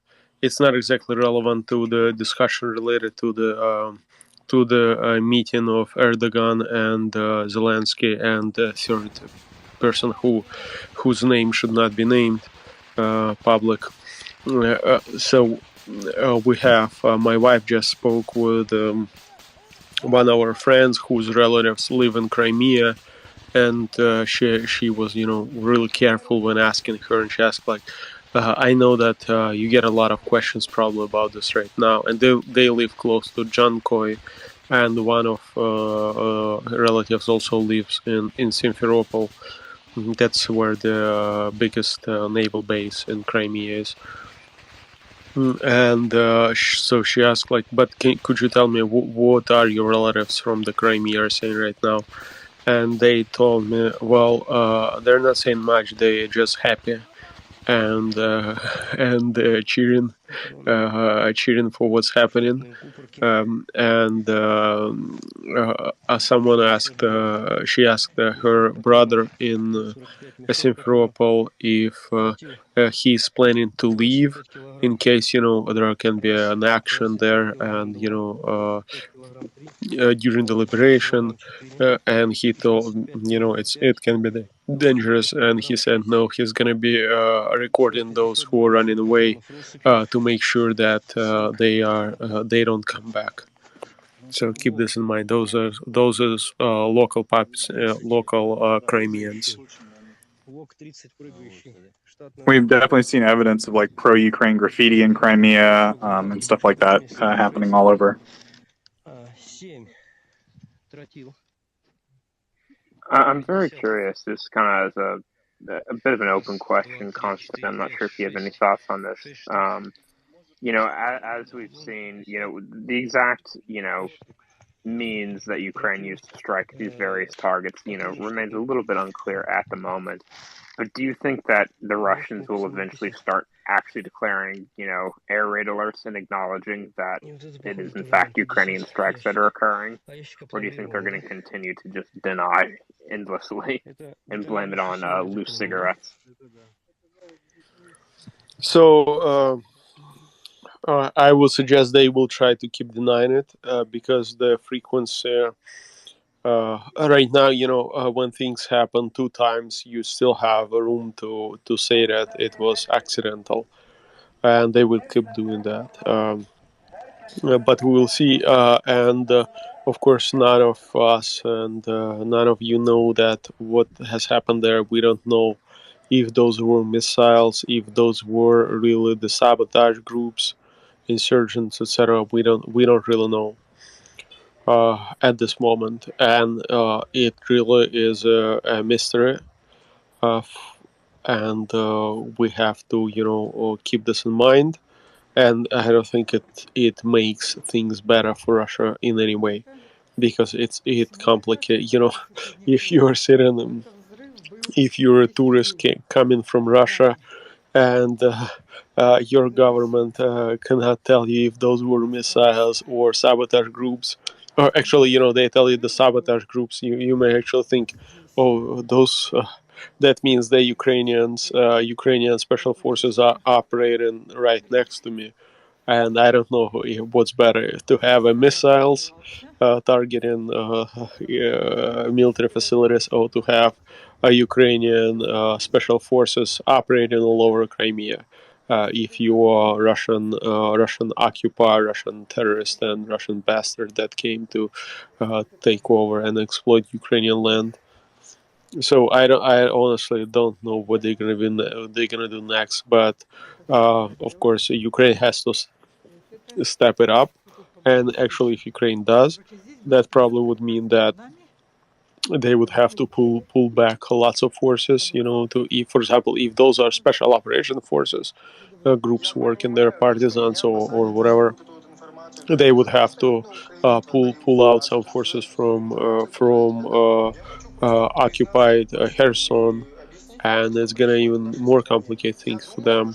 And if those are missiles that are striking them, then they will, it's even a war. I don't know. It's all things are bad. It's just, it just shows them that the war works both ways. Up until now, for past 80 years, Russia were thinking that the war only works one way. It's them attacking people, them attacking and conquering other countries. And this shows them no, it's not. It's not. They are vulnerable. Strikes are coming on the land that they claim to have full control on. We strike on not only Crimea. Crimea is Ukraine. We did strikes on Russian territory as well, and they claim Crimea is the safest haven in Russia. When it's not Russia, of course, but they say they advertise it like that, and for them, such failure, I don't know what they're gonna do. It's a failure to which I think the entire card house can start collapsing from here, and I don't think it's gonna be a matter of days. It's maybe, but this can be a starting point. Thank you, Konstantin. What you said about only 2 times so far. There's a interesting Mark Twain quote. Once is happenstance, twice is coincidence, thrice is enemy action. Gurney, with that, please go ahead, my friend. Thanks, John. Konstantin, John, to both of you or anyone on the panel here. Along the lines of that narrative and focusing with Crimea here, there's a hilarious video out from Russia propaganda outlets. And this goes to the point of chasing ghosts, whether it's partisan activity in Crimea, whether it's missiles, whether it's special forces activity. Who knows, right? And Ukraine is playing that ambiguity well, tactically and strategically, but also, on a very humorous surface level here, just with the narratives, right? Whether people believe it or not, it doesn't matter, right? It's part of their own. It's just playing the Russian game back at them. For how many years did the Ukrainians have to deal with the BS of these? Back in 2014, the quote, "These aren't Russian soldiers," in Donbass. So, anyways, Ukraine is using that playbook and just basically nullifying it and turning it back on the Russians, giving them a taste of their own, right? And amongst chasing their tail right now in Crimea, or chasing ghosts.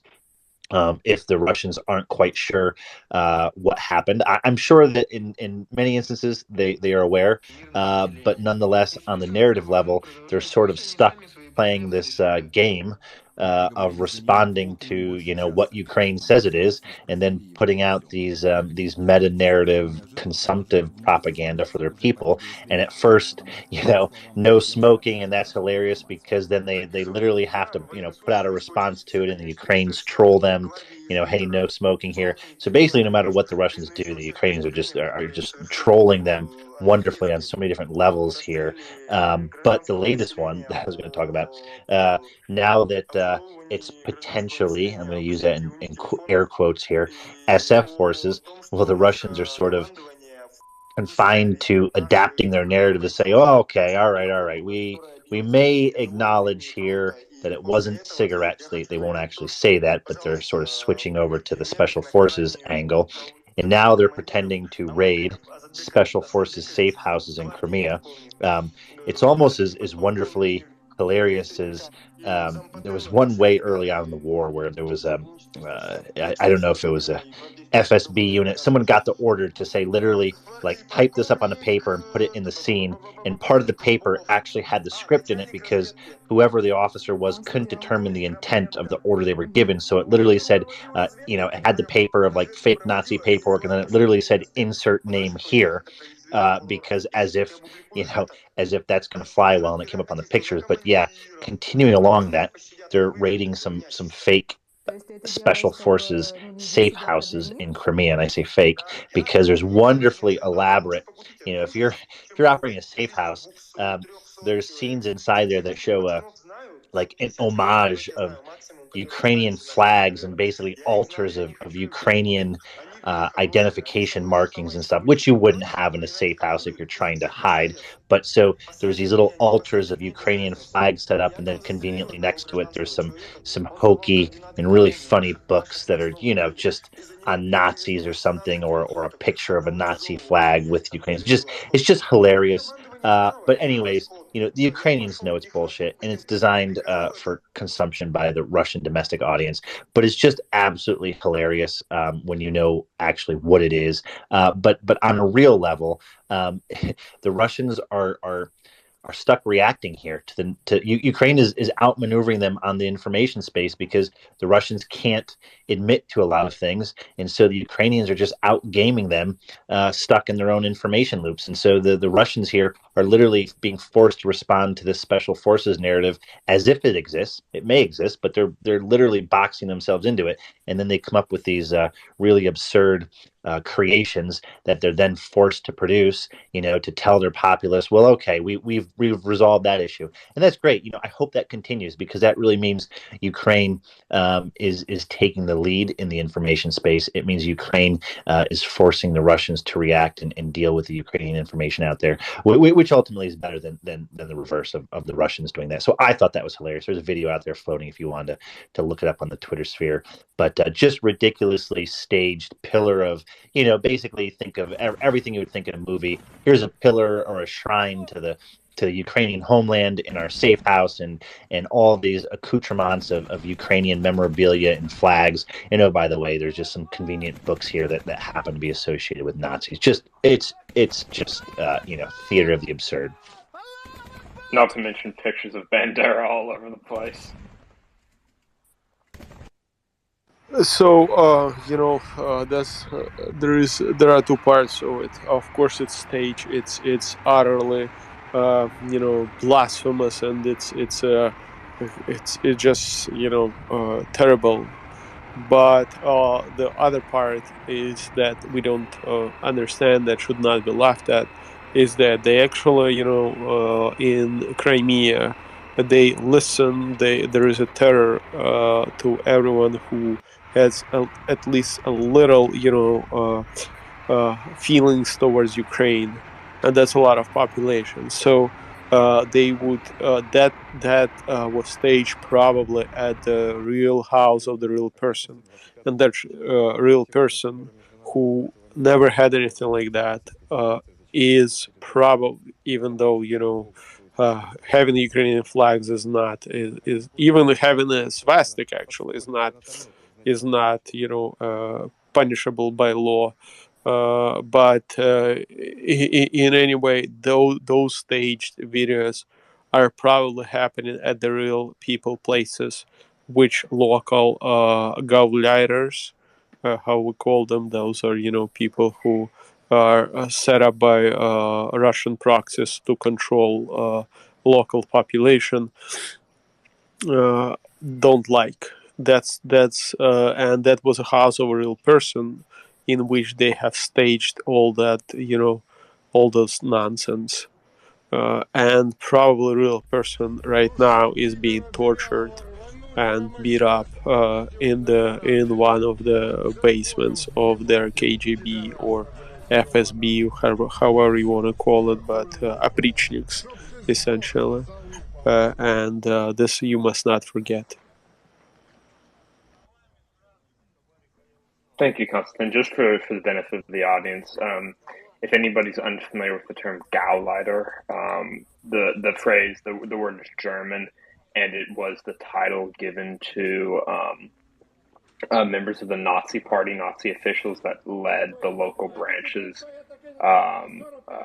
within a local subdivision, essentially like the local party office in Nazi Germany. They subdivided the whole country into divisions called Gaus, each of which was led by a Nazi official called a Gauleiter, so that's where that term comes from.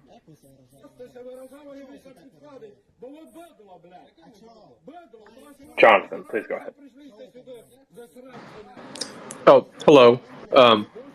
I raised my hand when Konstantin was making his remarks about the special forces or I'm not disputing anything you say, sir. You're much more Ukrainian than I am.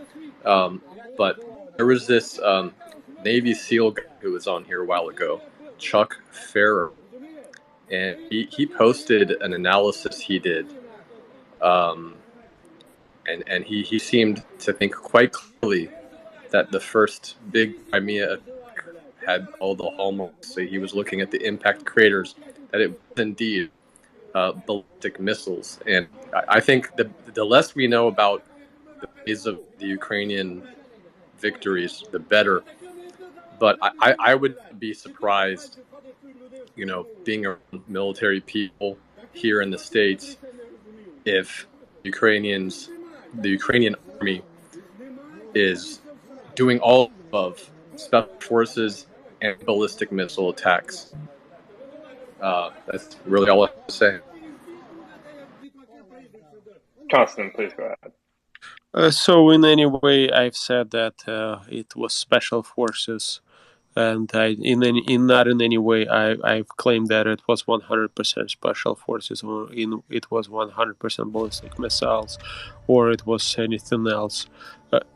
It was just my, elaboration that Russia, it was something, right? And it was obviously not Ivan the chain smoker who dropped his cigarette.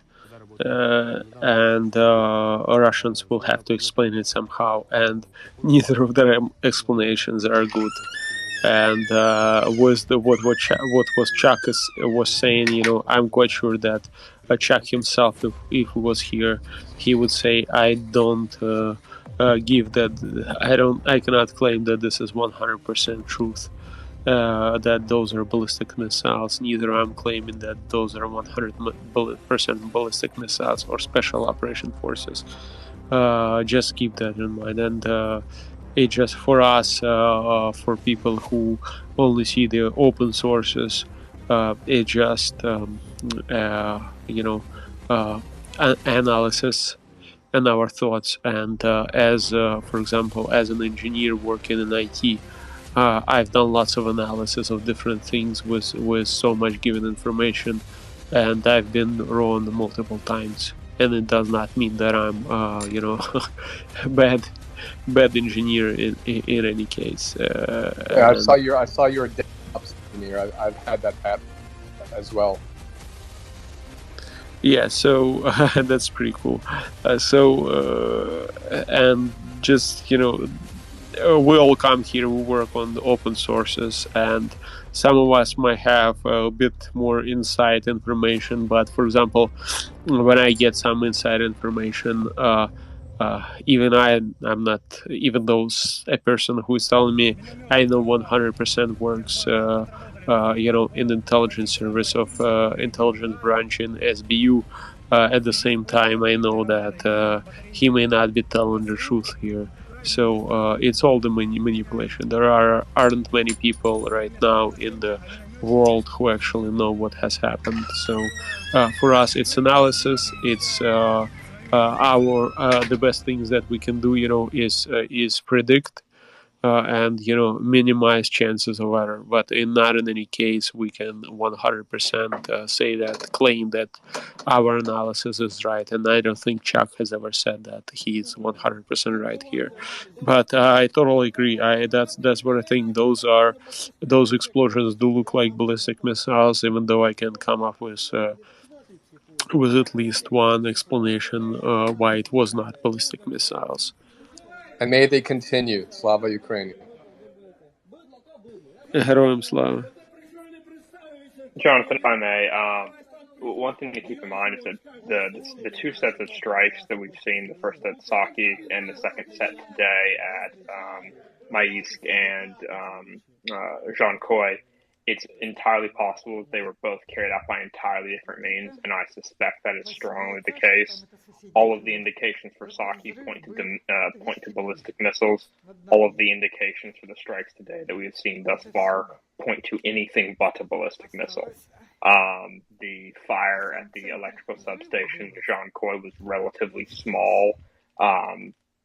If that had been a ballistic missile, that plant would have ceased to exist. And similarly, the munitions depot in Maysk that was struck was an open-air munitions depot. And there were some Russian sources claiming that a quadcopter, a UAV, had been flown over and that just dropped a grenade on it.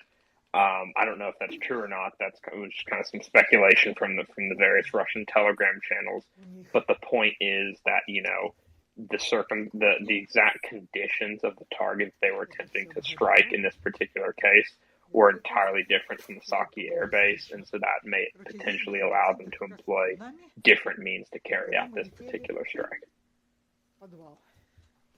So if anything, I would like to think that, the strike on Saki demonstrates, is the Ukrainians clearly demonstrating one capability to the Russians, and the strikes today are clearly demonstrating another capability to the Russians.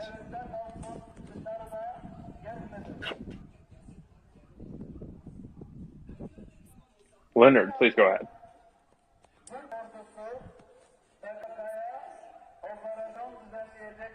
ahead. Thank you, John. Yeah, I was just following up with what the gentleman had just referenced. I think it was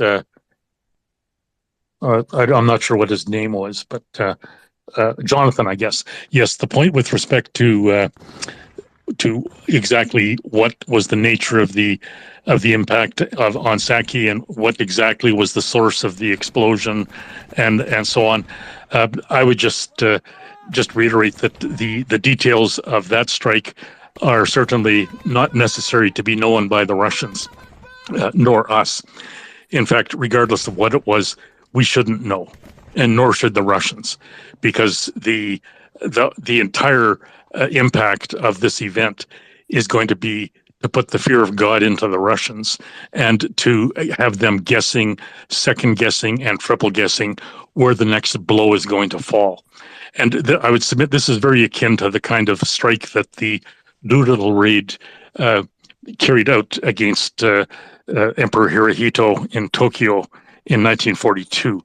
And that was, of course, the firebombing raid against Tokyo in response to Pearl Harbor. And it was an impact that, or the psychological event, vastly overshadowed and outweighed the actual physical damage. So, a number of B-29s were launched mid-Pacific, flew on almost a suicide mission, a one-way trip, if you will, and firebombed Tokyo, and literally caused mass panic, even though ultimately the actual damage done was relatively survivable and not overly impactful in the long run. And most of the pilots crashed. The bombing of Tokyo actually killed more people than the nuclear bombs. I think he's No, that's later. That was the Doolittle raid. Doolittle raid was 1942. The bombing year. Sorry, my apologies. Yeah, the one you're talking about was 1945. Yeah, and that was the one that preceded Nagasaki and Hiroshima. You're correct on that. But no, this was the immediate impact of the United States Army Air Force, because at that time it wasn't even Air Force. It was a division of the U.S. Army. But the impact psychologically was that the Japanese, the Imperial Army had to withdraw troops from far-flung points to guard the homeland, because nobody knew what the extensive impact and what the follow-up would be. It threw chaos, in a nutshell, it threw utter chaos into the enemy's mind. And that's the whole purpose of this with respect to the Russians. They're already in a huge cauldron of chaos. So hitting Saki just compounds that entire effect. You can see the immediate impact on the ground with literally thousands or 30,000 or 40,000 Russians fleeing Crimea, if not daily, then bi-daily or bi-weekly, or however fast they can scurry across the Kursk bridge. But so there is the impact, and that is the strategy. And even if we knew what had caused the explosion, we shouldn't say a peep about it. And the Ukrainians, quite properly, should not say a peep to us or to anybody else. Just keep the Russians bloody guessing where the next hammer blow is going to fall. And that's the extent of that. Thanks.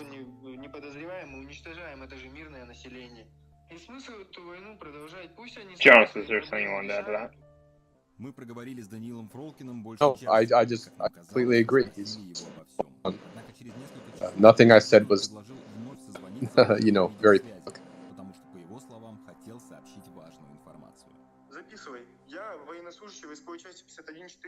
Well, thank you very much, Jonathan. I see Joseph has joined us as co-host. Welcome, Joseph. Thanks, John. The truth is, John's trying to teach two boomers how to use Twitter right now, and he's having a hard time.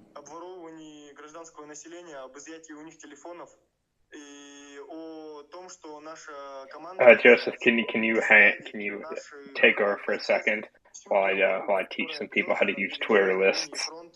You betcha, John. Yeah, so I guess maybe it might be a good time for some general announcements, folks. You are listening to the Maria Report. We are a 24-hour Twitter space dedicated to covering the full-scale Russian invasion of Ukraine.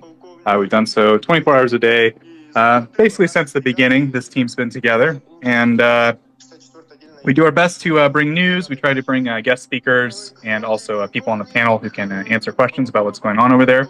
We try to get Ukrainians on the ground who can tell you guys directly what's going on. And, of course, we support MariaAid.org here. It's a nonprofit organization that's separate from us, but we support everything they do, and they're dedicated to getting non-lethal aid to Ukraine right now. And you guys can go to MariaAid.org to check out what they're doing over there. And, of course, if you're so inclined, please feel free to donate to them. 100% of all donations go directly to procuring the aid and getting it to Ukraine because it's run completely by volunteers. So that means there's no overhead costs, there's no administrative costs, there's no pizza parties, as we like to say. It's all dedicated to getting the gear to Ukraine. So, And of course, there's other ways to help us out. If you can, please do retweet the space. Please let people know about the Maria Report. We do our best to kind of keep the discussion going, keep the issue of Ukraine in the news and being discussed. So we do appreciate everyone taking the time to retweet us and just kind of promote what we're saying and directing people towards our platform, because we do appreciate it. It really does matter. Everything we do because of you guys. And of course, last but not least, if you do have any questions for the panel, please feel free to come up. You can press the microphone button in the bottom left-hand corner of your screen. Press the little heart icon in the center on the far right. You can raise your hand, and we will do our best to answer your question. And just to maybe buy a little more time here, I thought I would announce some of our upcoming guest speakers. So the guest speakers I'm aware of that are upcoming are on tomorrow, the 17th. I guess for some of you that's today. Wednesday, August 17th at 11:15 a.m. Eastern Time. So that's New York time, 11:15 a.m. We'll have Ben Moll. He's a German macroeconomist and a professor of economics at the London School of Economics. So definitely a prestigious guest. Next, we will have James Fallon. That'll be on Thursday, August 18th. That's going to be at 1 p.m. Eastern Time, again, New York time, 1 p.m. He's an American neuroscientist, professor of psychiatry and human behavior, professor emeritus of anatomy and neurobiology. I've been told we're going to try to do some psychoanalyzing of Putin. We try to avoid that when we can here, just because that can get a little that topic can derail quickly and fall into the realms of speculation very easily. But I think we've got maybe a professional on here who can try to do a little work. I think that's the angle there. I'm not 100% sure. And then last we have TR Wombat Matson. He is a lieutenant commander, former U.S. Navy pilot. He's a commercial airline pilot and author of a book called Treason Flight. He'll be here Monday, August 22nd at 10:30 a.m. Eastern Time, again, New York time, 10:30 a.m. on Monday, August 22nd. So those are our upcoming guests. We definitely look forward to all of them. And please do consider retweeting the promos as the time approaches, letting people know, especially maybe someone who's interested in neuroscience or psychology or that field, or someone who's into air stuff, pilot. I don't know, planes. I'm not a qualified person to say it. So yeah, if you guys know people who might be interested in those specific specialties, it might be a good time to let them know about the Maria Report. So I think that's the best I can do. John, were you able to explain Twitter? Do they know Twitter now? Yes, I think they've figured out how to use lists and how to make them. Joseph, could you repeat the Mull? Was it Jonathan or Ben Mull? I guess the Ben Mull time tomorrow. Thanks. Yeah, absolutely, Leonard. Sorry about that. Well, I guess nothing to apologize for. I should just repeat it as soon as I find it. It is Ben Mull's going to be here tomorrow, or I guess for a lot of us today, at 11:15 a.m. New York time, Wednesday, August 17th. Thanks, Joseph.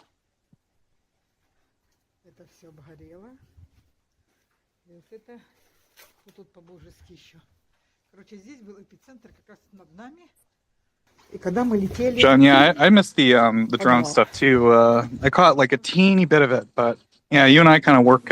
You're busy with stuff, and I don't know. I work the night shift a lot, so I tend to miss the interviews too. It kind of bums me out. I promote them I promote them as hard as I can. You forgot something in the announcement. What did I forget? Take a look.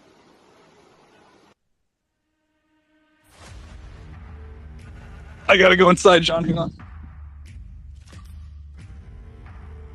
Do you usually co-host outside, waiting for in the heat? I mean. Well, I get a better signal outside. I stay inside if I have to charge my phone. Then I'm just kind of screwed no matter what. But I get like bad reception inside sometimes, so I try to go outside if I can for like a clear signal. Am I not supposed? I'm not supposed to. Okay. Yeah, got something wrong on that on my end. Details are still being worked out, folks. We might have a surprise guest soon, but yeah, we can't. We're just finalizing things.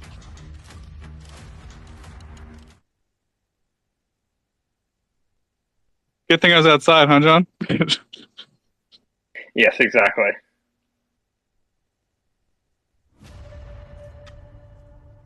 trying to get Gurney back up here. I don't know if it's working, John.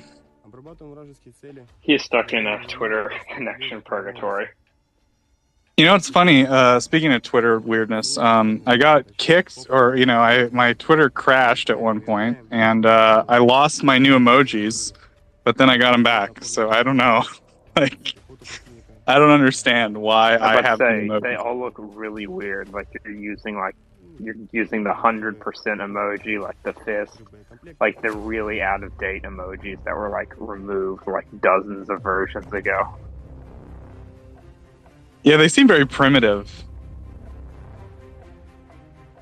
I know you can occasionally tell when somebody comes on using an extremely old version of Twitter because they'll have the extremely old emojis. Yeah, like that one. Like I think that one replaced the fist one was replaced by the clapping hand, and the 100 was replaced by the heart.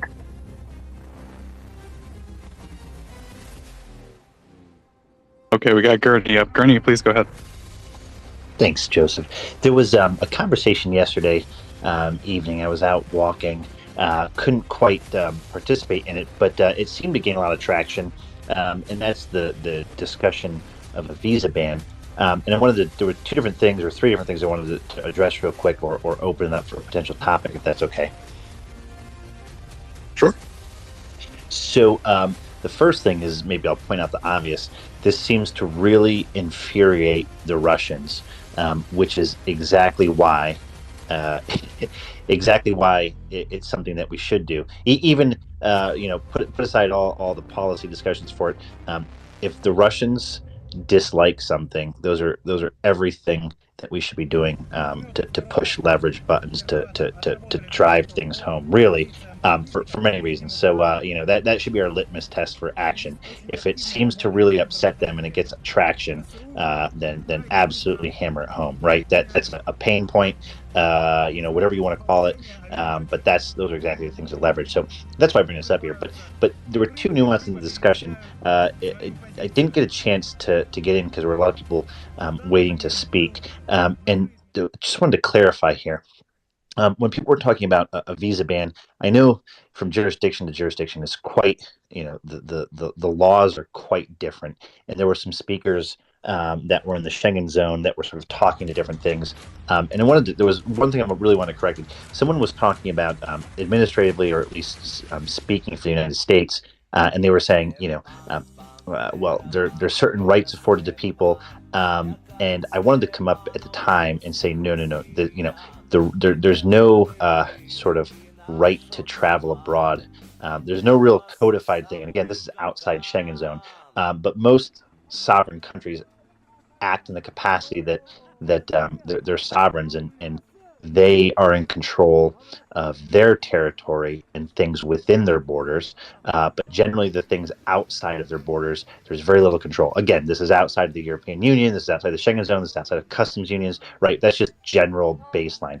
So what I wanted to say to that, there's that clarification, and that is there is no right per se to visit most countries, and I'm going to speak from the United States perspective.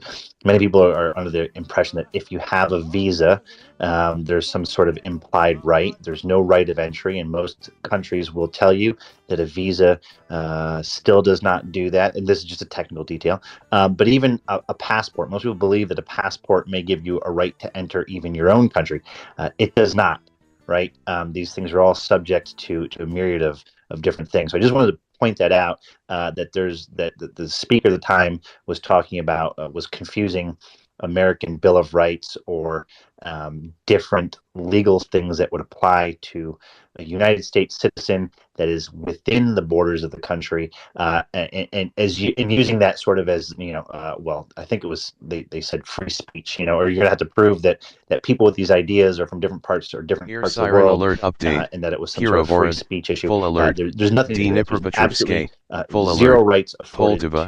to Full alert. to non-citizen Zaporizhzhia. travelers. Full alert. This message has been the generated second with thing I wanted to municipal bring up, data. is somebody was talking about administrative remedies for this, and I think they were it was getting a little clouded, but they were talking about administrative remedies for deportation of people that are in the country, which regardless of the class of how they're in the country, whether it's on a visa or different things, there's a huge difference between, at least from the United States perspective, of people who have been admitted Air and siren alert procedures update. to whatever specific full class alert. they belong to, and how to deport them, which is full alert. completely. Poltava, And they were talking full about, alert. there's some abbreviated Zaporizhzhia, type full alert. judicial This systems message that, has that been sort of govern generated that. with municipal and even data. at an abbreviated level, I'm just saying that is talking about someone who is admitted. And I just wanted to say here, there is generally not many countries in the world have automatic rights of admittance. That's generally seen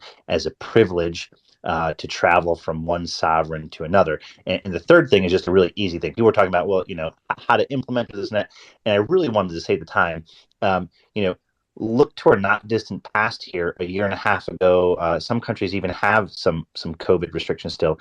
People were talking about, how economic hits would happen with visa bans, and how would you actually do it, and how do you get around, legal rights afforded. And it's very simple. We have seen it. Siren how many alert people update. remember not being Donetsk, able to full travel alert. to Kharkiv, a full country alert. of their preferred This message choice has been generated because with of COVID municipal restrictions? data. Again, it's simple policy decisions. Most countries, and again, I'm not speaking for the Schengen zone. I have no experience with that, and I'm not an expert in the States here on this, but many countries reserve the right of entry or travel to their country based on conditions. And so if it just use that and say, well, look, you could, let's just pretend they said the sky is purple that day, you can't come here, right? That's a policy decision by that country to prevent access. There's really no right or universal. And I think some people were wringing their heads around like how to do it, or you can't, it's such a hurdle. And I just want to remind people, it's not a hurdle. Many countries implemented restrictions on travel to their country because of COVID. So I just want to get those three things out there and say, if there's political will for it, visa bans are one, absolutely the thing we should do because it's a pain point to Russians. Air siren alert two, update. there's Donetsk, generally no full alert. recognized Kharkiv, right to travel. full alert. This And message three, has been generated it's with municipal very data. easy to do. In our past history, we have enacted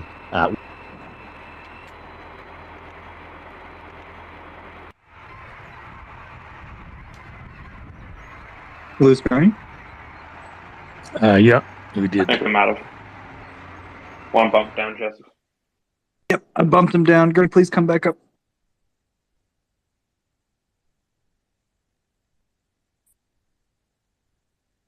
Very quickly in the meantime, John, you just post. Oh, Gurney's back. Go ahead, Siren Gurney. alert update. Donetsk, We full dropped you alert. immediately, so just Kharkiv, pick up maybe full 3 alert. seconds before. This message has been generated with no, so I was just municipal gonna say, data. so look, if a country decides we're not going to have travel on Thursdays when the moon is full, then so be it, right? It's a policy decision within that country, and whatever regulations they have, they can get that approved. But it doesn't. I'm just saying, right? It doesn't. People were using examples yesterday of this will be hard to do, and then I also look and I say, well look, there was a period during the Cold War where people recognized the right to travel, and visas were not granted as easily, and there was people didn't have this concept that we think we have, where there's this right to travel. And again, I'm not speaking for the Schengen area. I'm not speaking for the European Union. There's some nuances to that, but from individual sovereign type nations that have less customs unions like that, the travel, when a sovereign state wants to shut its borders down, they can and have done that, and they've done it for arbitrary reasons, and they've done it for valid reasons. So it's something that we could easily do if the political will is there, and that is a ban on Russian visas. Yeah, absolutely. I agree, Gurney. And both in principle and as a practical legal matter, it's certainly possible. As you said, there's no right to travel, especially if we're solely talking about tourist visas. There's so many other visas that that doesn't cover. So it's not even it wouldn't even be like a total ban on Russian visas. It would be a ban on one specific type of visa.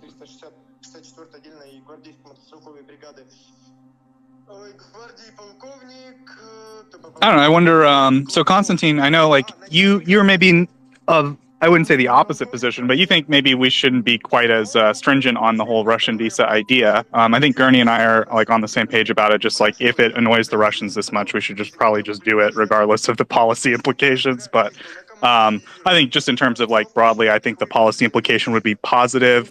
I think it really does have an effect on like the Russian, I don't know, chattering classes or the people that do have some influence or power left in Russia. But, you know, I understand, first off, I think you have a better understanding of Russians than me. And like, two, you've been shot at by Russians. So I completely respect your position. But I guess like my question to you would be, if we were to continue allowing Russians to have visas, do you think there should be any kind of requirement, like special requirement for Russians visiting, say, Europe or the United States? For example, like signing a statement about how they disagree with the war, or they have to pay a special tax that goes to Ukraine. You know, lots of different ideas have been proposed. But do you have any thoughts on that, Konstantin? Yeah, you're a bit right. Not 100%. You know, I do want a visa ban 100%, but at the same time, my wife helps me here. She says 200%, but it's a bit, you know, when I check back with reality and try to be, you know, think about it and not to act out of the emotions. For me, a visa is actually, you know, a thing that is already a problem like not a problem, but is a way to an obstacle that filters out, you know, weeds out those people. So I would suggest that it's why would not you want a person from Russia who is you know, real supporter of Ukraine, who is supporter of the free world and the democracy? Why would you not want him to travel? But the question becomes is how are you going to filter them? Because it's easy to lie, right? So for me, it would be not to, you know, dismiss all the visas, but rather deny all of them.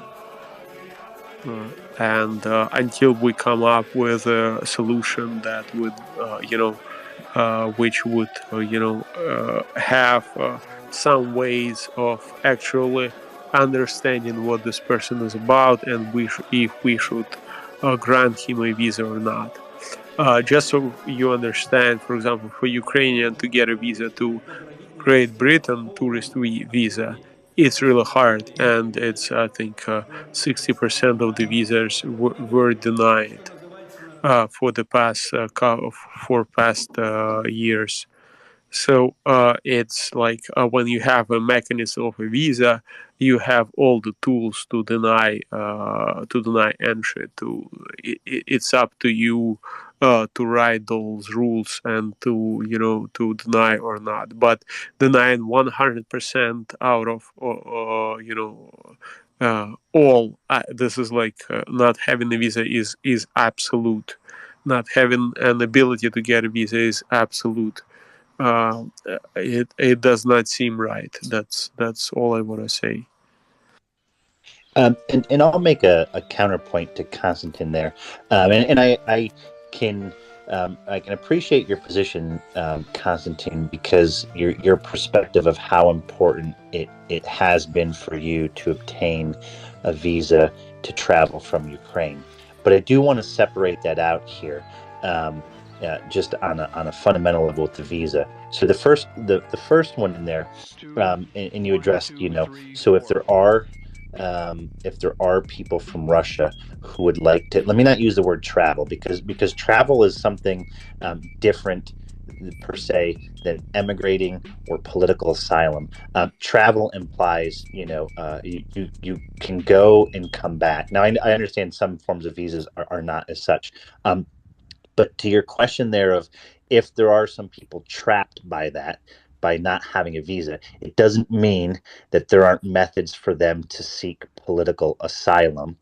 That is to travel, but not under a visa, not under whether it's a tourist visa or a, you know, a temporary work visa or a student visa, right? It means that person can leave. So if there are people that would like to leave, it can do that. But what it prevents is generally when you go through that process, and I'm not saying that's an easy process, I'm saying that requires skin in the game. So part of that is proving, on behalf of them, if they're willing to go through that they have some skin in the game and they're serious about this. And the other reason is it sort of self-selects is because then there's no implied right of return. If they're seeking political asylum, they're allowed an exit per se through that process by presenting to countries and asking for political asylum. But political asylum does not generally allow for the depending on the classes of it.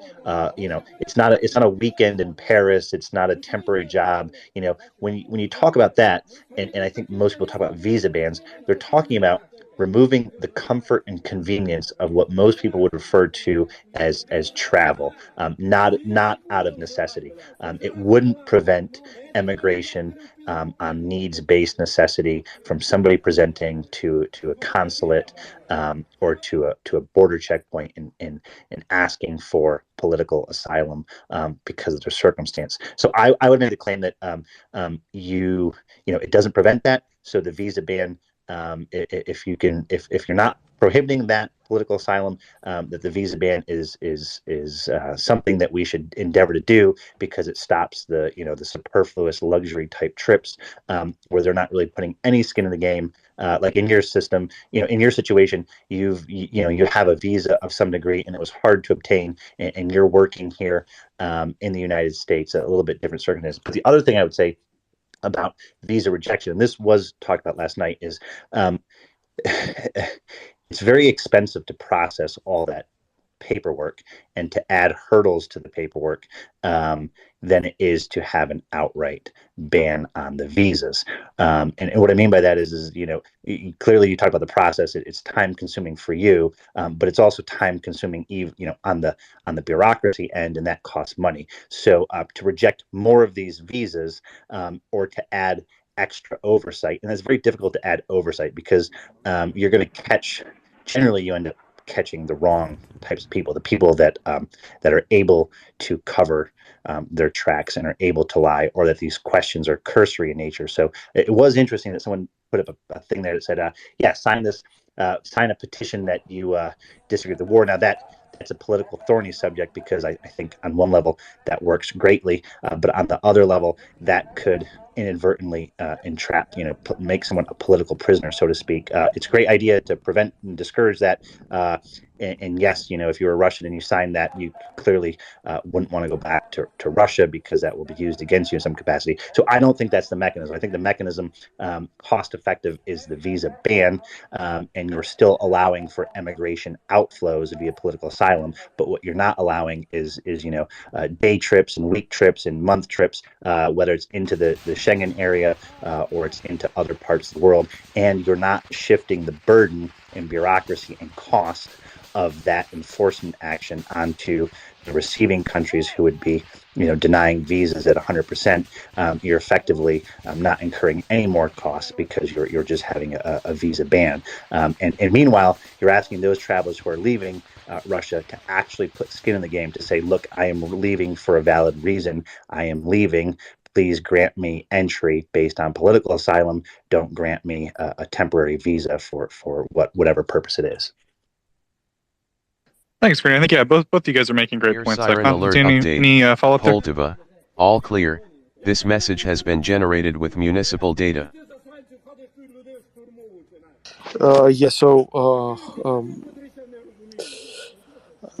I will. This is like a topic that is a matter of opinion. I think that's why I prefer to leave it to professionals, and I would say that something should be done to make sure that those tourists, they don't flow and they don't come to Europe. Visa processing is paid by the one who is requesting visa. So it's not free. It's usually you have to pay for each visa has a processing fee that they takes that into the account, and it's pretty Here, siren large alert update. portion of Poltava, all clear. of This the message has agency been generated that with processes municipal those data. visas. But I'm not in any way to argue I'm just saying that it should be up to, there should be a decision. And I don't think if the decision would be to, let's say, okay, in Schengen, that's Europe, we should limit 90% of the visas and not issue them to Russians. I think that we all would be happy with that as well. Maybe we could discuss that it could be done better, but it would be essentially a similar decision, and it would be just a different way of approaching this.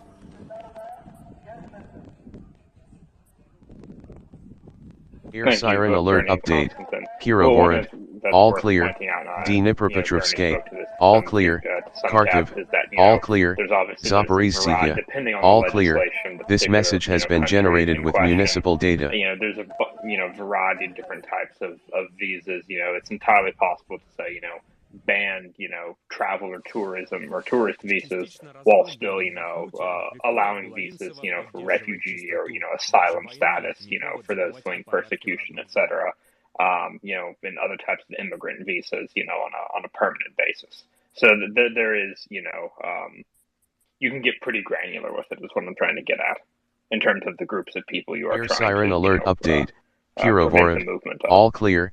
Dnipropetrovsk, all clear. Kharkiv, all And there was clear. one small point I was gonna add, Zaporizhzhia, is all for clear. my rationale This as to message has why been generated I'm on the with side of the municipal visa ban. data. Aside from it upsets the Russians, but I'd like to consider for a second why it might upset them, and why it might force them to put some skin in the game. And by that I mean, become affected by this war in a real and meaningful way.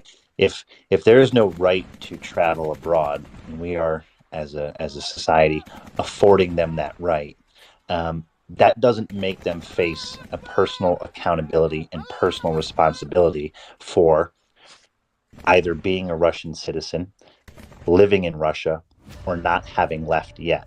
It really forces them to decide, because in a real and demonstrable way, it is preventing them from luxuries, and that luxury is the right to basically associate, enjoying what you would consider the free market and the free world.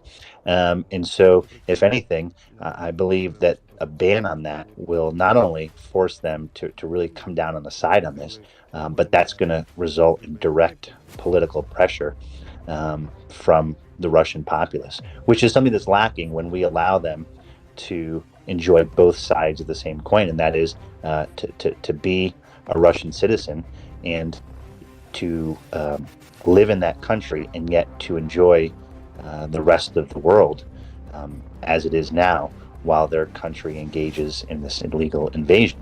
And I really think that on both moral grounds, but on political pressure grounds, is it really why wouldn't we force them as a citizen to say, look, that's fine. We're not asking you to leave. We're not asking you to make a statement for or against us, but we are saying you have no right to use our services and to travel here, and that right and privilege can be afforded to you, but we're not going to afford it to you under these circumstances that are so egregious. Thanks, guys. So let's go to finance. Who's had his hand up for a bit? Go ahead. Yeah, I'm on a similar page to Gunny. To Gurney, not Gunny. Different people. First off, the goal here is to fuck Russia, and our goal is to cause as much pain and problems for their empire as possible so that they lose the war. So from that perspective, and not only do we want them to lose the war in the short term, we want them to be unable to prosecute a war in the long term. I am under no illusions that the current setup of the Russian government and societal structure is one that is set up for long-term peace. It has been shown by Finland, Sweden, and other neighbors that the appropriate way to defend yourself against Russia appears to be militarily difficult enough to fight that they choose not to. Latvia, Air siren alert Estonia, update. have joined Donetsk, all clear.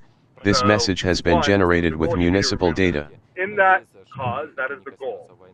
First off, the visas. How can, as far as Ukraine goes, start with them. We should basically, as far as I'm concerned, during the war, for all humanitarian, business, or whatever purposes they want, approve any visa that the Ukrainian government approves. I think we should just delegate. The Ukrainian government says this person can get a visa to any country that is supporting them for travel. We should say yes.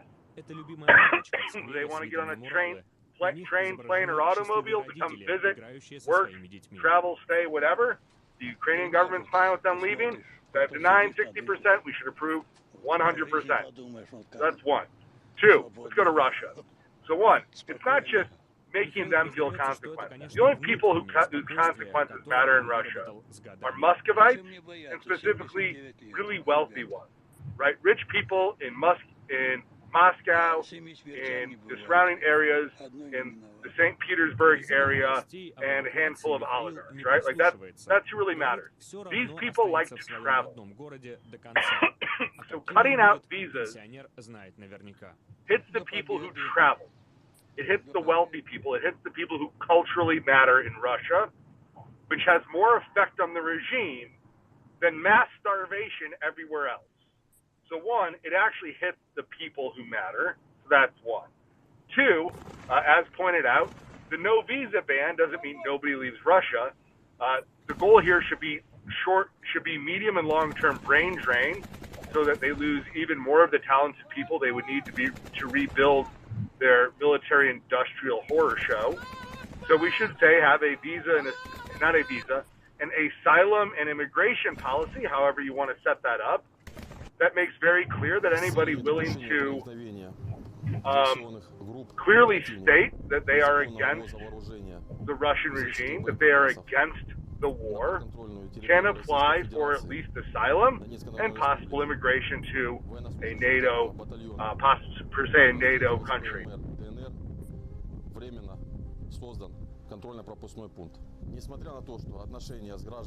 Police finance? I think we did. Okay, I bumped finance down, but we'll get him back ASAP. Finance, we lost you. Just so you know, invite.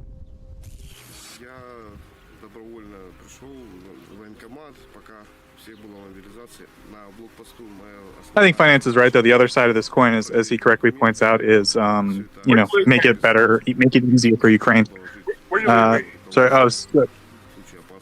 NATO country. Right.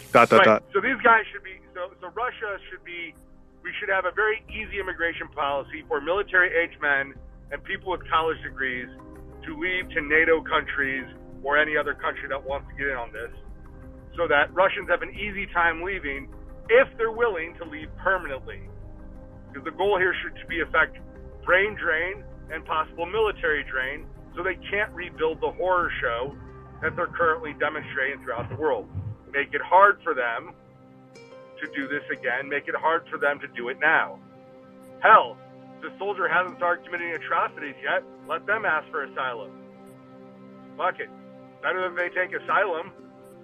They could walk straight into Ukraine, straight into the asylum office.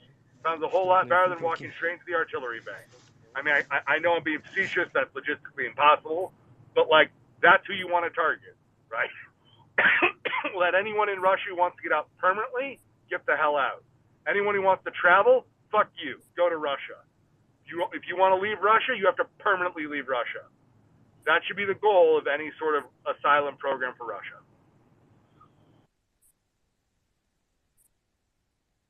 Thank you, Finance.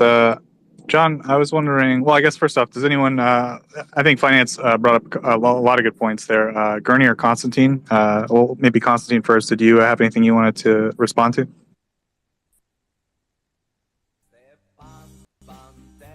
No, I agree with everything Finance is saying there. That was my intro, my fiery statement. Then I just went to the I Finance everything.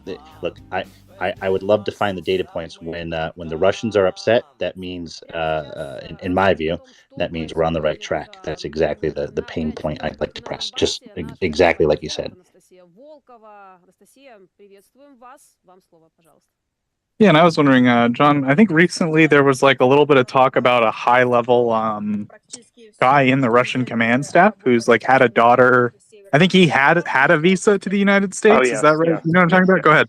So yes, one of the Russian deputy minister of defense, because there's multiple deputy ministers of defense in Russia. One of them, I believe, has 2 children that reside in the United States. I believe. Let me go track down the original article. I think a listener sent it to me actually. Yeah, I think that, I don't know, just seemed like sort of vaguely relevant here in terms of like I think, quite frankly, I think a lot of this is somewhat symbolic, right? I think there probably will be tangible political effects policy-wise, but I think probably, for example, like preventing Russia from getting industrial parts, like machine parts, is going to be like more important broadly. But I think this is like an important political/cultural issue. Gurney, go ahead. Yeah, you bring up an interesting nuance here, and I was going to add that I didn't want to expand it too wider.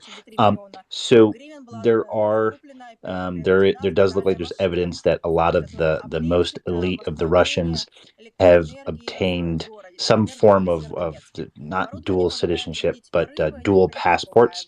And so I say this, so if a visa ban is enacted, which I would like to see, I think there has to be a real consideration for a question to follow on, because the again, the visa ban might affect 95% of the traveling Russians, but those at the pointy top of the pyramid probably still have passports issued from other countries, and so again, because that would be a smaller issue, but again, to still have the effect. I do think that when countries are considering the visa ban, again, just like sanctions, talk about secondary sanctions, I think there should be a question then added to the visas of the countries that are approving the visa, that are okay with approving a visa ban. They should also have a question on their visas for any incoming traveler, if they do not present on a Russian passport, say they present on a Turkish passport or whatever they have as a secondary, because we know this to exist. Money does obtain these things, and different countries afford that, especially if they buy enough as a business investor. I mean, there's a bunch of reasons as to how they could legitimately get these, or pseudo legitimately. Yes, they're still legitimate documents. That there would be a question added to say, do you hold a Russian passport? And that could help mitigate that remaining small pointy top of travelers who could evade a visa ban because they present with a different passport document that they legitimately have. I think that could solve that, but I wanted to add that in there. Yeah, thanks.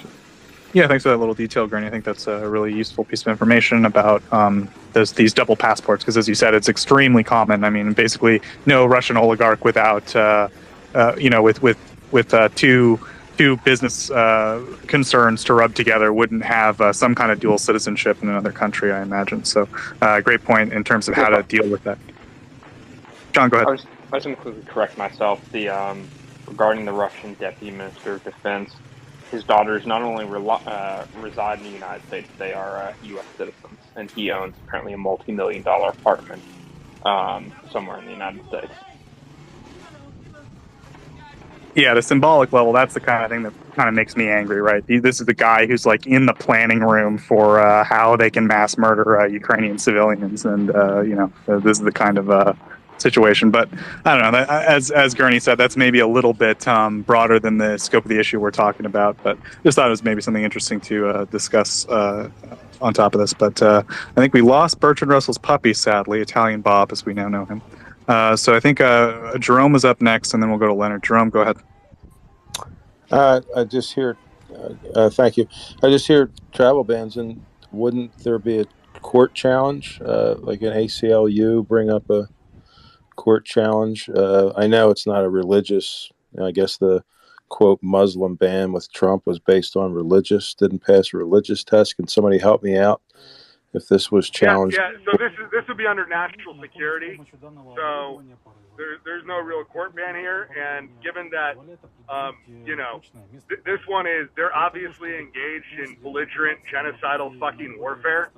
So unlike in the Trump Muslim travel ban, where he was singling out a handful of nations who all happen to be Muslim. This one is very clearly a belligerent, aggressive nation engaged in hostile warfare who has had mass atrocities, displayed all over our television screens. So the strength of a court case to say that there isn't the appropriate national security concern about a long-term rival doing that is super weak in America. Yeah, I think finance is right. Oh, go ahead, John.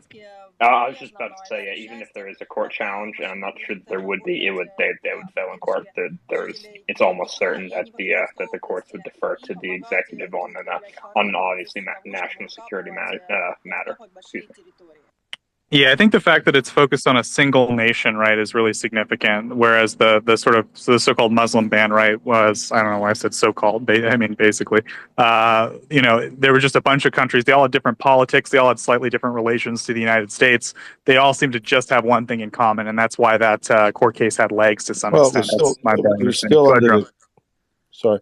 Sorry to talk over it, but it was still, I believe, under the guise of national security, no? Or let me explain. So essentially what happened, if my memory is correct, was the initial iteration of that consisted of only Muslim majority countries. It was struck down by various federal courts, and then I believe North Korea was added to the list, and then they asserted national security, and the courts ruled in favor of the government. That was more or less what happened. And so this is, again, obviously a national security case involving a single nation. If there is a court challenge, there's a decent chance the courts will just refuse to hear it outright. And even if they do agree to hear it, it's almost certain that, that challenge will fail. And I think this is an issue where, it's not that judges are super partisan, but I mean, this is a situation where 70% of everyone on all sides just super strongly supports Ukraine. And I think in this case, it's pretty evident, like there was a clear divide in terms of a lot of people in the U.S. didn't want the Muslim ban, and like some people did, right? I think this would be a much less controversial issue, I think. So there's that too. There's it's like much less of a political hot potato in that sense. But I think maybe we're getting a little down the rabbit hole of domestic politics. Gurney, go ahead. Yeah, could I just add here? The difference is really excuse me, I had something in my mouth. The difference is really so there's very little statutory law that applies externally facing that says you cannot do this. That court case had only minor legs because most of it, and I say this, there's very little statutory law that gives a court jurisdiction to rule on this, because again, it's inherently almost outside the jurisdiction. So that court case, if I remember it correctly, really only had jurisdictional legs because they were it hinged upon a procedural issue in the way in which it was done, and that was violating some processes of government in which certain things can't be excluded. It didn't hinge upon the ability of the executive or the jurisdiction to do that. To John's point there, it really hinged upon that there were processes that were not met internally in order to make that decision happen, and those processes being flawed and not having consideration for certain things that they're required to have. Whereas it didn't say fundamentally that the executive does not have the authority or speak to any side of that. It agreed with that. I mean, I'm not an expert in this, so I'll just be quiet on that. But it's a pretty succinct issue. I mean, many countries did this for COVID in terms of outright bans altogether. It was a very easy decision to add requirement for COVID entry tests onto visa restrictions, and that there's no right of entry, so to speak. Yeah, I'll my last comment, just that the courts have become much more political. It's my only concern. I'm with you. I hope it's not. I just am. I'm afraid that the courts have become much more susceptible to political. I'm sorry. I don't mean to veer off topic. Yeah, I think Gurney explained it much more succinctly than I did. I think maybe I walked into a little bit of pothole there. But anyway, thank you, Gurney, and thank you, Jerome. I think it's a good question, though. I think we did Gurney particularly did a good job, and John explaining the difference, and it is an important distinction to make. I think the comparison will be made if this ever goes to becomes a reality. So with that, I know Bertrand was trying to get up, and then we'll go to Leonard, then Rosalie. Bertrand, go ahead. So, on balance, I am in favor of tourist visa ban. I think that we are all on team fuck Russia here, right? Except possibly a couple of trolls lurking in the background. Said this, there are some nuances that need to be kept in mind, I believe, on what Finance was saying. So I agree with the idea that, well, of course, tourists should not be allowed, full stop. The moment when you are saying that we should try to brain drain as much as possible, which is absolutely in line with my thinking, and we should, try to get as many people in military age as possible, that's kind of a no-brainer. There are some practicalities here. One of them is the fact that in order to leave Russia, you need a visa. So they check it before you leave the country. Siren alert update. This has been explained time and again by reputable people, including Nick in this space. This message has been generated in with order municipal to data. leave Russia because you want to relocate permanently as a political opponent using political asylum visa for the rest of your life, potentially. In order to do that, you need first to leave Russia. And you are not going to leave Russia by saying, hey, fuck Putin, I want a visa, so I'm going somewhere else. Siren alert there are ways around this. The typical way so far has been essentially to have a pretend visa. Right? So you go as a tourist or as a student visa or whatever, you leave Russia. Once you are outside, you ask for political asylum or whatever. There are ways around it. So you can go to a different country. You can go to Turkey, and then from Turkey you can travel to EU or wherever else. Another way is, the border between Russia and neighboring country is not the Berlin Wall. So you can also run through it, and once you are in the new country, you are, asking for asylum. However, it is, let's face it, it is going to make it more difficult for people that have good reasons in the interest of the Western world to leave Russia. As I said, overall, on balance, I still totally favor the tourist visa ban because it's the right thing to do right now. However, the way the whole thing is set up right now, it is going to make it more difficult also for the people that, frankly, we want out of Russia. So people that can brain drain the country, people that might be opponents from the outside, people that for purely moral reasons we want to go outside Russia. It's not so black and white because of such reasons. At the end of the day, it is the right thing to do to ban tourists.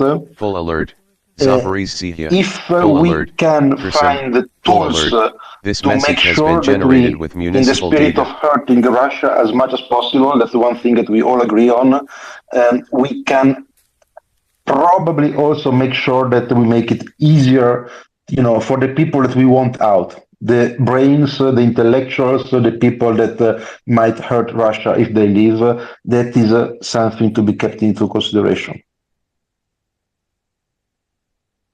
Yeah, thanks, Bertrand. And finance, I think that was like sort of largely directed at your points. Did you want to respond at all?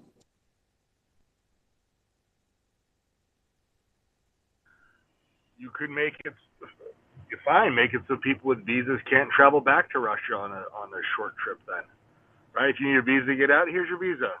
All of a sudden, you can't get back in. Make it real clear your visa has to be extended for the whatever time frame it's for, and then don't give them for anything but a long time frame. There's plenty of ways to play the game. Yeah, I think it's mostly details. Go ahead, Bertrand. I agree. However, imagine that you want to get out of Russia. You need some way to get out. So in the movies, you walk into an embassy, but it's not always so practical. So as I said, it's the right thing to do. Let's do it. Let's push for it. But it will also make more difficult for people that, frankly, we want out of Russia, either because they are military age, because they are no scientists, and whatnot. They don't really have a way to get out. Could I go ahead, Bertrand here for a sec? So Bertrand, I agree with you here. We agree, I think, in principle. To Finance's point, I think there's many solutions to this. The visa ban would primarily, we could assume, it's only going to be from mostly Western countries. There will always exist, unfortunately, a nexus between Russia and some other countries, whether it's Russia and Venezuela, Russia and perhaps China, Russia, and Turkey. So I do agree with you, but I don't think it would be as hard to exfil or have those people leave Russia because they will still have an ability to get to third countries wherein they could arrange for some sort of travel or visa process once they're out of Russia. But I do also think procedurally, you could also build in a countdown or timer into this, meaning you have an announcement, and whether that's 6 months to 12 months, you're basically, even if you say, well, 12 months is too slow, 12 months is too late, you're effectively putting everyone on notice. And even if somebody's recuperating in a hospital or can't make the travel or needs to save up some money for that, you're effectively putting them on notice and beginning a countdown, right, for that period to begin. So I think the nuances can be worked out to certainly, to Bertrand's point, if you want to exacerbate some brain drain, but meanwhile, keep this political pressure, keep this political leverage, because there becomes a point where they look, brain drain, yes, but at what point are you going to say you want that brain drain to occur? If Russia were to, just do a hypothetical here, if Russia were to invade the moon for the next 5 years, and you said invading the moon was a bad thing, do you want the Russians that have waited, that said there's reasons for 5 years for them to wait, or do you want the the first wave, the second wave? Like, at what point do you pull the plug and say, yes, brain drain is good, we'd like it to continue infinitely, but at some point here we have to apply the correct leverage. So I think there's ways to mitigate that to still get people out. Look, during the Cold War, people still were able to travel even if there weren't outright bans. So I think it's a completely solvable problem. It's just the political will. Yeah, thanks, Gary. I think it's a good point that it can be targeted and done smartly in a way. Bertrand, any final follow-up? We got a lot of hands, but briefly, go ahead. I agree. Essentially agree. I especially like the idea of the countdown. I did not think through it enough to say that it is something that will work, but it sounds like, in principle, it sounds like something that is a good idea. I did not see it anywhere. So if it is an original idea, props to you. Yeah, Gurney, maybe do a tweet on that. There's a lot of people have hot takes on how to do this visa ban right now, so maybe it's worth a shot. Rosalie, please go ahead.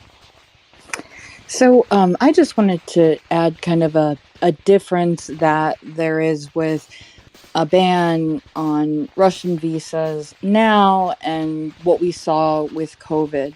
So I have some experience with writing policy, and when we're writing it, it's always a cost and benefit analysis. Every policy has downfalls and every one has a benefit.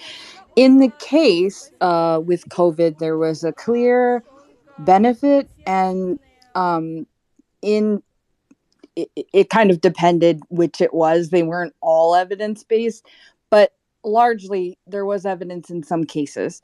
The problem, the difference, the way in which the quote unquote Muslim ban was different is that I believe a study showed that less than 1% of extremists that came to the US, they came from these countries that were wrapped up in this. And so the evidence, the benefit there was really wanting. And from a policy standpoint, like when you're looking at that, is it the least invasive to achieve the aim that we want to achieve? And it doesn't seem to have a clear aim, and it doesn't show how it achieves it.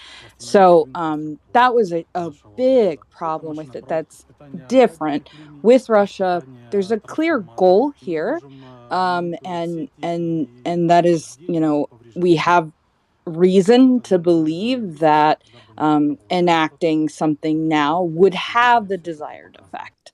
So that's just the difference I wanted to throw out there.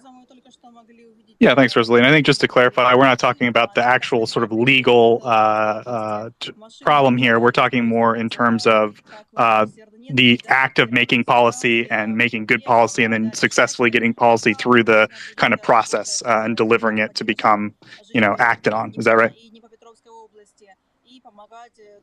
Yeah, that's kind of how I was talking about it, because that's, what I have experience with. Yeah, good. I think those are good observations. So thank you very much, Rosalie, in terms of how to communicate policy and also in terms of what makes a good policy, right? We have to weigh costs and weigh benefits and look at evidence, and that's, how we do it. So thank you very much. And with that, we'll go to Troy. Troy, please go ahead.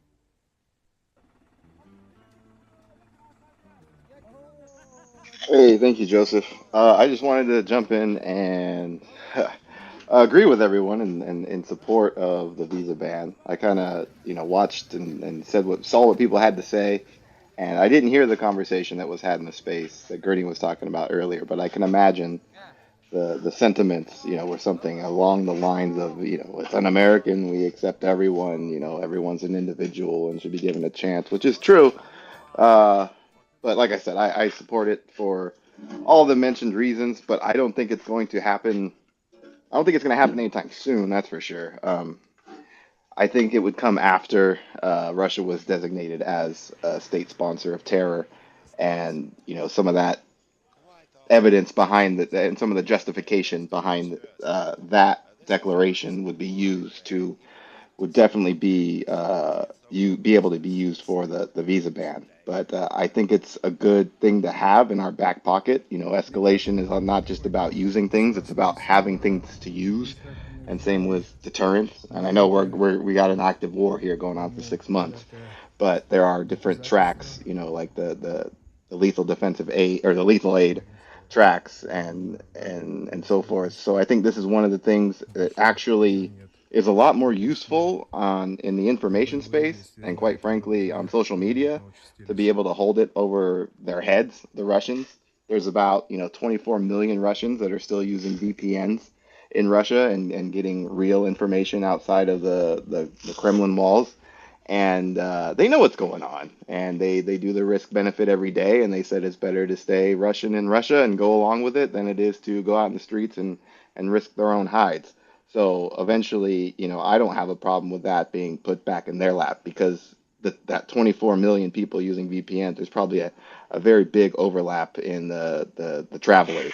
So they're the most quote unquote sophisticated, well-to-do, worldly Russians that like to have their vacations, whether it be in Europe or all the way over here. And I think North America is a slam dunk. It's common sense.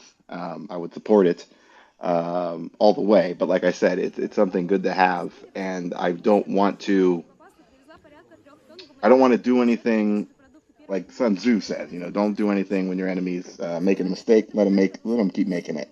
And right now, Air siren Putin alert and the update. government is facing a Kirovorod. huge All clear. impending Dnipropetrovsk. information crisis. All Where they're clear. going to have to Donetsk. decide whether these All 24 clear. million Russians are going to Kharkiv. keep All getting clear. this information and Poltava. see how the All world clear. sees Russia and sees what's Zaporizhzhia. happening in All Ukraine clear. without the Kherson. filters, All clear. or This if message they're has going been to generated with finally drop municipal the hammer, data. like we've seen hinted at on Russian TV, and start arresting people for doing this. And I think it's interesting if you look at the usual suspects. I'm talking about Edward Snowden here in Russia. He hasn't tweeted since last month. He stopped right about the time that the heat on the VPN went up. So they got a Air decision to siren make, alert and update. either way, it's going to be bad. Are Kirovorod. you going to let the All slow clear. bleed and everyone Dnipropetrovsk. see what's going All on, or are clear. you going to bite the Donetsk. bullet All and clear. effectively Kharkiv. shut off the All Russian clear. internet like Poltava. China? And All clear. I mean, you're going to have all sorts of Zaporizhzhia. problems. The All Soviets, clear. had Kherson. a proud All tradition clear. This of message hiding has been dissident generated with municipal literature data. and circulating, their own ideas, and now, everything's electronic, and that's going to be forcefully taken away from them, and then they're really going to have some serious thoughts and conversations with each other about, what is not just democracy, but what is, freedom, what's a human right. So I like it. I think it'll be used later down the line, if at all. And yeah, good conversation.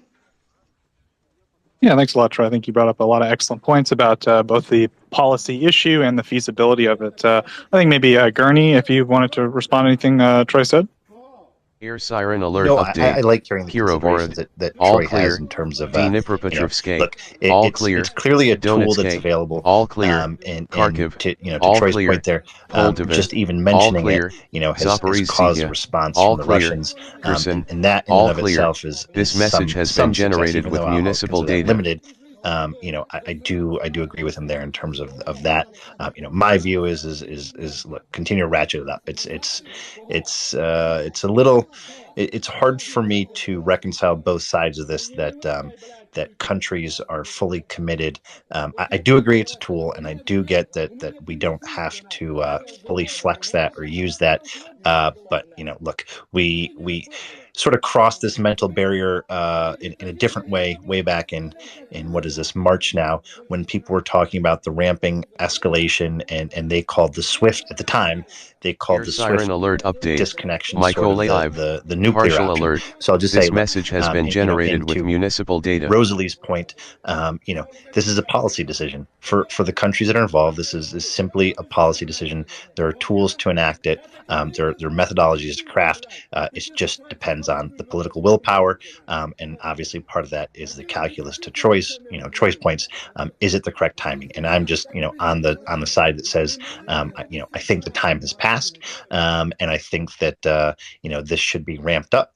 And in that leveraging process, there can be broadcasting of intention to do. It could go to the next steps: intention to do so, constructing the policy. Air siren putting it alert through update. sort of a process, Michael and that in and of itself Partial alert. broadcasts. This message has been forward generated movement, with and then municipal whether you data. say, look, this will enact in 6 months or whatever you come down on. I think that it's just a willpower thing, and for why I personally come down on it. Not only do I think it would be effective, but I think I don't want to anchor myself as if this is something that's some sort of unimaginable. In the same vein that a lot of people were saying, whoa, we have this SWIFT thing, and if you utilize it, remember they're going to wall themselves off and make a fortress, and you can't reutilize this tool again. And I get that. I understood the nuances at that point in time, but nonetheless, we ratcheted up and we did it. And even in that, you can clearly see there are still some loopholes to be worked out of that decision. And so I'll just say I think we're at the point where we should enact it. Look, I don't expect it to be foolproof. All clear. But I think this message has been generated with municipal data. Yeah, thank you, Ernie. Jerome, go ahead. Last I'll say on this, I just think it's hilarious that that currently, the way it is now, that Russians' so-called partners effectively have a travel ban. China, North Korea, Russia, and its so-called enemies that they rail against have open travel. So I don't think you could travel into China freely. Not that you would want to, but I don't know if that's an interesting point or not. Yeah, thanks, Jerome. I think it's definitely telling that countries like North Korea, right? It's not like this is I don't know. The countries Russia are trying to replace the West with aren't. I don't think are going to be able to fill that role. And I think tourism is one particular place where it's going to be really difficult for the people that want to go outside, go abroad, and engage in tourism. It's going to be tough to replace Europe and the United States for them. I think we've pretty much we discussed the visa thing quite a bit. So I don't know if anyone has any last points to add on it. You can please come up, or if anyone on the panel wants to do some closing thoughts. Otherwise, maybe we'll close it out.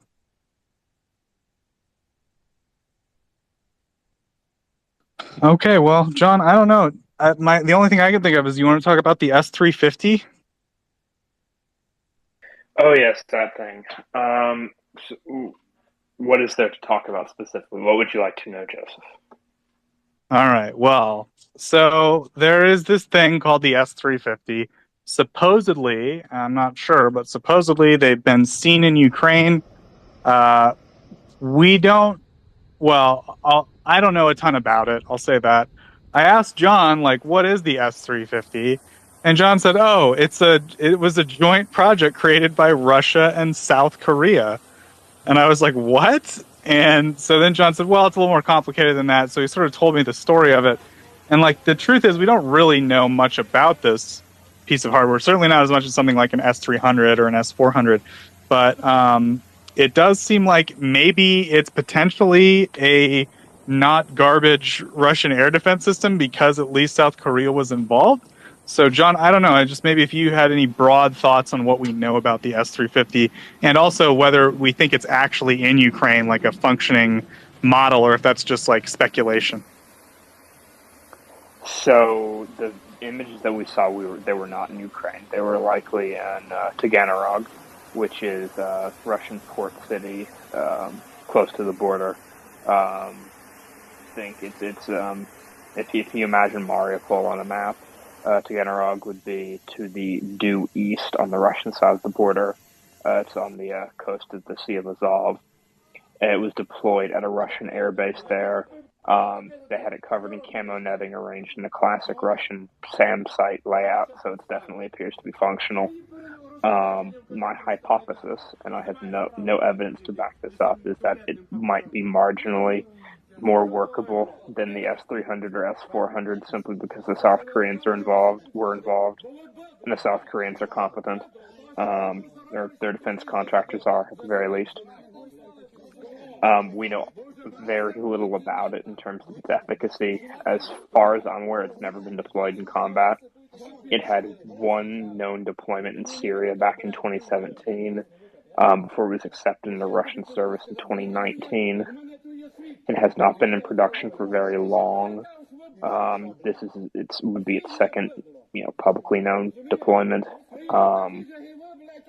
There's very little known about this system beyond, kind of a brief, technical overview in terms of, it's supposed to it uses, the specific missile it uses, the 9M96, is same as one of the missiles used by S-400.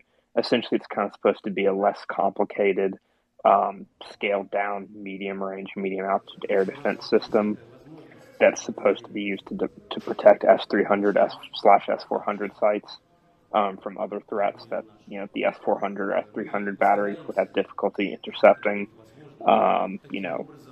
Targets that pop up at very close range, etc. And so it can support, I believe, one command post, 1 to 2 multifunctional radars. That's kind of the one unique thing about this system, is usually you have separate acquisition radars, which spot a potential target at long range, and then a separate fire control radar that's used to actually guide the missiles. High resolution radars that are used to guide the missiles to the target. Part of the whole simplification this system is theoretically supposed to provide is that those are both combined into a single radar unit. So a single battery is supposed to be able to support up to 2 of those and up to 8 TELs, transporter erector launchers, I believe. The radar, I think, is derived from one of the S-400 radars, if I'm not mistaken. which doesn't bode well for that radar, but, you know, that's what we know. And so, John, when you were telling me the story of how this thing developed, I guess like maybe two questions. One, if you could just maybe give a brief full history of like South Korea and Russia, the prototypes they worked on, and then two, like why did South Korea work with Russia on this stuff? I mean, it's, you know, I thought we were cool, right? I don't know what's going on. Why didn't they work with us, John? Go ahead. So essentially, kind of the brief history is that it was developed by the S-350 was developed by Almaz Antey, which is a Russian defense contractor, with the assistance of Samsung and a couple other South Korean defense firms. And essentially, what happened is they developed a number of prototypes, with the assistance of these South Korean defense companies. Those prototypes, most of them anyways, were then transported to South Korea, or exported to South Korea, I should say. The South Koreans then, you know, heavily modified them, you know, additionally localized them and basically turned them into the indigenous kit and developed processes to manufacture them domestically. And those were introduced at the end of it into service in South Korea as the KM-SAM, which forms the kind of the middle tier of South Korea's three-layered air defense network. However, Almaz Antey retained some of the prototypes, and they continued development of those prototypes independently, and those prototypes became the S-350E. I believe the KM-SAM entered service in South Korea in the mid-2010s, and the S-350E entered Russian service in 2019. And why do you think South Korea worked with Russia on this project instead of maybe a U.S. company or a European company? I suspect it was because they wanted the ability to manufacture them locally or domestically, which means that they would have needed a technology license. They would have had to, you know, rather than exporting the system itself, they would have needed to have been exported the underlying technology that was used to design and manufacture the system. My gut feeling, and I don't have anything to back this up, is that the U.S. government was probably unwilling to export the technology behind Patriot, because we've never exported the technology behind Patriot to any country, period. We've sold, you know, units of the systems, you know, launchers, command posts, radars, missiles, etc., to a number of countries, but we've never exported the underlying technology behind Patriot. This was what kind of caused the whole first major incident with Turkey, is we offered to sell them Patriot, but they demanded as part of that we not only sell them, you know, units of the system, but we also license them the underlying technology. And of course, we flatly refused that. And so they, you know, in a hissy fit, went and bought the S-400 and got themselves kicked out of the F-35 program. But I'm digressing. I suspect that was probably the South Koreans wanted the ability to manufacture it domestically, and they probably figured it was probably too much of an uphill battle to get the U.S. government to authorize the export of the underlying technology for Patriot. And as far as like what South Korea got out of it in terms of why they didn't just do it by themselves, it sounds like your theory is maybe radar, that South Korea doesn't have like a lot of great radar technology, and they might have needed the Russians. I wouldn't say that. I mean, for God's sakes, the S-400 is still using a passively electronically scanned array instead of an actively electronically scanned one. Which that isn't a fantastic mark for the Russians. I'm gonna pretend I know that's funny, John. Sorry, go ahead.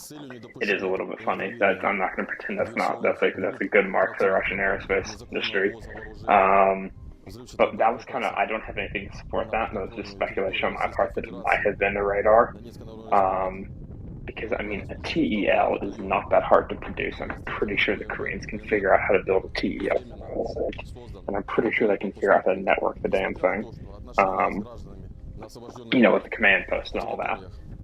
That's why my feeling was those probably for the radar technology. Gotcha. Well, that's like all my questions on the S350. Gurney, did you have any questions? The other potential is they might have been trying to save money on the system, by trying to avoid having to develop every single component of it from scratch themselves. That may have been an intent. Yeah, because this stuff's real expensive to develop. So Gurney, any questions about the S350? Yeah, a physics question for you, John. Is it a solid rocket booster on those, or is it liquid? Nobody uses liquids for liquid fueled rockets in military applications anymore. Well, I say that the Soviets, the Russians still have a few ICBMs, but generally, setting aside ICBMs, in terms of modern missiles of modern design, they're almost invariably solid fueled. Well, wait, I thought the Tochka looks like when it's warming up, it's exhausting liquid fuel. Is the Tochka solid rocket, not liquid? I think it is. I can double check right now. That's okay. I mean, you could check it, but no, my question was going to be, but if it was liquid, I was going to ask you if the kerosene would float across the Dnipro if it's lighter than water, but I guess my joke is lost since they're all solid rocket boosters. Yeah, it is solid. And you wouldn't use kerosene. You wouldn't use kerosene anyways. John, way to destroy my hopes of my hope floats across the Dnipro. I was hoping that these systems could sort of float across the Dnipro, maybe give them an exit strategy. Just sink my hope, John. Much like those Russians on one of those air mattresses crossing the river soon enough.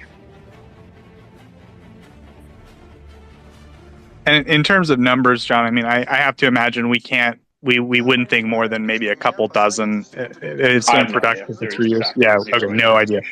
Zero information whatsoever. None. We know more about the S500 at this point than we do about the S350. Is that coming from that military expo that's ongoing, or the military games plus military expo that's sort of going on concurrent? So S500, we have info on that from some other sources predating the expo. The only reason I say we know more about it is because I think the estimate is that 30 systems of that were produced, which is about a single regiment of launchers, I believe, and that was slated for to take up an air defense role for Moscow. Right, and I think that the S350, it sounds like the plan is they wanted to make a bunch of them and then like integrate them into the existing batteries of S300/400, right? So that was like the idea. So it doesn't sound like they produced like nearly enough for it to serve its intended role, right? Oh God, no. The one interesting thing is I think they have actually been exported to Algeria. So I would imagine the United States has a pretty good idea of what its technical capabilities are, since the Russians have already exported it. And given that they deployed it in Syria, I would expect the Israelis also probably have a pretty good idea of what its capabilities are, at least in terms of the radar component. And, if Israel knows, then the United States knows, courtesy of our friends in the Israeli Air Force, Mossad and Amman.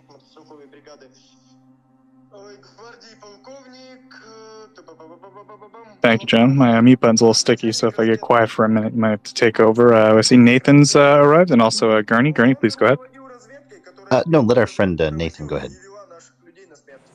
Thanks. Hey, I was just, while we're on the subject of the S400 and S350, I was just curious if you could, John, if you could let us know, I'm just curious, how does the S400 and S350, how do they compare to the Patriot systems? Because I know for a long time, the Russians were kind of advertising that, their anti-air defensive systems were generally better than America's, but there have been a lot of sort of wake-up calls with this invasion, just clearly showing the world that how inferior everything is and how bad it is compared with, what they'd like everybody to believe. So anyway, I know it's kind of getting off the subject of Ukraine a little bit, but I'm just curious how it compares to the Patriot system. So that's an interesting question. So in terms of what you were saying about them being, the Russians marketing them as being a better system, based on what I've seen, I would imagine that Patriot is probably a more effective system. Given the performance that we've seen from S300 and S400 thus far. In terms of the differences, one of the big things is that S300 and S400 are both advertised as being significantly longer range. I believe for the largest set of missiles they claim a range of up to 400 kilometers, whereas for PAC-2, for Patriot, the largest quoted range in terms of the public figure is 160 kilometers. That being said, that's less of an issue of missile performance and more so at that point an issue of, how powerful your radar is, and more importantly, what's your actual line of sight for the radar, what's your distance to, your horizon before, you can't see something because of the curvature of the Earth. At long range, that becomes significantly more important. Give me one moment, having a little bit of audio difficulty.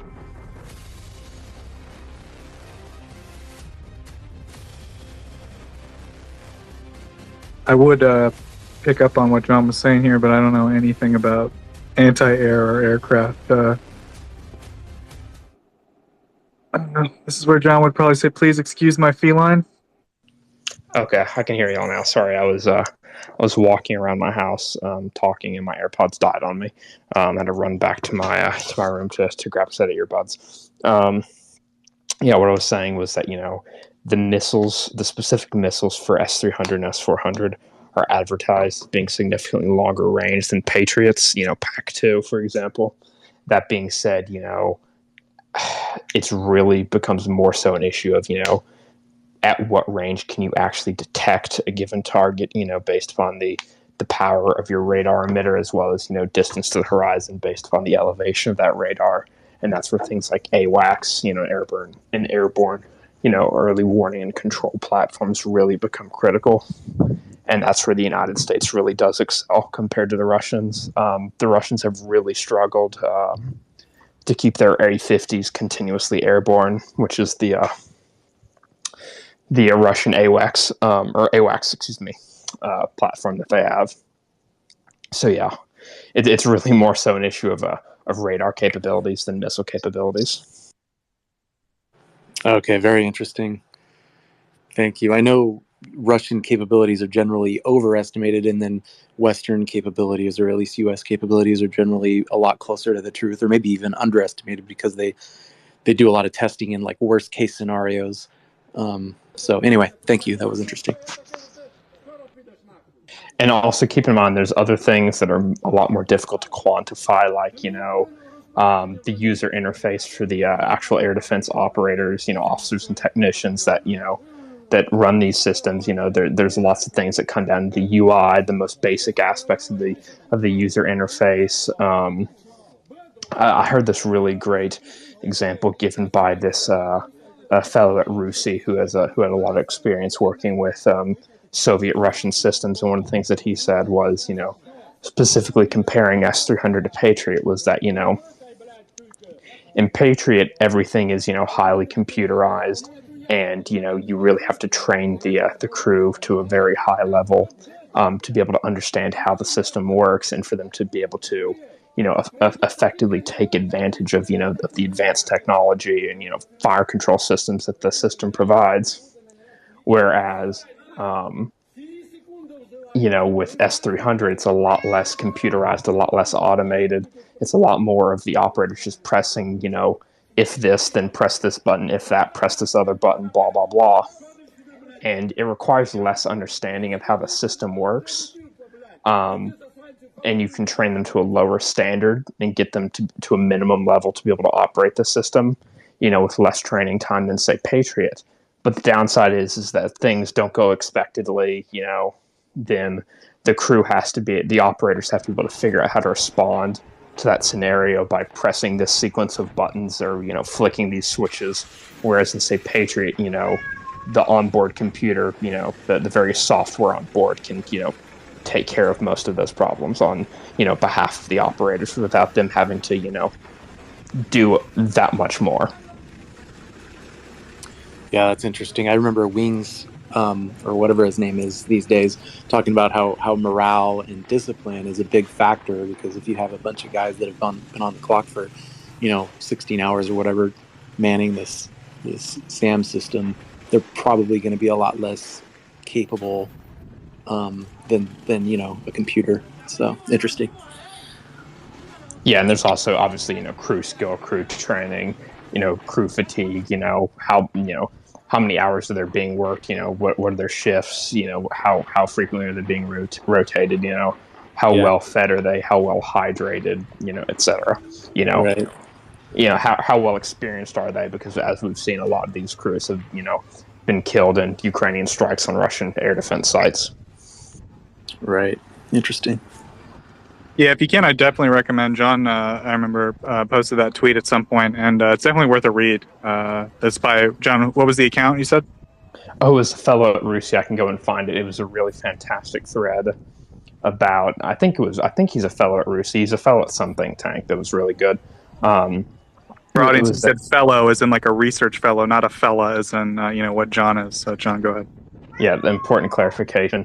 He did a whole thread that was extremely fascinating about the differences in Soviet/Russian weapon system, design philosophy,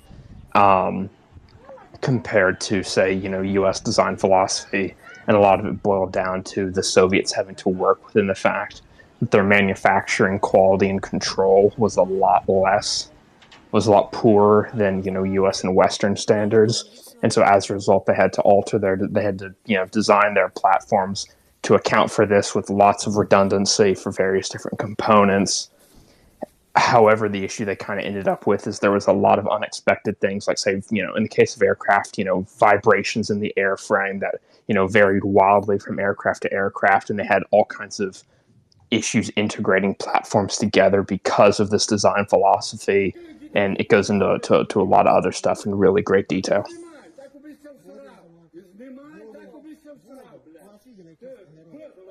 Yeah, so maybe John can dig that up. But until then, Gurney, go ahead.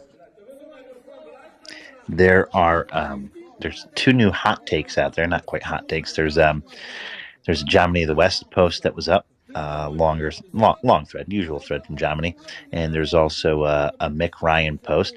Don't know if anyone wanted to mention those, but I thought I'd at least recap either Mick or Jomny. There's 2 points that were interesting in there to me. Yeah, I'd love to hear your recap of either one, Gurney. Dealer's choice. So maybe recap's a bad term here. I'm going to highlight one of the parts. So Jomny's got his usual updates. He's I think as of late, the whoever runs that account has been sort of slightly delaying the posts. Not to give away anything, not to to keep some sort of semblance of OPSEC, because he's got fairly detailed maps that he usually posts. But the one thing I took away from his recent post, and I think I've talked about this in other ways indirectly here, talking about the Ukrainian sort of phases and different things, and talking about the Kherson front, whether it's with Craig or with CJ here, or with others on the program, other listeners who come up here. And what there's a segment in, I believe, Jomny's, where he references Ukraine is making some progress in the Izium sector. Now, I know we don't talk about the Izium sector every day. It's a little bit harder to see, and to our appearances, it seems like lesser things are happening there, whereas that's not necessarily the case. It's just the perception of that, right? And what he points to specifically is there's one of his slides there that shows some Ukraine activity, making some significant but limited progress against the now at this point beleaguered Russian soldiers, who are just fairly exhausted in that area. And he makes it a point to talk about specifically that the Ukrainians seems to be exploiting this because Ukraine also drew Russian BTGs to Kherson, and so that in essence, the sum of it is something you've heard from me or for others discussing here, that Ukraine has sort of stabilized the situation, at least not just stabilized the section there. They're making forward progress there, but that Ukraine has stabilized through the combination of HIMARS and shaping the battlefield and choosing Kherson. They've allowed for this this forward progress in the Izium area. So I picked up on that. I thought it was good to see Jomny here. But when I talk about, if you guys hear me drone on about shaping the battlefield and forcing decisions, having Ukraine make the Russians force decisions, or every time you hear someone come up here to say, hey, where is this counteroffensive in Kherson? Just looking at it and saying, look, Ukraine is playing sets of decisions as they develop, and it was just good to see that interpretation of it to where they view this as Ukrainians successfully thinning out the Russians to stabilize operations there, and now the Ukrainians are being smart and retaking some ground specifically in the Siren alert area. update. That was my takeaway. I know Dr. Full Paul alert. just came up here. This message So has I'll been generated pause with on that municipal for a second data. before I switch over to Mick Ryan's post. Yeah, Gurney, good catch, and thanks for flagging Jomny of the West. I have a bet with myself that it's someone like General Petraeus or otherwise who's doing that account. But I was thinking, based on all the discussions with like Major Giroux and Colonel Spencer and General Mick West or Mick Ryan or Mick West, I can't remember. But I was thinking, like, as the winter approaches, like a major win in that area in the Izium like kind of sector is to be able to push Russian forces up and away up through until they get to, and I'm going to get the river wrong, but I believe it's the Seversky Donetsk River that it's bumped up against, and it's on one of his slides. Gurney, do you know what I'm talking about? Are you catching what I'm saying here? So the most immediate river there is Seversky Donetsk, but then there's the Oskil. Then it branches. Part of it becomes Oskil River. So I don't know which one of the two you're talking. The Oskil being further northeast, but the Seversky Donetsk is the one that's right there between. It runs further, but from Izium to Lysychansk. So I don't know if you mean the one immediately that they're upon, or the one further back towards Oskil Reservoir. The one they're immediately against on, and to me that, like, the map I'm looking at of his, that's new movement and new ground that they've kind of like secured against that like river line, the further one on the, I guess, northwest. So it's northwest of Kupiansk, and it's Pachechin. I can't even say a single one of these little town names. Unfortunately, it's east of Chuhuiv, and it's northwest of Kupiansk. That one, whatever one that is. But that, in my mind, that looks a lot new. That looks like some major ground gained, and it kind of aligns with what we've been hearing for a couple of weeks of Russian forces in Izium and other areas in that area kind of withdrawing or redeploying elsewhere. So overall, the point I'm making is, to me, that's a very good sign. I really like to see it. It's a stabilization, and it's a better area to defend against and hold out through the winter potentially. So. Yeah, no, I'm with you on that, and it's it's between that and the Mick Ryan post. I'm going to confuse some of the comments being made here, but they're good for anyone out there to go and take a read at this, just to give you a better understanding, whether it's today or just in general.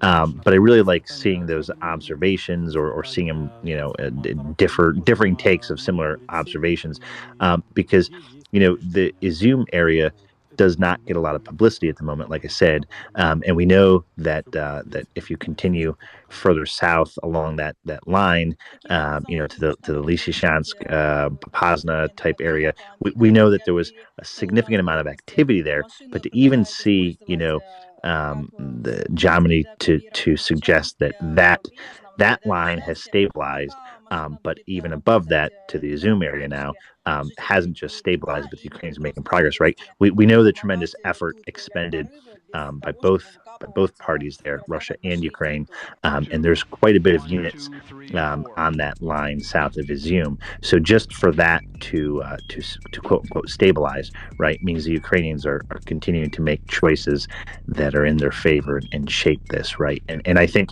the significant takeaway for me is being that they whether their plan was to draw the Russians out or the plan was an opportunity in Kherson, either way, it forced a great set of decisions going forward.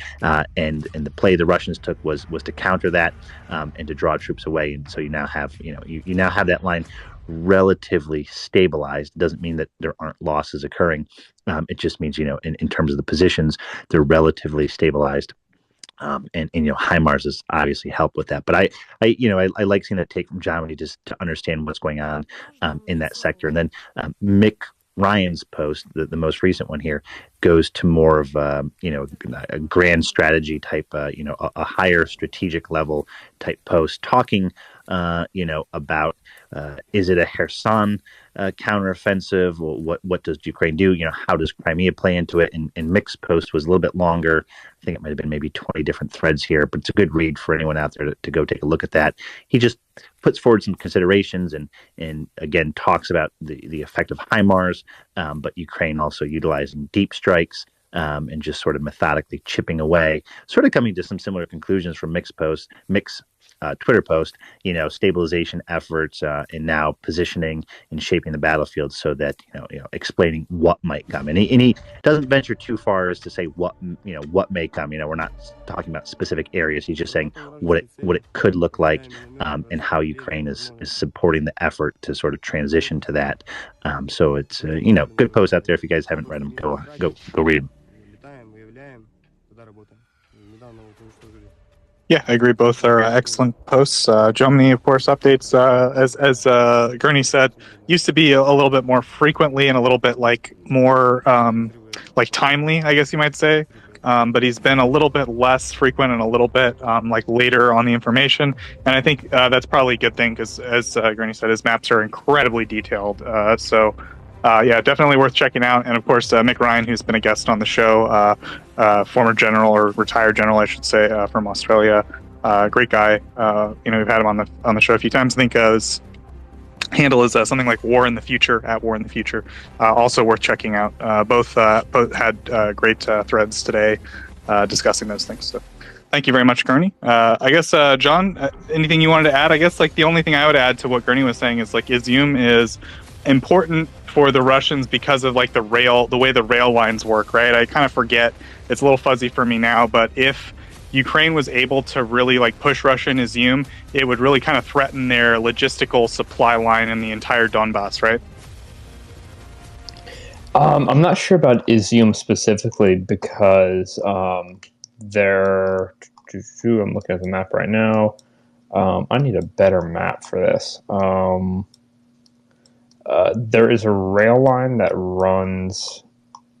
I'm not sure if there is a rail line that runs through Izium. Google Maps is terrible for finding rail lines, but anyways, there are a bunch. So Izium may not be. Izium is definitely operationally important here because there are roads and rail that both run from Russia. And there's on that side of the river, they sort of all converge in Izium, and then they present new axis of travel. And if they were connected, you could connect rail. They're not connected because of the river and the Ukrainian position, but you could connect rail from Izium to Lysychansk and Lysychansk to occupied parts of Luhansk. But you could also, obviously, from Izium. You could also connect to Sloviansk, Sloviansk being another important sort of node here. So Izium is important. I don't know beyond that, if you were talking about is Izium, aside from the terrain features that are there, both the convergence of the river and the roads and the rail, it's a choke point for those reasons, and it would be great for Ukraine to hold.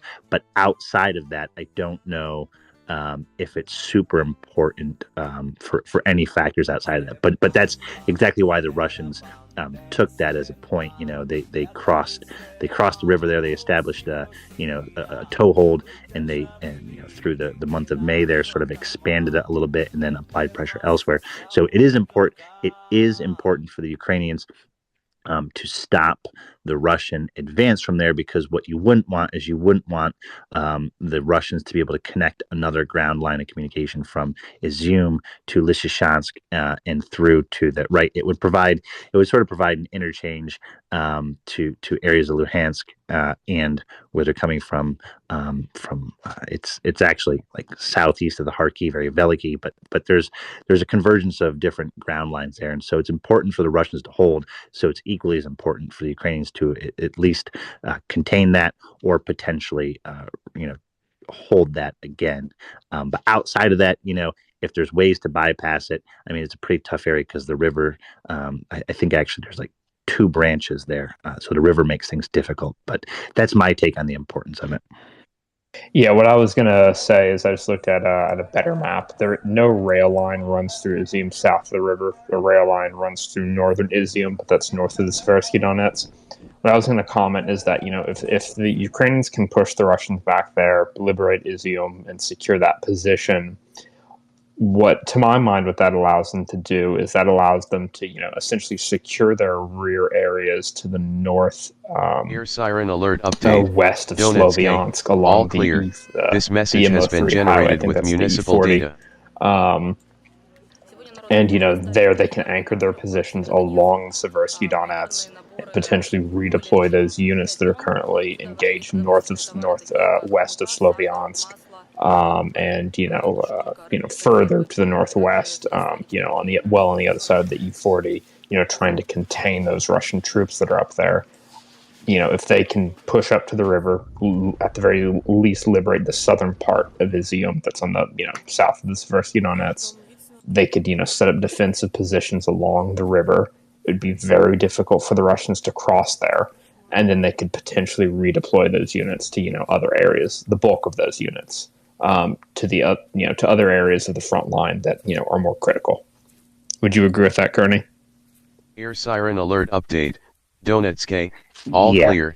This message has been generated with municipal data. But the same significance. Once the Russians were able to get to Melitopol, it allowed cross connections for them, right? And they've not only maintained that, but they pushed forward from that. So the intent there early on for the Russians was to gain Izium into this is going back to May now, but project out of Izium and sort of close off that whole area from Lysychansk, right from directly south of Izium. They basically essentially wanted to connect Izium to is it Bakhmut? It would be directly far south of there. The 2 wider ends where we saw Russia basically in May go from that as their goal to smaller and smaller sections until they eventually started chopping off smaller bits and pushing in particular Lysychansk. Yeah, so the E40 that runs south east from Izium through Sloviansk to Bakhmut, just north of Bakhmut. Right, and that was the connecting Izium, and I think the next one you'd hit would be Sloviansk, and then if it was what is it? The next one, Popasna, Soledar, and then Bakhmut. I forget the order here, but essentially that whole chunk, right? And they weren't able to do that, and they haven't. So it's if the Ukrainians can push to even cut off parts of Izium that are on the western side of the river there, that would be great, at least to close it off there, sort of fix Russian forces. And there's plenty of other opportunity up and down the line. Dr. Paul mentioned Chehuyev. That's another important area, specifically east of Chehuyev.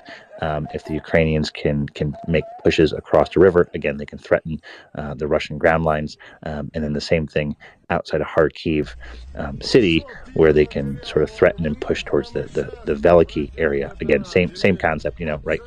Threatening Russian rear ground lines, just as the Ukrainians are threatening Melitopol. All these, are important, but I thought that was good progress to see, the Ukrainians making progress in those fields around Izium.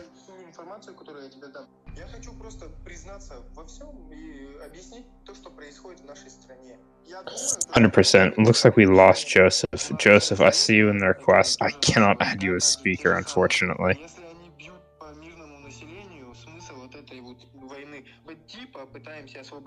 Joseph, I think you're going to have to leave and rejoin the space. Dr. Paul, please go ahead. Sure, Gurney, and this is in response to Gurney. And I'm looking at the study for wars maps, trying to compare Jomini's versus the study for war, which General Pretorius is associated with.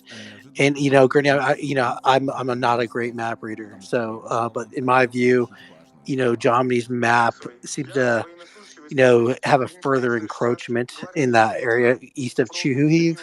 So, so I just wanted to make that quick point. That's what I would do as soon as I drop down because I lost audio. But I think that's interesting. So, yeah, in my view, Jomini's very great. His maps are phenomenal. They're very complex to read, very detailed, and you can get lost pretty quick. But yeah, Gritty, I don't know if you've done that comparison on the map, but any comment on that? I think roughly I know what you're speaking of.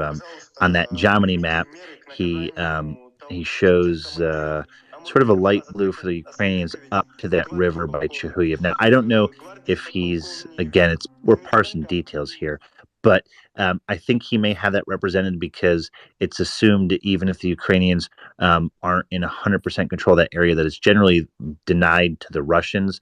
And this is just a guess here because the Russian positions are on the other side of the river right there.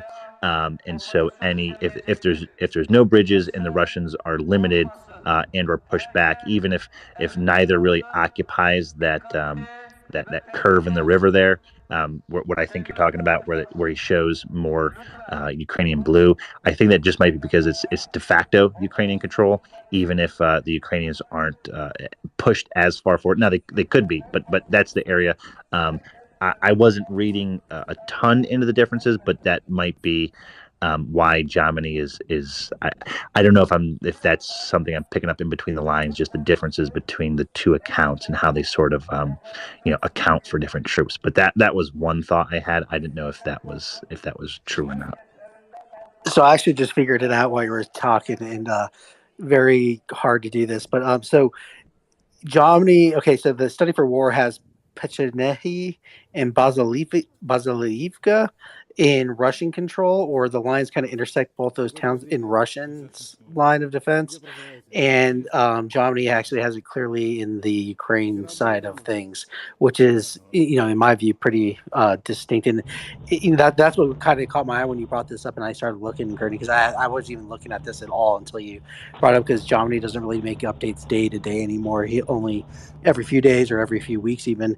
But that's what caught my eye. I noticed like a bigger bulge in his, like approximately 10 to 15 kilometers. And, just kind of why this area is significant. Remember our Ukrainian friend Roman. This is kind of his area like of operation was like west of Izium. I'm not sure the exact location, but this was the general region that he unfortunately died a hero. So it's kind of significant there. And at that time when that happened, the Ukrainians were moving west, west of Izium and northwest of Izium towards this. So I'm not sure if this was the exact same location, but that's kind of another reason why I have a keen eye on it. So. Yeah, I'm looking at it right now. You're right. I'm trying to understand where that river is in relation to those lines, but right, he very clearly puts 36 guards motor rifle and shows at least 3 defensive positions or 3 engagement positions. And yeah, that's we're talking about the same the same area that Jomini's added on there. I should overlay that, but my thought is where exactly where those lines are. I thought the river came down out of that reservoir, so that could be. But he makes a side note of it and explains specifically Chuhuyev, and he talks about the last Russian artillery engagement of units there, and that's to your point. Right, that was Roman Ratuzhny's unit, 36 guards, right, and that's the vicinity and where he was killed. That's interesting. So, Gurney, I didn't know what unit he was in. I just didn't recall. But yeah, that's kind of the dots are kind of lining up and the dots are connecting a little bit there. So good call. I don't know that. I think John, he was 93rd Mech. 93rd Mech, I think. No, he was 93rd Mech. Okay, yeah, but he was in that. Ukraine does not have guards. Ukraine abolished all their guards units a while ago.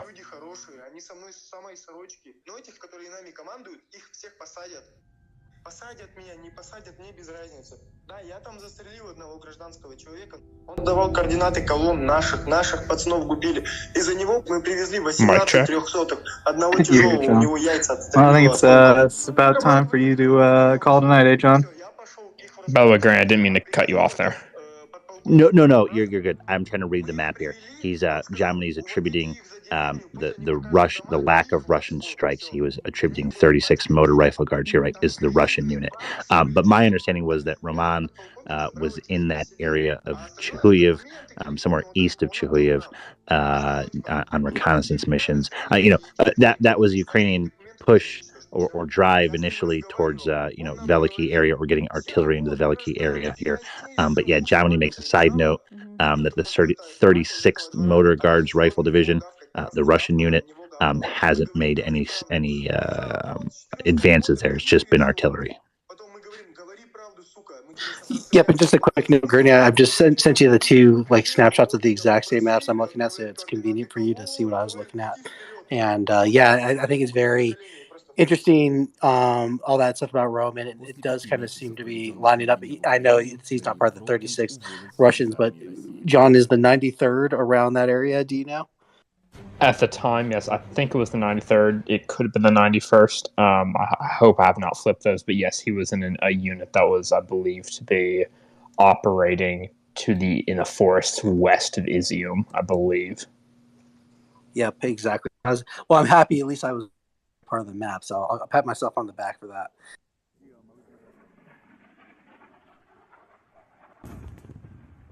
And then while we got Dr. Paul up here still, and then I was just saying that, and then the Mick Ryan sort of takes a larger, wider view, just answering some people's questions of, well, where is a Kherson counteroffensive, or more general than that, what does a Ukrainian counteroffensive look like? And he just sort of wraps up some of the threads here, whether it's HIMARS, deep strike, sort of shaping the battlefield, and sort of just ends it with some larger questions to say, what is required for a counteroffensive?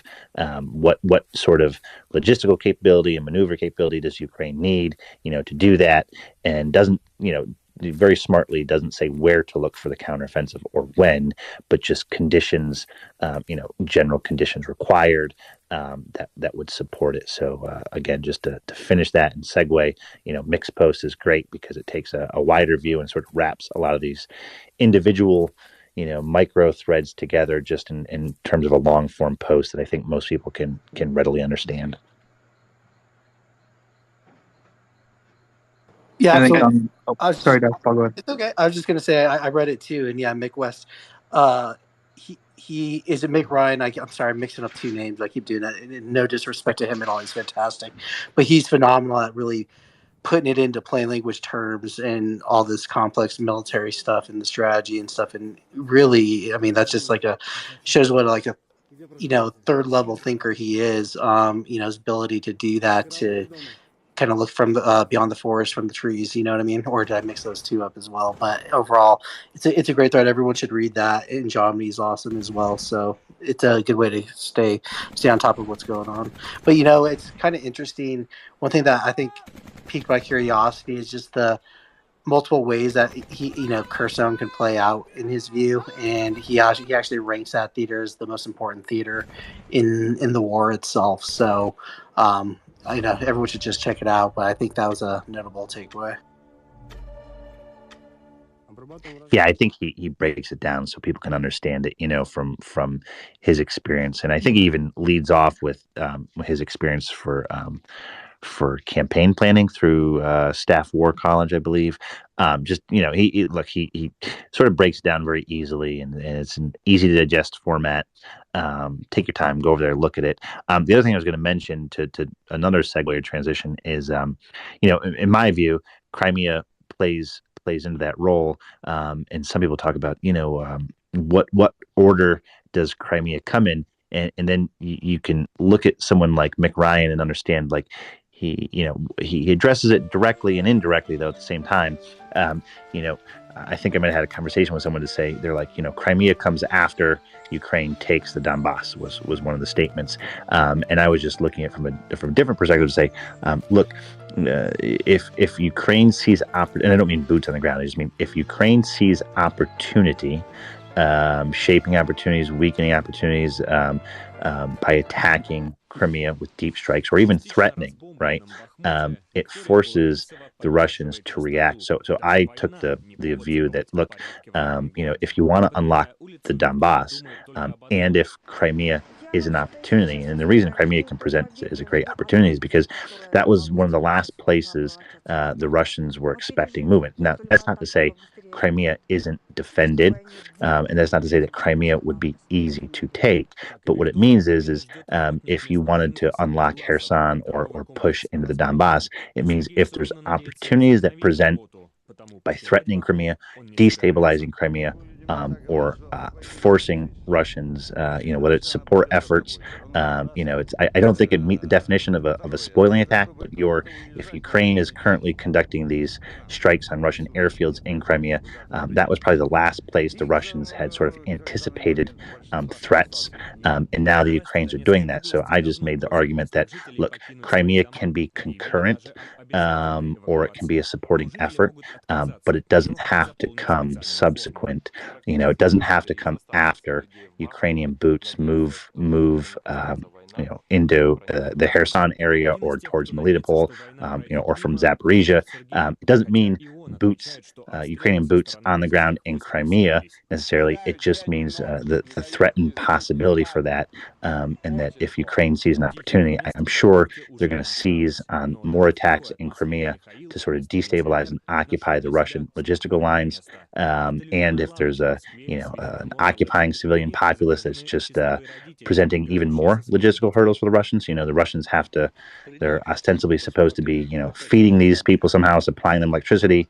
You're seeing attacks on the energy and the rail. So, I mean, all of those things the Russians will have to contend with to try to provide for the civilian population, and that can help Ukraine really, in any kind of campaign or offensive that they undertake, that can really, just like Kherson is in analysis, relieved pressure on the Izium area. It can do the same thing to relieve pressure so that Ukraine can be successful, retaking parts of the Donbass by threatening and or fixing and or deep strikes in Crimea. So that was just a conversation that came up today, and I think Mick could probably elaborate on that a little bit more. But I think in his analysis he touches on it indirectly. Thanks, Gurney. Dr. Paul, please go ahead. Yeah, so Gurney, good call on the Crimea discussion. So, I'm not sure. One account that I follow, he's a kind of logistician type of guy, and he does some maps and things like that, and they're really good. But he mapped out today that if Ukraine can disable the Crimean, railways from Crimea into Kherson and Zaporizhia, that the Russian supply lines will be 200 kilometers to Kherson, 290 kilometers to northeast of Kherson, and like 272 kilometers over the Zaporizhia region if they can disable 3 or 4 key rail points. So to your point, I mean, striking down there can have like disproportionate effects on the battlefield over the long run.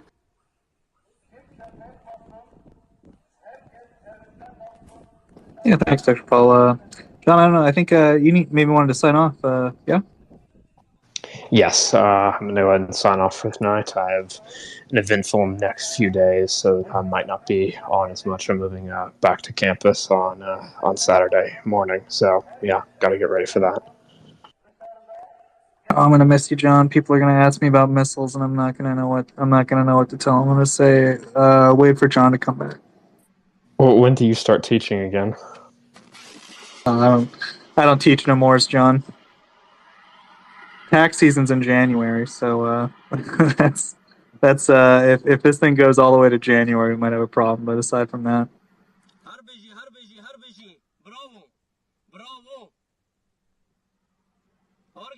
Dr. Paul, please go ahead. Yeah, before John hops off, and Gurney, I wanted to jump in. This was like hours ago when I was briefly on about that strike in Lysychansk of the, what was it? Not the FSB, the GRU's headquarters, former GRU's headquarters there that got struck today. Did it strike either of you guys how different that looked compared to a lot of the HIMARS strikes we've seen in the past? I mean, complete demolition. Whereas, remember the very first, HIMARS strike or suspected one was north of Izium, and it was some, command and control headquarters, and it didn't like demolish the entire building. It just took out like a floor and then took out like a vehicle motor pool. This was totally different. Yes, so I think was it you, John? I definitely spoke to this earlier tonight, and I was using the three different. So the video of Kherson City when the Russian command and control for basically their army echelon, and I believe the one below that were destroyed, and that was a pretty stout building. So we have those pictures, right? And we know that most everybody inside was killed, but the shell of the building was relatively there, but it was very big. But your same thought I had earlier tonight. And then the second one we saw was what was that? The Wagner, the Wagner in Popasna, right? We saw the strike there, and we think that that they're all HIMARS or related. We don't know the amount of rockets, but the Popasna one, right? Again, same thing. It was the building didn't seem as stout. It was still a fairly stout building, but the one in Kherson was sort of like like old fortress style. But again, all very concrete and stone buildings, all very big. And you're right, to your point here, the third one I brought up, the one that is the actually, I think the one in Popasna is the former SBU Ukraine headquarters in that area, or not Popasna. Where is it, John? It's no, Lysychansk. Sorry, the third one's Lysychansk. It's getting late in the night here. And that one, right, Dr. Paul, to your point, it's just rubbleized. I mentioned this earlier tonight. You cannot even literally try to see where the foundation of the building is from the photos. It's when I say rubbleized, I mean complete, right? So to your point there, it does look different. And I tried to account in my head again. Someone in the audience was nice to send me like a composite of 3 or 4 before and after photos. From different angles. So it gave a better understanding that the building was at least as stout as the Wagner PMC headquarters. It might not have been as stout as the Kherson City one, because that one was a pretty like just thicker stone blocks or thicker concrete blocks in Kherson City. But I would compare it on par with the similar building construction of the Popasna, the PMC one. But the difference there being, even though we know that there was massive casualties for Wagner, still there was a footprint of a building. There were still walls, right? Even though it was totally cavitated and fallen in and sunken, you could still clearly tell that there was a building there. But that one in Lysychansk, I mean, there was just nothing left of it. And even the rubble did not give you an idea of the composition of the building unless you looked at pictures before it. I mean, because the rubbleized pieces themselves were just so much smaller, so much more pulverized. So if somebody wants to come up here and talk about the actual structure of the building, but you're right. My head asked, did they use more HIMARS? Did they use more GMLRS rockets on this? Was it something different? Was it a larger warhead? Was it because to your point here, right? If I look at the 3 of those and just use that as the data set, 2 of them seem similar, and that third one today in Lysychansk, I mean, there was nothing left of it. Absolutely obliterated. No cornerstones of the building, no walls survived, and you still cannot tell where a basement would have even existed, or even the outline of a foundation still in the ground, just gone. Yeah. So I'm not sure. Do we know what time the strikes occurred? Was it a day or night strike? Because I'll tell you what it looks like to me. It looks like a JDAM strike in Afghanistan or Iraq, taking out an entire building with an aerial bomb is what it looks like. That's how different it looks relative to the limited amount I know about HIMARS and GIMLers and I don't really know much about the attackers on what they actually look like when they actually hit, but definitely different than the GIMLers. It's something different. It feels like to me, and I'm not sure if there's any S300s that got hit between let's call it Bakhmut and Lysychansk, John, or anybody. Gurney, did you hear anything like that? Because conceivably they could have done something in there with air, and that's just what it looks like to me relative to what I've seen in Iraq and Afghanistan.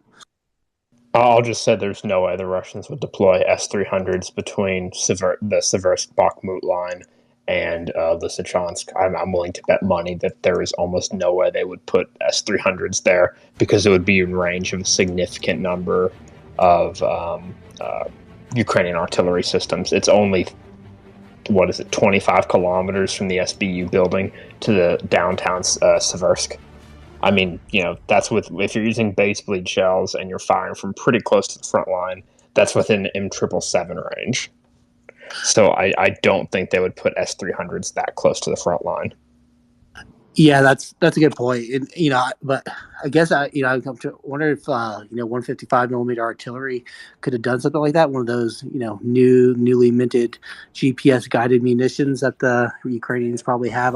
To me, it doesn't seem big enough, but perhaps 4 or 5 of those shells could do such a catastrophe on such a building potentially. I'm not really sure. We'll have to wait for CJ, I guess, on that.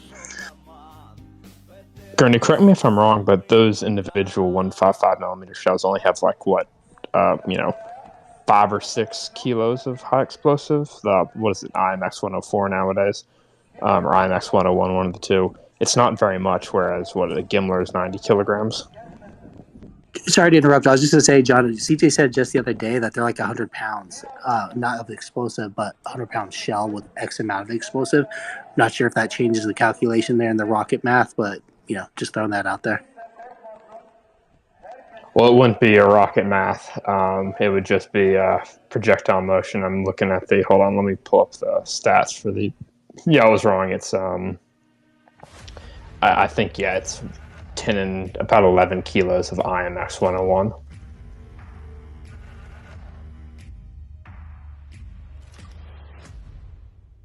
But don't you have to account for the weight of the shell itself? The weight of the shell itself is 46 kilos, which is about 100-ish pounds.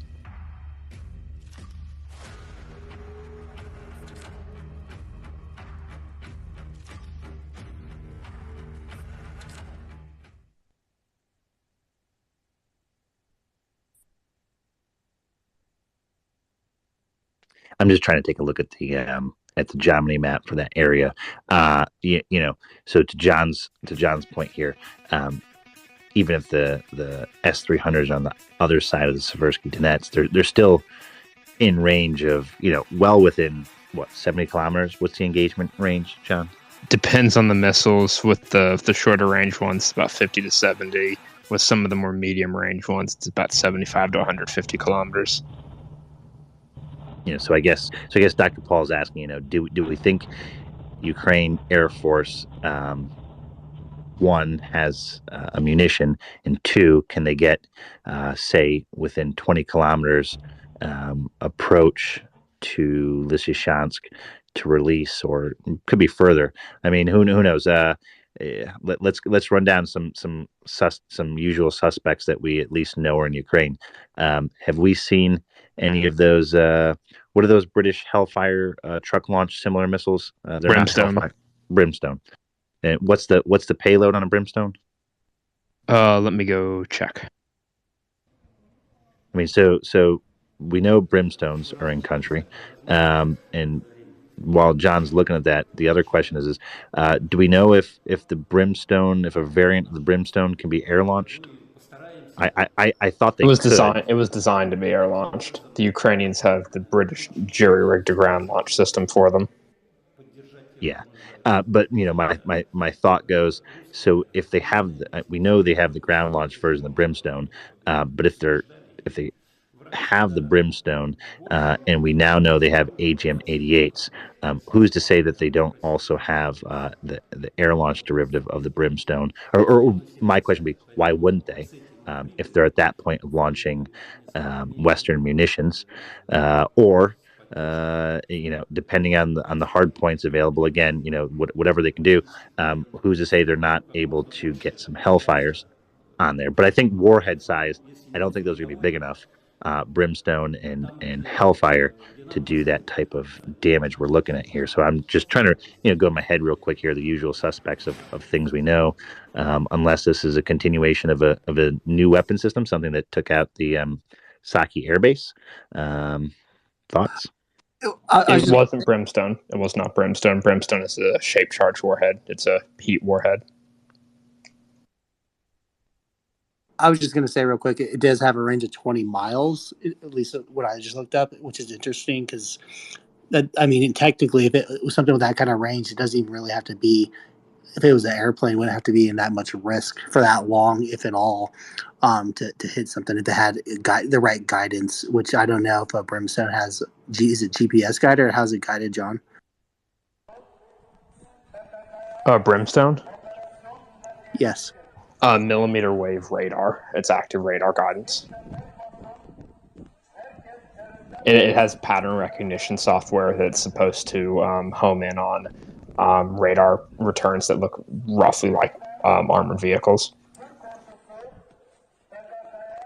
I think there might be some other versions with some the latest version, the Brimstone 3. Maybe Brimstone 2 also adds laser guidance. Частично разбомбленном Бахмуте Виктория Булавинцева поддерживает чистоту. Даже война. I'm getting DMs speculating that it was a Tochka U. Подметая улицу, Виктория думает только об одном. But that would be interesting to be able to hit it with that degree of accuracy with a Tochka U. Certainly I would have the warhead to do it, though. Yeah, what's the accuracy again of the Tochka? It's like 100 meters or something, right, John? The CEP is about 50 meters on a good day, according to the published stats. That being said, Konstantin, I think he kind of intimated that Ukrainian ballistic missile operators have been able to get it down below that. So I'm just going to go back to Dr. Paul's original point here. So he was talking about looking like did you say JDAM or GBU? JDAM. Yeah, essentially, and you're talking about like a 2,000-pound version, or 1,000-pound, yeah, 500 or 2 500s or 1,000. I don't even know if they come in 1,000-pound, but they have the 500-pound ones. I'm pretty sure, right? And so John, what's the warhead size of a Tochka U? I mean, because this building in Lysychansk was just gone. It wasn't. It didn't strike me. It didn't strike me that that's less than 500. That it did not strike me that that's anything less than 500 kilograms. It just, pulverized, rubbleized, not just destroyed. I mean, the destroyed remnants were destroyed into pulverized into rubble. Tochka U has a 482 kilogram warhead. So perhaps this could have been like 2 Tochka U's, for both for redundancy and for effect. It would be very interesting to take a look at damage to the surrounding buildings. I kind of looked at Gurney. I don't have the video handy, but I kind of looked for that. Like, it didn't seem like there was much peripheral damage besides the building itself. So whatever it was highly accurate, which I personally don't think it's a Tochka U just for that reason alone. It was super accurate. It didn't seem to be causing huge amounts of collateral damage other than just the complete destruction and implosion of that one target.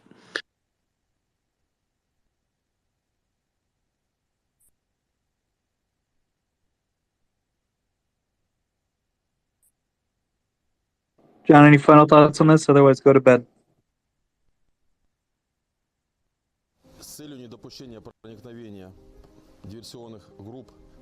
I take that as a go to bed. Gurney, go ahead, please. No, I was just going to say on that note, while one goes to bed, another wakes up. Our friend Daniel from Romania has awoken today. How are you, Daniel? I broke my law of silence because I'm on holiday, but I saw we talk like LARPers about bombing. And I said, why not? Let's jump. How are you guys? Wait, did you say we talk like LARPers? LARP? Well, we are sometimes like some LARPers speculating about bombs and missiles and things like that. And I was excited yesterday because even if I was on the mountains and caves and things like that, it was funny to saw how many blows Ukrainians give to Russians. And was funny to see they closed the Kerch Bridge. I remember maybe 5-6 days ago, I asked our guys, I don't know, was it European team or American team, asked about after the hit in Saki. I said, which airport will hit next the Ukrainians? Was very funny because I imagined most of the planes, they will be moved. And I asked which the choice Russia will make. And it seems John was made a list. Simferopol. I was just going to say, Daniel, John made a list. Sorry, go ahead. Was about Simferopol. My idea was they will move to Simferopol because it's bigger airport. And it seems was Simferopol. I like that. And I think would be very, very interesting. What I want to say, and I just speculate, I think they have weapon systems which are not publicized. I don't think it's ATACMS. I think it's some different missile. Because they don't say anything about new ATACMS. The release of last week was something like ammunition for HIMARS. Was just like a keynote in the American help for Ukrainian army, and was nothing specified there. And possibly to not be ATACMS. It's something different we didn't know. No? It's very possible. And I think they have a lot of weapons they don't publicize. Yesterday I saw something like Finnish mortar, which also never publicized by Finnish government. And sometimes I think the informational war is very, very important. If you say, like Ukrainian government, the bombing was operation made by special forces of Ukraine, you never give such a statement a few hours after the hit, putting all the Russian troops in alert to patrol on Crimea. That is just bullshit. Of course, he's not special operating forces. Even if he's a small team, it's not easy in a country which is some like a desert. Crimea is not very well covered. You can hide and hit easy. And also is a huge garrison there. But it's good to put Russian on the hills. Search for operating teams from Ukraine. Also, how can you enter there? Cross from Kherson or Zaporizhia or insertion from the sea is not something easy to do. But okay, if Russians believe this shit. Perfect also, no?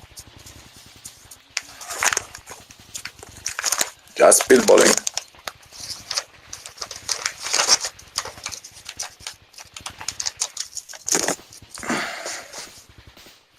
What do you expect today to be? More more strikes on Crimea, right? Daniel, you saw there's little news on it, so we don't know the veracity of it. But Hraditsky, the one outside of Sevastopol or Simferopol, the airfield they moved to.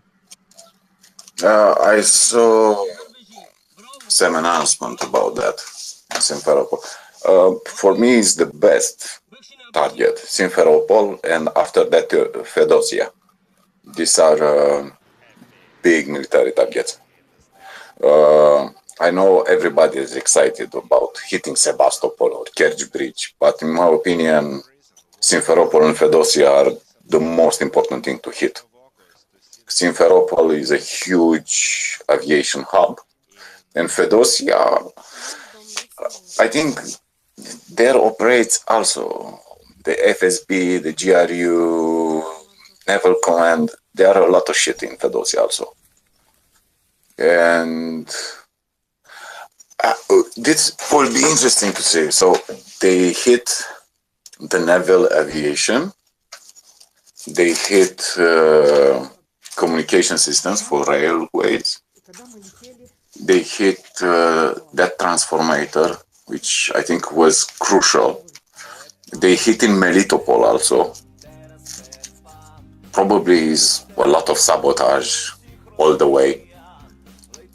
And partisans probably designate targets all the time, and if they saw 1-2 soldiers alone, they are dead. I like how they're moving, but I will not be shocked if next 3-5 days we don't see any hit in Crimea and we see a huge push to Izium, for example. Because put the Russians to guess where they will hit. And probably now they are in alert in Crimea, but not in Izium area. And if they hit Izium area, they will free Kharkiv. I don't know. I will not be shocked to see hits in Mariupol also. And I was very impressed about the retreat of the families of the military from Melitopol. Probably is a lot of disinformation also. Ukrainians put the pressure on the psychic of the Russians panicking, civilians trying to flee. Probably in Rostov-on-Don now is totally paranoia. I saw in Kursk area they are sabotage and they blame the Ukrainians that but it's possible to be Russians partisans or maybe Belarusians. Also the accident in Belarusia. So they blow up something, maybe it was mishandling because, you know, bad soldiers, but can you guess, is no Belarusian resistance active?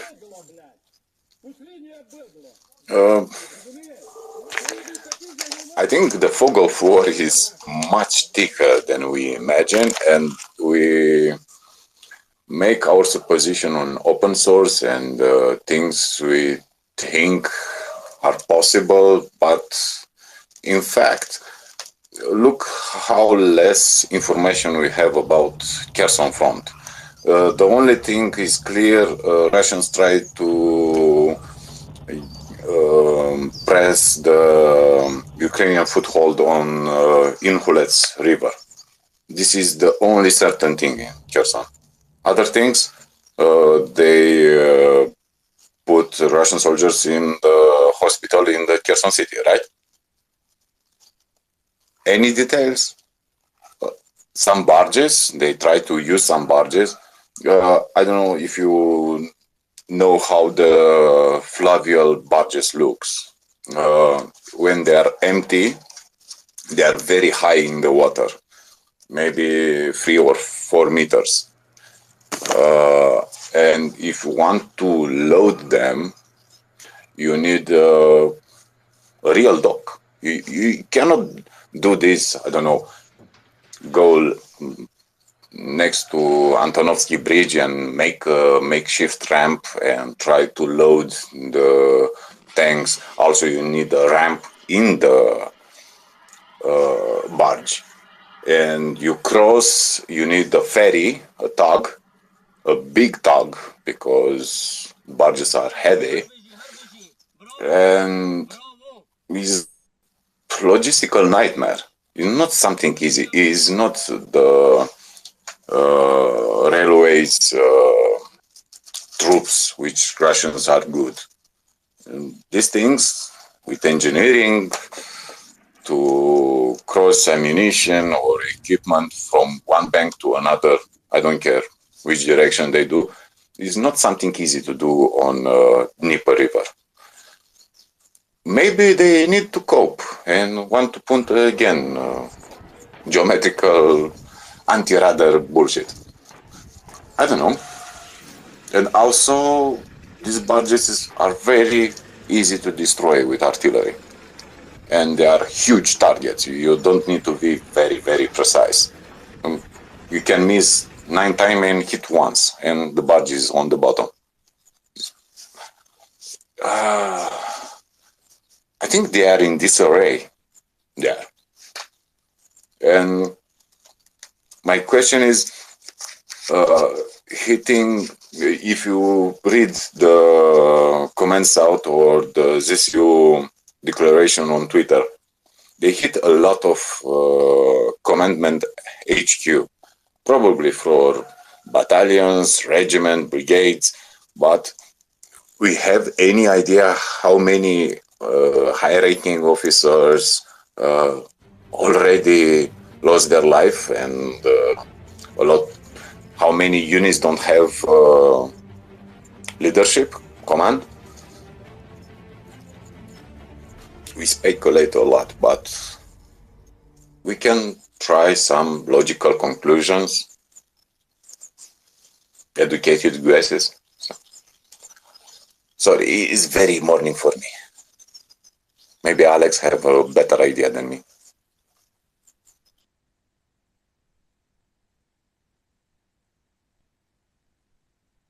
I think they were all good points, Daniel. Yes, Alex, did you want to add anything to this? Then we'll go to Slava. No, not at all. I think that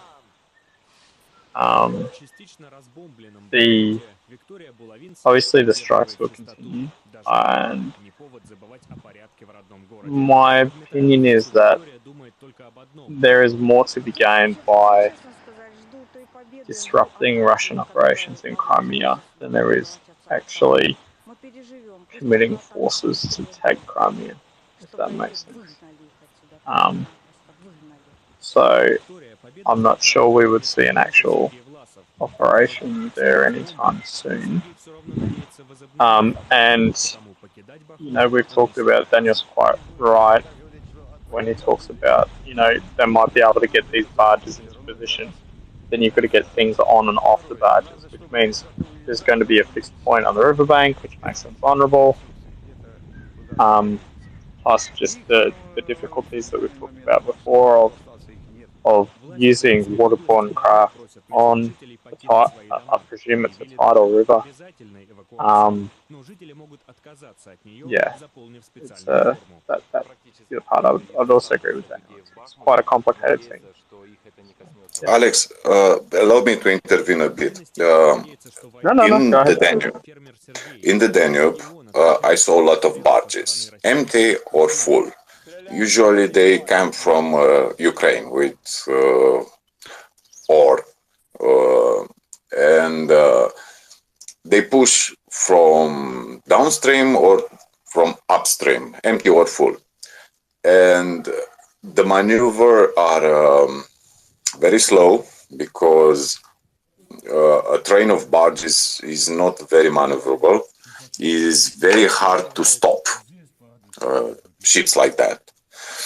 But these are working in the riverbed where is the depth enough for your ships. If you use a barge, not to use the navigable way of Dnieper, but you want to go from a riverbank to the other riverbank, and you have a barge which is 100 meters long and must be pushed from behind by a tug, and maybe you need another tugs to pilot right and left, is almost impossible maneuver. It is not something easy to do on any river, and Dnieper is not a small river. So idea they will use a barge to move equipment from a bank to the other bank is not stupid, it's totally wrong, because they have their pontoons, which they use like a small ferry, which are more practical and easy to use than a barge with, I don't know, 5-6 tugs trying to move a lot of shit. It's totally unbelievable. That's why I think they will use something like decoy radars. I don't know, put some S-300 to defend their pontoons. I don't know what is in their head, but you cannot use a barge from like a pontoon, as this one will explain to you. Yeah, absolutely. So just to help people visualize it, really what you're talking about is pushing a 100-meter wall across from one side of the river to another with an absolutely incredible force pushing on one side or the other, usually in the opposite direction to the one you want to go. So yeah, I agree. It's completely nuts, but you know, it's not to say they won't try it. So, no, I agree, Danny. About the Izium, Alex.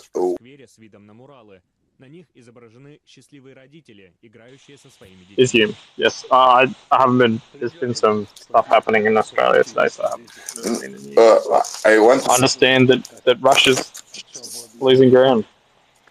I agree that Crimea is the priority, but also if you do something predictable, you let your enemy to make countermeasures much better. And in my opinion, what I saw until now, which is open source available for everyone, they never play on the rules. Ukrainians try to surprise every time. Every move they do doesn't match the Russian tactics, the Russian strategy, the Russian expectations. For example, the hit on Wagner Group HQ in Lysychansk. That was totally surprise. And just like the bombing of the port of Berdyansk was Russian wrongdoing, publishing the location. So I think they try to use any opportunities to get high rewards moves with minimal risk, because they don't want to risk anything just to, I don't know, meet our expectations. Similar thing with people expecting a wave like Soviet attacks in World War II in Kherson front, which probably will never saw. Even if they get all the IFVs they need, they will do anything is not matching the Russian expectations. This is my logical conclusion after the half of year of war.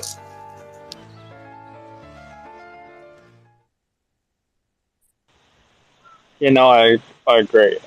It definitely seems to be that there is an opportunity that has presented itself around Izium that the Ukrainians are busy exploiting as we speak. And my understanding is that there's certainly a lot of activity in and around Izium, and a lot of ground has been taken back. But I think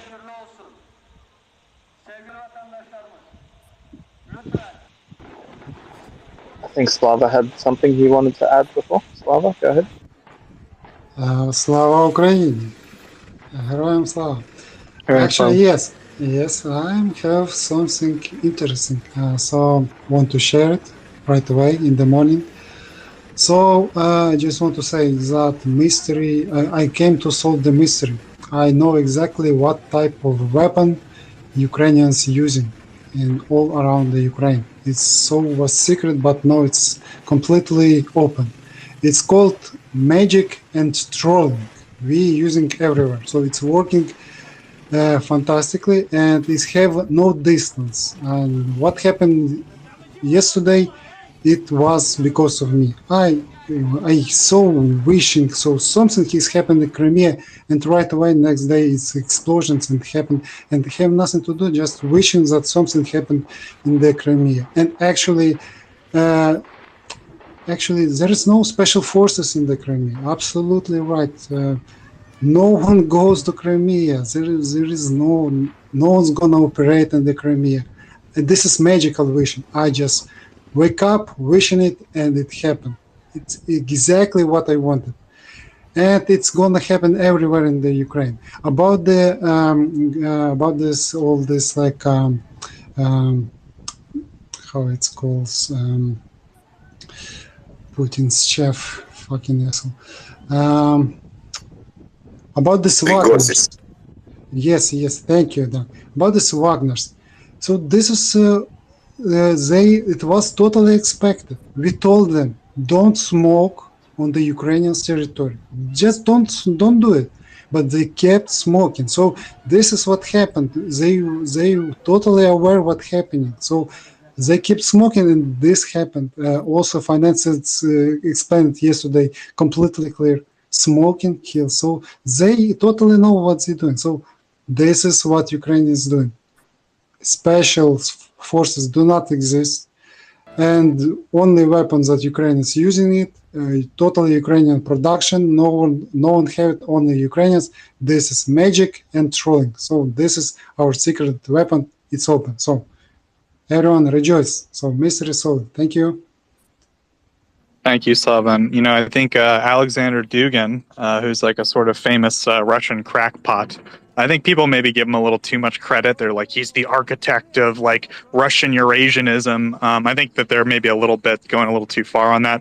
But one thing he said was that Snake Island has like magic powers and stuff. So it's obvious that, yeah, by Ukraine recapturing Snake Island, they regain those magic powers. And it's no coincidence that since Snake Island's been in their possession, you know, these magical strikes have been taking place. I mean, that seems obvious, right? But I don't know. Maybe Gern. Oh, Slava, go ahead. Yes. Just to, I didn't leave some fun, but just to be clear, Ukrainians, it was totally clear. And maybe a few months ago, it was said that less information, even about future help with the weapons from the West, any discussions will not going to help Ukraine. So in Ukraine, we have this rule, we do not discuss it.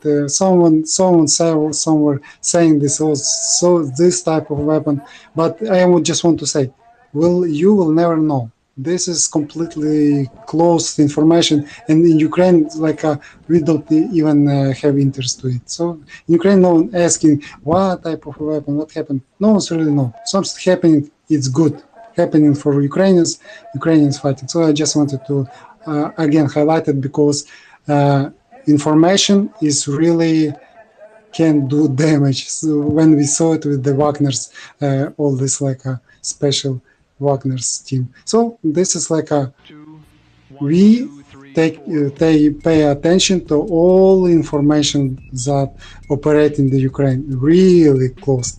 We have this like in internet really close watching. So this is in Ukraine really serious. So I just wanted to share it. So thank you for discussion. Thank you. Slava Ukraini. Slava.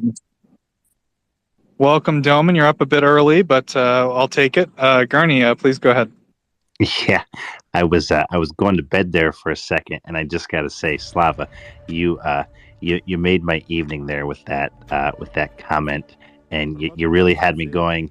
and I know you speak the truth here. So yeah, let's keep some more of your magic going.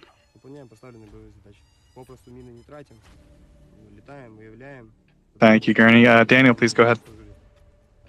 If we talk about unicorns, dragons, and mages working for Kiev, I remember you some weeks ago, the Russian press tried to push the idea of special drugs given by United States to the Ukrainian forces. They are super soldiers with mutagen in their blood. And after this, I don't know, the fairy with cigarette butts in their hands, killing the ammunition depots of the Russians. If is any Russian troll or maybe just sympathizer on this space, probably will report to GRU. These fuckers come from Hogwarts and they will destroy Russia with magic and tricksters and I don't know, mythologic stuff. Yeah, absolutely, Daniel. I mean, we make fun of the Russian army a lot, but you got to realize what they're up against, guys. Okay, first off, Ukraine is clearly using black magic, as people like Dugin have suggested, and that there's sources of powerful magic that are being practiced. Of course, the Ukrainians are also bioengineering birds to go to Russia, and they make Russians into alcoholics, and that's why Russians are alcoholics. Don't forget, they call the Ukrainians Satanists, so also they use pentagrams. Yeah, absolutely. And this is like, we're not even joking about any of this. Like some Russians, and I would say a not insignificant proportion of Russians sincerely believe that like Ukrainians have satanic Banderite rituals where they get magic powers that do affect the war, the full scale invasion. So yeah, this is, I mean, I'm being a bit facetious here, but this is real stuff. It's not coming out of whole cloth. There's smoke to this. So thank you, Daniel. Tim, go ahead. Hi, I don't know if I'm late to the party with this comment or not, but this really speaks to JJ's piece yesterday about one of the ways you can troll Russians is you can troll Vatniks on Twitter is you can appeal to their superstition. You can say things like, you're going to die, don't you? Things like that. You can put this little creepy little picture in their head. So I don't know if JJ's already mentioned that, but there was check hers on my feed for a really wonderful piece she shared yesterday. But my question is, tell me more about these satanic Banderite rituals and how can I attend one? Well, apparently they have them in like the public square of the town, like every morning. That's kind of what you hear from these like really crazy Russian, propaganda outlets that, there are these like, and as we probably have mentioned, when they're not using basically the racist slur against Ukrainians, they use the term Banderites, right? So they genuinely think that Ukrainians sort of have these shrines to Bandera. We've also seen it in their frame-up jobs, right? When they say, oh, we've captured, Gurney pointed this out tonight, that the other night, because last night they had to explain, of course, all these mysterious explosions that Slav was talking about that are obviously black magic, and that's why they have to come up with a reasonable explanation. They don't want their population panicking. And so they said, oh, well, it's special forces. And so to prove it, they basically found some poor Crimean Tartar, I'm guessing, or someone else, probably a Ukrainian, or just someone they don't like. Or quite frankly, I mean, this happened. We have historical records from the Soviet Union that demonstrate this. Sometimes they just say, we need 1,000 people, and they just go round people up. So, I mean, who knows how they came upon this poor, unsuspecting house of people or group of people. But they decided, we're gonna show a video of, like, arresting them, and there are Ukrainian special forces that are conducting these raids and causing these explosions. And then they put in the house, the supposed like safe house, their secret lair, like a shrine to Bandera, right? And it's like that's sincerely what they think, or at least that's the image they want their sheep population to believe, is that like even the Ukrainian special forces, when they're secretly behind enemy lines, like in a safe house, they have a little shrine to Bandera, because like you have to have that, right? That's the kind of people we're That's the mindset of the people we're dealing with, or the mentality. Does that make sense, Tim? I was going to. Yes. I was going to say, Joseph, you shock me with your naivete. In assuming that they even arrested anybody. These events are entirely concocted and stage managed, and they basically involve collecting as much paraphernalia of the other, usually Nazi and sort of right-wing nationalist material that they can find, and collecting it all together in one place, whether it's coherent or not, and then videotaping themselves kicking down some doors and flicking through some books. I'd be highly skeptical if they even bother to actually arrest anybody, or whether they just get somebody and put some handcuffs on them and then give them their 15 rubles and then away they go. I'd suggest that for the most part these things are entirely stage managed for exactly the effect that you're talking about, and for the most part they're either they're usually entirely inconsistent and laughably ridiculous, and the reality is that the FSB, if it really wanted to, could lay its hands on any number of neo-Nazis, in large part because they're involved with orchestrating the neo-Nazi movement in Russia. So, yeah. Yeah, it's certainly. I mean, yeah, it's very possible they don't even bother arresting anyone for these, obviously fake, theatrics. But it wouldn't be unprecedented historically for them to, as part of the theatrics, for whatever reason, in the past they've said, well, we need to arrest people for something happened. We need to arrest 1,000 people. Go arrest them. Yeah, sorry. I didn't mean to minimize the reality that they would just arrest people randomly for no reason. That also happens. I merely wanted to point out that these sort of events are entirely stage managed and basically, sometimes even unhinged from reality. Yeah, absolutely. I think either way, it speaks to, right, the idea that part of the propaganda is that these people worship, this iconography, or that secret agents behind enemy lines would need to have some kind of shrine to Bandera, right? That's the kind of crazy logic the people we're dealing with have. So I guess, I won't belabor the point, but, we're being sarcastic about all this idea about black magic and bioengineered, viruses that make Russians into alcoholics, and, Ukrainian super soldiers given American, serum to fight better. But these are real, ideas circulating around Russian media, and it's not even crazy,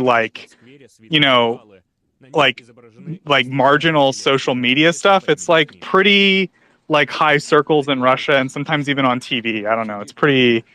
It's a very superstitious, population, I guess, as someone put earlier. I think the other thing to remember too is the media.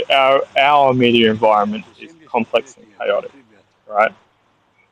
The Russian media environment, by and large, consists of performative art with defined tropes and themes, right? So, this, viruses from outside and, National Socialism and neo-Nazis being a threat, and nationalism and all these other themes and tropes. They're all themes and tropes within this theatre. And so, it's all just, as you say, it's all just part of the same thing. You're going to go to bed, but first you can go ahead. I know I can't refuse this conversation. It's just it's too good. Joseph, speak for yourself. I'm leaving a level of tactical ambiguity here. I'm, look, I don't know if you speak for Slava or I, but I believe in the Hogwarts and the unicorns, and the mythical dragons and the Norsemen, and I'm going to stick to that. I'll take it to the grave with me. The truth will come out. Or the truth is out there. I don't know which applies here. I'd go with the truth is out. Gentle people. Or I want to believe. Gentle people. I've now been listening to this for 15 minutes, and that's great. And the last 15 minutes, they're slowly gyrating down into the Russian rabbit hole. It's beautiful. Thank you, Gurney. Much appreciated. Really, this is what we should be giving Europe in the morning. High hopes that magic will resolve everything. Come on, please, get rid of Dumbledore. Axel, of course, just wants German tanks in Ukraine as soon as possible. Absolutely. He doesn't believe in magic. Absolutely, yes. Yeehaw. Vorwärts. Not interested in any of this Hogwarts garbage. He just wants some leopards. Exactly, mate. I want Leo 2s, Mardas, Bradleys, M1A1 Abrams, Challengers, and the likes in there. I would give a few Eurofighters as sprinkles, good squadron, and give our boys as many F-18s and F-16s as they can bloody fly. And when I'm finished with that, we'll have a little look-see into the HIMARS weapons and, say, ordnance cabinet. Give them some JDAMs, Lydig JDAMs, and whilst we're at it, find whatever kind of bloody artillery ammunition we can get hold of. And when we're finished with that on this Friday, then we can take it further. Well, Axel, didn't someone once say that any technology sufficiently advanced would be magic to someone else? I think maybe to like a Buryat conscript, something like an F-16 probably is magic, right? Isn't that the historiographic description of what happened when, say, certain people sailed across west and then arrived and met some people they called Indians? Yeah, I think that's been problematized a lot, but yeah, I think you could draw a comparison. Actually, you know what? The funny thing is, what you're describing is the description of Cortes going into the Amazon. Yes. Right. Gurney, please go ahead. Well, I just wanted to say these aren't necessarily mutually exclusive here. What Axel's talking about, or a Eurofighter. In my head, I understood the Eurofighter to occupy both positions. It's both a plane and the bird that brings the alcoholics to Russia. So I mean, there's a level of tactical ambiguity. I'm gonna still stick to. They're not mutually exclusive, and I'll hold both to be concurrent realities here. Gurney, He's I not love wrong. you. I don't know how you do it, mate.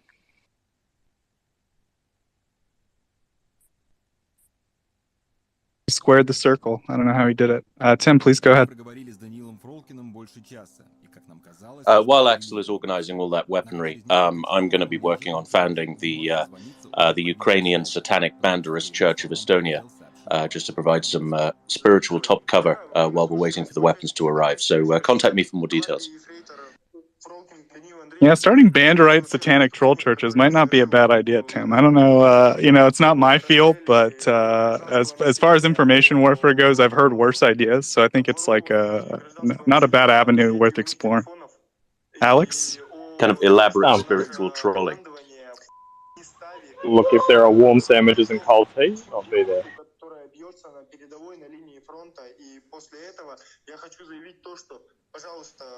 Don't bring your guitar to that church. No, this is going to be strictly highbrow. None of that Hillsong stuff. This is going to be kind of 19th century Anglicanism sort of territory. Oh, I thought you'd go further back than that.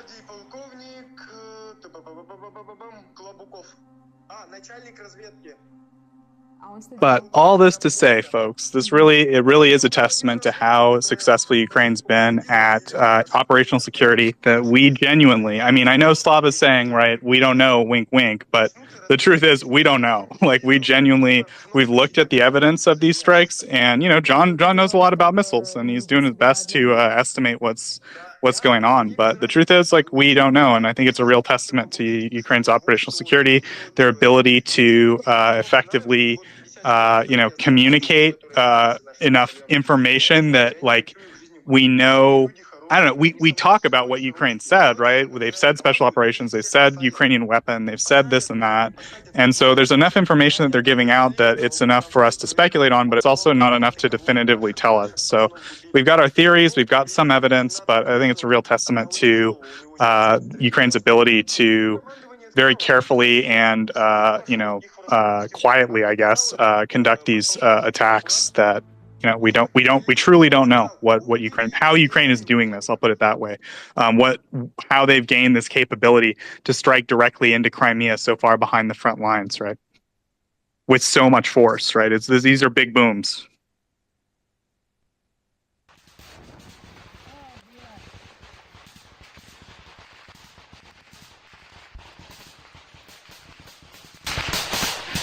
I don't know. In the last 24 hours, I think there have been about 6. I think maybe about 3 of them are attributable to HIMARS pretty easily. But the other 3, either Tochka or they're something else, something that we, And that earlier strike at the Saki airfield, that was something we don't know. It had to be something that we haven't seen before, basically, as far as we can tell.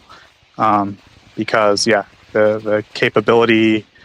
It's too far for HIMARS, basically. So something's going on. There is a little mystery there. It's intriguing. As Slava said, it's probably best we don't know. But, there's a lot of public information available. There's satellite imagery. At some point, we'll have a sample size big enough to try to figure it out. But the fact that we've already seen several of these strikes and we still kind of don't know what's going on, despite having a lot of people with quite a bit of expertise in here. It's pretty impressive. And certainly I'll say that the media I read don't seem to have any idea. They don't even seem to be that concerned about the question. Tim, go ahead. Yeah, I think one of the things that was interesting for me was despite these strikes has been, the response from Russia, right? I mean, we had a discussion yesterday about how many, in light of the 3 or was it 4 strikes on Crimea yesterday, lots of interesting stories started coming out. Lots of interesting talking points started coming out, such as mid to high level Russians trying to do a Rudolf Hess and defect and try and make peace and all sorts. So lots of things that you can discuss a lot and busy yourself a lot with and distract yourself a lot with started coming out of the woodwork. So the reaction to these thoroughly effective kinetic strikes in Crimea by Ukraine was not a thoroughly effective kinetic strike back. It was, let's start a couple of rumors. It's let's distract people. It's panic. That's what it is. It's panic. They don't know what to do about this. They're just totally lost. Yeah, I agree, Tim. And I mean, again, we don't have full information. It's sort of a bit rumor, but it's fairly high up in Ukrainian sources are saying that the command staff of both Kherson and Crimea are basically abandoning their posts. They're definitely the families of these command staff in Crimea are fleeing across the bridge. Today, supposedly, and I've heard this from 3 fairly reputable sources, that the bridge, the Crimea bridge, the Kerch Bridge, we call it, is basically closed, I think, from 6 p.m. or something to, yesterday, 38,000 people left over the Kerch Bridge. So we'll start there. And today they're supposedly going to close it. And the reason they said was for safety reasons, because there's supposedly an imminent Ukrainian strike coming to the Kerch Bridge. That's the claim that they're making. The speculation is that they're clearing the traffic jam to enable, important Russians to leave, more or less. So, I mean, just another indication, the leadership, the rats are fleeing the sinking ship, right? They're leaving behind the cannon fodder, but the leadership is running. So yeah, I mean, just more indication. Right? But this is interesting because this is new, because I'd heard the apparently substantiated claim that some senior officers in the Russian army were fleeing the city of Kherson, but I hadn't heard that they were actually leaving Crimea. Do we know if this is organized or panicked or orders, or do we know anything about this? Or is it? You said it was unsubstantiated. Yeah, we just know, like, I mean, to me, the idea that there's an imminent Ukrainian strike heading for the Kerch Bridge and that Russia would announce it, that seems a little bit like doesn't pass the smell test for me, just like about Russia. And you think, why would they need to clear it? I would think they either need to clear it to bring important equipment in or to bring important people out and maybe equipment out. Sorry, the Kerch Bridge you were talking about? Yes. With regards to Russians, senior Russian military elements in Crimea. Yeah, look, it's. I did see that there's a curfew on the bridge now. I presume they're bringing military equipment across at night, or supplies thereof.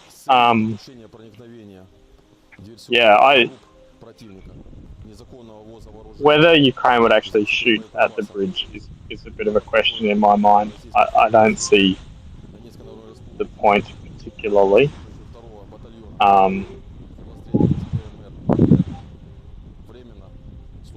They may do that in the future, in a similar manner to what we've seen in Kherson, where you get these sort of these attacks that sort of scale up as the Russians remain intransigently stuck. But I would be surprised if the Ukrainians were to attack the Kerch Bridge, but it's not to say it's not a possibility. Yeah, and the idea of moving equipment at night. Oh, sorry, Alex, go ahead. I was going to say it's not a very good answer. The only reason they would impose a curfew is to clear the bridge, I would say. Yeah, I think that's a good thought, that they're trying to probably move some equipment in at night. And yeah, I don't have any solid evidence that the leadership of Crimea is leaving. But yeah, I don't know. We have seen since basically the beginning of the war. At least I know there's been some talk of a lot of properties owned by a lot of influential Slovaki, the Russian the uniformed men. That's what the term means, like the high level FSB guys and military guys. Yeah, Siloviki, sorry. They've been selling their properties in Crimea. But as far as the most recent thing, there's been a lot of speculation that they've been moving people across, but don't have any confirmation of that, unfortunately, quite yet. I think we'll see some soon, though.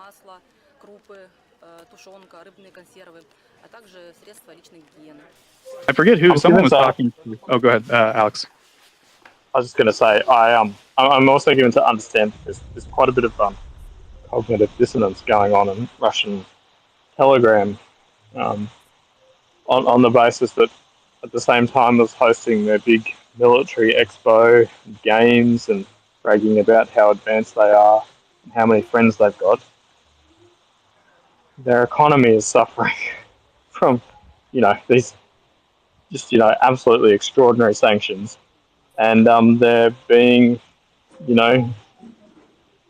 defeated and humiliated in the field. And so there's, I'm given to understand there's some grumbling and sort of mental gymnastics going on in order to reconcile the two positions. Yes, of course, the big Russian Armia Expo, I think it's called. It's like the, big demonstration of Russian military hardware. Basically, they're trying to sell it. But yeah, then other countries can come and sort of hawk their military equipment as well. I don't know, Alex, were we ever able to... So Alex and I want to talk about horses for a second. Okay, everybody. Alex, were we ever able to figure out, is the Army Expo that was being discussed with that horse race in Mongolia, is that related to this or not? Okay, so there's two things that happen at the same time. So they have their big expo, but they also have what they call Army Games, which is supposed to be like this showcase military event where all the different buddies from all across the world, including, such notable and enlightened regimes as Myanmar and don't you forget North Korea. North Korea. That's the People's Democratic Republic of North Korea. It's the non-democratic, non-people's, non-republic of Korea. Yeah. Thank you, Damon. I think they prefer Best Korea.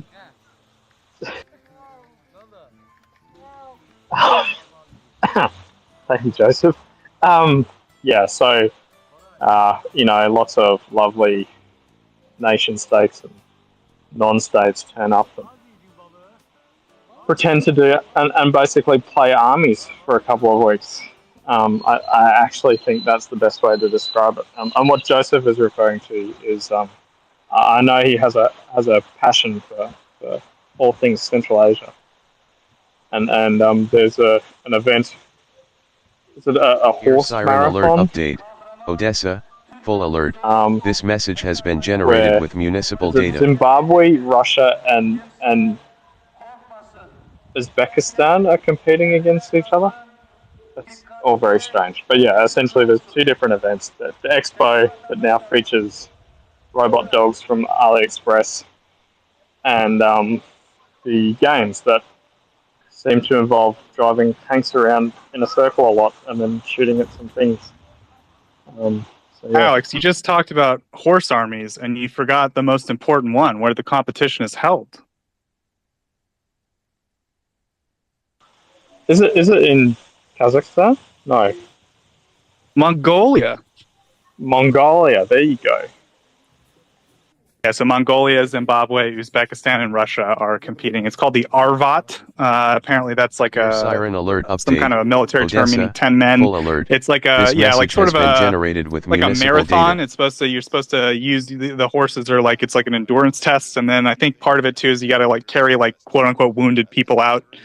So yeah, that's the idea behind it. But yeah, very few militaries I think see the need for horses. But as far as I understand, these are militaries that do have some kind of like active horse contingent in their militaries, and like that are engaging in this competition. And typically that's for like mountainous areas where it would be difficult. They would need to either design like a super specialized vehicle, but for a country like Mongolia, they're probably just going to use a horse. That's like my understanding. Alex, any thoughts? No, that about sums it up. And yeah, I can explain why Zimbabwe is competing, but it's very long and very boring. Yeah, I don't know about that one. That's a good question. We frankly just don't have the bandwidth. I'll DM you. Fair enough. The only other competition Alex and I were interested in, besides the horse one, is there's like a food, like a military mess competition. Who I don't know what that involves, but like who can make the best food. I'm kind of interested in that competition. The mind frankly boggles. JJ, go ahead. I didn't hear your whole conversation, but Alex, I thought that you might be able to comment on the robot dog thing in terms of trolling, because I'd say about 2 weeks ago, I was listening to The Space and somebody came in all in a panic that we needed to worry about the Russian robot dogs. Not sure if you've heard that narrative. So it broadly fits. So Russia likes to push this idea that they're like have a super modern defense industry. It's super great and it's so much better than everybody else's. And the reality. To quote Putin at the weapons show recently, Russian weapons are 10 to 20 years ahead of their Western counterparts. Alex, back to you. Yeah, and so where this comes unstuck is it falls into the same category as every other import substitution issue that they have, where basically what they do is the contract gets farmed out to, you know, the son of the cousin of some Siloviki, and then they purchase cheap parts from overseas and rebadge them. Oftentimes they don't even bother to rehouse, like do like a casing or something like that. Oftentimes it literally is just a rebadge, and then away they go. The robot dog is the robot dog is apparently a dog you can get for about, I think it's, I can't remember the exact amount, but it's $350. It's a robot dog. $350. There you go. That you can purchase commercially, just about anywhere in the world for the equivalent of $350. But it is apparently the very latest in Russian military technology, and it definitely isn't the same robot dog that has literally hundreds of exploits listed for its software. So, yeah. And Russia's totally not jealous of the Boston Dynamics robot dog that actually was given to Ukraine, that has real artificial intelligence in it and is probably being used for anti-mine warfare, right? I mean, they're not jealous at all. No, and they're definitely not jealous about any of the other robotics projects that are being developed, and that definitely isn't the reason why they keep trying to build all sorts of remote control tanks and helicopters and things like that. Alex, as Putin said, as the great leader Putin said, Russia will be an AI leader by 2015. I think it was. All right, they're gonna surpass all of us in AI with their non-existent supercomputers and their complete lack of any ability to actually research AI. No researchers. All the researchers have fled the country, as far as I know.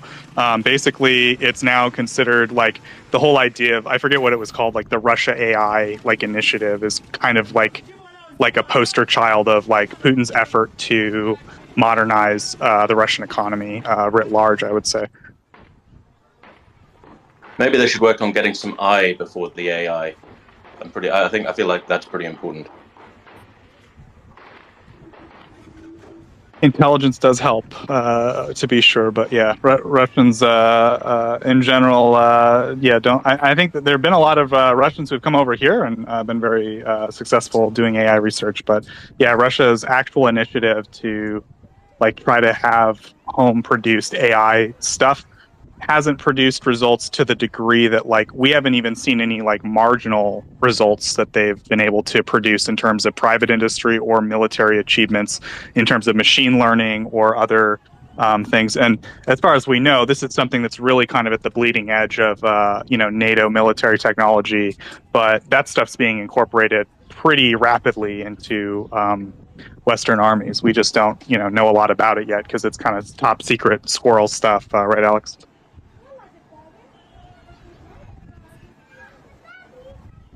I heard the kids in the background there. Maybe Alex had something to take care of. Also, apparently, right, Robot Dog is a bit more expensive than $300. Apparently, it's a couple of $1,000s. But anyway, it's not much more.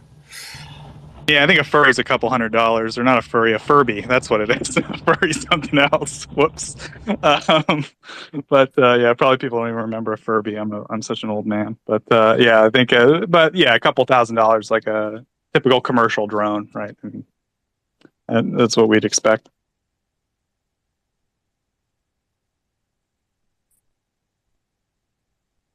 I don't know, Domin, anything else from this Russian military expo while we're on the subject? I just really want to know. So there are two things that really struck me. One was the armored Lada that Shoigu tried to open the door off, and the door stayed closed, but the door handle stayed in his hand. That was pretty good. I think I know what this is about. I think this is aimed specifically at the markets of countries where there's a lot of carjackings, lots of kidnappings. No.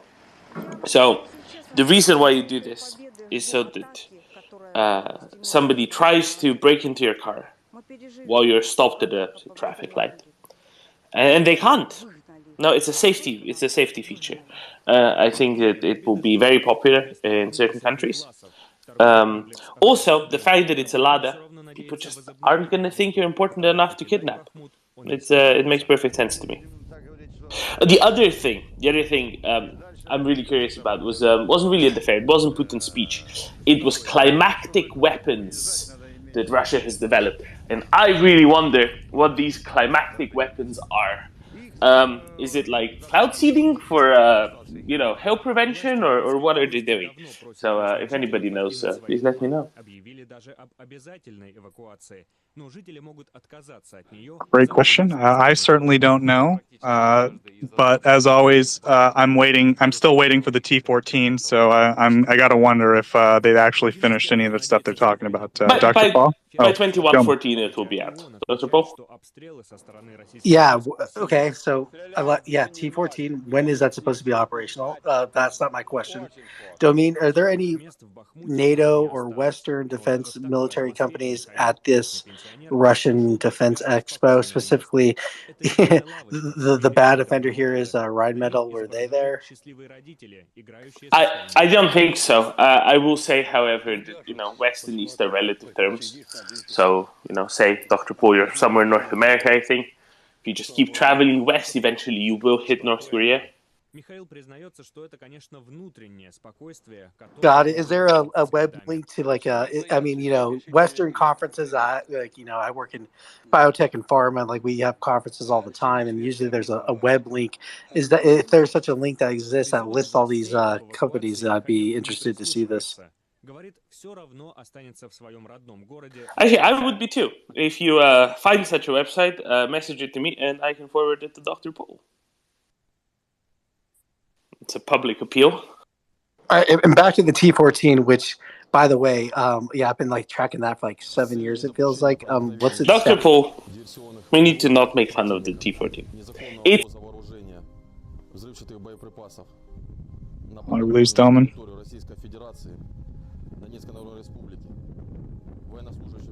Domin? Did we lose me?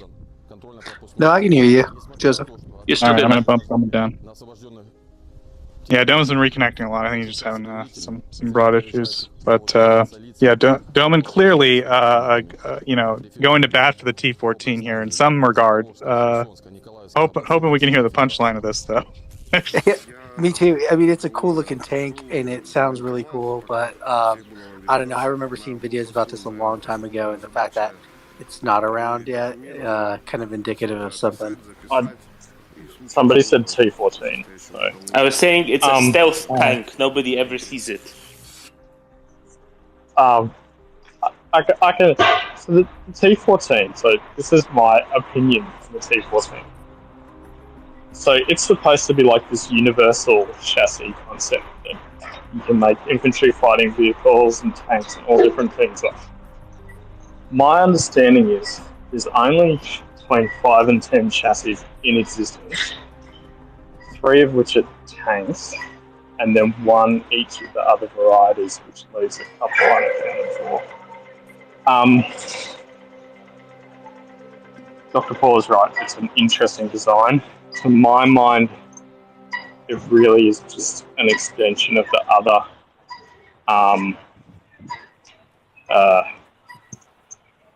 Barbette type tanks that they were experimenting with in the early 90s, and I suspect it's very heavily dependent on external engineering.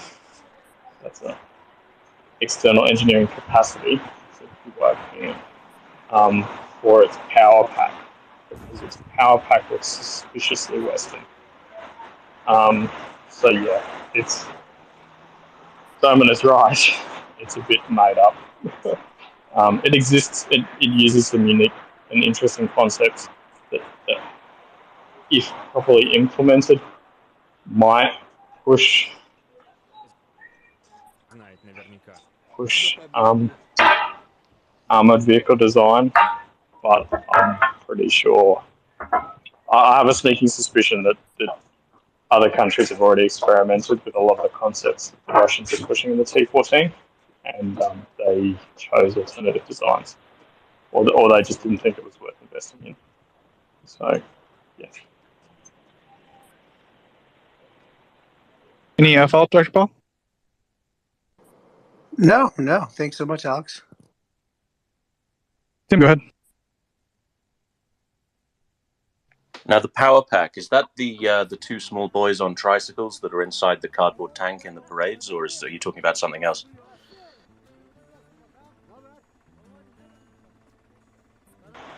Conceptually or literally? I think it's 3, not 2. 3, right? Got it. Thank you, Dr. Paul. Child labor, yet again.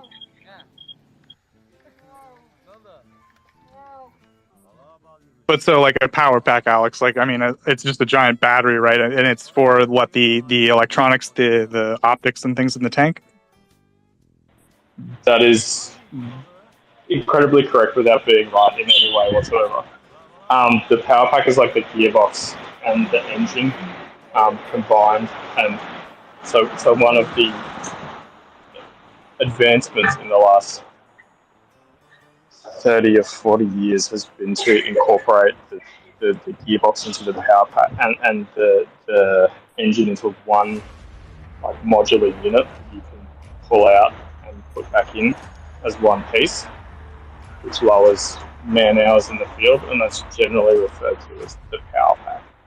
So one of the enhancements that the Russians push when their new tank with the T-14 is sort of modular power pack, which everybody else has been doing for quite some time. Gotcha. Thanks, Alex.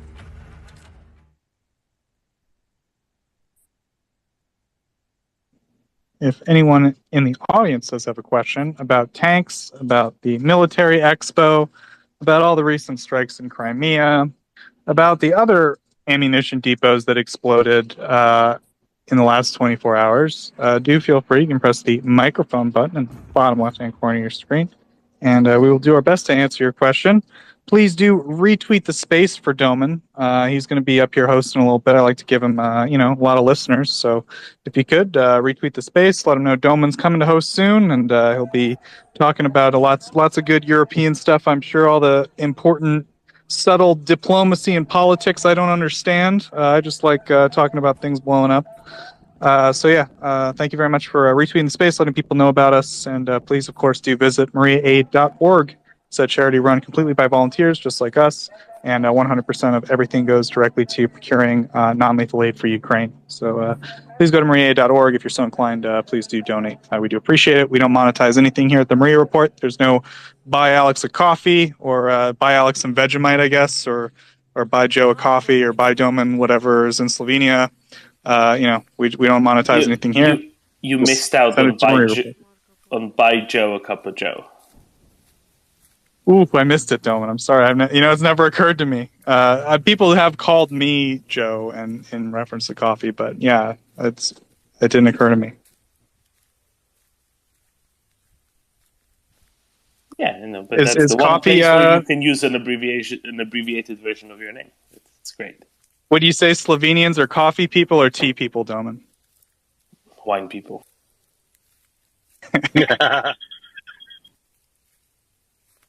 Little morning wine there, Doman? Is that what you're doing when you're getting ready before you get up to host?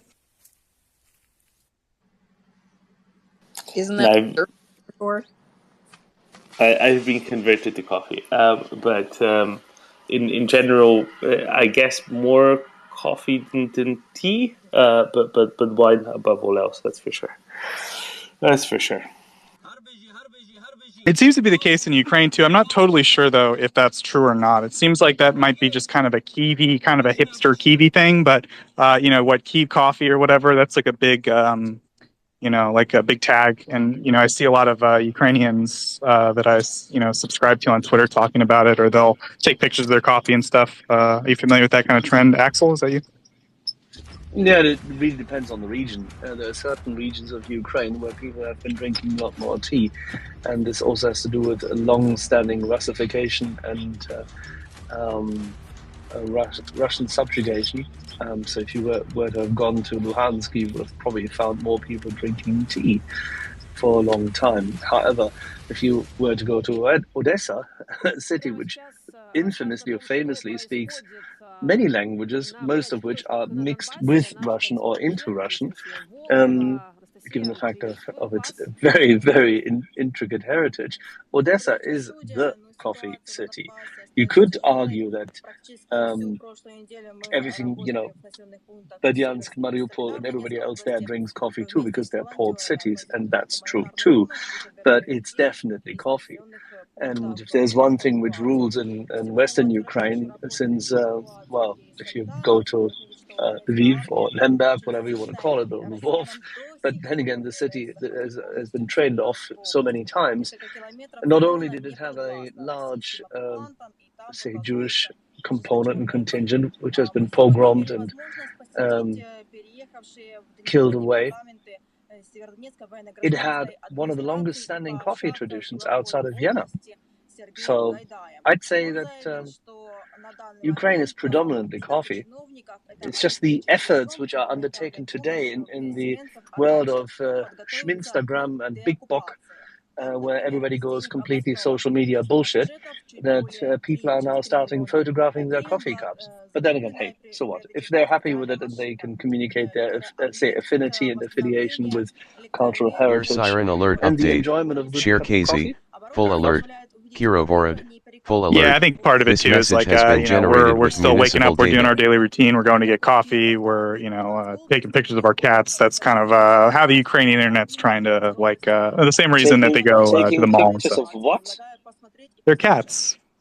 Cats? Okay, well, let me give you my quick 120-second brand of cats, okay? Cats are very nice to cut and bite through mice. Cats are very sweet, but they need to be kept outside. Cats belong where the mice and the rats are. This is what is their natural Ear habitat. siren alert Cats update. have absolutely Share no Casey, regard for human full beings alert. other than they Kirovorod, supplement their full food. alert. Cats This do message not has provide been any generated with municipal data. He cut out. I just said the word cats. Axel, Gotta please, go. you cut out. I'll bring you back up as soon as you're able. But as we know from Ben Stiller, you can actually get milk from a cat. No, did you know that Axel felt so strongly about cats? No, but I can give you my opinions of cats and dogs. I knew he was a dog person, but I mean, geez. I would say I'm a dog person, honestly, not to be controversial here, but you don't have to just if I just say cats, it won't set me off. All right, Axel, go ahead. Sorry. Nothing set me off. I just gave you a morning rant as to cats because I think cats are fantastic. But why would you photograph a cat? I mean, I know that the internet is full of it, but then again, this differentiates the serious from not so serious people. If you're constantly hunting after cat photos, you don't understand that the cat is a hunter and belongs on a farm outside to hunt mice and bloody rats. Nothing else. That's what they're for. And on a farm, you tend to have lots and lots of cat litters. I mean, and then they go hunting. That's their job.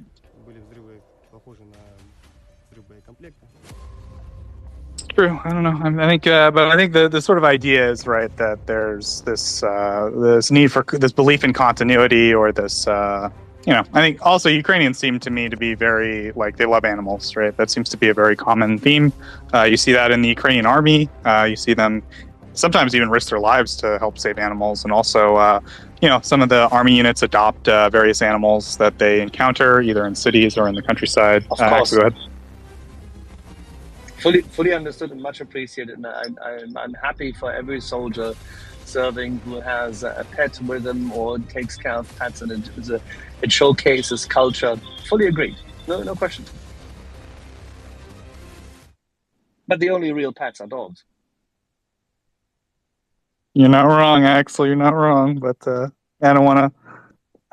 I feel it can be a controversial issue. I don't want to offend any cat people, but I myself grew up with dogs, so there you have it.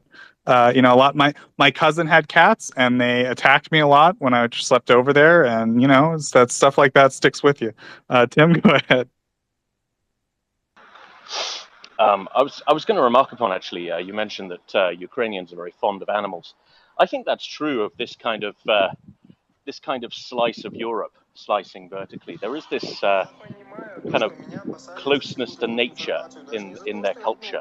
It's almost this kind of spiritual, Volkish feeling of being at one with your natural surroundings, that sort of thing. It's certainly true in the Baltics, and I've noticed that among Polish friends as well. Yeah, I think I can't speak a ton to the culture, but like that's sort of the idea of like traditional Slavic culture, right? A lot of it is based on this connection with nature and kind of the forest, and I think we've definitely seen some of that in Ukraine. And yeah, I don't know, Axel or Doman, any thoughts on this? You just try to eradicate the heritage of both the Franks as well as the consolidated French or Gallic people and the Celtics as well as the Germanic people, because they all, and even the Romans, who all loved what? Their forests. But thank you. There's no unitary